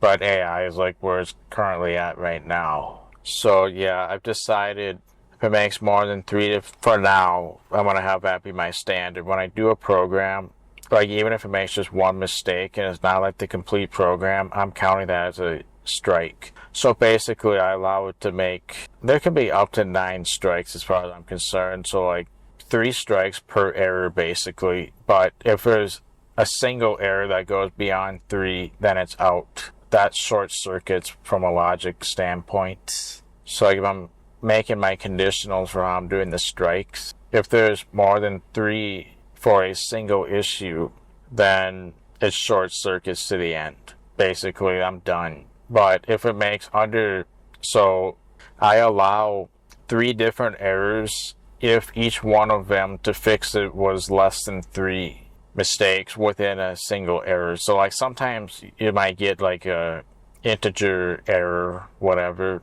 Well, if it screws that up, that same type of error more than 3 times, then I'm done with this particular approach. If it screws up 2 times and then gets it right, now it's on a different error. Now that new error will get up to 3 strikes as far as I'm concerned. But yeah, if a single error gets more than 3 failed attempts to fix it, well, I'm done using AI for that particular approach. I think that's how I'm going to treat it from now on, with how much time I've wasted with it. And honestly, I think another approach would probably be using like a AI inside a code editor directly, like GitHub Copilot or something like that. That might be better. I haven't used it yet, but yeah, that's how I would save time in one aspect. So how would I even go to the past and convince myself to do that before this particular project started? And then on top of that, basically getting better at recognizing when things are going south and stopping before it does go south, essentially. It's difficult to do that, but that's a good skill to have with troubleshooting, I think, especially when time's of the essence. Like knowing when to stop. Not stopping too early, but also not stopping too late either. Trying to find a nice balance with that. Factoring in budget, scope, and time. Actually, time being a pretty huge one. So, yeah. And then something else to keep in mind is that's assuming that I'm doing the MIDI approach in the first place. What if something else I could technically do is, well, doing the file converter from the get-go. Just accepting the fact that I'm using some online platform. Another thing I probably would have done differently is having AI write a very simple approach, like using that amplitude thing maybe, compared to using a third-party library. Maybe like the moment I struggle with the Python dependencies, I avoid dependency hell from the start, maybe. I mean, I've had times when I've gotten out of it, so that's kind of why I tried in this particular instance, because I've gotten out of it before. I mean, to train my trigger phrase with the custom voice assistant, I was in dependency hell for quite a long time. I managed to eventually get out of it through a bunch of trial and error, but for this one, no matter what I was doing, I wasn't getting out of it. Now that was with Python 3.6. What I could have probably also done was technically do the latest version of Python, but with the function that's missing, figure out some way to get that function back. Because it's not like I'm going to modify the source code to do something else. I don't have that type of knowledge. Getting that type of knowledge could provide a solution where I slightly modify the open source package itself. But I would probably stay away from that unless you really know what you're doing and you're some crazy smart engineer. So, yeah, something else that I could have done. So, yeah, mind you, using Reactor would end up being about the same speed as this MIDI approach for render times. I just have to deal with this sucky render time regardless, unless I use other software to generate the waveform. But then I would import it into my editor and suffer generational loss potentially, maybe extra processing that I want to avoid. So I want to do something that works in my editor. But technically, if you think about it, another approach I could have done was technically writing a plugin for DaVinci Resolve, writing a fairly straightforward plugin that could take the amplitude of a wave file, spit out some integer, and then I use that as a height modifier. Like, that might actually be a better approach than trying to get the MIDI thing to work if you really think about it from an outer perspective. So there's that as well. See, when you're caught up in trying to get things to work, you're not going to notice that you didn't even think of those types of solutions. You kind of want to stay on an outside perspective as much as you can. I mean, it's literally like getting lucid, if you think about it. I mean, the process of becoming lucid in a dream really is a lot like looking at that stuff from an outer perspective and not being caught up in the moment. And yeah, when you want to avoid getting caught up in stuff to save time, not going down too deep of a rabbit hole, the process of remembering to do that is actually quite similar to becoming lucid in a dream, or I suppose recognizing a scam. It's a bit similar processes when you can manage to do it. Then when you develop the skill, you become very hyper vigilant at doing that. So yeah, that's a skill that I'm constantly trying to improve over time. It's been beneficial a few different times.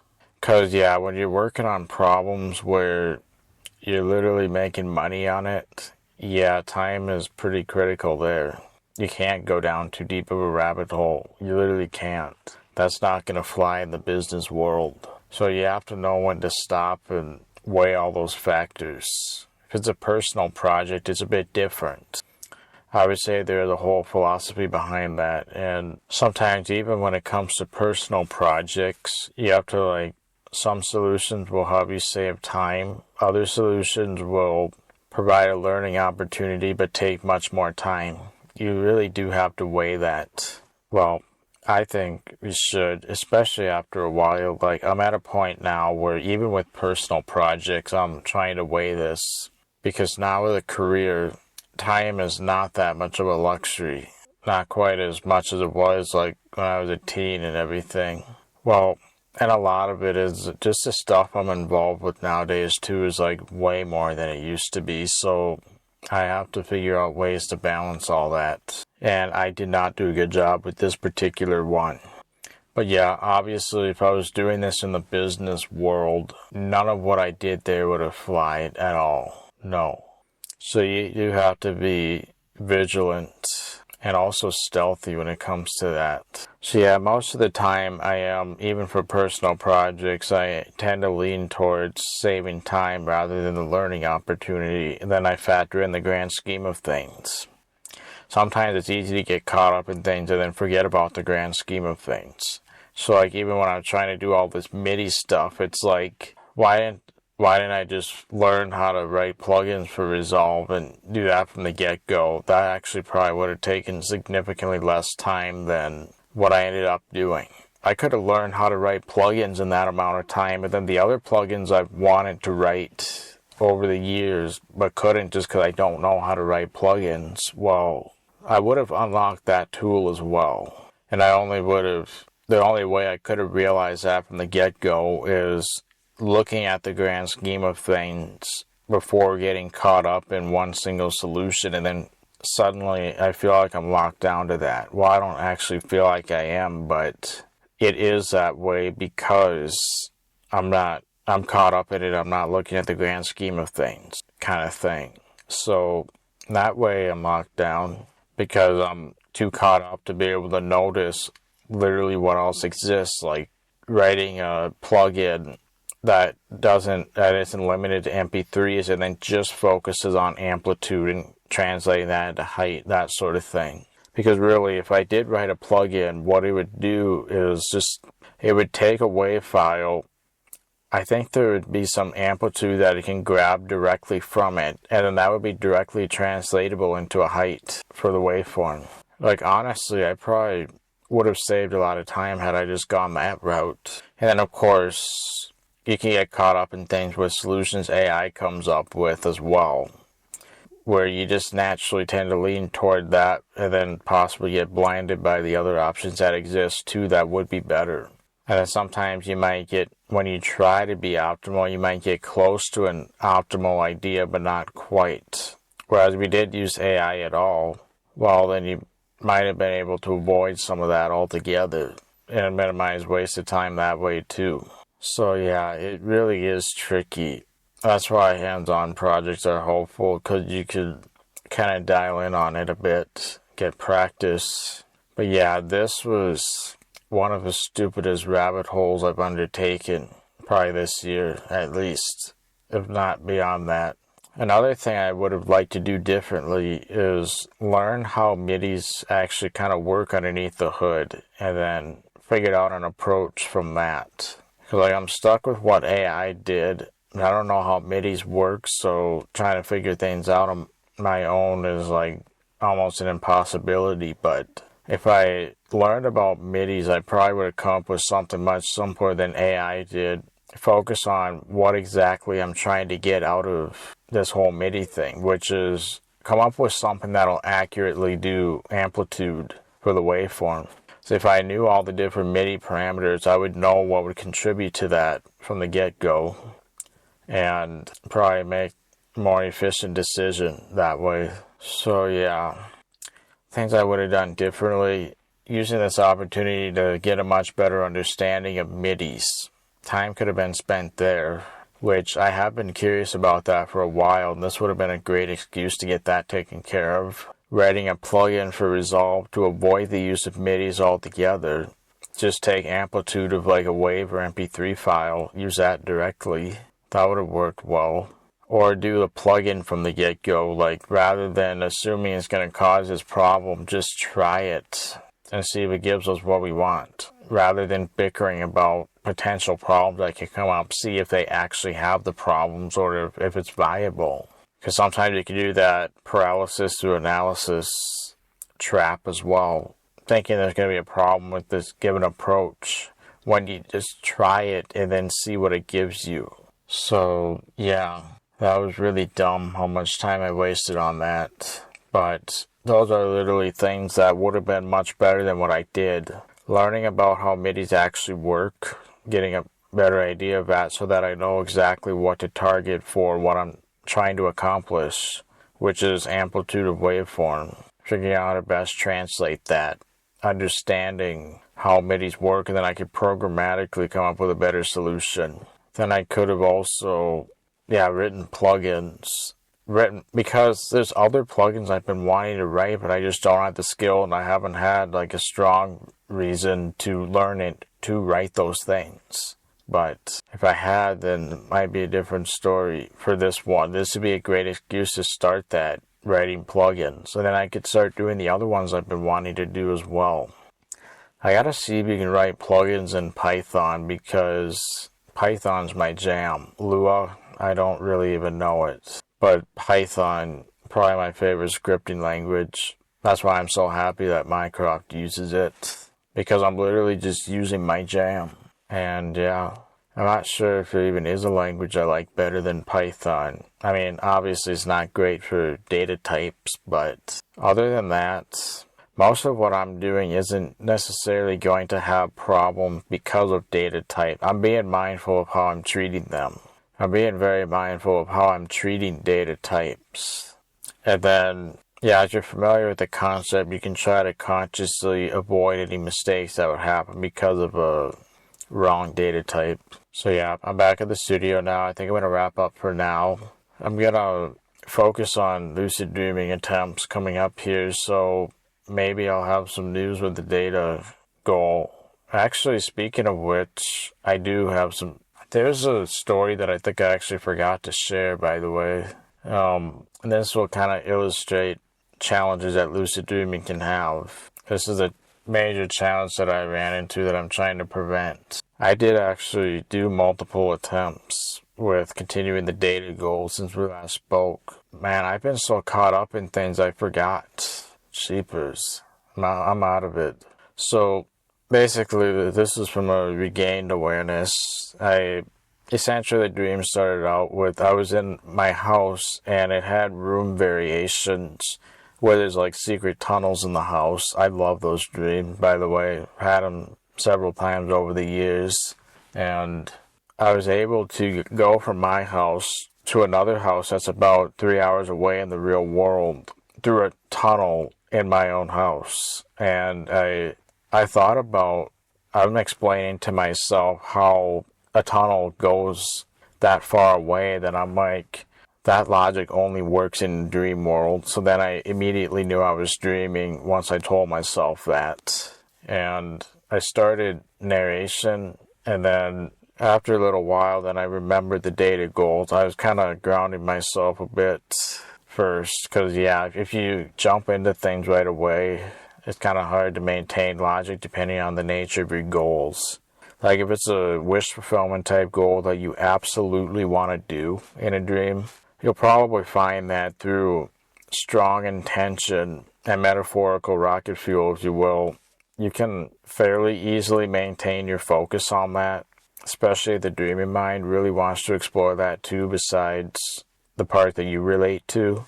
So basically through will alone, you maintain intention, but after a while, when you get past that honeymoon phase, if you will, of lucid dreaming, which I'm I would consider myself way past that at this point. Then intention can be a lot trickier because caring about results goes down massively. Like, obviously, you probably want to do these things, but at the same time, you don't care nearly as much as when you're in the honeymoon phase of lucid dreaming. So maintaining focus on intention can be trickier for that reason. So you kind of have to center yourself and then maintain it through that way. But with those wish fulfillment type dreams, it can be kind of a given sometimes. Like, because of your will and wanting to do it, your intention is just kind of almost a given. And then on top of that, when you do get the experiences, your brain chemistry is probably just naturally more in your favor because you're not really working with an average dream. It's likely that your brain chemistry may have been in your favor more than it would in a typical dream. So that kind of also makes it a given. Easy to focus on your goal. But yeah, when you're working with the average brain chemistry, if you're getting lucid with the average brain chemistry, which, by the way, if you get beginner's luck and you're able to get lucid dreams fairly easily without putting in much work, well, you're probably having outlying experiences where your brain chemistry is just more favorable than it typically would be in a typical dream. But when you have your practice kick in and get lucid from that, well, now you're dealing with the average brain chemistry, which is much harder to maintain lucidity and intention with. So therefore, focusing on intention then becomes harder. The honeymoon phase, you're probably only getting lucid when brain chemistry is much more highly favorable. But when your overall practice kicks in and it happens more frequently, then, well, now you're dealing with the average brain chemistry. And then you're caring about getting results. If that's lower, you can see how much harder it'd be to maintain attention because your wanting to do it is probably just not going to be as high as it would be during the honeymoon phase, if you will. So yeah, that's one thing that makes lucid dreaming hard. And that's why the whole point of what I just said is I focus on centering myself because, well, I'm dealing with the average brain chemistry rather than more favorable brain chemistry. So I have to wake up my mind, try to get mental clarity within that average brain chemistry so that I'm not in danger of losing lucidity and losing focus. Coming back to that troubleshooting thing where you get caught up rather than looking at the grand scheme of things, I'm trying to avoid that with the average brain chemistry that's not typically favorable for lucid dreaming. So I'm centering myself to work within that. That's why Daniel's neurotic observational window practice is very useful because it's designed to work with that average brain chemistry that you get. Sometimes it might not feel like you need it, but trust me, when you have the average brain chemistry or below that, you definitely do, or you're going to lose lucidity very easily, or you're just going to do illogical things and waste a bunch of time in the lucid dream. So I now center yourself so that you can become better at those things with the average brain chemistry, where the losing focus and logic is a danger. So yeah. So I spent a bit of time focusing on getting my average brain chemistry up there. Because yeah, like back before I started a lucid dreaming practice, I don't think this sort of thing would have gotten me lucid in the first place. Like the way I was thinking, I noticed one of my cues for questioning reality. And then, yeah, there we go. I didn't even have to question it that time just because of, like, how can a tunnel in my house connect to a house 3 hours away? I had a brain chemistry that I could easily piece together how impossible that would be. So, but yeah, I think before my lucid dreaming practice, I don't think I would have had a mindset that could have been quite that observant. I mean, that's where the Sherlock Holmes mentality is useful as well for lucid dreaming. And that's why I think Commander Data himself, if he dreamt like the way us humans do, not intentionally with the dream program and all that, I feel like he would be pretty good at lucid dreaming because just the discrepancies he's able to notice Like, watch the ship in a bottle episode when he realized what was really going on. That process is pretty much exactly like what becoming lucid is like in a dream. The realizations he had right there is pretty much exactly what happens when you realize you're dreaming. I mean, yeah, not to spoil too much, but of course, you realize you're in a ship in a bottle rather than the real world, effectively. You realize that's what your reality really is. I'll share this story in a bit. I'm going to go in the studio. I'm going to share it in a few seconds for you, but for me, it'll be days later. Okay, so I've needed to jog my memory just a bit about where I left off regarding the data story and stuff. And yeah, essentially my lucidity kicked in once I realized I was in a secret tunnel that could connect to a house 3 hours away. And I'm like, wait a minute, that could only happen in the dream world. So I'm dreaming. So then I started narration pretty much right away. And then I wanted to explore that tunnel for a bit, so I just kind of went with that for a little while. And then once the scene changed, then I decided I'm going to continue the data goal now. The scene changed to some outdoor setting, and I would have liked to do it in a setting where the computer was. I didn't really think of that at the time, but I summoned Data with a voice command, and yep, sure enough, he faded on just like any hologram would in the holodeck. And then while trying to maintain narration, I was immediately like, okay, Data, when you were randomly typing on the computer, what were you doing? And then he then started saying that he was doing this email thing. He was like trying to do some sort of trick with email to help him fit in with human society, which is really bizarre. But actually, I didn't quite get all the details because while I was trying to listen to him, I was actually writing down the details, thinking I would be able to reference it later.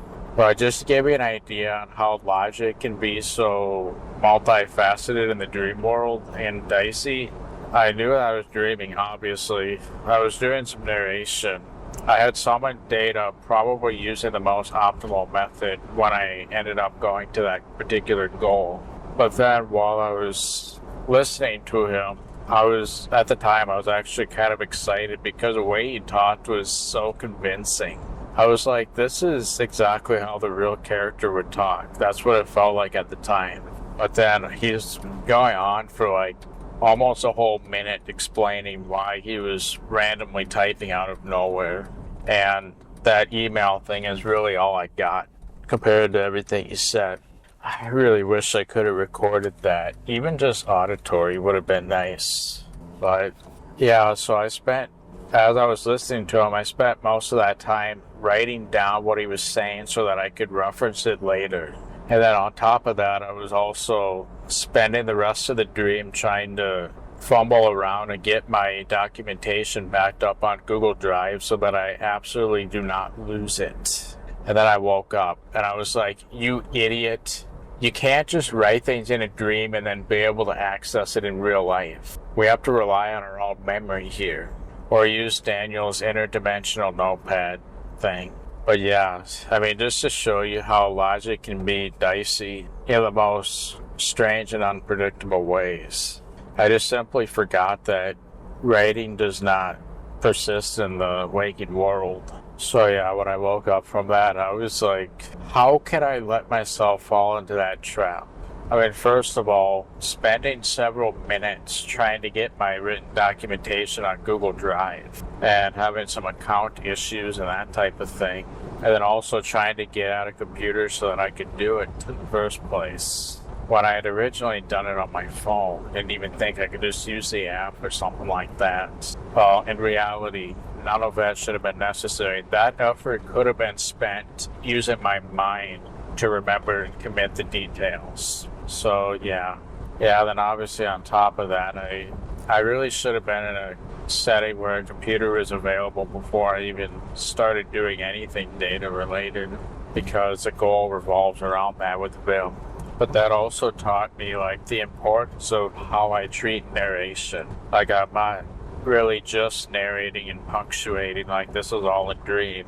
Part of my narration involves taking things one step at a time and committing each important detail to memory, even if it means like asking data like, what did you just say, or trying to fully understand what he's saying before I move on to the next thing. Like, that's critical. I should clarify, it could take a lot of energy to try remembering every single detail of a dream, and it could even take away the joy from the experience. To me, at least, I think it's important to find a nice balance between remembering critical details from the dream experience, but also simply being able to enjoy the experience while it happens. Focusing on memory too much could take the joy out of it, and you might forget the details anyway. Then all of a sudden the effort won't amount to anything. One way I would prevent overdoing things from trying to remember every single detail in a dream is just focusing on whether you understand things clearly in the moment before continuing. Don't worry about memorizing. Focus on getting an understanding during the dream in the moment. Then you can fish out the details when you wake up.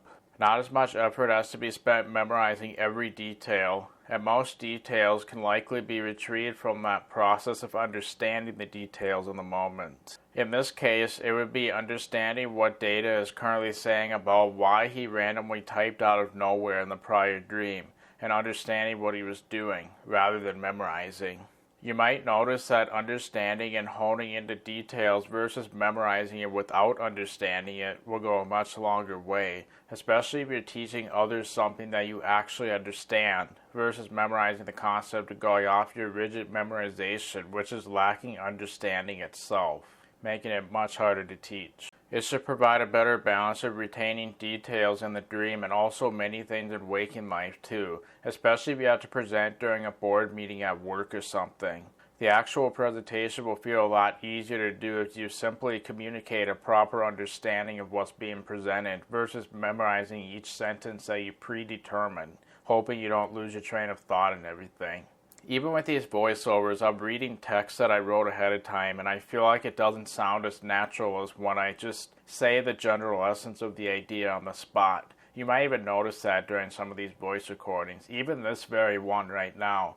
I was reading during some of it was said spontaneously. This rant right now about the whole voice recording and what I'm literally talking about this second, that was not written ahead of time, so it might sound more natural than what I was just saying seconds before this. Anyway, so yeah, I find it easier to maintain a desirable balance with dream details when I presently focus on understanding in the moment without worrying about whether I'll successfully memorize it for journaling later.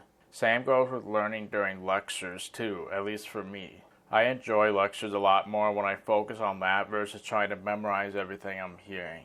I mean, we know that memory can, not only memory, but logic can also be suppressed in dreams, and obviously in a lucid dream that should wake up, but it can also not necessarily wake up completely, which is why the pre-flight check is so important.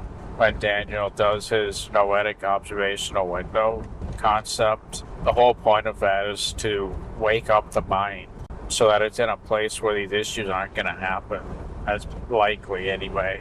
So usually most of these issues could be solved if more time is spent trying to wake up the mind. And obviously that's why there's benefits with like the morning nap, because when you get up, you are doing that waking up the mind, and most of that will likely transfer into the dream, and it'll feel a lot easier. And the problem with that is you can get so used to that you assume that all dreams are, when you get lucid, you're just gonna get into that state. But that does not represent the average mental state. And if you get like a regained awareness without even having an awakening before you intentionally attempt, well, you're probably gonna have very diminished brain chemistry. And that type of stuff will then become much harder than it otherwise would.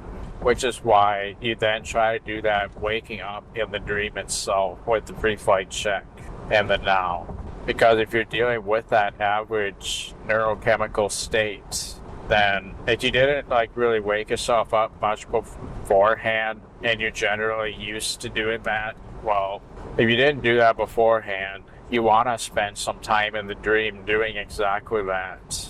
And it might sound like a waste of time, but consider what you would end up doing without the logic. that's actually more of a waste of time than spending some time waking up the mind and then doing your stuff.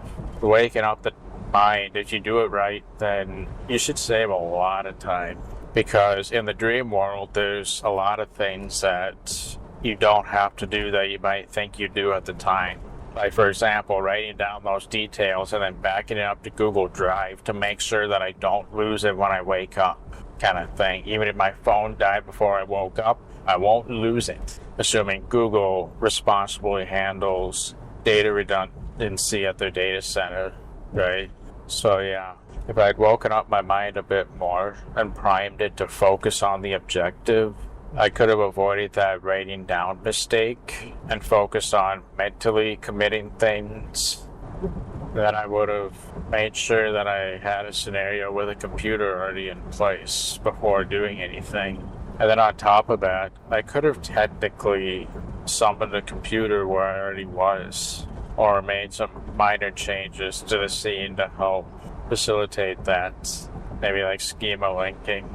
I could have done that because without logic, you're likely going to not do things in the most optimal way, and then time is lost from that.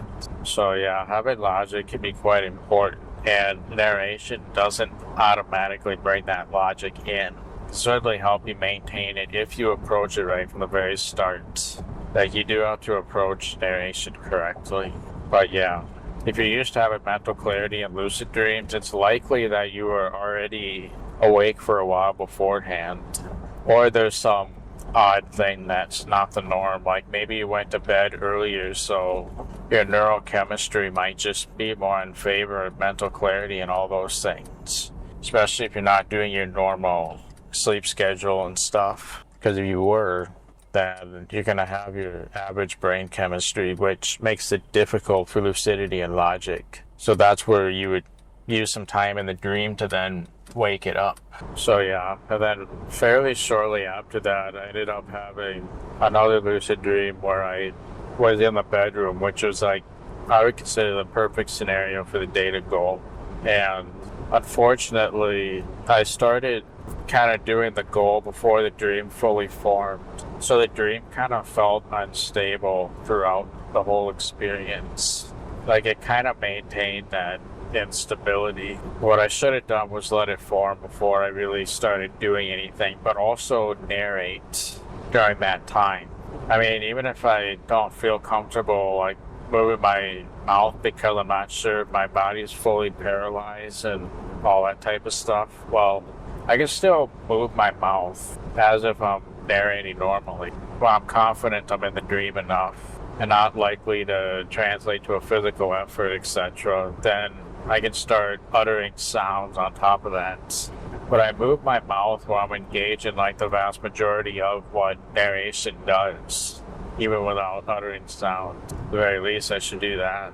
But yeah, I've had really odd experiences like that. Like, for example, I had another dream where this was a maintained awareness dream where I started doing stuff in the dream way before I could see, and my vision never came during that entire 15 or 20 minutes. During that entire time, I couldn't see in the dream at all.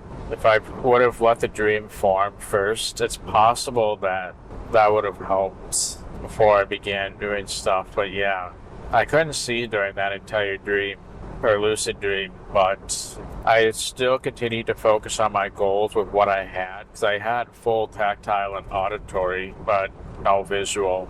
That was pretty weird. It didn't really stop me from doing my dream goals, though, because I had a sense of where I was located visually and just worked with that as much as I could. And yeah, it still went all right.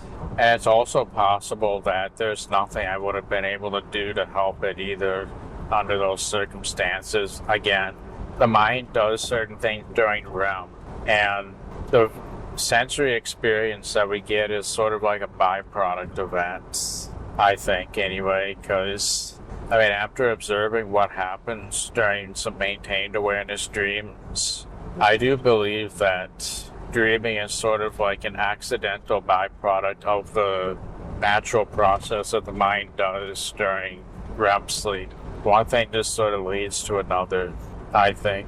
I mean, I think that would make sense. I've heard Dr. Matthew Walker also talk about that too.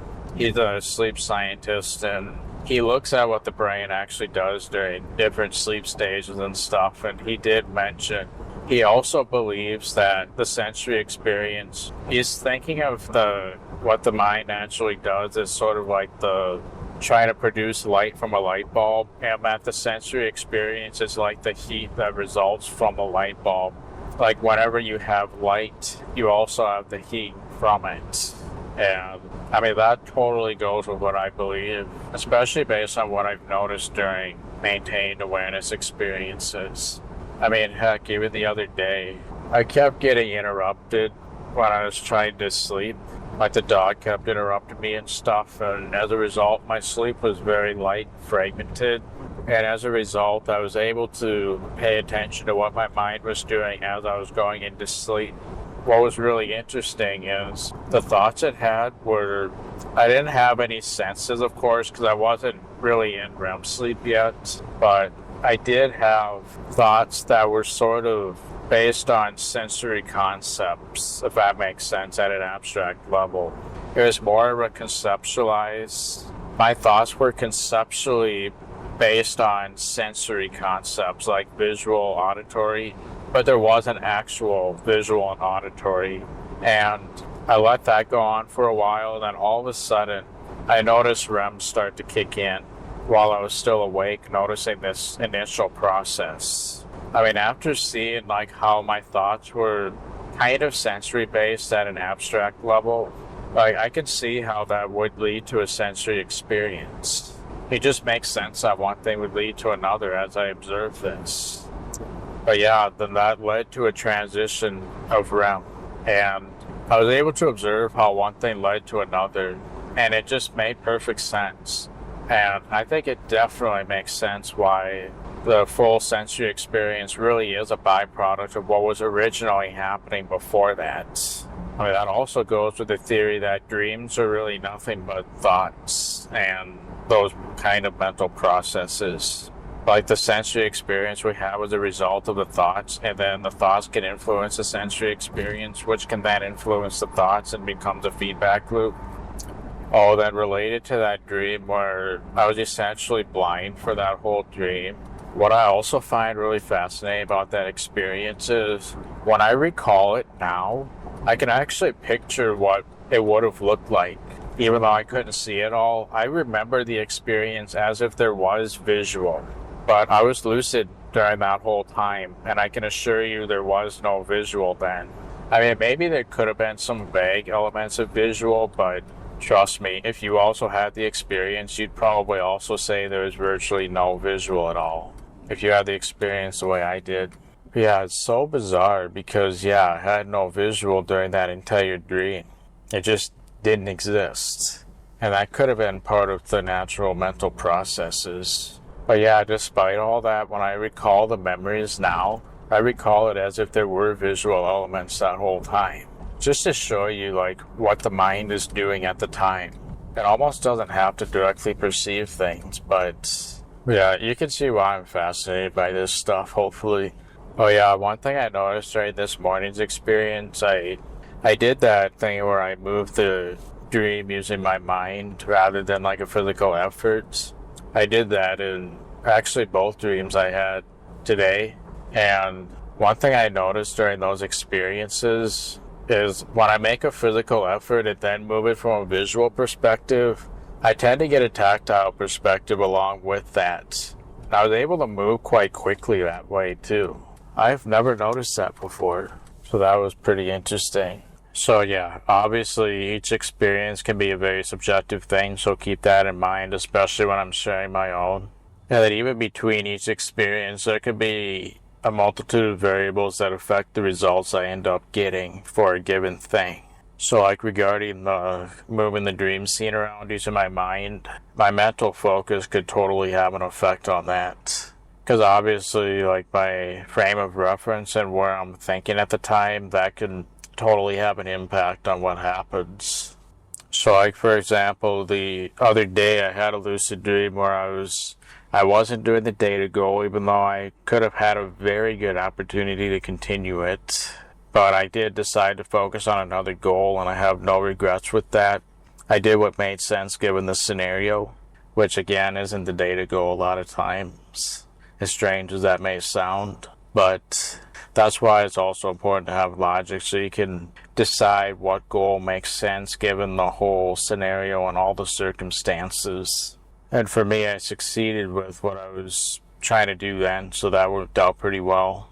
But throughout that dream, I was also trying to summon a dreamling. And of course, a person in the dream, considered a dreamling because, well, Daniel Love on the Lucid Dream Portal channel mentioned how if you just call it a dream character, it diminishes what's really involved because, well, the amazing wonders of the mind can literally create what appear to be other sentient entities. And when you talk to that person in a dream, it often feels like you're talking to the real person.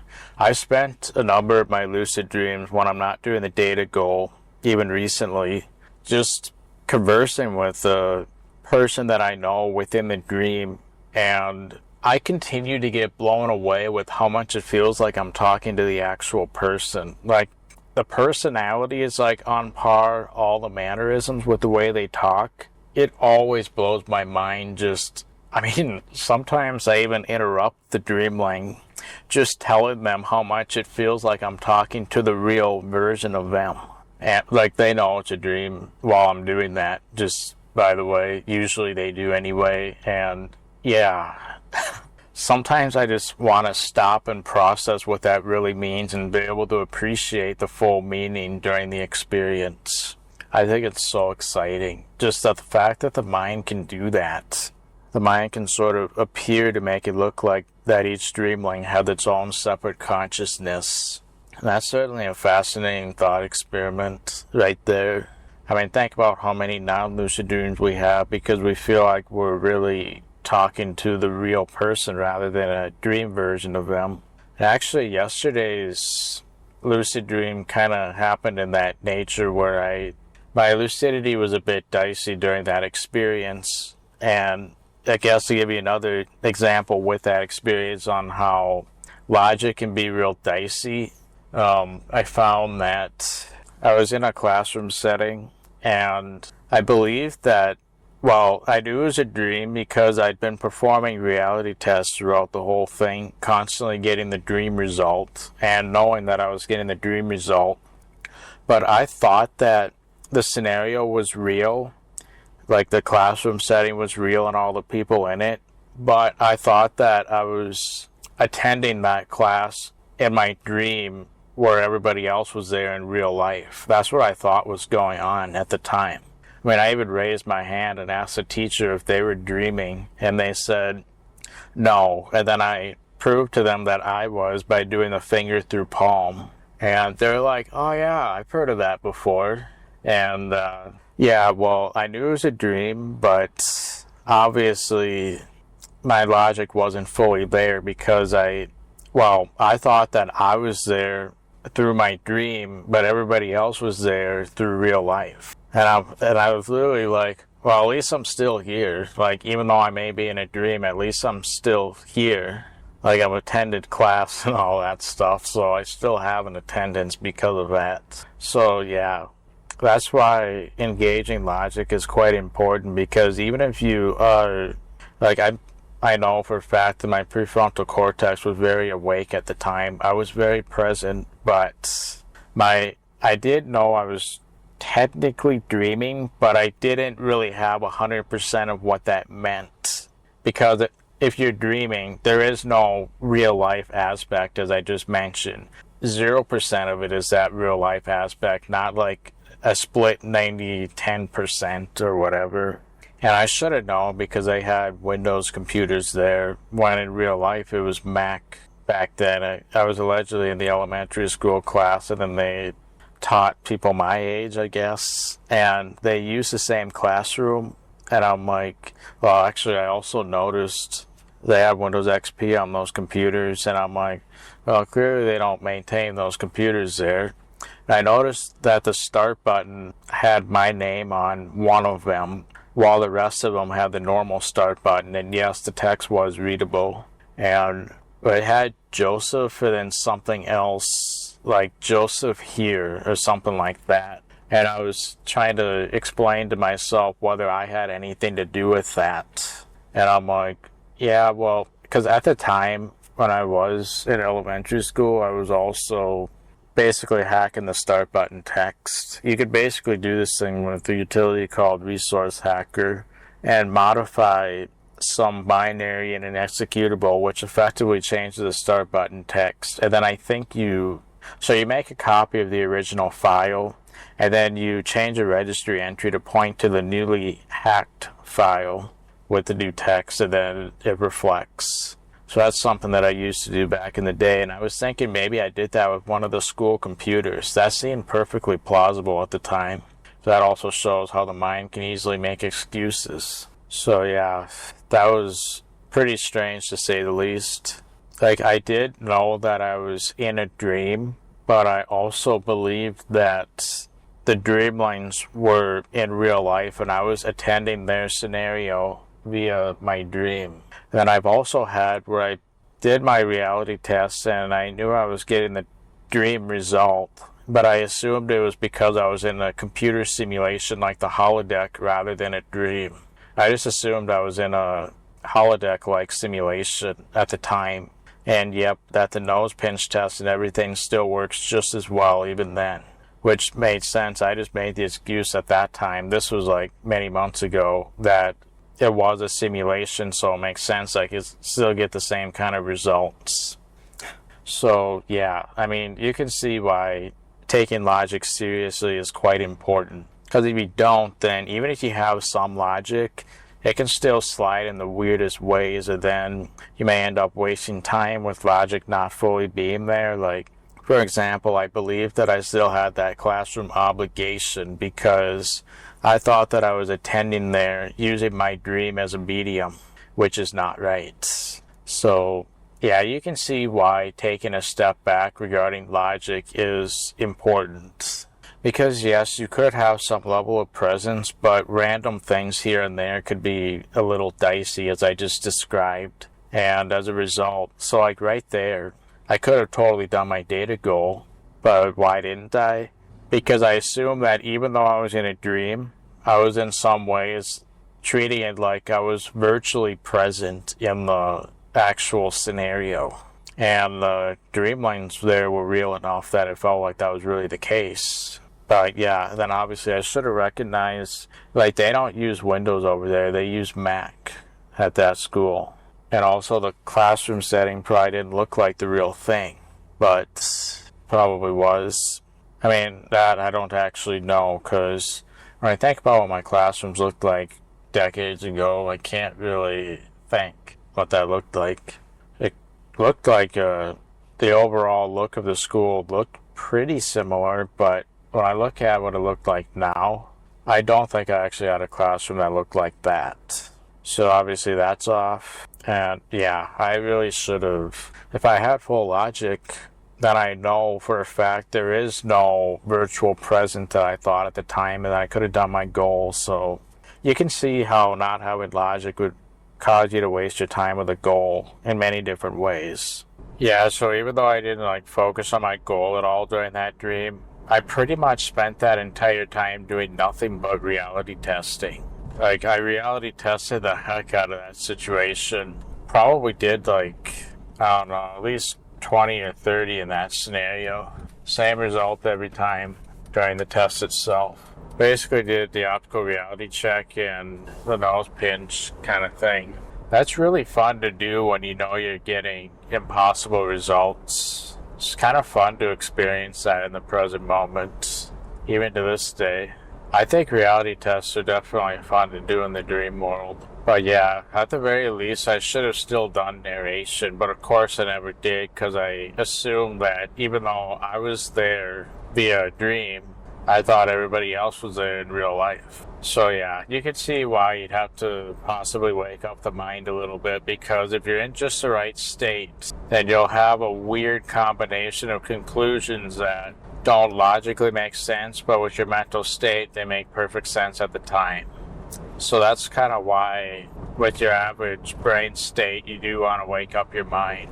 Obviously, if you get off for a while, it'll naturally be a bit easier to have that mental clarity. I believe during that dream yesterday, the classroom, and then actually before that too, the dream before that, I was also lucid in a very similar way.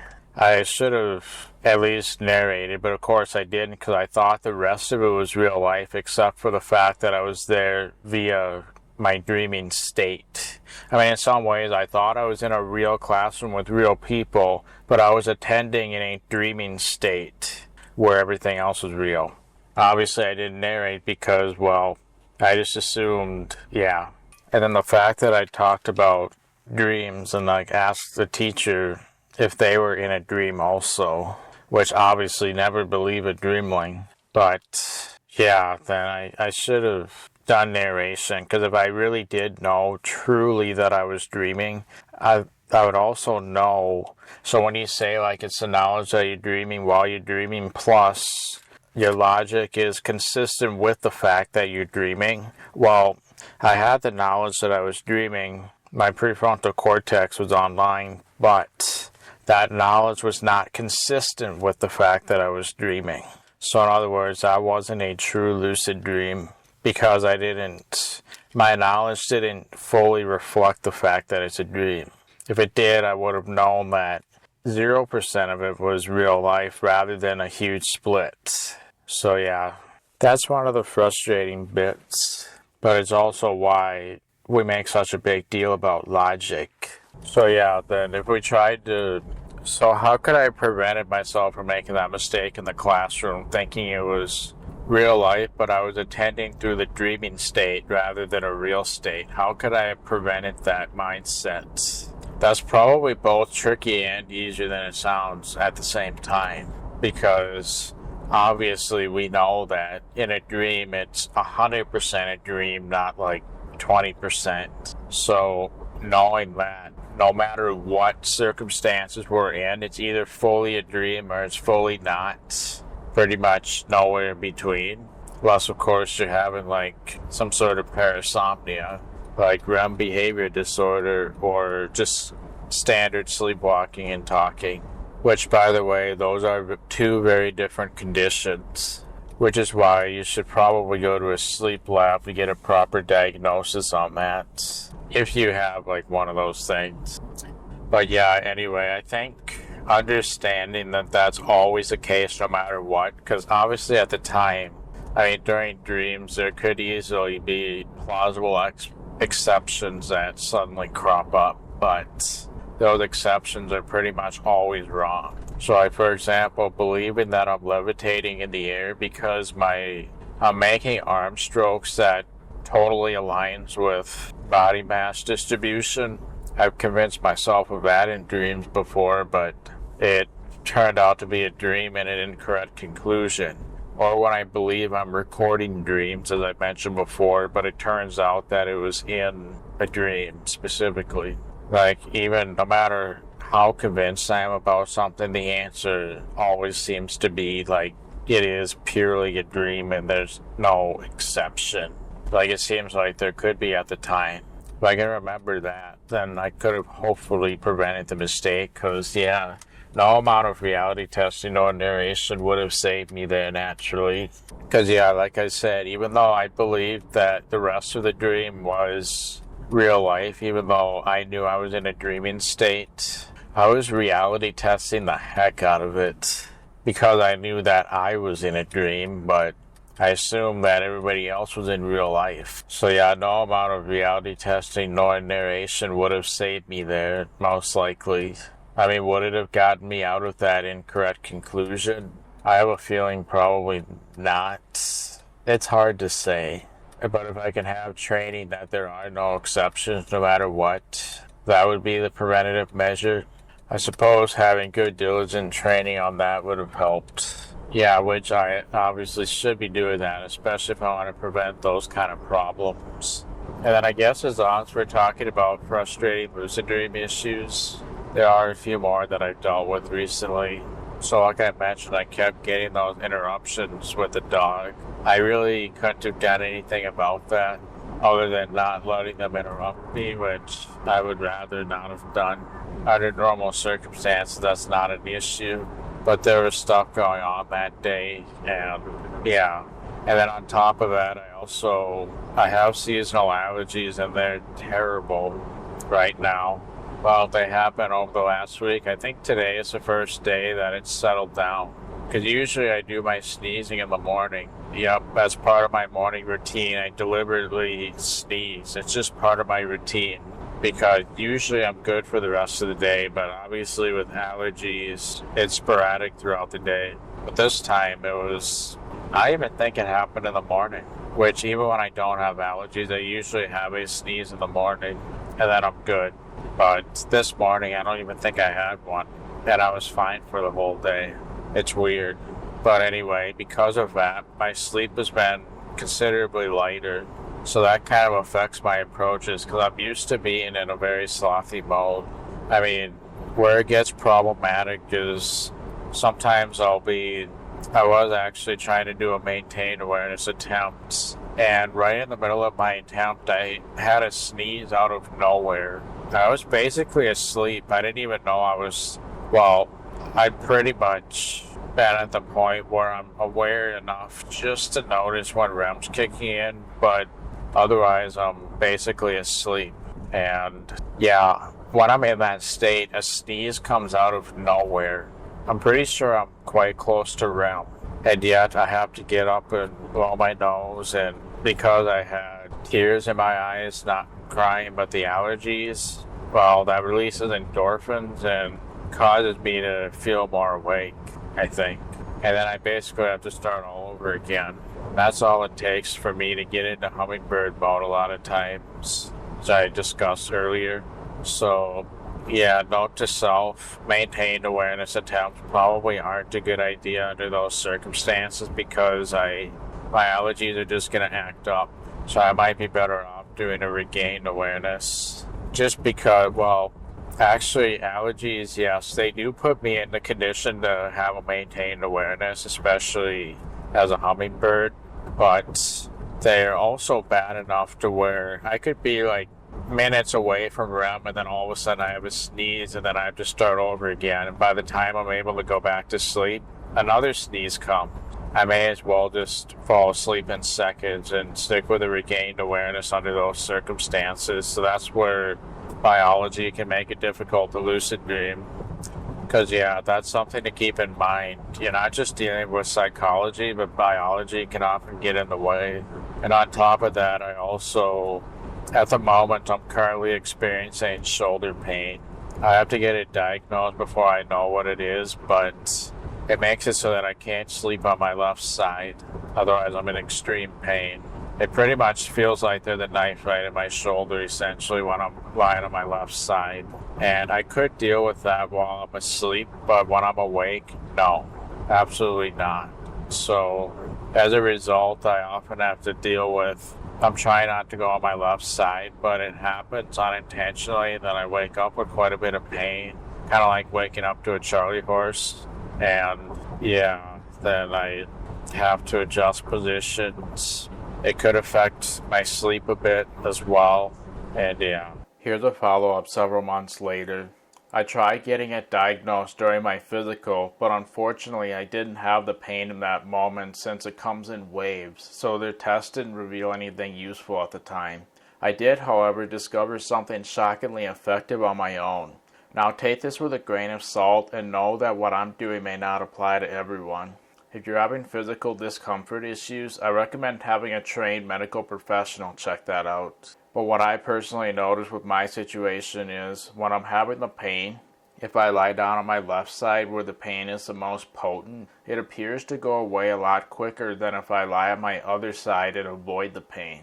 Yeah, it is a little annoying at first, but I actually find it tolerable after lying on it for a few minutes. It's hard to say exactly why that's effective, but it could have to do with the pressure on it, which somehow helps with it rather than makes things worse. I also have a theory which would be difficult to prove, where if I'm lying on the painful side during deep restorative sleep, it could be healing it during that time. And when I avoid sleeping on it, I experience virtually no pain, and therefore deep sleep doesn't do any healing during that time because it thinks there is nothing to heal.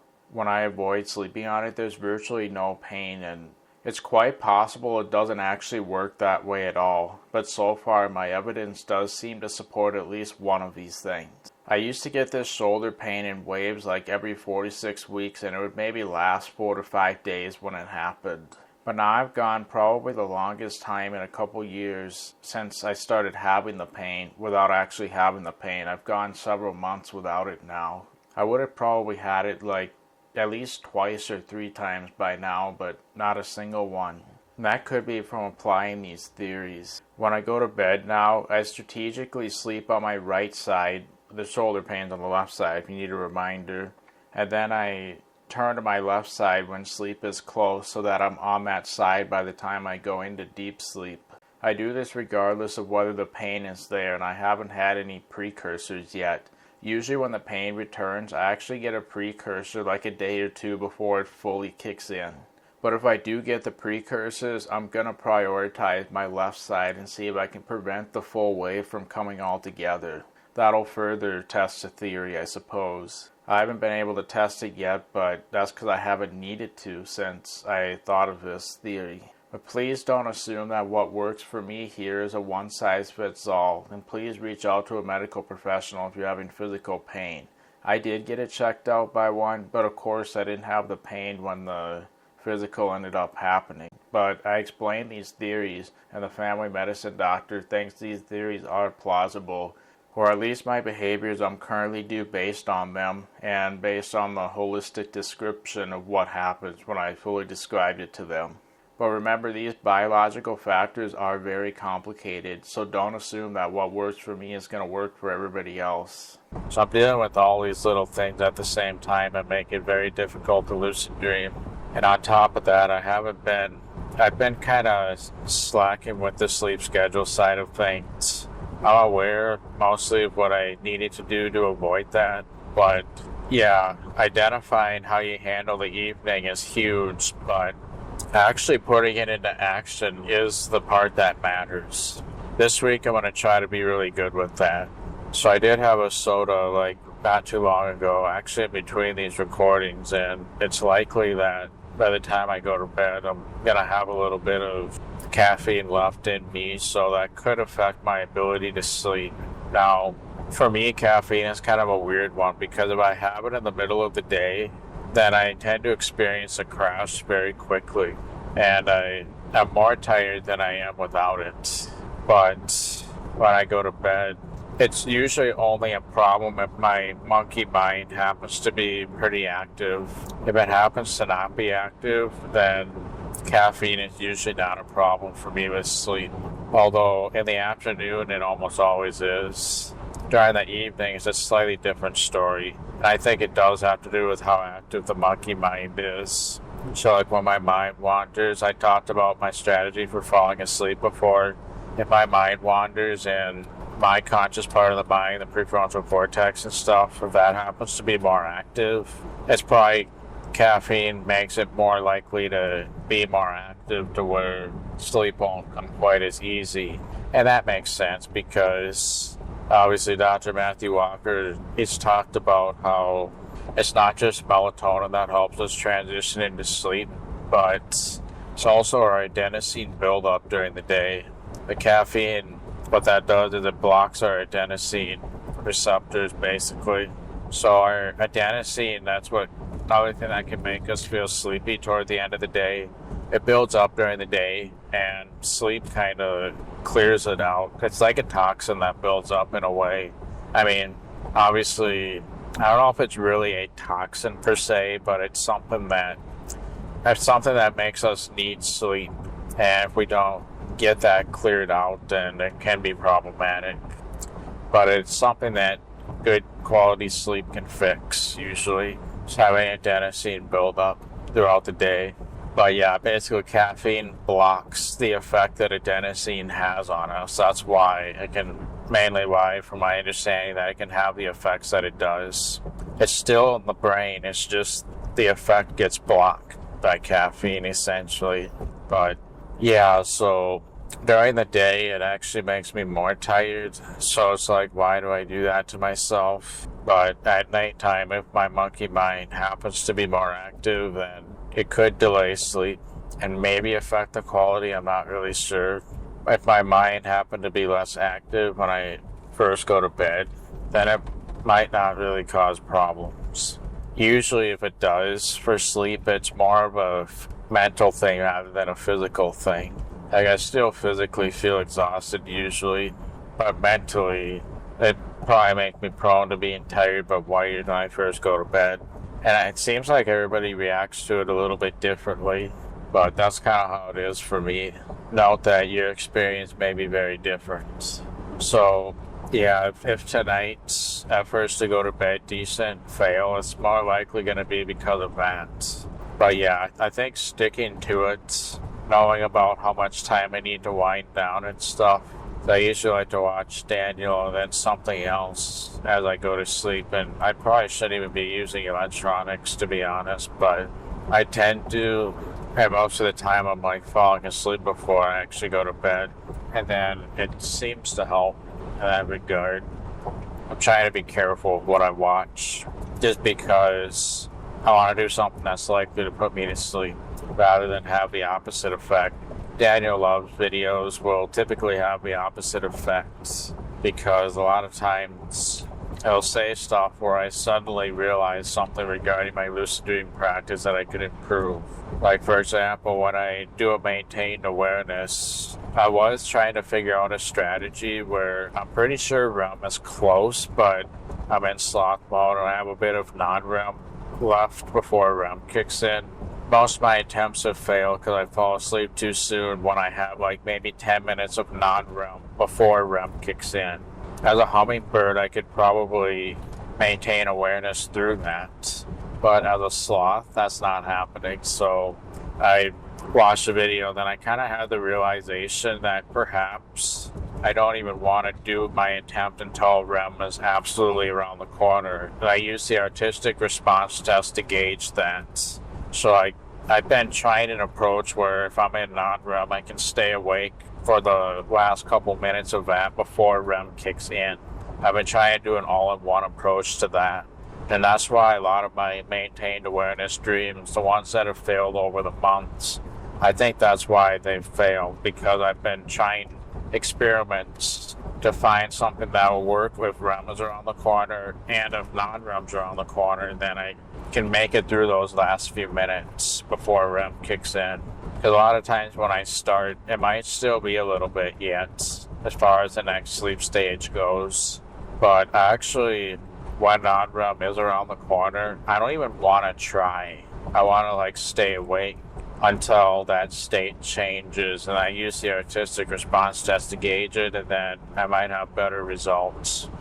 So that's an example. I'm always sharing that because that's an example of a realization I had while watching one of his videos, and then I spent a long time thinking about that because I'm thinking about my current approaches and what I need to change and how I approach things the new way and that sort of thing. I originally had good intentions to go to bed, but then all of a sudden I have that realization, and then I'm up much later than I wanted to be.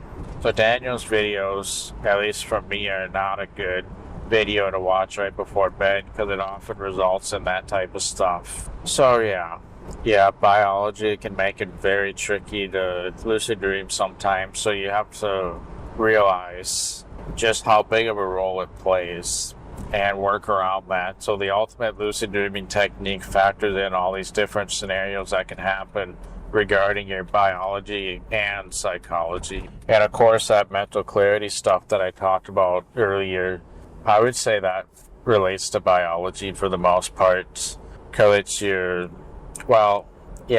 probably does, because things that are neurochemical, I think that could fall into the category of biology, most likely. Especially things that aren't necessarily under our control, just because of chemical configurations in our brain, etc. So yeah, that can often be what makes lucid dreaming difficult. So yeah, when I did my maintained awareness attempts with allergies, what I should have done differently was treating it more like a morning nap rather than attempting when REM is close, because the allergies will increase my sleep latency, which will then make it'll essentially offset when REM begins by quite a lot. Then I end up missing out on non-REM that I could have otherwise been getting. And yeah, I end up messing with my sleep cycle even more than I originally would have if it wasn't for my allergies. So yeah, what I could have done differently there was basically treating it more like a morning nap kind of thing, rather than, okay, I'm close to REM, so now I begin my attempt. I had allergies from the very start, and if it meant that it would take much longer to fall asleep as a result, then I should have started my attempt earlier. Kind of like how you get up for up to an hour before you go back to sleep with a morning nap. Well, that would have probably given me better results with my allergies, and I now know that. So next time they unexpectedly happen during a maintained awareness attempt, then that's what I want to do. Or just stick with a regained awareness. What I like about regained awareness attempts is it feels like it's so much quicker before I get results, because with a maintained awareness, I'm probably going to be awake for a while, especially when I'm in hummingbird mode. Whereas with a regained awareness, it doesn't feel like I'm awake for very long before my next dream, even though I might be. I get more sleep that way too. So there's that. And then also I've kind of decided that, so when I do a maintained awareness, I generally find it best to have a pretty good idea of what my sleep cycle is looking like and where I am in it. Obviously the artistic response test can be useful for gauging that, but I've decided that in the scenarios where I'm not really sure where I am and I'm unlikely to figure it out, then a regained awareness might give me better chances under those variables. Just to give you an idea on why I really do think the ultimate technique is knowing what to do given the scenario. I've just given some examples of my scenarios which might not look the same as yours. So you map out what yours looks like, obviously, if you're doing this. But yeah, hopefully all that explains why certain techniques might not work in certain conditions. And the ultimate technique is kind of knowing what will work best given certain conditions. Obviously that applies with the passive overall practice to help with getting regained awareness from regular reality tests and dream journaling. But it also helps with like more active attempts at lucid dreaming. So yeah, as for trying to prevent myself from making that mistake that I made in yesterday's semi-lucid dream, well, if I can get myself to understand that no matter what excuse I have, I don't care what it is, no matter what the excuse is, there is no exception for why part of it is real life and part of it is a dream. It's all a dream or none of it's a dream. Nowhere in between. Plus, of course, some sleep disorders happening, which I know for me that's not the case. But again, that's where biology and psychology tie in. So recognizing that's very important. Anyway, I'm back at the studio. We'll pick up next time. Okay, I'm back now, and I realized I got a little bit sidetracked when I started talking about dreamlings. I started to share an example, but I never really got to it. So the reason I started talking about dreamlings is because, of course, calling them dream characters diminishes what's really going on, because the mind creates what appears to be a separate consciousness, and the term dream character just kind of implies that it's a character and diminishes what is really happening, especially when you're exploring the whole concept. And what you're really exploring there is the fascinating wonders of the mind, because the mind is creating all this very seamlessly. And obviously it doesn't just have to be limited to humans. It can be kind of fascinating what it does with other animals as well.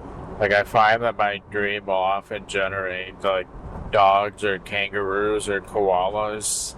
That they look realistic, but they aren't any particular one that I actually know, which is pretty crazy to think about. And then sometimes it can create modifications from the real thing, or a variation, which is always fascinating in itself too. I think that's really fascinating to explore, how the mind can create what appear to be sentient entities.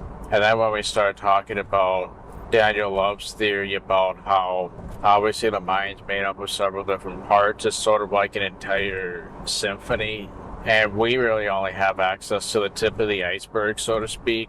But I think that is kind of an intriguing thought about how those other parts of the mind that we don't have access to, which we only have access to a tiny percent. It is kind of interesting to think of the possibility that those other parts might have their own separate consciousness independent from what we have control over. And I do think that makes sense because when we're asleep, the part of us that we relate to is pretty much absent most of the time, or at least turned way down when we're in REM and that sort of thing. But obviously the thing that facilitates sleep, it's like there is a separate consciousness controlling that. That seems plausible to me. And it even seems plausible that not all those consciousnesses that are in our mind may even understand English. That it probably communicates via like hormones and emotions and who knows what else. I might even be wrong about like how they would communicate, but I think that would make sense that not every part of the mind that has its own consciousness may even understand English. Anyway, I think Daniel mentioned one time, if I'm not mistaken, that there's a slight possibility that dreamlings in our dream may actually be facilitated by one of those other parts of the mind that has its own consciousness. That doesn't necessarily mean that the dreamlings themselves are conscious, but just the fact that if the mind does have separate consciousnesses for the different parts, like let's say the amygdala has its own consciousness, and I don't know exactly how that would be broken up because the human mind is complex, but what if the dreamlings are facilitated by the other consciousnesses that exist in the mind to make it work? If that were true, then technically the dreamlings have a separate consciousness from us, but it isn't the dreamlings themselves that are necessarily conscious. It's facilitated by a separate consciousness of the mind, which doesn't necessarily mean that the dreamling itself has that consciousness. It may just be facilitated by that and by a consciousness that's separate from ours. I think that is kind of an intriguing thought. One potential way to think about how the mind operates is it's like there's threads running that facilitate the conscious parts of the mind that we relate to, but there's another one separate from that which we can't control, which would be considered the subconscious thread. The conscious thread would be our deliberate, critical, intentional thinking, which we consciously choose to do. The subconscious thread would be everything else that we don't have control over, like subconscious level thoughts that bubble up out of our control, or while dreaming, which is what controls our senses that are created by the dream, and the narrative that the mind actually creates around it. That's all subconscious thread stuff. Normally when we're awake, the conscious thread would be dominantly controlling our experience, while the subconscious thread generally takes the passenger seat. But when we're asleep, whether we're in dreaming or non-dreaming sleep, the subconscious thread then takes over. That's why you might hear people like Thomas Edison, I believe, holding a ball while napping and then having the drop wake them up to help them get good ideas. What's likely happening there is when they've gone to sleep, their creative subconscious thread takes over, and since the ball woke them up, they likely had a split second where they could consciously observe what the subconscious thread was doing in that particular moment, especially transitioning from being asleep to suddenly jolting awake. During that transitionary period, that's where the creative idea would be coming from. Conscious mind can observe it right there. Normally it's one or the other that's dominant, but they're likely taking advantage of a split second where the conscious thread activates as they get shocked awake, and during that split second, they can observe parts of the subconscious thread in that moment. But in REM sleep, both of these threads can exist in parallel. Any other stages of waking or sleeping, it's usually just one or the other. In fact, with Daniel Love's artistic response test, we're essentially testing how active the subconscious thread is in that moment, which is a litmus test to see if dreaming sleep is near, or whether it's worth attempting to maintain awareness into a dream.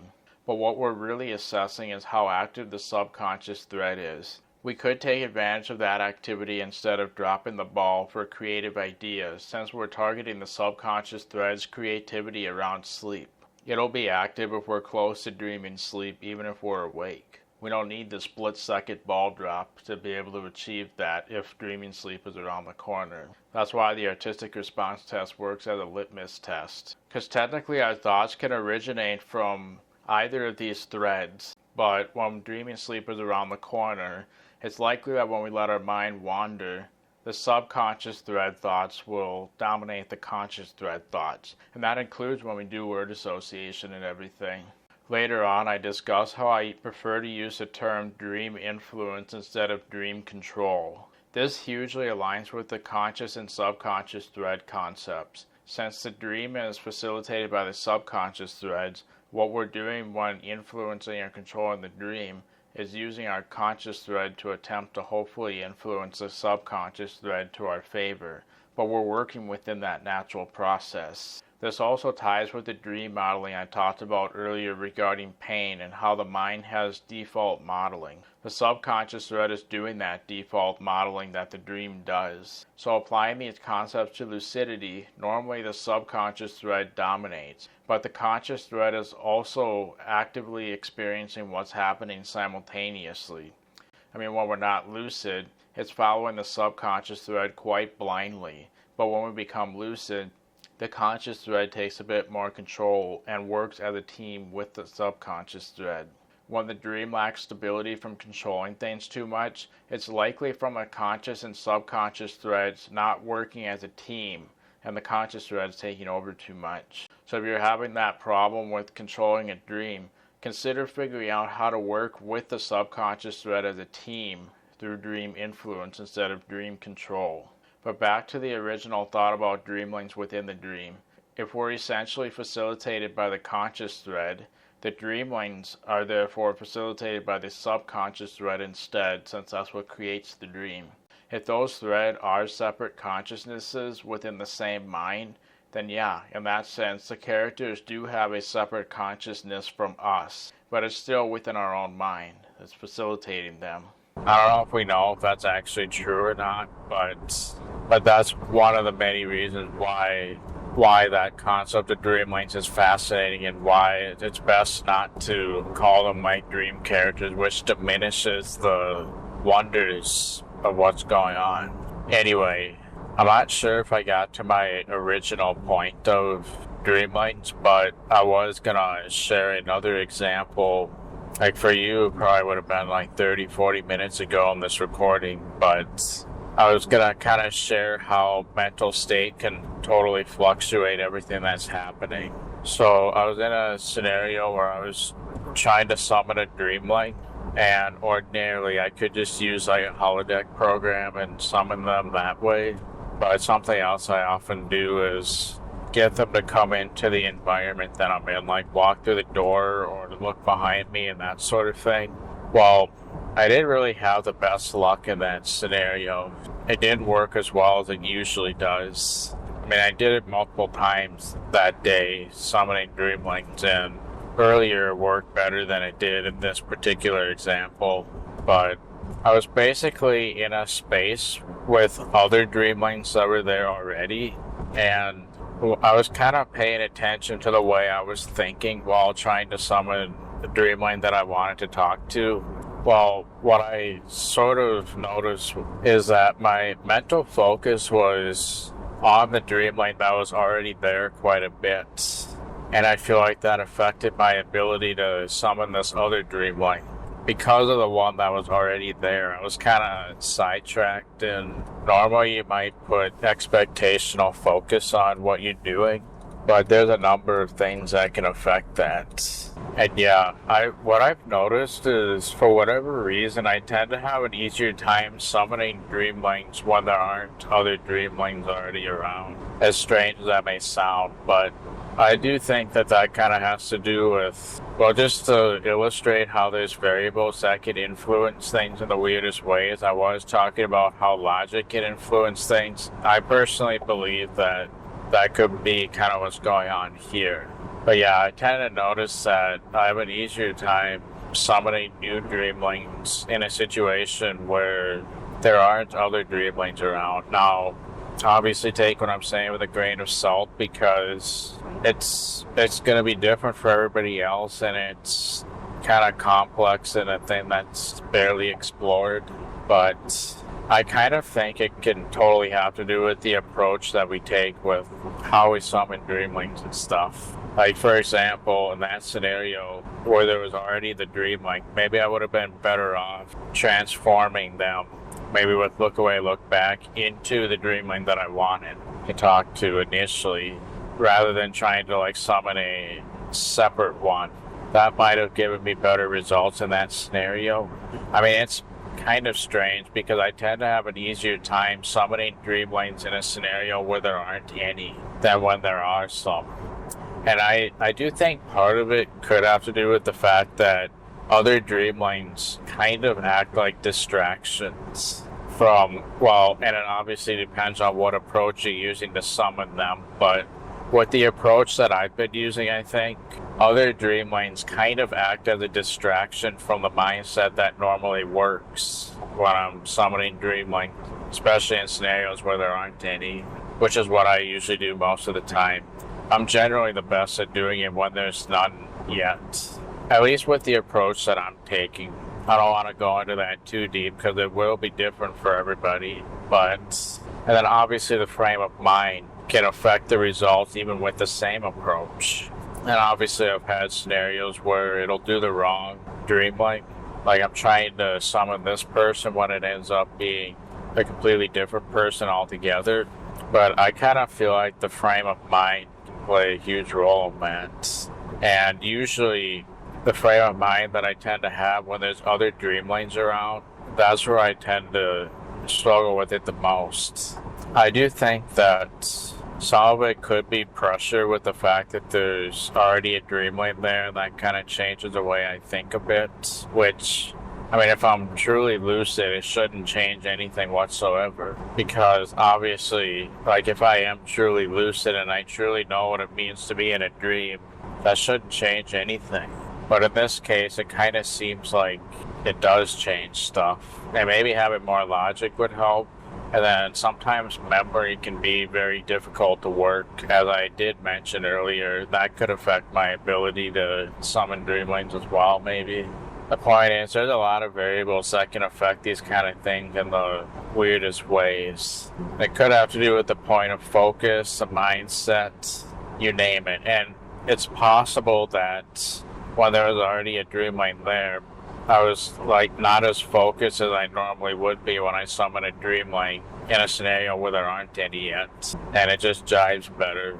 Like that's possible, but it is hard to say for sure. But I was trying to illustrate how logic can influence things in the weirdest ways you could possibly imagine, which is why it is important and beneficial to try maximizing that so that you don't get wasted time due to random flukes of logic. But yeah, in that scenario, I probably would have just transformed the existing dreamling rather than creating an entire new one. I think that would have yielded better results. So yeah, I guess I wanted to just kind of give another example of how logic could make things fluctuate in strange ways. And even like your point of focus and mindset that goes with everything too. Another thing I probably could have done is done the holodeck concept to summon them instead, which I did not do that time. But I have had the best results with that method because then dreamlings can just appear there out of thin air pretty much, even while I'm looking directly at them. Another thing that I've actually found interesting that I've explored recently is, like, rather than just purely doing look away, look back to change things, I instead rather than completely looking away, I instead have things in the corner of my eye when I can barely see it. And what that does is it still acts like I'm looking away from it completely, but I can tell that there's things going on with the corner of my eye. So if I'm trying to change something, well, when I have something in the corner of my eye, I am looking away from it, but I can also tell if something changed or not too. And it's so weird because not only is it in my perception, but it's functioning like it's out of my perception and has the benefits of look away, look back. So like, I guess in this example, if I wanted to summon a dreamling, I could make them appear in the corner of my eye rather than like behind me. Or if I needed to even change the scene, I just change something within the corner of my eye and then get into what I would expect it to be like when I look at it. So like, for example, if I can get a trace of the scene that I want to appear within the corner of my eye, I could then look at it and it would kind of function like I'm there entirely. It's so weird. I didn't really think that it would make that much of a difference, but, well, in the recent example, in the most recent dream when I tried to summon data, I also experimented with modifying my cuckoo clock so that it was like a whole different dimension and style. And when I look at it with the corner of my eye, I can tell that it's changing, but I can't see exactly what. And then that kind of gives me confidence that when I look back at it, it changed into something. And then also short-term memory becomes an issue with that type of thing. And you want to avoid using your imagination to replace the scene. Because again, I mentioned before how imagination and the dreaming process are very different. And they could interfere with each other if you're doing imagination stuff too much. Especially if you're like aphantasic and it's pretty much nothing but blackness, like it tends to be for me.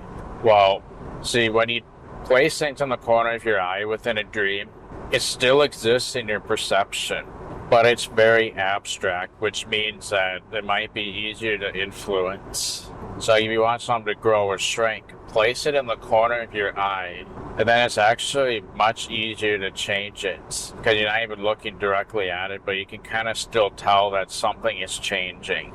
Then you can be very confident it's still in your perceptual processing and short-term memory, so any traps with accidentally overwriting your short-term memory are less likely. And yeah, it's actually quite amazing. I've really enjoyed exploring that recently. That would also probably be a way to summon a dreamling. I haven't experimented with that side of things too much yet, but yeah. I've also had one, I guess to give you another example, I've also had one instance where I'm trying to stop a ceiling fan from really fast speeds to like nothing without any transition in between. Well, that's more likely to work if I actually have it in the corner of my eye versus looking directly at it as well. And maybe even looking away from it. So yeah, if you're trying to, I suppose this could tie a little bit back with what I was talking about with imagination through observation in earlier parts of this recording. If you're trying to change something and looking at it directly is difficult because it feels like you have to control too much at one time.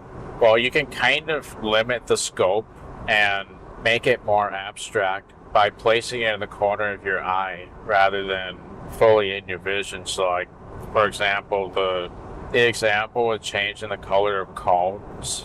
Well, if you have a hard time directly influencing the colors, try to place it in the corner of your eye, maybe even just one of the many cones, and then see if you can get the color to change within the corner of your eye.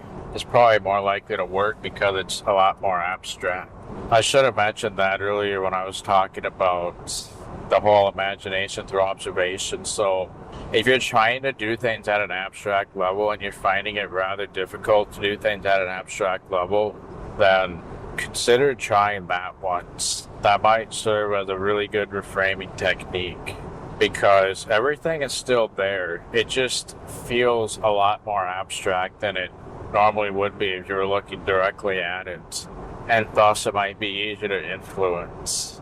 So like even with the digital clock tests, for me personally, I find that with look away, look back, it tends to maintain stability even if I will it to change and overload my mind with numbers and stuff. What I find works a lot better is putting it in the corner of my eye, because it, even when I'm not trying to change anything, it has a tendency to keep changing when I can barely perceive it at all.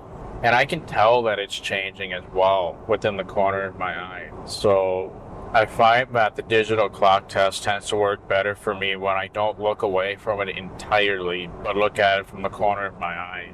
It can do some really weird things. So, yeah, this is definitely a fascinating thing to explore that I've been also exploring recently aside from the data goal. In fact, I first started exploring this based on some non-lucid dreams I was having where I didn't want things to change, but things kept changing with the corner of my eye, as I just described, and then I realized that could be useful for dream control because of what happened in non-lucid dreams. So yeah, a lot of times dream control works best when you make incremental changes. And also I talk about the whole changing things at an abstract level. Well, I think that definitely ties with the incremental change because, well, if you're trying to change things that normally have a lot of detail when you look at it, well, when you look at it with the corner of your eye, it makes it really abstract. And as a result, some drastic changes can actually become nice and incremental because of how much more abstract it becomes. So if you want to do a dramatic change, that might also serve as a nice reframing technique for making it seem more abstract, even if it's not necessarily. Like it'll make the mind treat it as more abstract, and then it'll feel more incremental. Something drastic might feel more incremental. In fact, that might even work for controlling the weather as well, now that I think about it. There's like no clouds in the sky, and for some reason you want there to be a bunch of clouds and you're having a hard time getting them to appear. Try placing the sky with the corner of your eye and then see if you can get that to change. And then through expectation, it should become a self-fulfilling prophecy. Man, talking about this makes me want to explore even more aspects of this. Maybe I shouldn't talk about it so that I can do the data goal sooner, because now I want to explore this a lot more than the data goal. And I technically have to be careful when I do the data goal because, if I happen to be looking at it with the corner of my eye, I could easily miss stuff, and then due to how abstract everything is, well, that could wildly affect the results compared to looking directly at him while the goal is happening. So yeah, if you need to do things at an abstract level to get better control and you're not really sure how to do it, yeah, place things in the corner of your eye. I think that could serve as a good reframing technique for doing things at an abstract level. Otherwise, you could even place the dream scene out of focus, sort of like a camera being out of focus where everything's blurry. You could do that with the dream scene as well, probably. Otherwise, the corner of the eye thing should suffice most of the time. So yeah, I think that's all I wanted to talk about with lucid dreaming for now. I didn't mean to get so deep into it, but at the same time, I think it's a really fascinating subject, so I'm not really going to apologize for it, especially if I'm doing the time code navigation. You can navigate around with that anyway. So if I do decide to do the data goal some more, then assuming that if I've already released this or I already have this recording ready for release, then I will do supplemental updates under the time travel thing, specifically dedicated for the data stories. So don't worry, if it does finish, you'll get your closure for that. I've just been prioritizing other things for lucid dreaming recently. I've been coming back to it here and there. So yeah, don't worry, if there are more data stories to share. If you're in the Time Travel podcast, there will be follow-up episodes specifically for that when the time is right for it. Now I guess I'll catch you up on that post-production stuff that I talked about, like getting the waveform ready. Well, I've unfortunately hit kind of another dead end with that. So I can't quite remember where I left off last time we spoke. I think I just mentioned how Reactor has an audio waveform plugin. Well, long story short, I started exploring that. I did find a way to split wave files. And what's also nice is I'm splitting it by length rather than size. Because obviously there's a margin for the size, even though there is a limit. Because on that way, it makes it easy to split at exact points. And then I also discovered that the file size limit is not 50 megabytes, but 200. So I can split the WAV file into essentially 200 megabyte files, and I'm actually using FFmpeg to split it. There's some parameters on there where you can split it by time. If you want to know what that is, by the way, leave a comment and I'll probably paste it there. Otherwise, I might put it somewhere else someday. I don't know.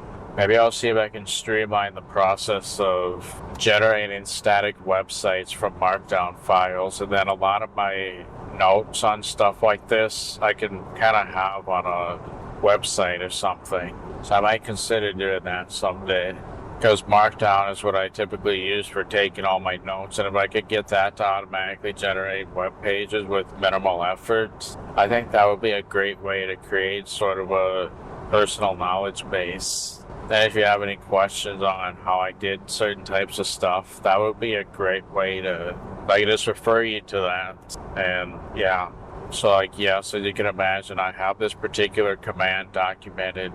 I don't think there's any way I'm going to be able to remember exactly what it is, but I think it was FFmpeg-I, the input WAV file that I'm splitting. And then I think there's a -T for amount of time to split it by. I'm not really certain of that. It's something along those lines. I actually had AI help me with that, so there's a pretty good chance that you can find the same command. I think it worked on the first try, if I'm not mistaken. But the reason why it's a dead end is because, yeah, I managed to get all the WAV files added, but unfortunately, I found that the export speed is like 2 frames per second, where it was like 15 before. My guess is that the longer the WAV file, the longer it'll take to render it up. 2 frames per second, and if it's like 30 frames per second for the post-production, it's definitely 12 plus hours. That's ridiculous. That is not a good long-term solution for generating waveform, so I am not going with that solution. So I'm going to have to find something else I can generate waveform in a pretty decent amount of time with minimal labor. Even if I have to bring something into my editing software after the fact, I'm honestly fine with that as long as everything syncs up nicely. I was concerned about generational quality loss, but honestly, at this point, I'm just going to do my best with that. Hope for the best. There doesn't seem to be anything nice in Resolve other than those solutions I was already looking at. I don't know of any good solution yet, but I'm hoping there's something that's decent, hopefully not too expensive.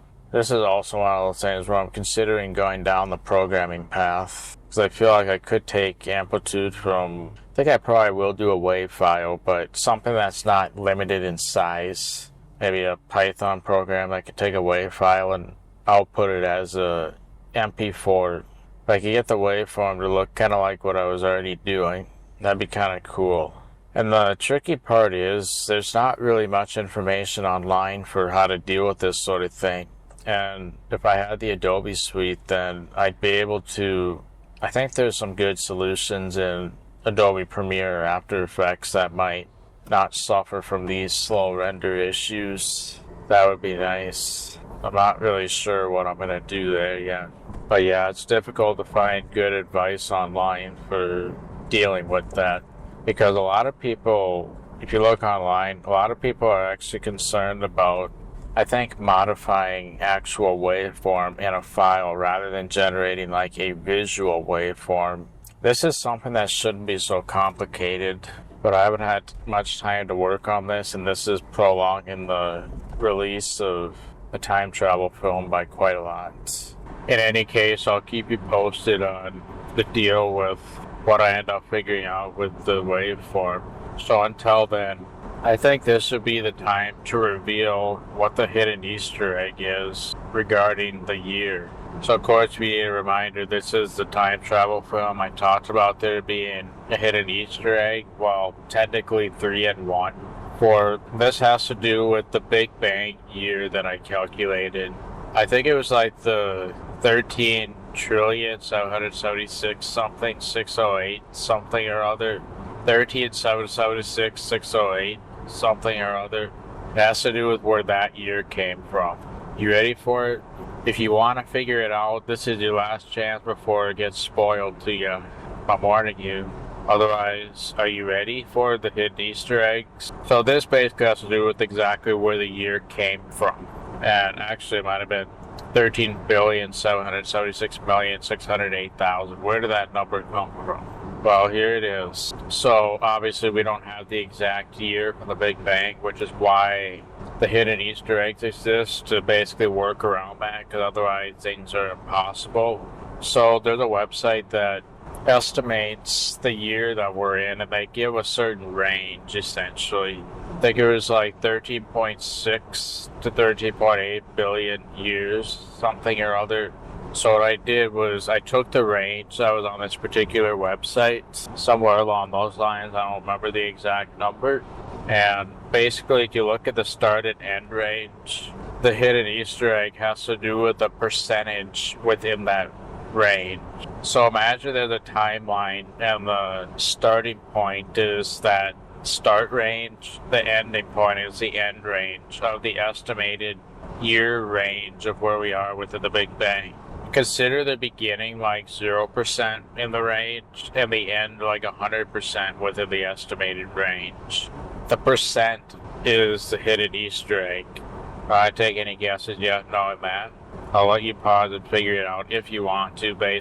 So figure out the percent within the range. In fact, you don't even need to know what the range is. You might be able to guess what percent I picked, maybe. Otherwise, here it is. So I think it was like 13,610,000,000 to 14,800,000,000 or something. I can't quite remember. No, I might be wrong. Well, anyway, the percent is, you ready? 69.42. See the hidden Easter eggs now? All three of them. Obviously, 69 is one of them. 42 is another. But technically, that 0.42 is not just 42. What else is it if you were to add a 0 to it? It's still the same percent, but it's also 420. So, yep, the hidden Easter egg of where the year is derived from is in fact 69, 42, and 420 all in one. So there you go. The year was derived from those hidden Easter eggs. Since I couldn't get an exact year, which is kind of unfortunate, I just derived it from those hidden Easter eggs to get it as a really close estimate. So there you go. That's it. 69.42 has 3 hidden Easter eggs embedded in it. Nice, huh? So I suppose if I were to give a hint in one sentence about the hidden Easter eggs, I would say something like, nice, we got the answer to life. Recreational, isn't it? So that could serve as a hint, I guess. Anyway, that's about all I know for now without trying to ramble on lucid dreaming more. I would love to, but as I mentioned several times, I'm thinking of doing it for a separate podcast. As for the data stories, that will still be part of this one as kind of a supplemental update after the post-production. I mean, that could be years from now if it turned out that way. Kind of depends on how much I'm prioritizing other goals, which I have been doing. And then also to clarify, when I talked about moving the dream using my mind in that recent example, I'm not sure if I clarified this, but what I essentially did was I jumped and then visually moved the dream, and I ended up getting a physical sensation, even though I moved it from a visual perspective. And what I found is when I jumped, I was able to move it very rapidly. When I'm on the ground, and that's how it is for me specifically, but I think that also shows why the way I think can affect the results I'm getting with that. Because technically, what this tells us is I kind of have a belief right now that if I'm on the ground, then I'm not flying, right? But if I'm flying, then I'm flying. In other words, if I ever struggle to fly, it's most likely because I'm touching the ground in some form. Whereas like when I visualize visual movement moving in the dream, I was able to get much faster movement when I jumped first and then did the movement visualization. I jump and then visually move forward. and I have much faster acceleration and everything like that. There's technically no inherent reason why that couldn't be the case while I'm standing on the ground as well. But yeah, what I've noticed about my personal expectations about flying, basically I have no struggle flying whatsoever. And any struggle I do have is because maybe my feet are touching the ground or something. Once I'm off the ground, then I'm fine. So yeah, like when I visually move the dream scene, I kind of have this feeling that I need to detach myself from my body, which I described before when I first described that. But here's the thing. That's not technically necessary, but it goes right along with my expectations. I have this feeling that I can't really move myself much if I'm trying to do it from a visual perspective, if I feel anchored to my dream body. But that dream body anchor is technically an illusion, of course. But yeah, what I notice is even when I visually move it after jumping, I get a physical sensation, unlike when I'm completely still. It's really weird. But there is technically no reason for that. I might be complicating the dream control side of things regarding flying, so I should probably be careful with that. But yeah, I mean, like, why is it that I get a physical sensation from a visual perspective of moving the scene when I jump, and then I don't get one when I don't jump? And then why do I seem to be moving a lot faster when I do jump versus don't? Even though I'm visualizing in the same way to move the scene. And of course I am doing it on top of the dream world. I'm not like trying to reinvent the wheel of where I am. I'm taking what I already see and then influencing that. And actually, I think this touches on an interesting point about dream control. Personally, I don't really like that term as much just because of some of the traps you can fall into when you try to control the dream. I would make an argument that you're not really controlling the dream, you're trying to influence what's already happening. So like even moving the scene around using my mind, I would personally consider that more dream influence rather than dream control, because that's really what you're doing. Pretty much any time you're controlling the dream, you're technically influencing it, not controlling it. At least that's what I personally believe. So I would almost not even use the term dream control and maybe use something like dream influence instead, because I feel like a lot of traps that people fall into with dream control is they struggle to control stuff and then they try to control too much at the same time. That's a common problem. But what we're really doing is trying to influence what's already there and just change it up a little bit. So like for example, even when we like control the weather, for example, there's like a bunch of clouds in the sky and you want to make them vanish, which by the way I think looks amazing.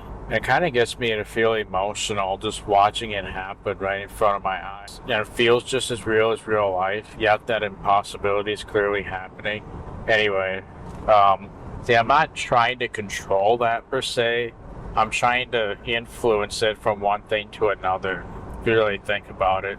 And obviously the problem with using the term influence is it could imply like dream incubation, which is where you try to plan out your dream ahead of time and try to influence your natural dreams, lucid or not. That's not obviously what I'm referring to at all, but calling it dream influence could create confusion around those realms. So I would rather, I don't know, it's kind of a tricky one. Language is very imprecise, as I'm sure you've probably seen. Even some of the stuff I talked about with lucid dreaming might be a little bit confusing, or maybe even hugely misunderstood, because, well, obviously if you've never had a lucid dream before, then you'll find if you end up having your first one, nothing like what you originally thought. It's not visualization. No, see, a lucid dream feels exactly like real life. You're not visualizing it. Your mind is creating the experience, just like it creates your real life from your physical senses. And it feels just as real as this. And you can only be in it as long as you're in dreaming sleep. And it starts and ends completely out of our control, technically. Like we're bound by our sleep cycle. And to clarify, we're asleep when we're doing this, obviously. We're dreaming just like we typically dream, although we know that it's happening in the middle of it. And then, yeah, you find it's just as real life. So, yeah, for me personally, I prefer to use the term dream influence rather than dream control, just because of what's really going on when you try to control it. Because, yeah, if you're trying to change the dream scene, it's not like you're really controlling the scene and taking complete control. No, you're trying to influence where you are into something else, and you're trying to work with what's naturally happening. And you will probably find that if you wake up from REM and you're trying to consciously go back in, you're probably going to find that you struggle if you try to do your own thing, your own mental focus, versus if you try to work with what the mind is naturally doing to get into REM in the first place. You're probably going to find that a lot easier. I mean, in some ways, that's a form of influence rather than control as well, especially if you're working with what's naturally going on and just making some slight tweaks. Once again, you're hoping to influence what's happening already. So yeah, if you're like trying to change something in your existing dream scene, or you're not necessarily trying to control it, you're trying to influence it and hope that it changes along with your wishes. Because remember, dreaming is a natural process, and any form of control that we ever do is working within that natural process. In other words, influencing rather than controlling. So yeah, for me personally, I prefer to use the term dream influence because I think it more accurately describes what we're doing. Or maybe we could call it something like dream control through influence. That makes it kind of a long word, but maybe that can also get rid of some confusion. When we do dream control, we're trying to do it through influence and the changing of things and hoping it'll work with what we're trying to do. Not sure what my main point was there, but yeah, so obviously if you're trying to change things at an abstract level, as I've talked about before, once again, that's a form of influence, I would say. Because I think when thinking about it that way, it reminds us that we're working within a natural process and hoping to maybe shift things towards what we want. And in some ways, we're hoping to shift gears. And obviously, reframing it provides tools for influence that we're after. So I hope that makes sense. But yeah, I feel like when treating dream control like control, there's just too many traps I feel like one can fall into if they treat it that way. I mean, obviously, if you have it down just fine, then, well, yeah, you're not going to be someone who falls into that. But I just feel like what the term dream control might imply is something that might make one think that there's a higher level of control than there actually is. I feel like it could make one fall into the trap of controlling too much when they don't actually have to control that much in the first place. And then obviously like schema linking that Daniel Love's talked about, I would argue that that's a form of influence as well. Like you're trying to influence things incrementally through schema linking. And then also it makes sense because if we rely on memory, then schema linking can activate memory in a way that's favorable for what we're trying to control. Then obviously if we're flying, I suppose we could say we're trying to influence our perception rather than like controlling it per se. I mean, if things work when you treat it like control, great. It's just, I feel like I tend to have better luck when I treat it like influencing something rather than controlling something. I mean, that whole, in order to have control, you need to be giving it up. But I think it's sort of a frame of thinking when trying to influence stuff. But yeah, when I shared that example of moving the dream using my mind, moving the dream around me, yeah, I noticed that if I jump and then try to visually move it forward, I get a physical sensation and it actually feels quite exhilarating because of how quickly it happens. It's like if I wanted to move 50 feet forward, I might be able to do that within like a second. Like it's very quick. Whereas when I do like the body detaching thing, while it still works, I feel like it takes longer for me to accelerate the movement. At least that's what I've noticed personally. Also, to clarify, since dreaming isn't really visualizing or imagination, at least not intentionally, like that's a whole different process that we don't control. Well, obviously, if it were visualization or imagination, then dream control would be a lot easier, I would say. Because, like, if you wanted to fly, you just visualize flying and then there you go. But if you're in a dream, having never done it before, you might find that's not quite the case at all. Because you feel like you're in a real world at first. I mean, even when you do fly, you almost feel like you're flying in the real world. But yeah, so obviously, I feel like that can also show that logic could tie in with that a little bit. In the sense that there's no logical reason why jumping would allow me to move faster than just simply staying on the ground when I visualize moving forward. And that is another thing. Visualize. What do I mean when I say visualize? Well, what I really mean is trying to influence the dream scene from a visual perspective, trying to influence forward movement. Like what my vision would do if I were moving forward. I try to see if I can mentally get that movement to occur. And I use the term visualize very loosely there, by the way. Obviously, that can mean different things to different people, hence why language is a very imprecise tool. Like I move around the dream scene by influencing my visual perception. Seeing all that, I feel like could be a less mistakable way to describe it. Because I am influencing my visual perspective to do the movement. And obviously, remember, there is no distance in the dream world either. That's all an illusion as well.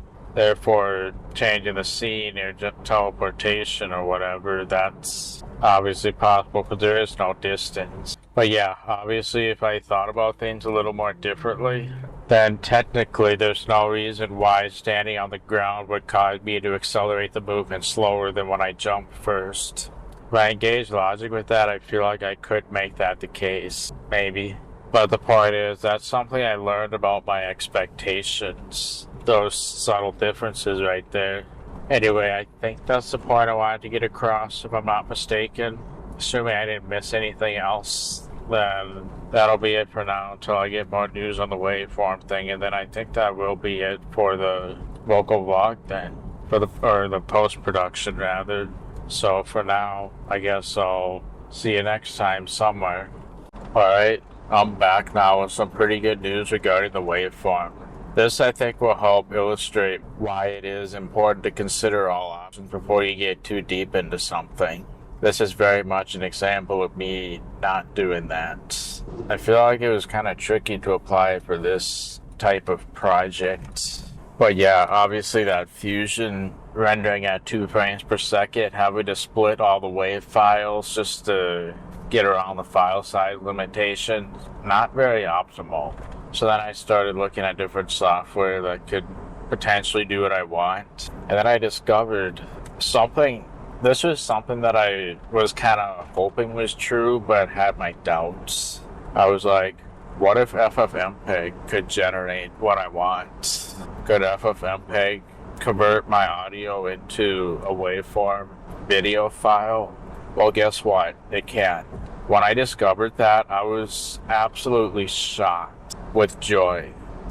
Because, I mean, not only did it generate waveform that I could tolerate, but it also did it at much better speeds than I could have hoped. So yes, you could use FFmpeg to generate visual waveform. Like what you're seeing on the final product was generated in FFmpeg.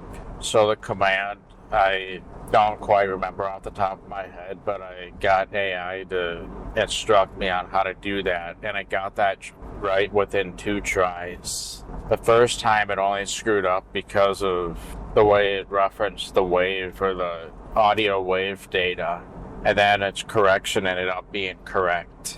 So once again, I think that kind of illustrates why I do that 3 strikes you're out kind of system with AI. Because it really only had 1 strike in this instance.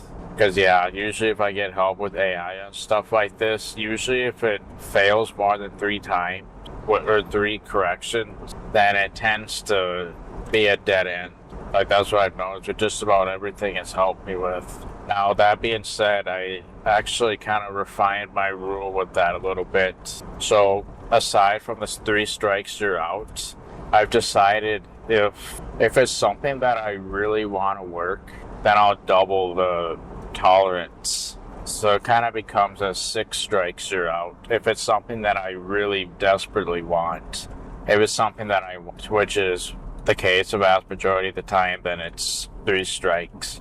Now that being said, it's 3 strikes across 3 different problems, so technically up to 9 strikes if it doesn't struggle with the same exact error more than 3 times. So that's my policy there, but I actually double my tolerance for that if it's something I desperately want. Anything beyond that, it's going to be bad news from there usually, as far as its ability to correctly give me what I want. But yeah, it took it 2 tries to. So basically, if you want to do this yourself, you can let me know, because I have a template command that I could have you guys adapt if you wanted to do this yourself. Otherwise, you could probably ask AI, and it probably will do it in a reasonable amount of time. Just ask it something like, using FFmpeg, allow me to input an audio file and then output an MP4 of the waveform from the audio, or something along those lines.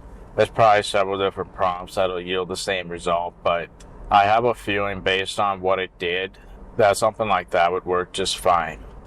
And then, by the way, when it ended up adding a bracket 0:A to the beginning of basically the command that generates the waveform, or the parameter for the actual waveform. And then there's, from what it looks like, there's about 4 different types of waveform that the FFmpeg can generate. The one I went with is called C-line, not line, C-line. All one word. That's the waveform type. I wanted to do the one called point, but the problem with the point one is it's a little bit too small. Like, the line is not thick enough for what I want to do, and from the looks of it, you can't really adjust that line thickness on the point mode. Line is kind of like C-line, except I feel like C-line just looks a little bit more natural, and line I thought was a little bit strange. But C-line produced what I kind of like.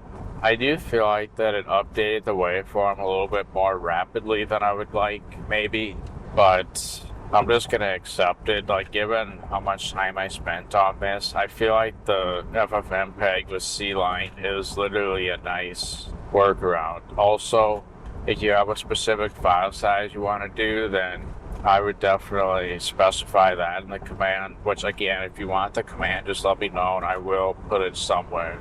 And then the frame rate, I did 30 FPS. So that seems like a nice balance for everything to me, at least here in America. Could do 60 FPS, I'm sure, but that seems a little overkill to me. You're using double the processing, and yeah, when you do it like hours of video like this, I personally do like 30. So yeah, I mean, like, when I discovered this, I was very excited because it meant I could do something that I already had installed on my system, first of all. And second, the speed that it generates that waveform is about what I would expect. On an i9 processor, I was getting about 130 FPS of waveform generation, which was pretty awesome. It meant that it would generate about 8.5 hours in about 2 hours. 8.5 hours worth of waveform in about 2 hours at that rate. When I do it on my other system, it's a bit slower, but it's still like maybe 30 to 50 frames per second on an i7. That's still much better than what I would have gotten with the audio waveform on Fusion. Oh, and also it means that the actual video podcast that I'm rendering from the editor will now render much faster due to the way I generated the waveform. I actually found that the whole podcast episode rendered itself at about 300 frames per second or something crazy like that from the editor. Like, that's much faster than I thought it would render. So that was kind of cool. So yeah, when we look at what I was trying to do before with this MIDI nonsense, not feasible. But then, yeah, the audio waveform plugin, that's not feasible either, because I have to split the WAV file. With this FFmpeg solution, I don't need to split any files at all. I can get rid of the manual labor, and it does it much faster than anything I was doing before. See, if I'd done that from the very start now, think about how little time I would have wasted then, had I just decided to do that FFmpeg thing from the start. So again, coming to the time travel concept, going to the past to save myself time, what could I have done to make that correct decision from the start without my past self knowing that I can time travel and all that, without running into my past self? How would I try to influence that? Would I figure out a way to provide hints somehow in a very subtle way that just leads to it? I suppose this kind of ties with what AI might end up being used for in the future, where it tries to expose you to certain things which ultimately lead you into making decisions and you don't really know why you made the decisions you did. It's just your mind lands on a certain decision because of things that it was subtly exposed to at one point. That's probably actually something that we would almost certainly experience with the Neuralink. If the Neuralink has advertisements and we don't really even know what's happening, especially if the advertisements happen during our dreams, etc., well, that will almost certainly lead us into us making decisions without us knowing why and what influenced it because of how subtle it is. I suppose it's almost like a seed from inception, if you will. How an idea gets planted in such a subtle yet elegant way that you make decisions and you don't truly understand why you're doing it. I suppose that ties a little bit with free will as well, doesn't it? But anyway, so I go to the past to get myself to make a better decision to avoid wasting several hours. What would I do to get myself to influence a decision like that? How do I figure out a subtle way to modify my free will into not wasting so much time? I honestly do not know. Maybe figuring out ways to expose myself to certain things that'll lead to that decision. I mean, yeah, get this. FFmpeg is not only used for splitting the files in the first place, but also generating waveform using a C-line method. But yeah, I mean, I think that's a much better long-term solution. It wasn't exactly the kind of waveform I originally wanted to do with the audio waveform plugin. I kind of liked what that was doing initially. It's basically point mode except with a much thicker line. That's what the audio waveform plugin does, more or less. But yeah, I mean, think about all the stuff I did leading up to this answer. This also, that calling myself on Zoom video that I did on my Primate channel, the whole point of that as well was to do the whole outer perspective thing. And because yeah, when you're caught up in a project, you're in a biased perspective. If you can get outside of that, then that's good. But this project, I did a terrible job at it. But yeah, I could have done that FFmpeg thing from the very start, and I could have saved a ridiculous amount of time. I'm just glad that I found a nice long-term solution at this point. But yeah, see, if I called myself for help on Zoom, I wonder if I would have thought of that FFmpeg idea when I helped myself. There's that, or the time travel. And obviously the way I called myself for Zoom is I happen to have 2 Zoom accounts, and I just used one of them to call the other one. And then there I was, helping myself all of a sudden.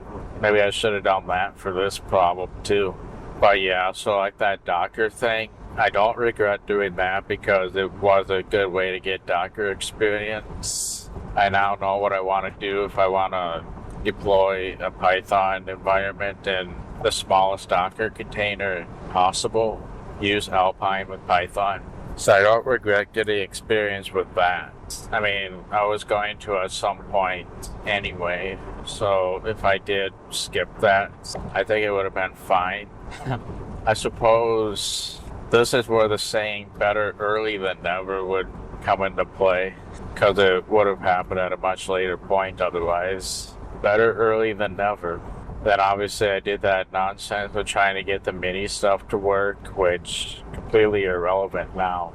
And what I also like about the FFmpeg solution is I think one of the issues with Fusion that I was doing before with the audio waveform reactor plugin, I think what that did was it technically created it all at once in some ways, and then it rendered it spontaneously. And that 200 megabyte file size limit literally comes from the fact that it's effectively doing it all at once. In fact, I wonder if behind the scenes it kind of converts the audio waveform data into like an array or some data structure, and then that can only hold so much in memory and that sort of thing. I'm speculating, obviously, but it's almost like it does it all at once when I do it in that way, and then that's what can cause slow render times and file size limits, all that stuff. Whereas with FFmpeg, it's not really storing everything all at once in a buffer like all the other solutions will. So what's kind of nice is it just kind of writes things, and then once it saves it to disk, it's like it's no longer in a short-term buffer. So therefore the buffer will never have a file size limitation. The limitation is probably going to be your hard drive space at that point. That's a limitation that's much better than some short-term buffer that exists in Fusion and everywhere else pretty much. Even the online solution can only upload files of a certain size, right? Well, that's kind of along similar lines regarding the short-term memory buffer. But FFmpeg, it just kind of writes to a file one at a time. And it's not like it has to temporarily store all of that in the RAM or something. No, it can kind of spontaneously write data to a disk, and once it's on the disk, it's there permanently, just like encoding any file.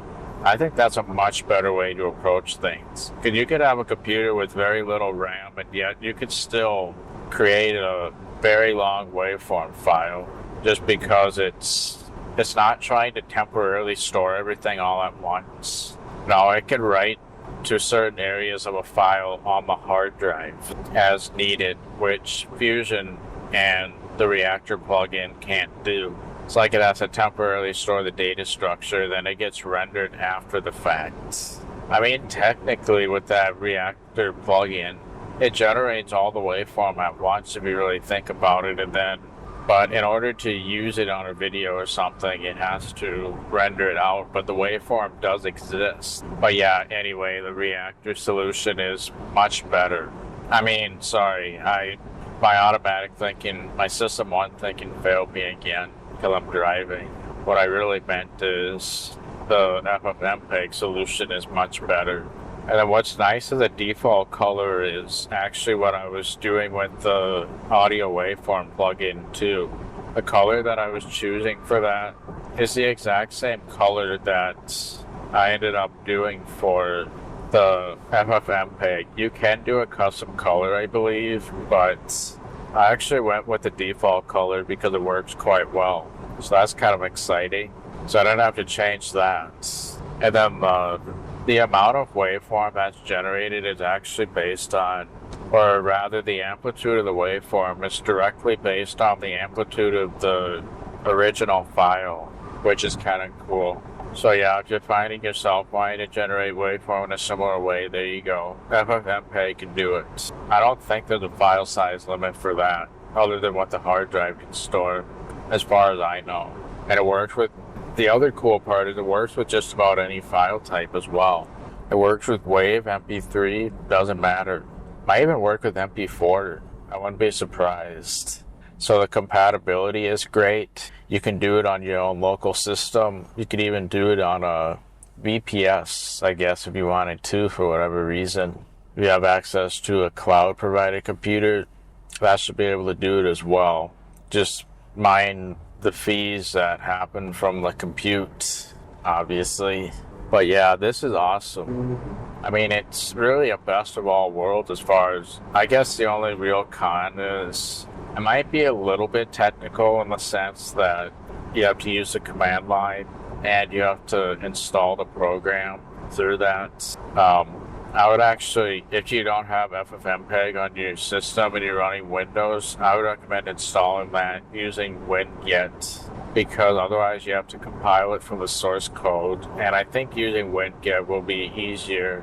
I'd probably install the full FFmpeg, and that'll include the command line utility, and it should automatically register the command so that you don't have to like run it from a specific location. And actually, I guess this would be as good of a time as any to promote Chris Titus's Windows Toolbox. So if you watch Chris Titus Tech on YouTube, he has a Windows Toolbox that allows you to do so many things. I love using that in IT, by the way. It's a very handy tool. If you want to install a bunch of programs in bulk, lots of programs on that list, you should be able to install it. I did have some glitches in the past with that, but I think they seem to have been worked out as far as I know now.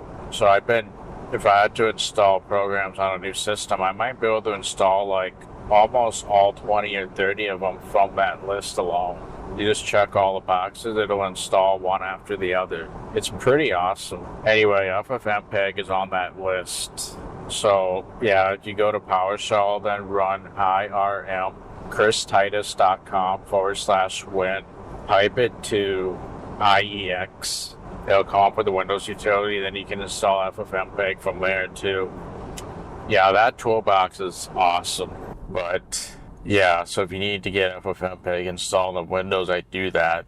Otherwise, you'll be using like Mac or Linux, then I guess it should be relatively straightforward on there, I would imagine. But yeah, once you get it installed and you have the command dialed down, then you can apply that pretty much anywhere. It's awesome. So yeah, I think that's pretty much all I wanted to share right there. So I think I'll end the post-production recording now. Actually, regarding the time travel film, I think tomorrow's going to be the day of release for that, as well as the pre-production, now that that's finally ready to go. So I'm going to release that in tandem with the film. I just have to add some music to it. I have to decide if I want to keep it or go without the music, and then I'll publish it for once. And the time travel film will finally be done, which I'm very excited about. So yeah, hope you enjoyed this as much as I did. I had an absolute blast with how the time travel film turned out, as well as the pre and post production. I'm glad that I got to just get casual with you guys and also have the option to do the timecode navigation. So thanks for everything regarding all that and being a good sport regarding the time travel film. Now this is getting all cheesy. I apologize, but yeah, no, I can't believe I ended up making it happen. There were so many uncertainties revolving the film, like regarding how I'm going to accomplish the time travel, and then just some of the concepts I wanted to do. I can't believe that I managed to pull them off, especially the infrared effect. I had my doubts about that. It was starting to look really artificial, and I was kind of starting to hate it. But then I got this crazy idea to just use the infrared from the remote directly and exaggerate it, if you will. I mean, the way I did it was actually a lot like if you want to like make yourself a giant on a video, all you really have to do is film from a different perspective, like maybe put the camera on the ground and then put yourself on a background, and then you can appear like a giant, like a Jack the Giant Slayer kind of thing. And yeah, so to be a giant, you really don't have to do that much special effects. You just film the camera from a different perspective. I effectively did that with the infrared as well. I filmed the infrared from a different perspective, but yeah, that infrared effect, it is actually infrared. Except the part that's not see-through is my original artificial infrared. But yeah, I cannot believe I pulled that off. That's awesome. So yeah, I hope you enjoyed this. I thought this was definitely an interesting experience, and it's kind of nice to be able to put this project aside because I knew it was going to be a huge time commitment, but boy, was it an interesting experience. I'm also glad I got to kind of talk to you about lucid dreaming stuff too, because Yeah, I didn't think that was going to happen. I was going to originally do a different lucid dreaming podcast, which I'm still going to do, but I just can't believe the time travel film tied with that. I think it's so neat that things got to happen in such a casual format, and I apologize if there's any misinformation. None of that was intentional. It's just I was spontaneously talking to the camera, and lucid dreaming is not my primary subject of interest either, so that does make it pretty tricky. Plus, I haven't taught very many people lucid dreaming, so that also makes it kind of tricky. But yeah, I try my best. I bet you if I went through it all right now, there's probably quite a bit of stuff that I would probably either correct or clarify. But honestly, the trick, if you're going to do something like that, I would recommend re-recording it maybe 2 or 3 times if you're doing a spontaneous discussion like that. But yeah, anyway, I think that'll be it for now. So thanks for everything. Hope you enjoyed this as much as I did. Otherwise, peace.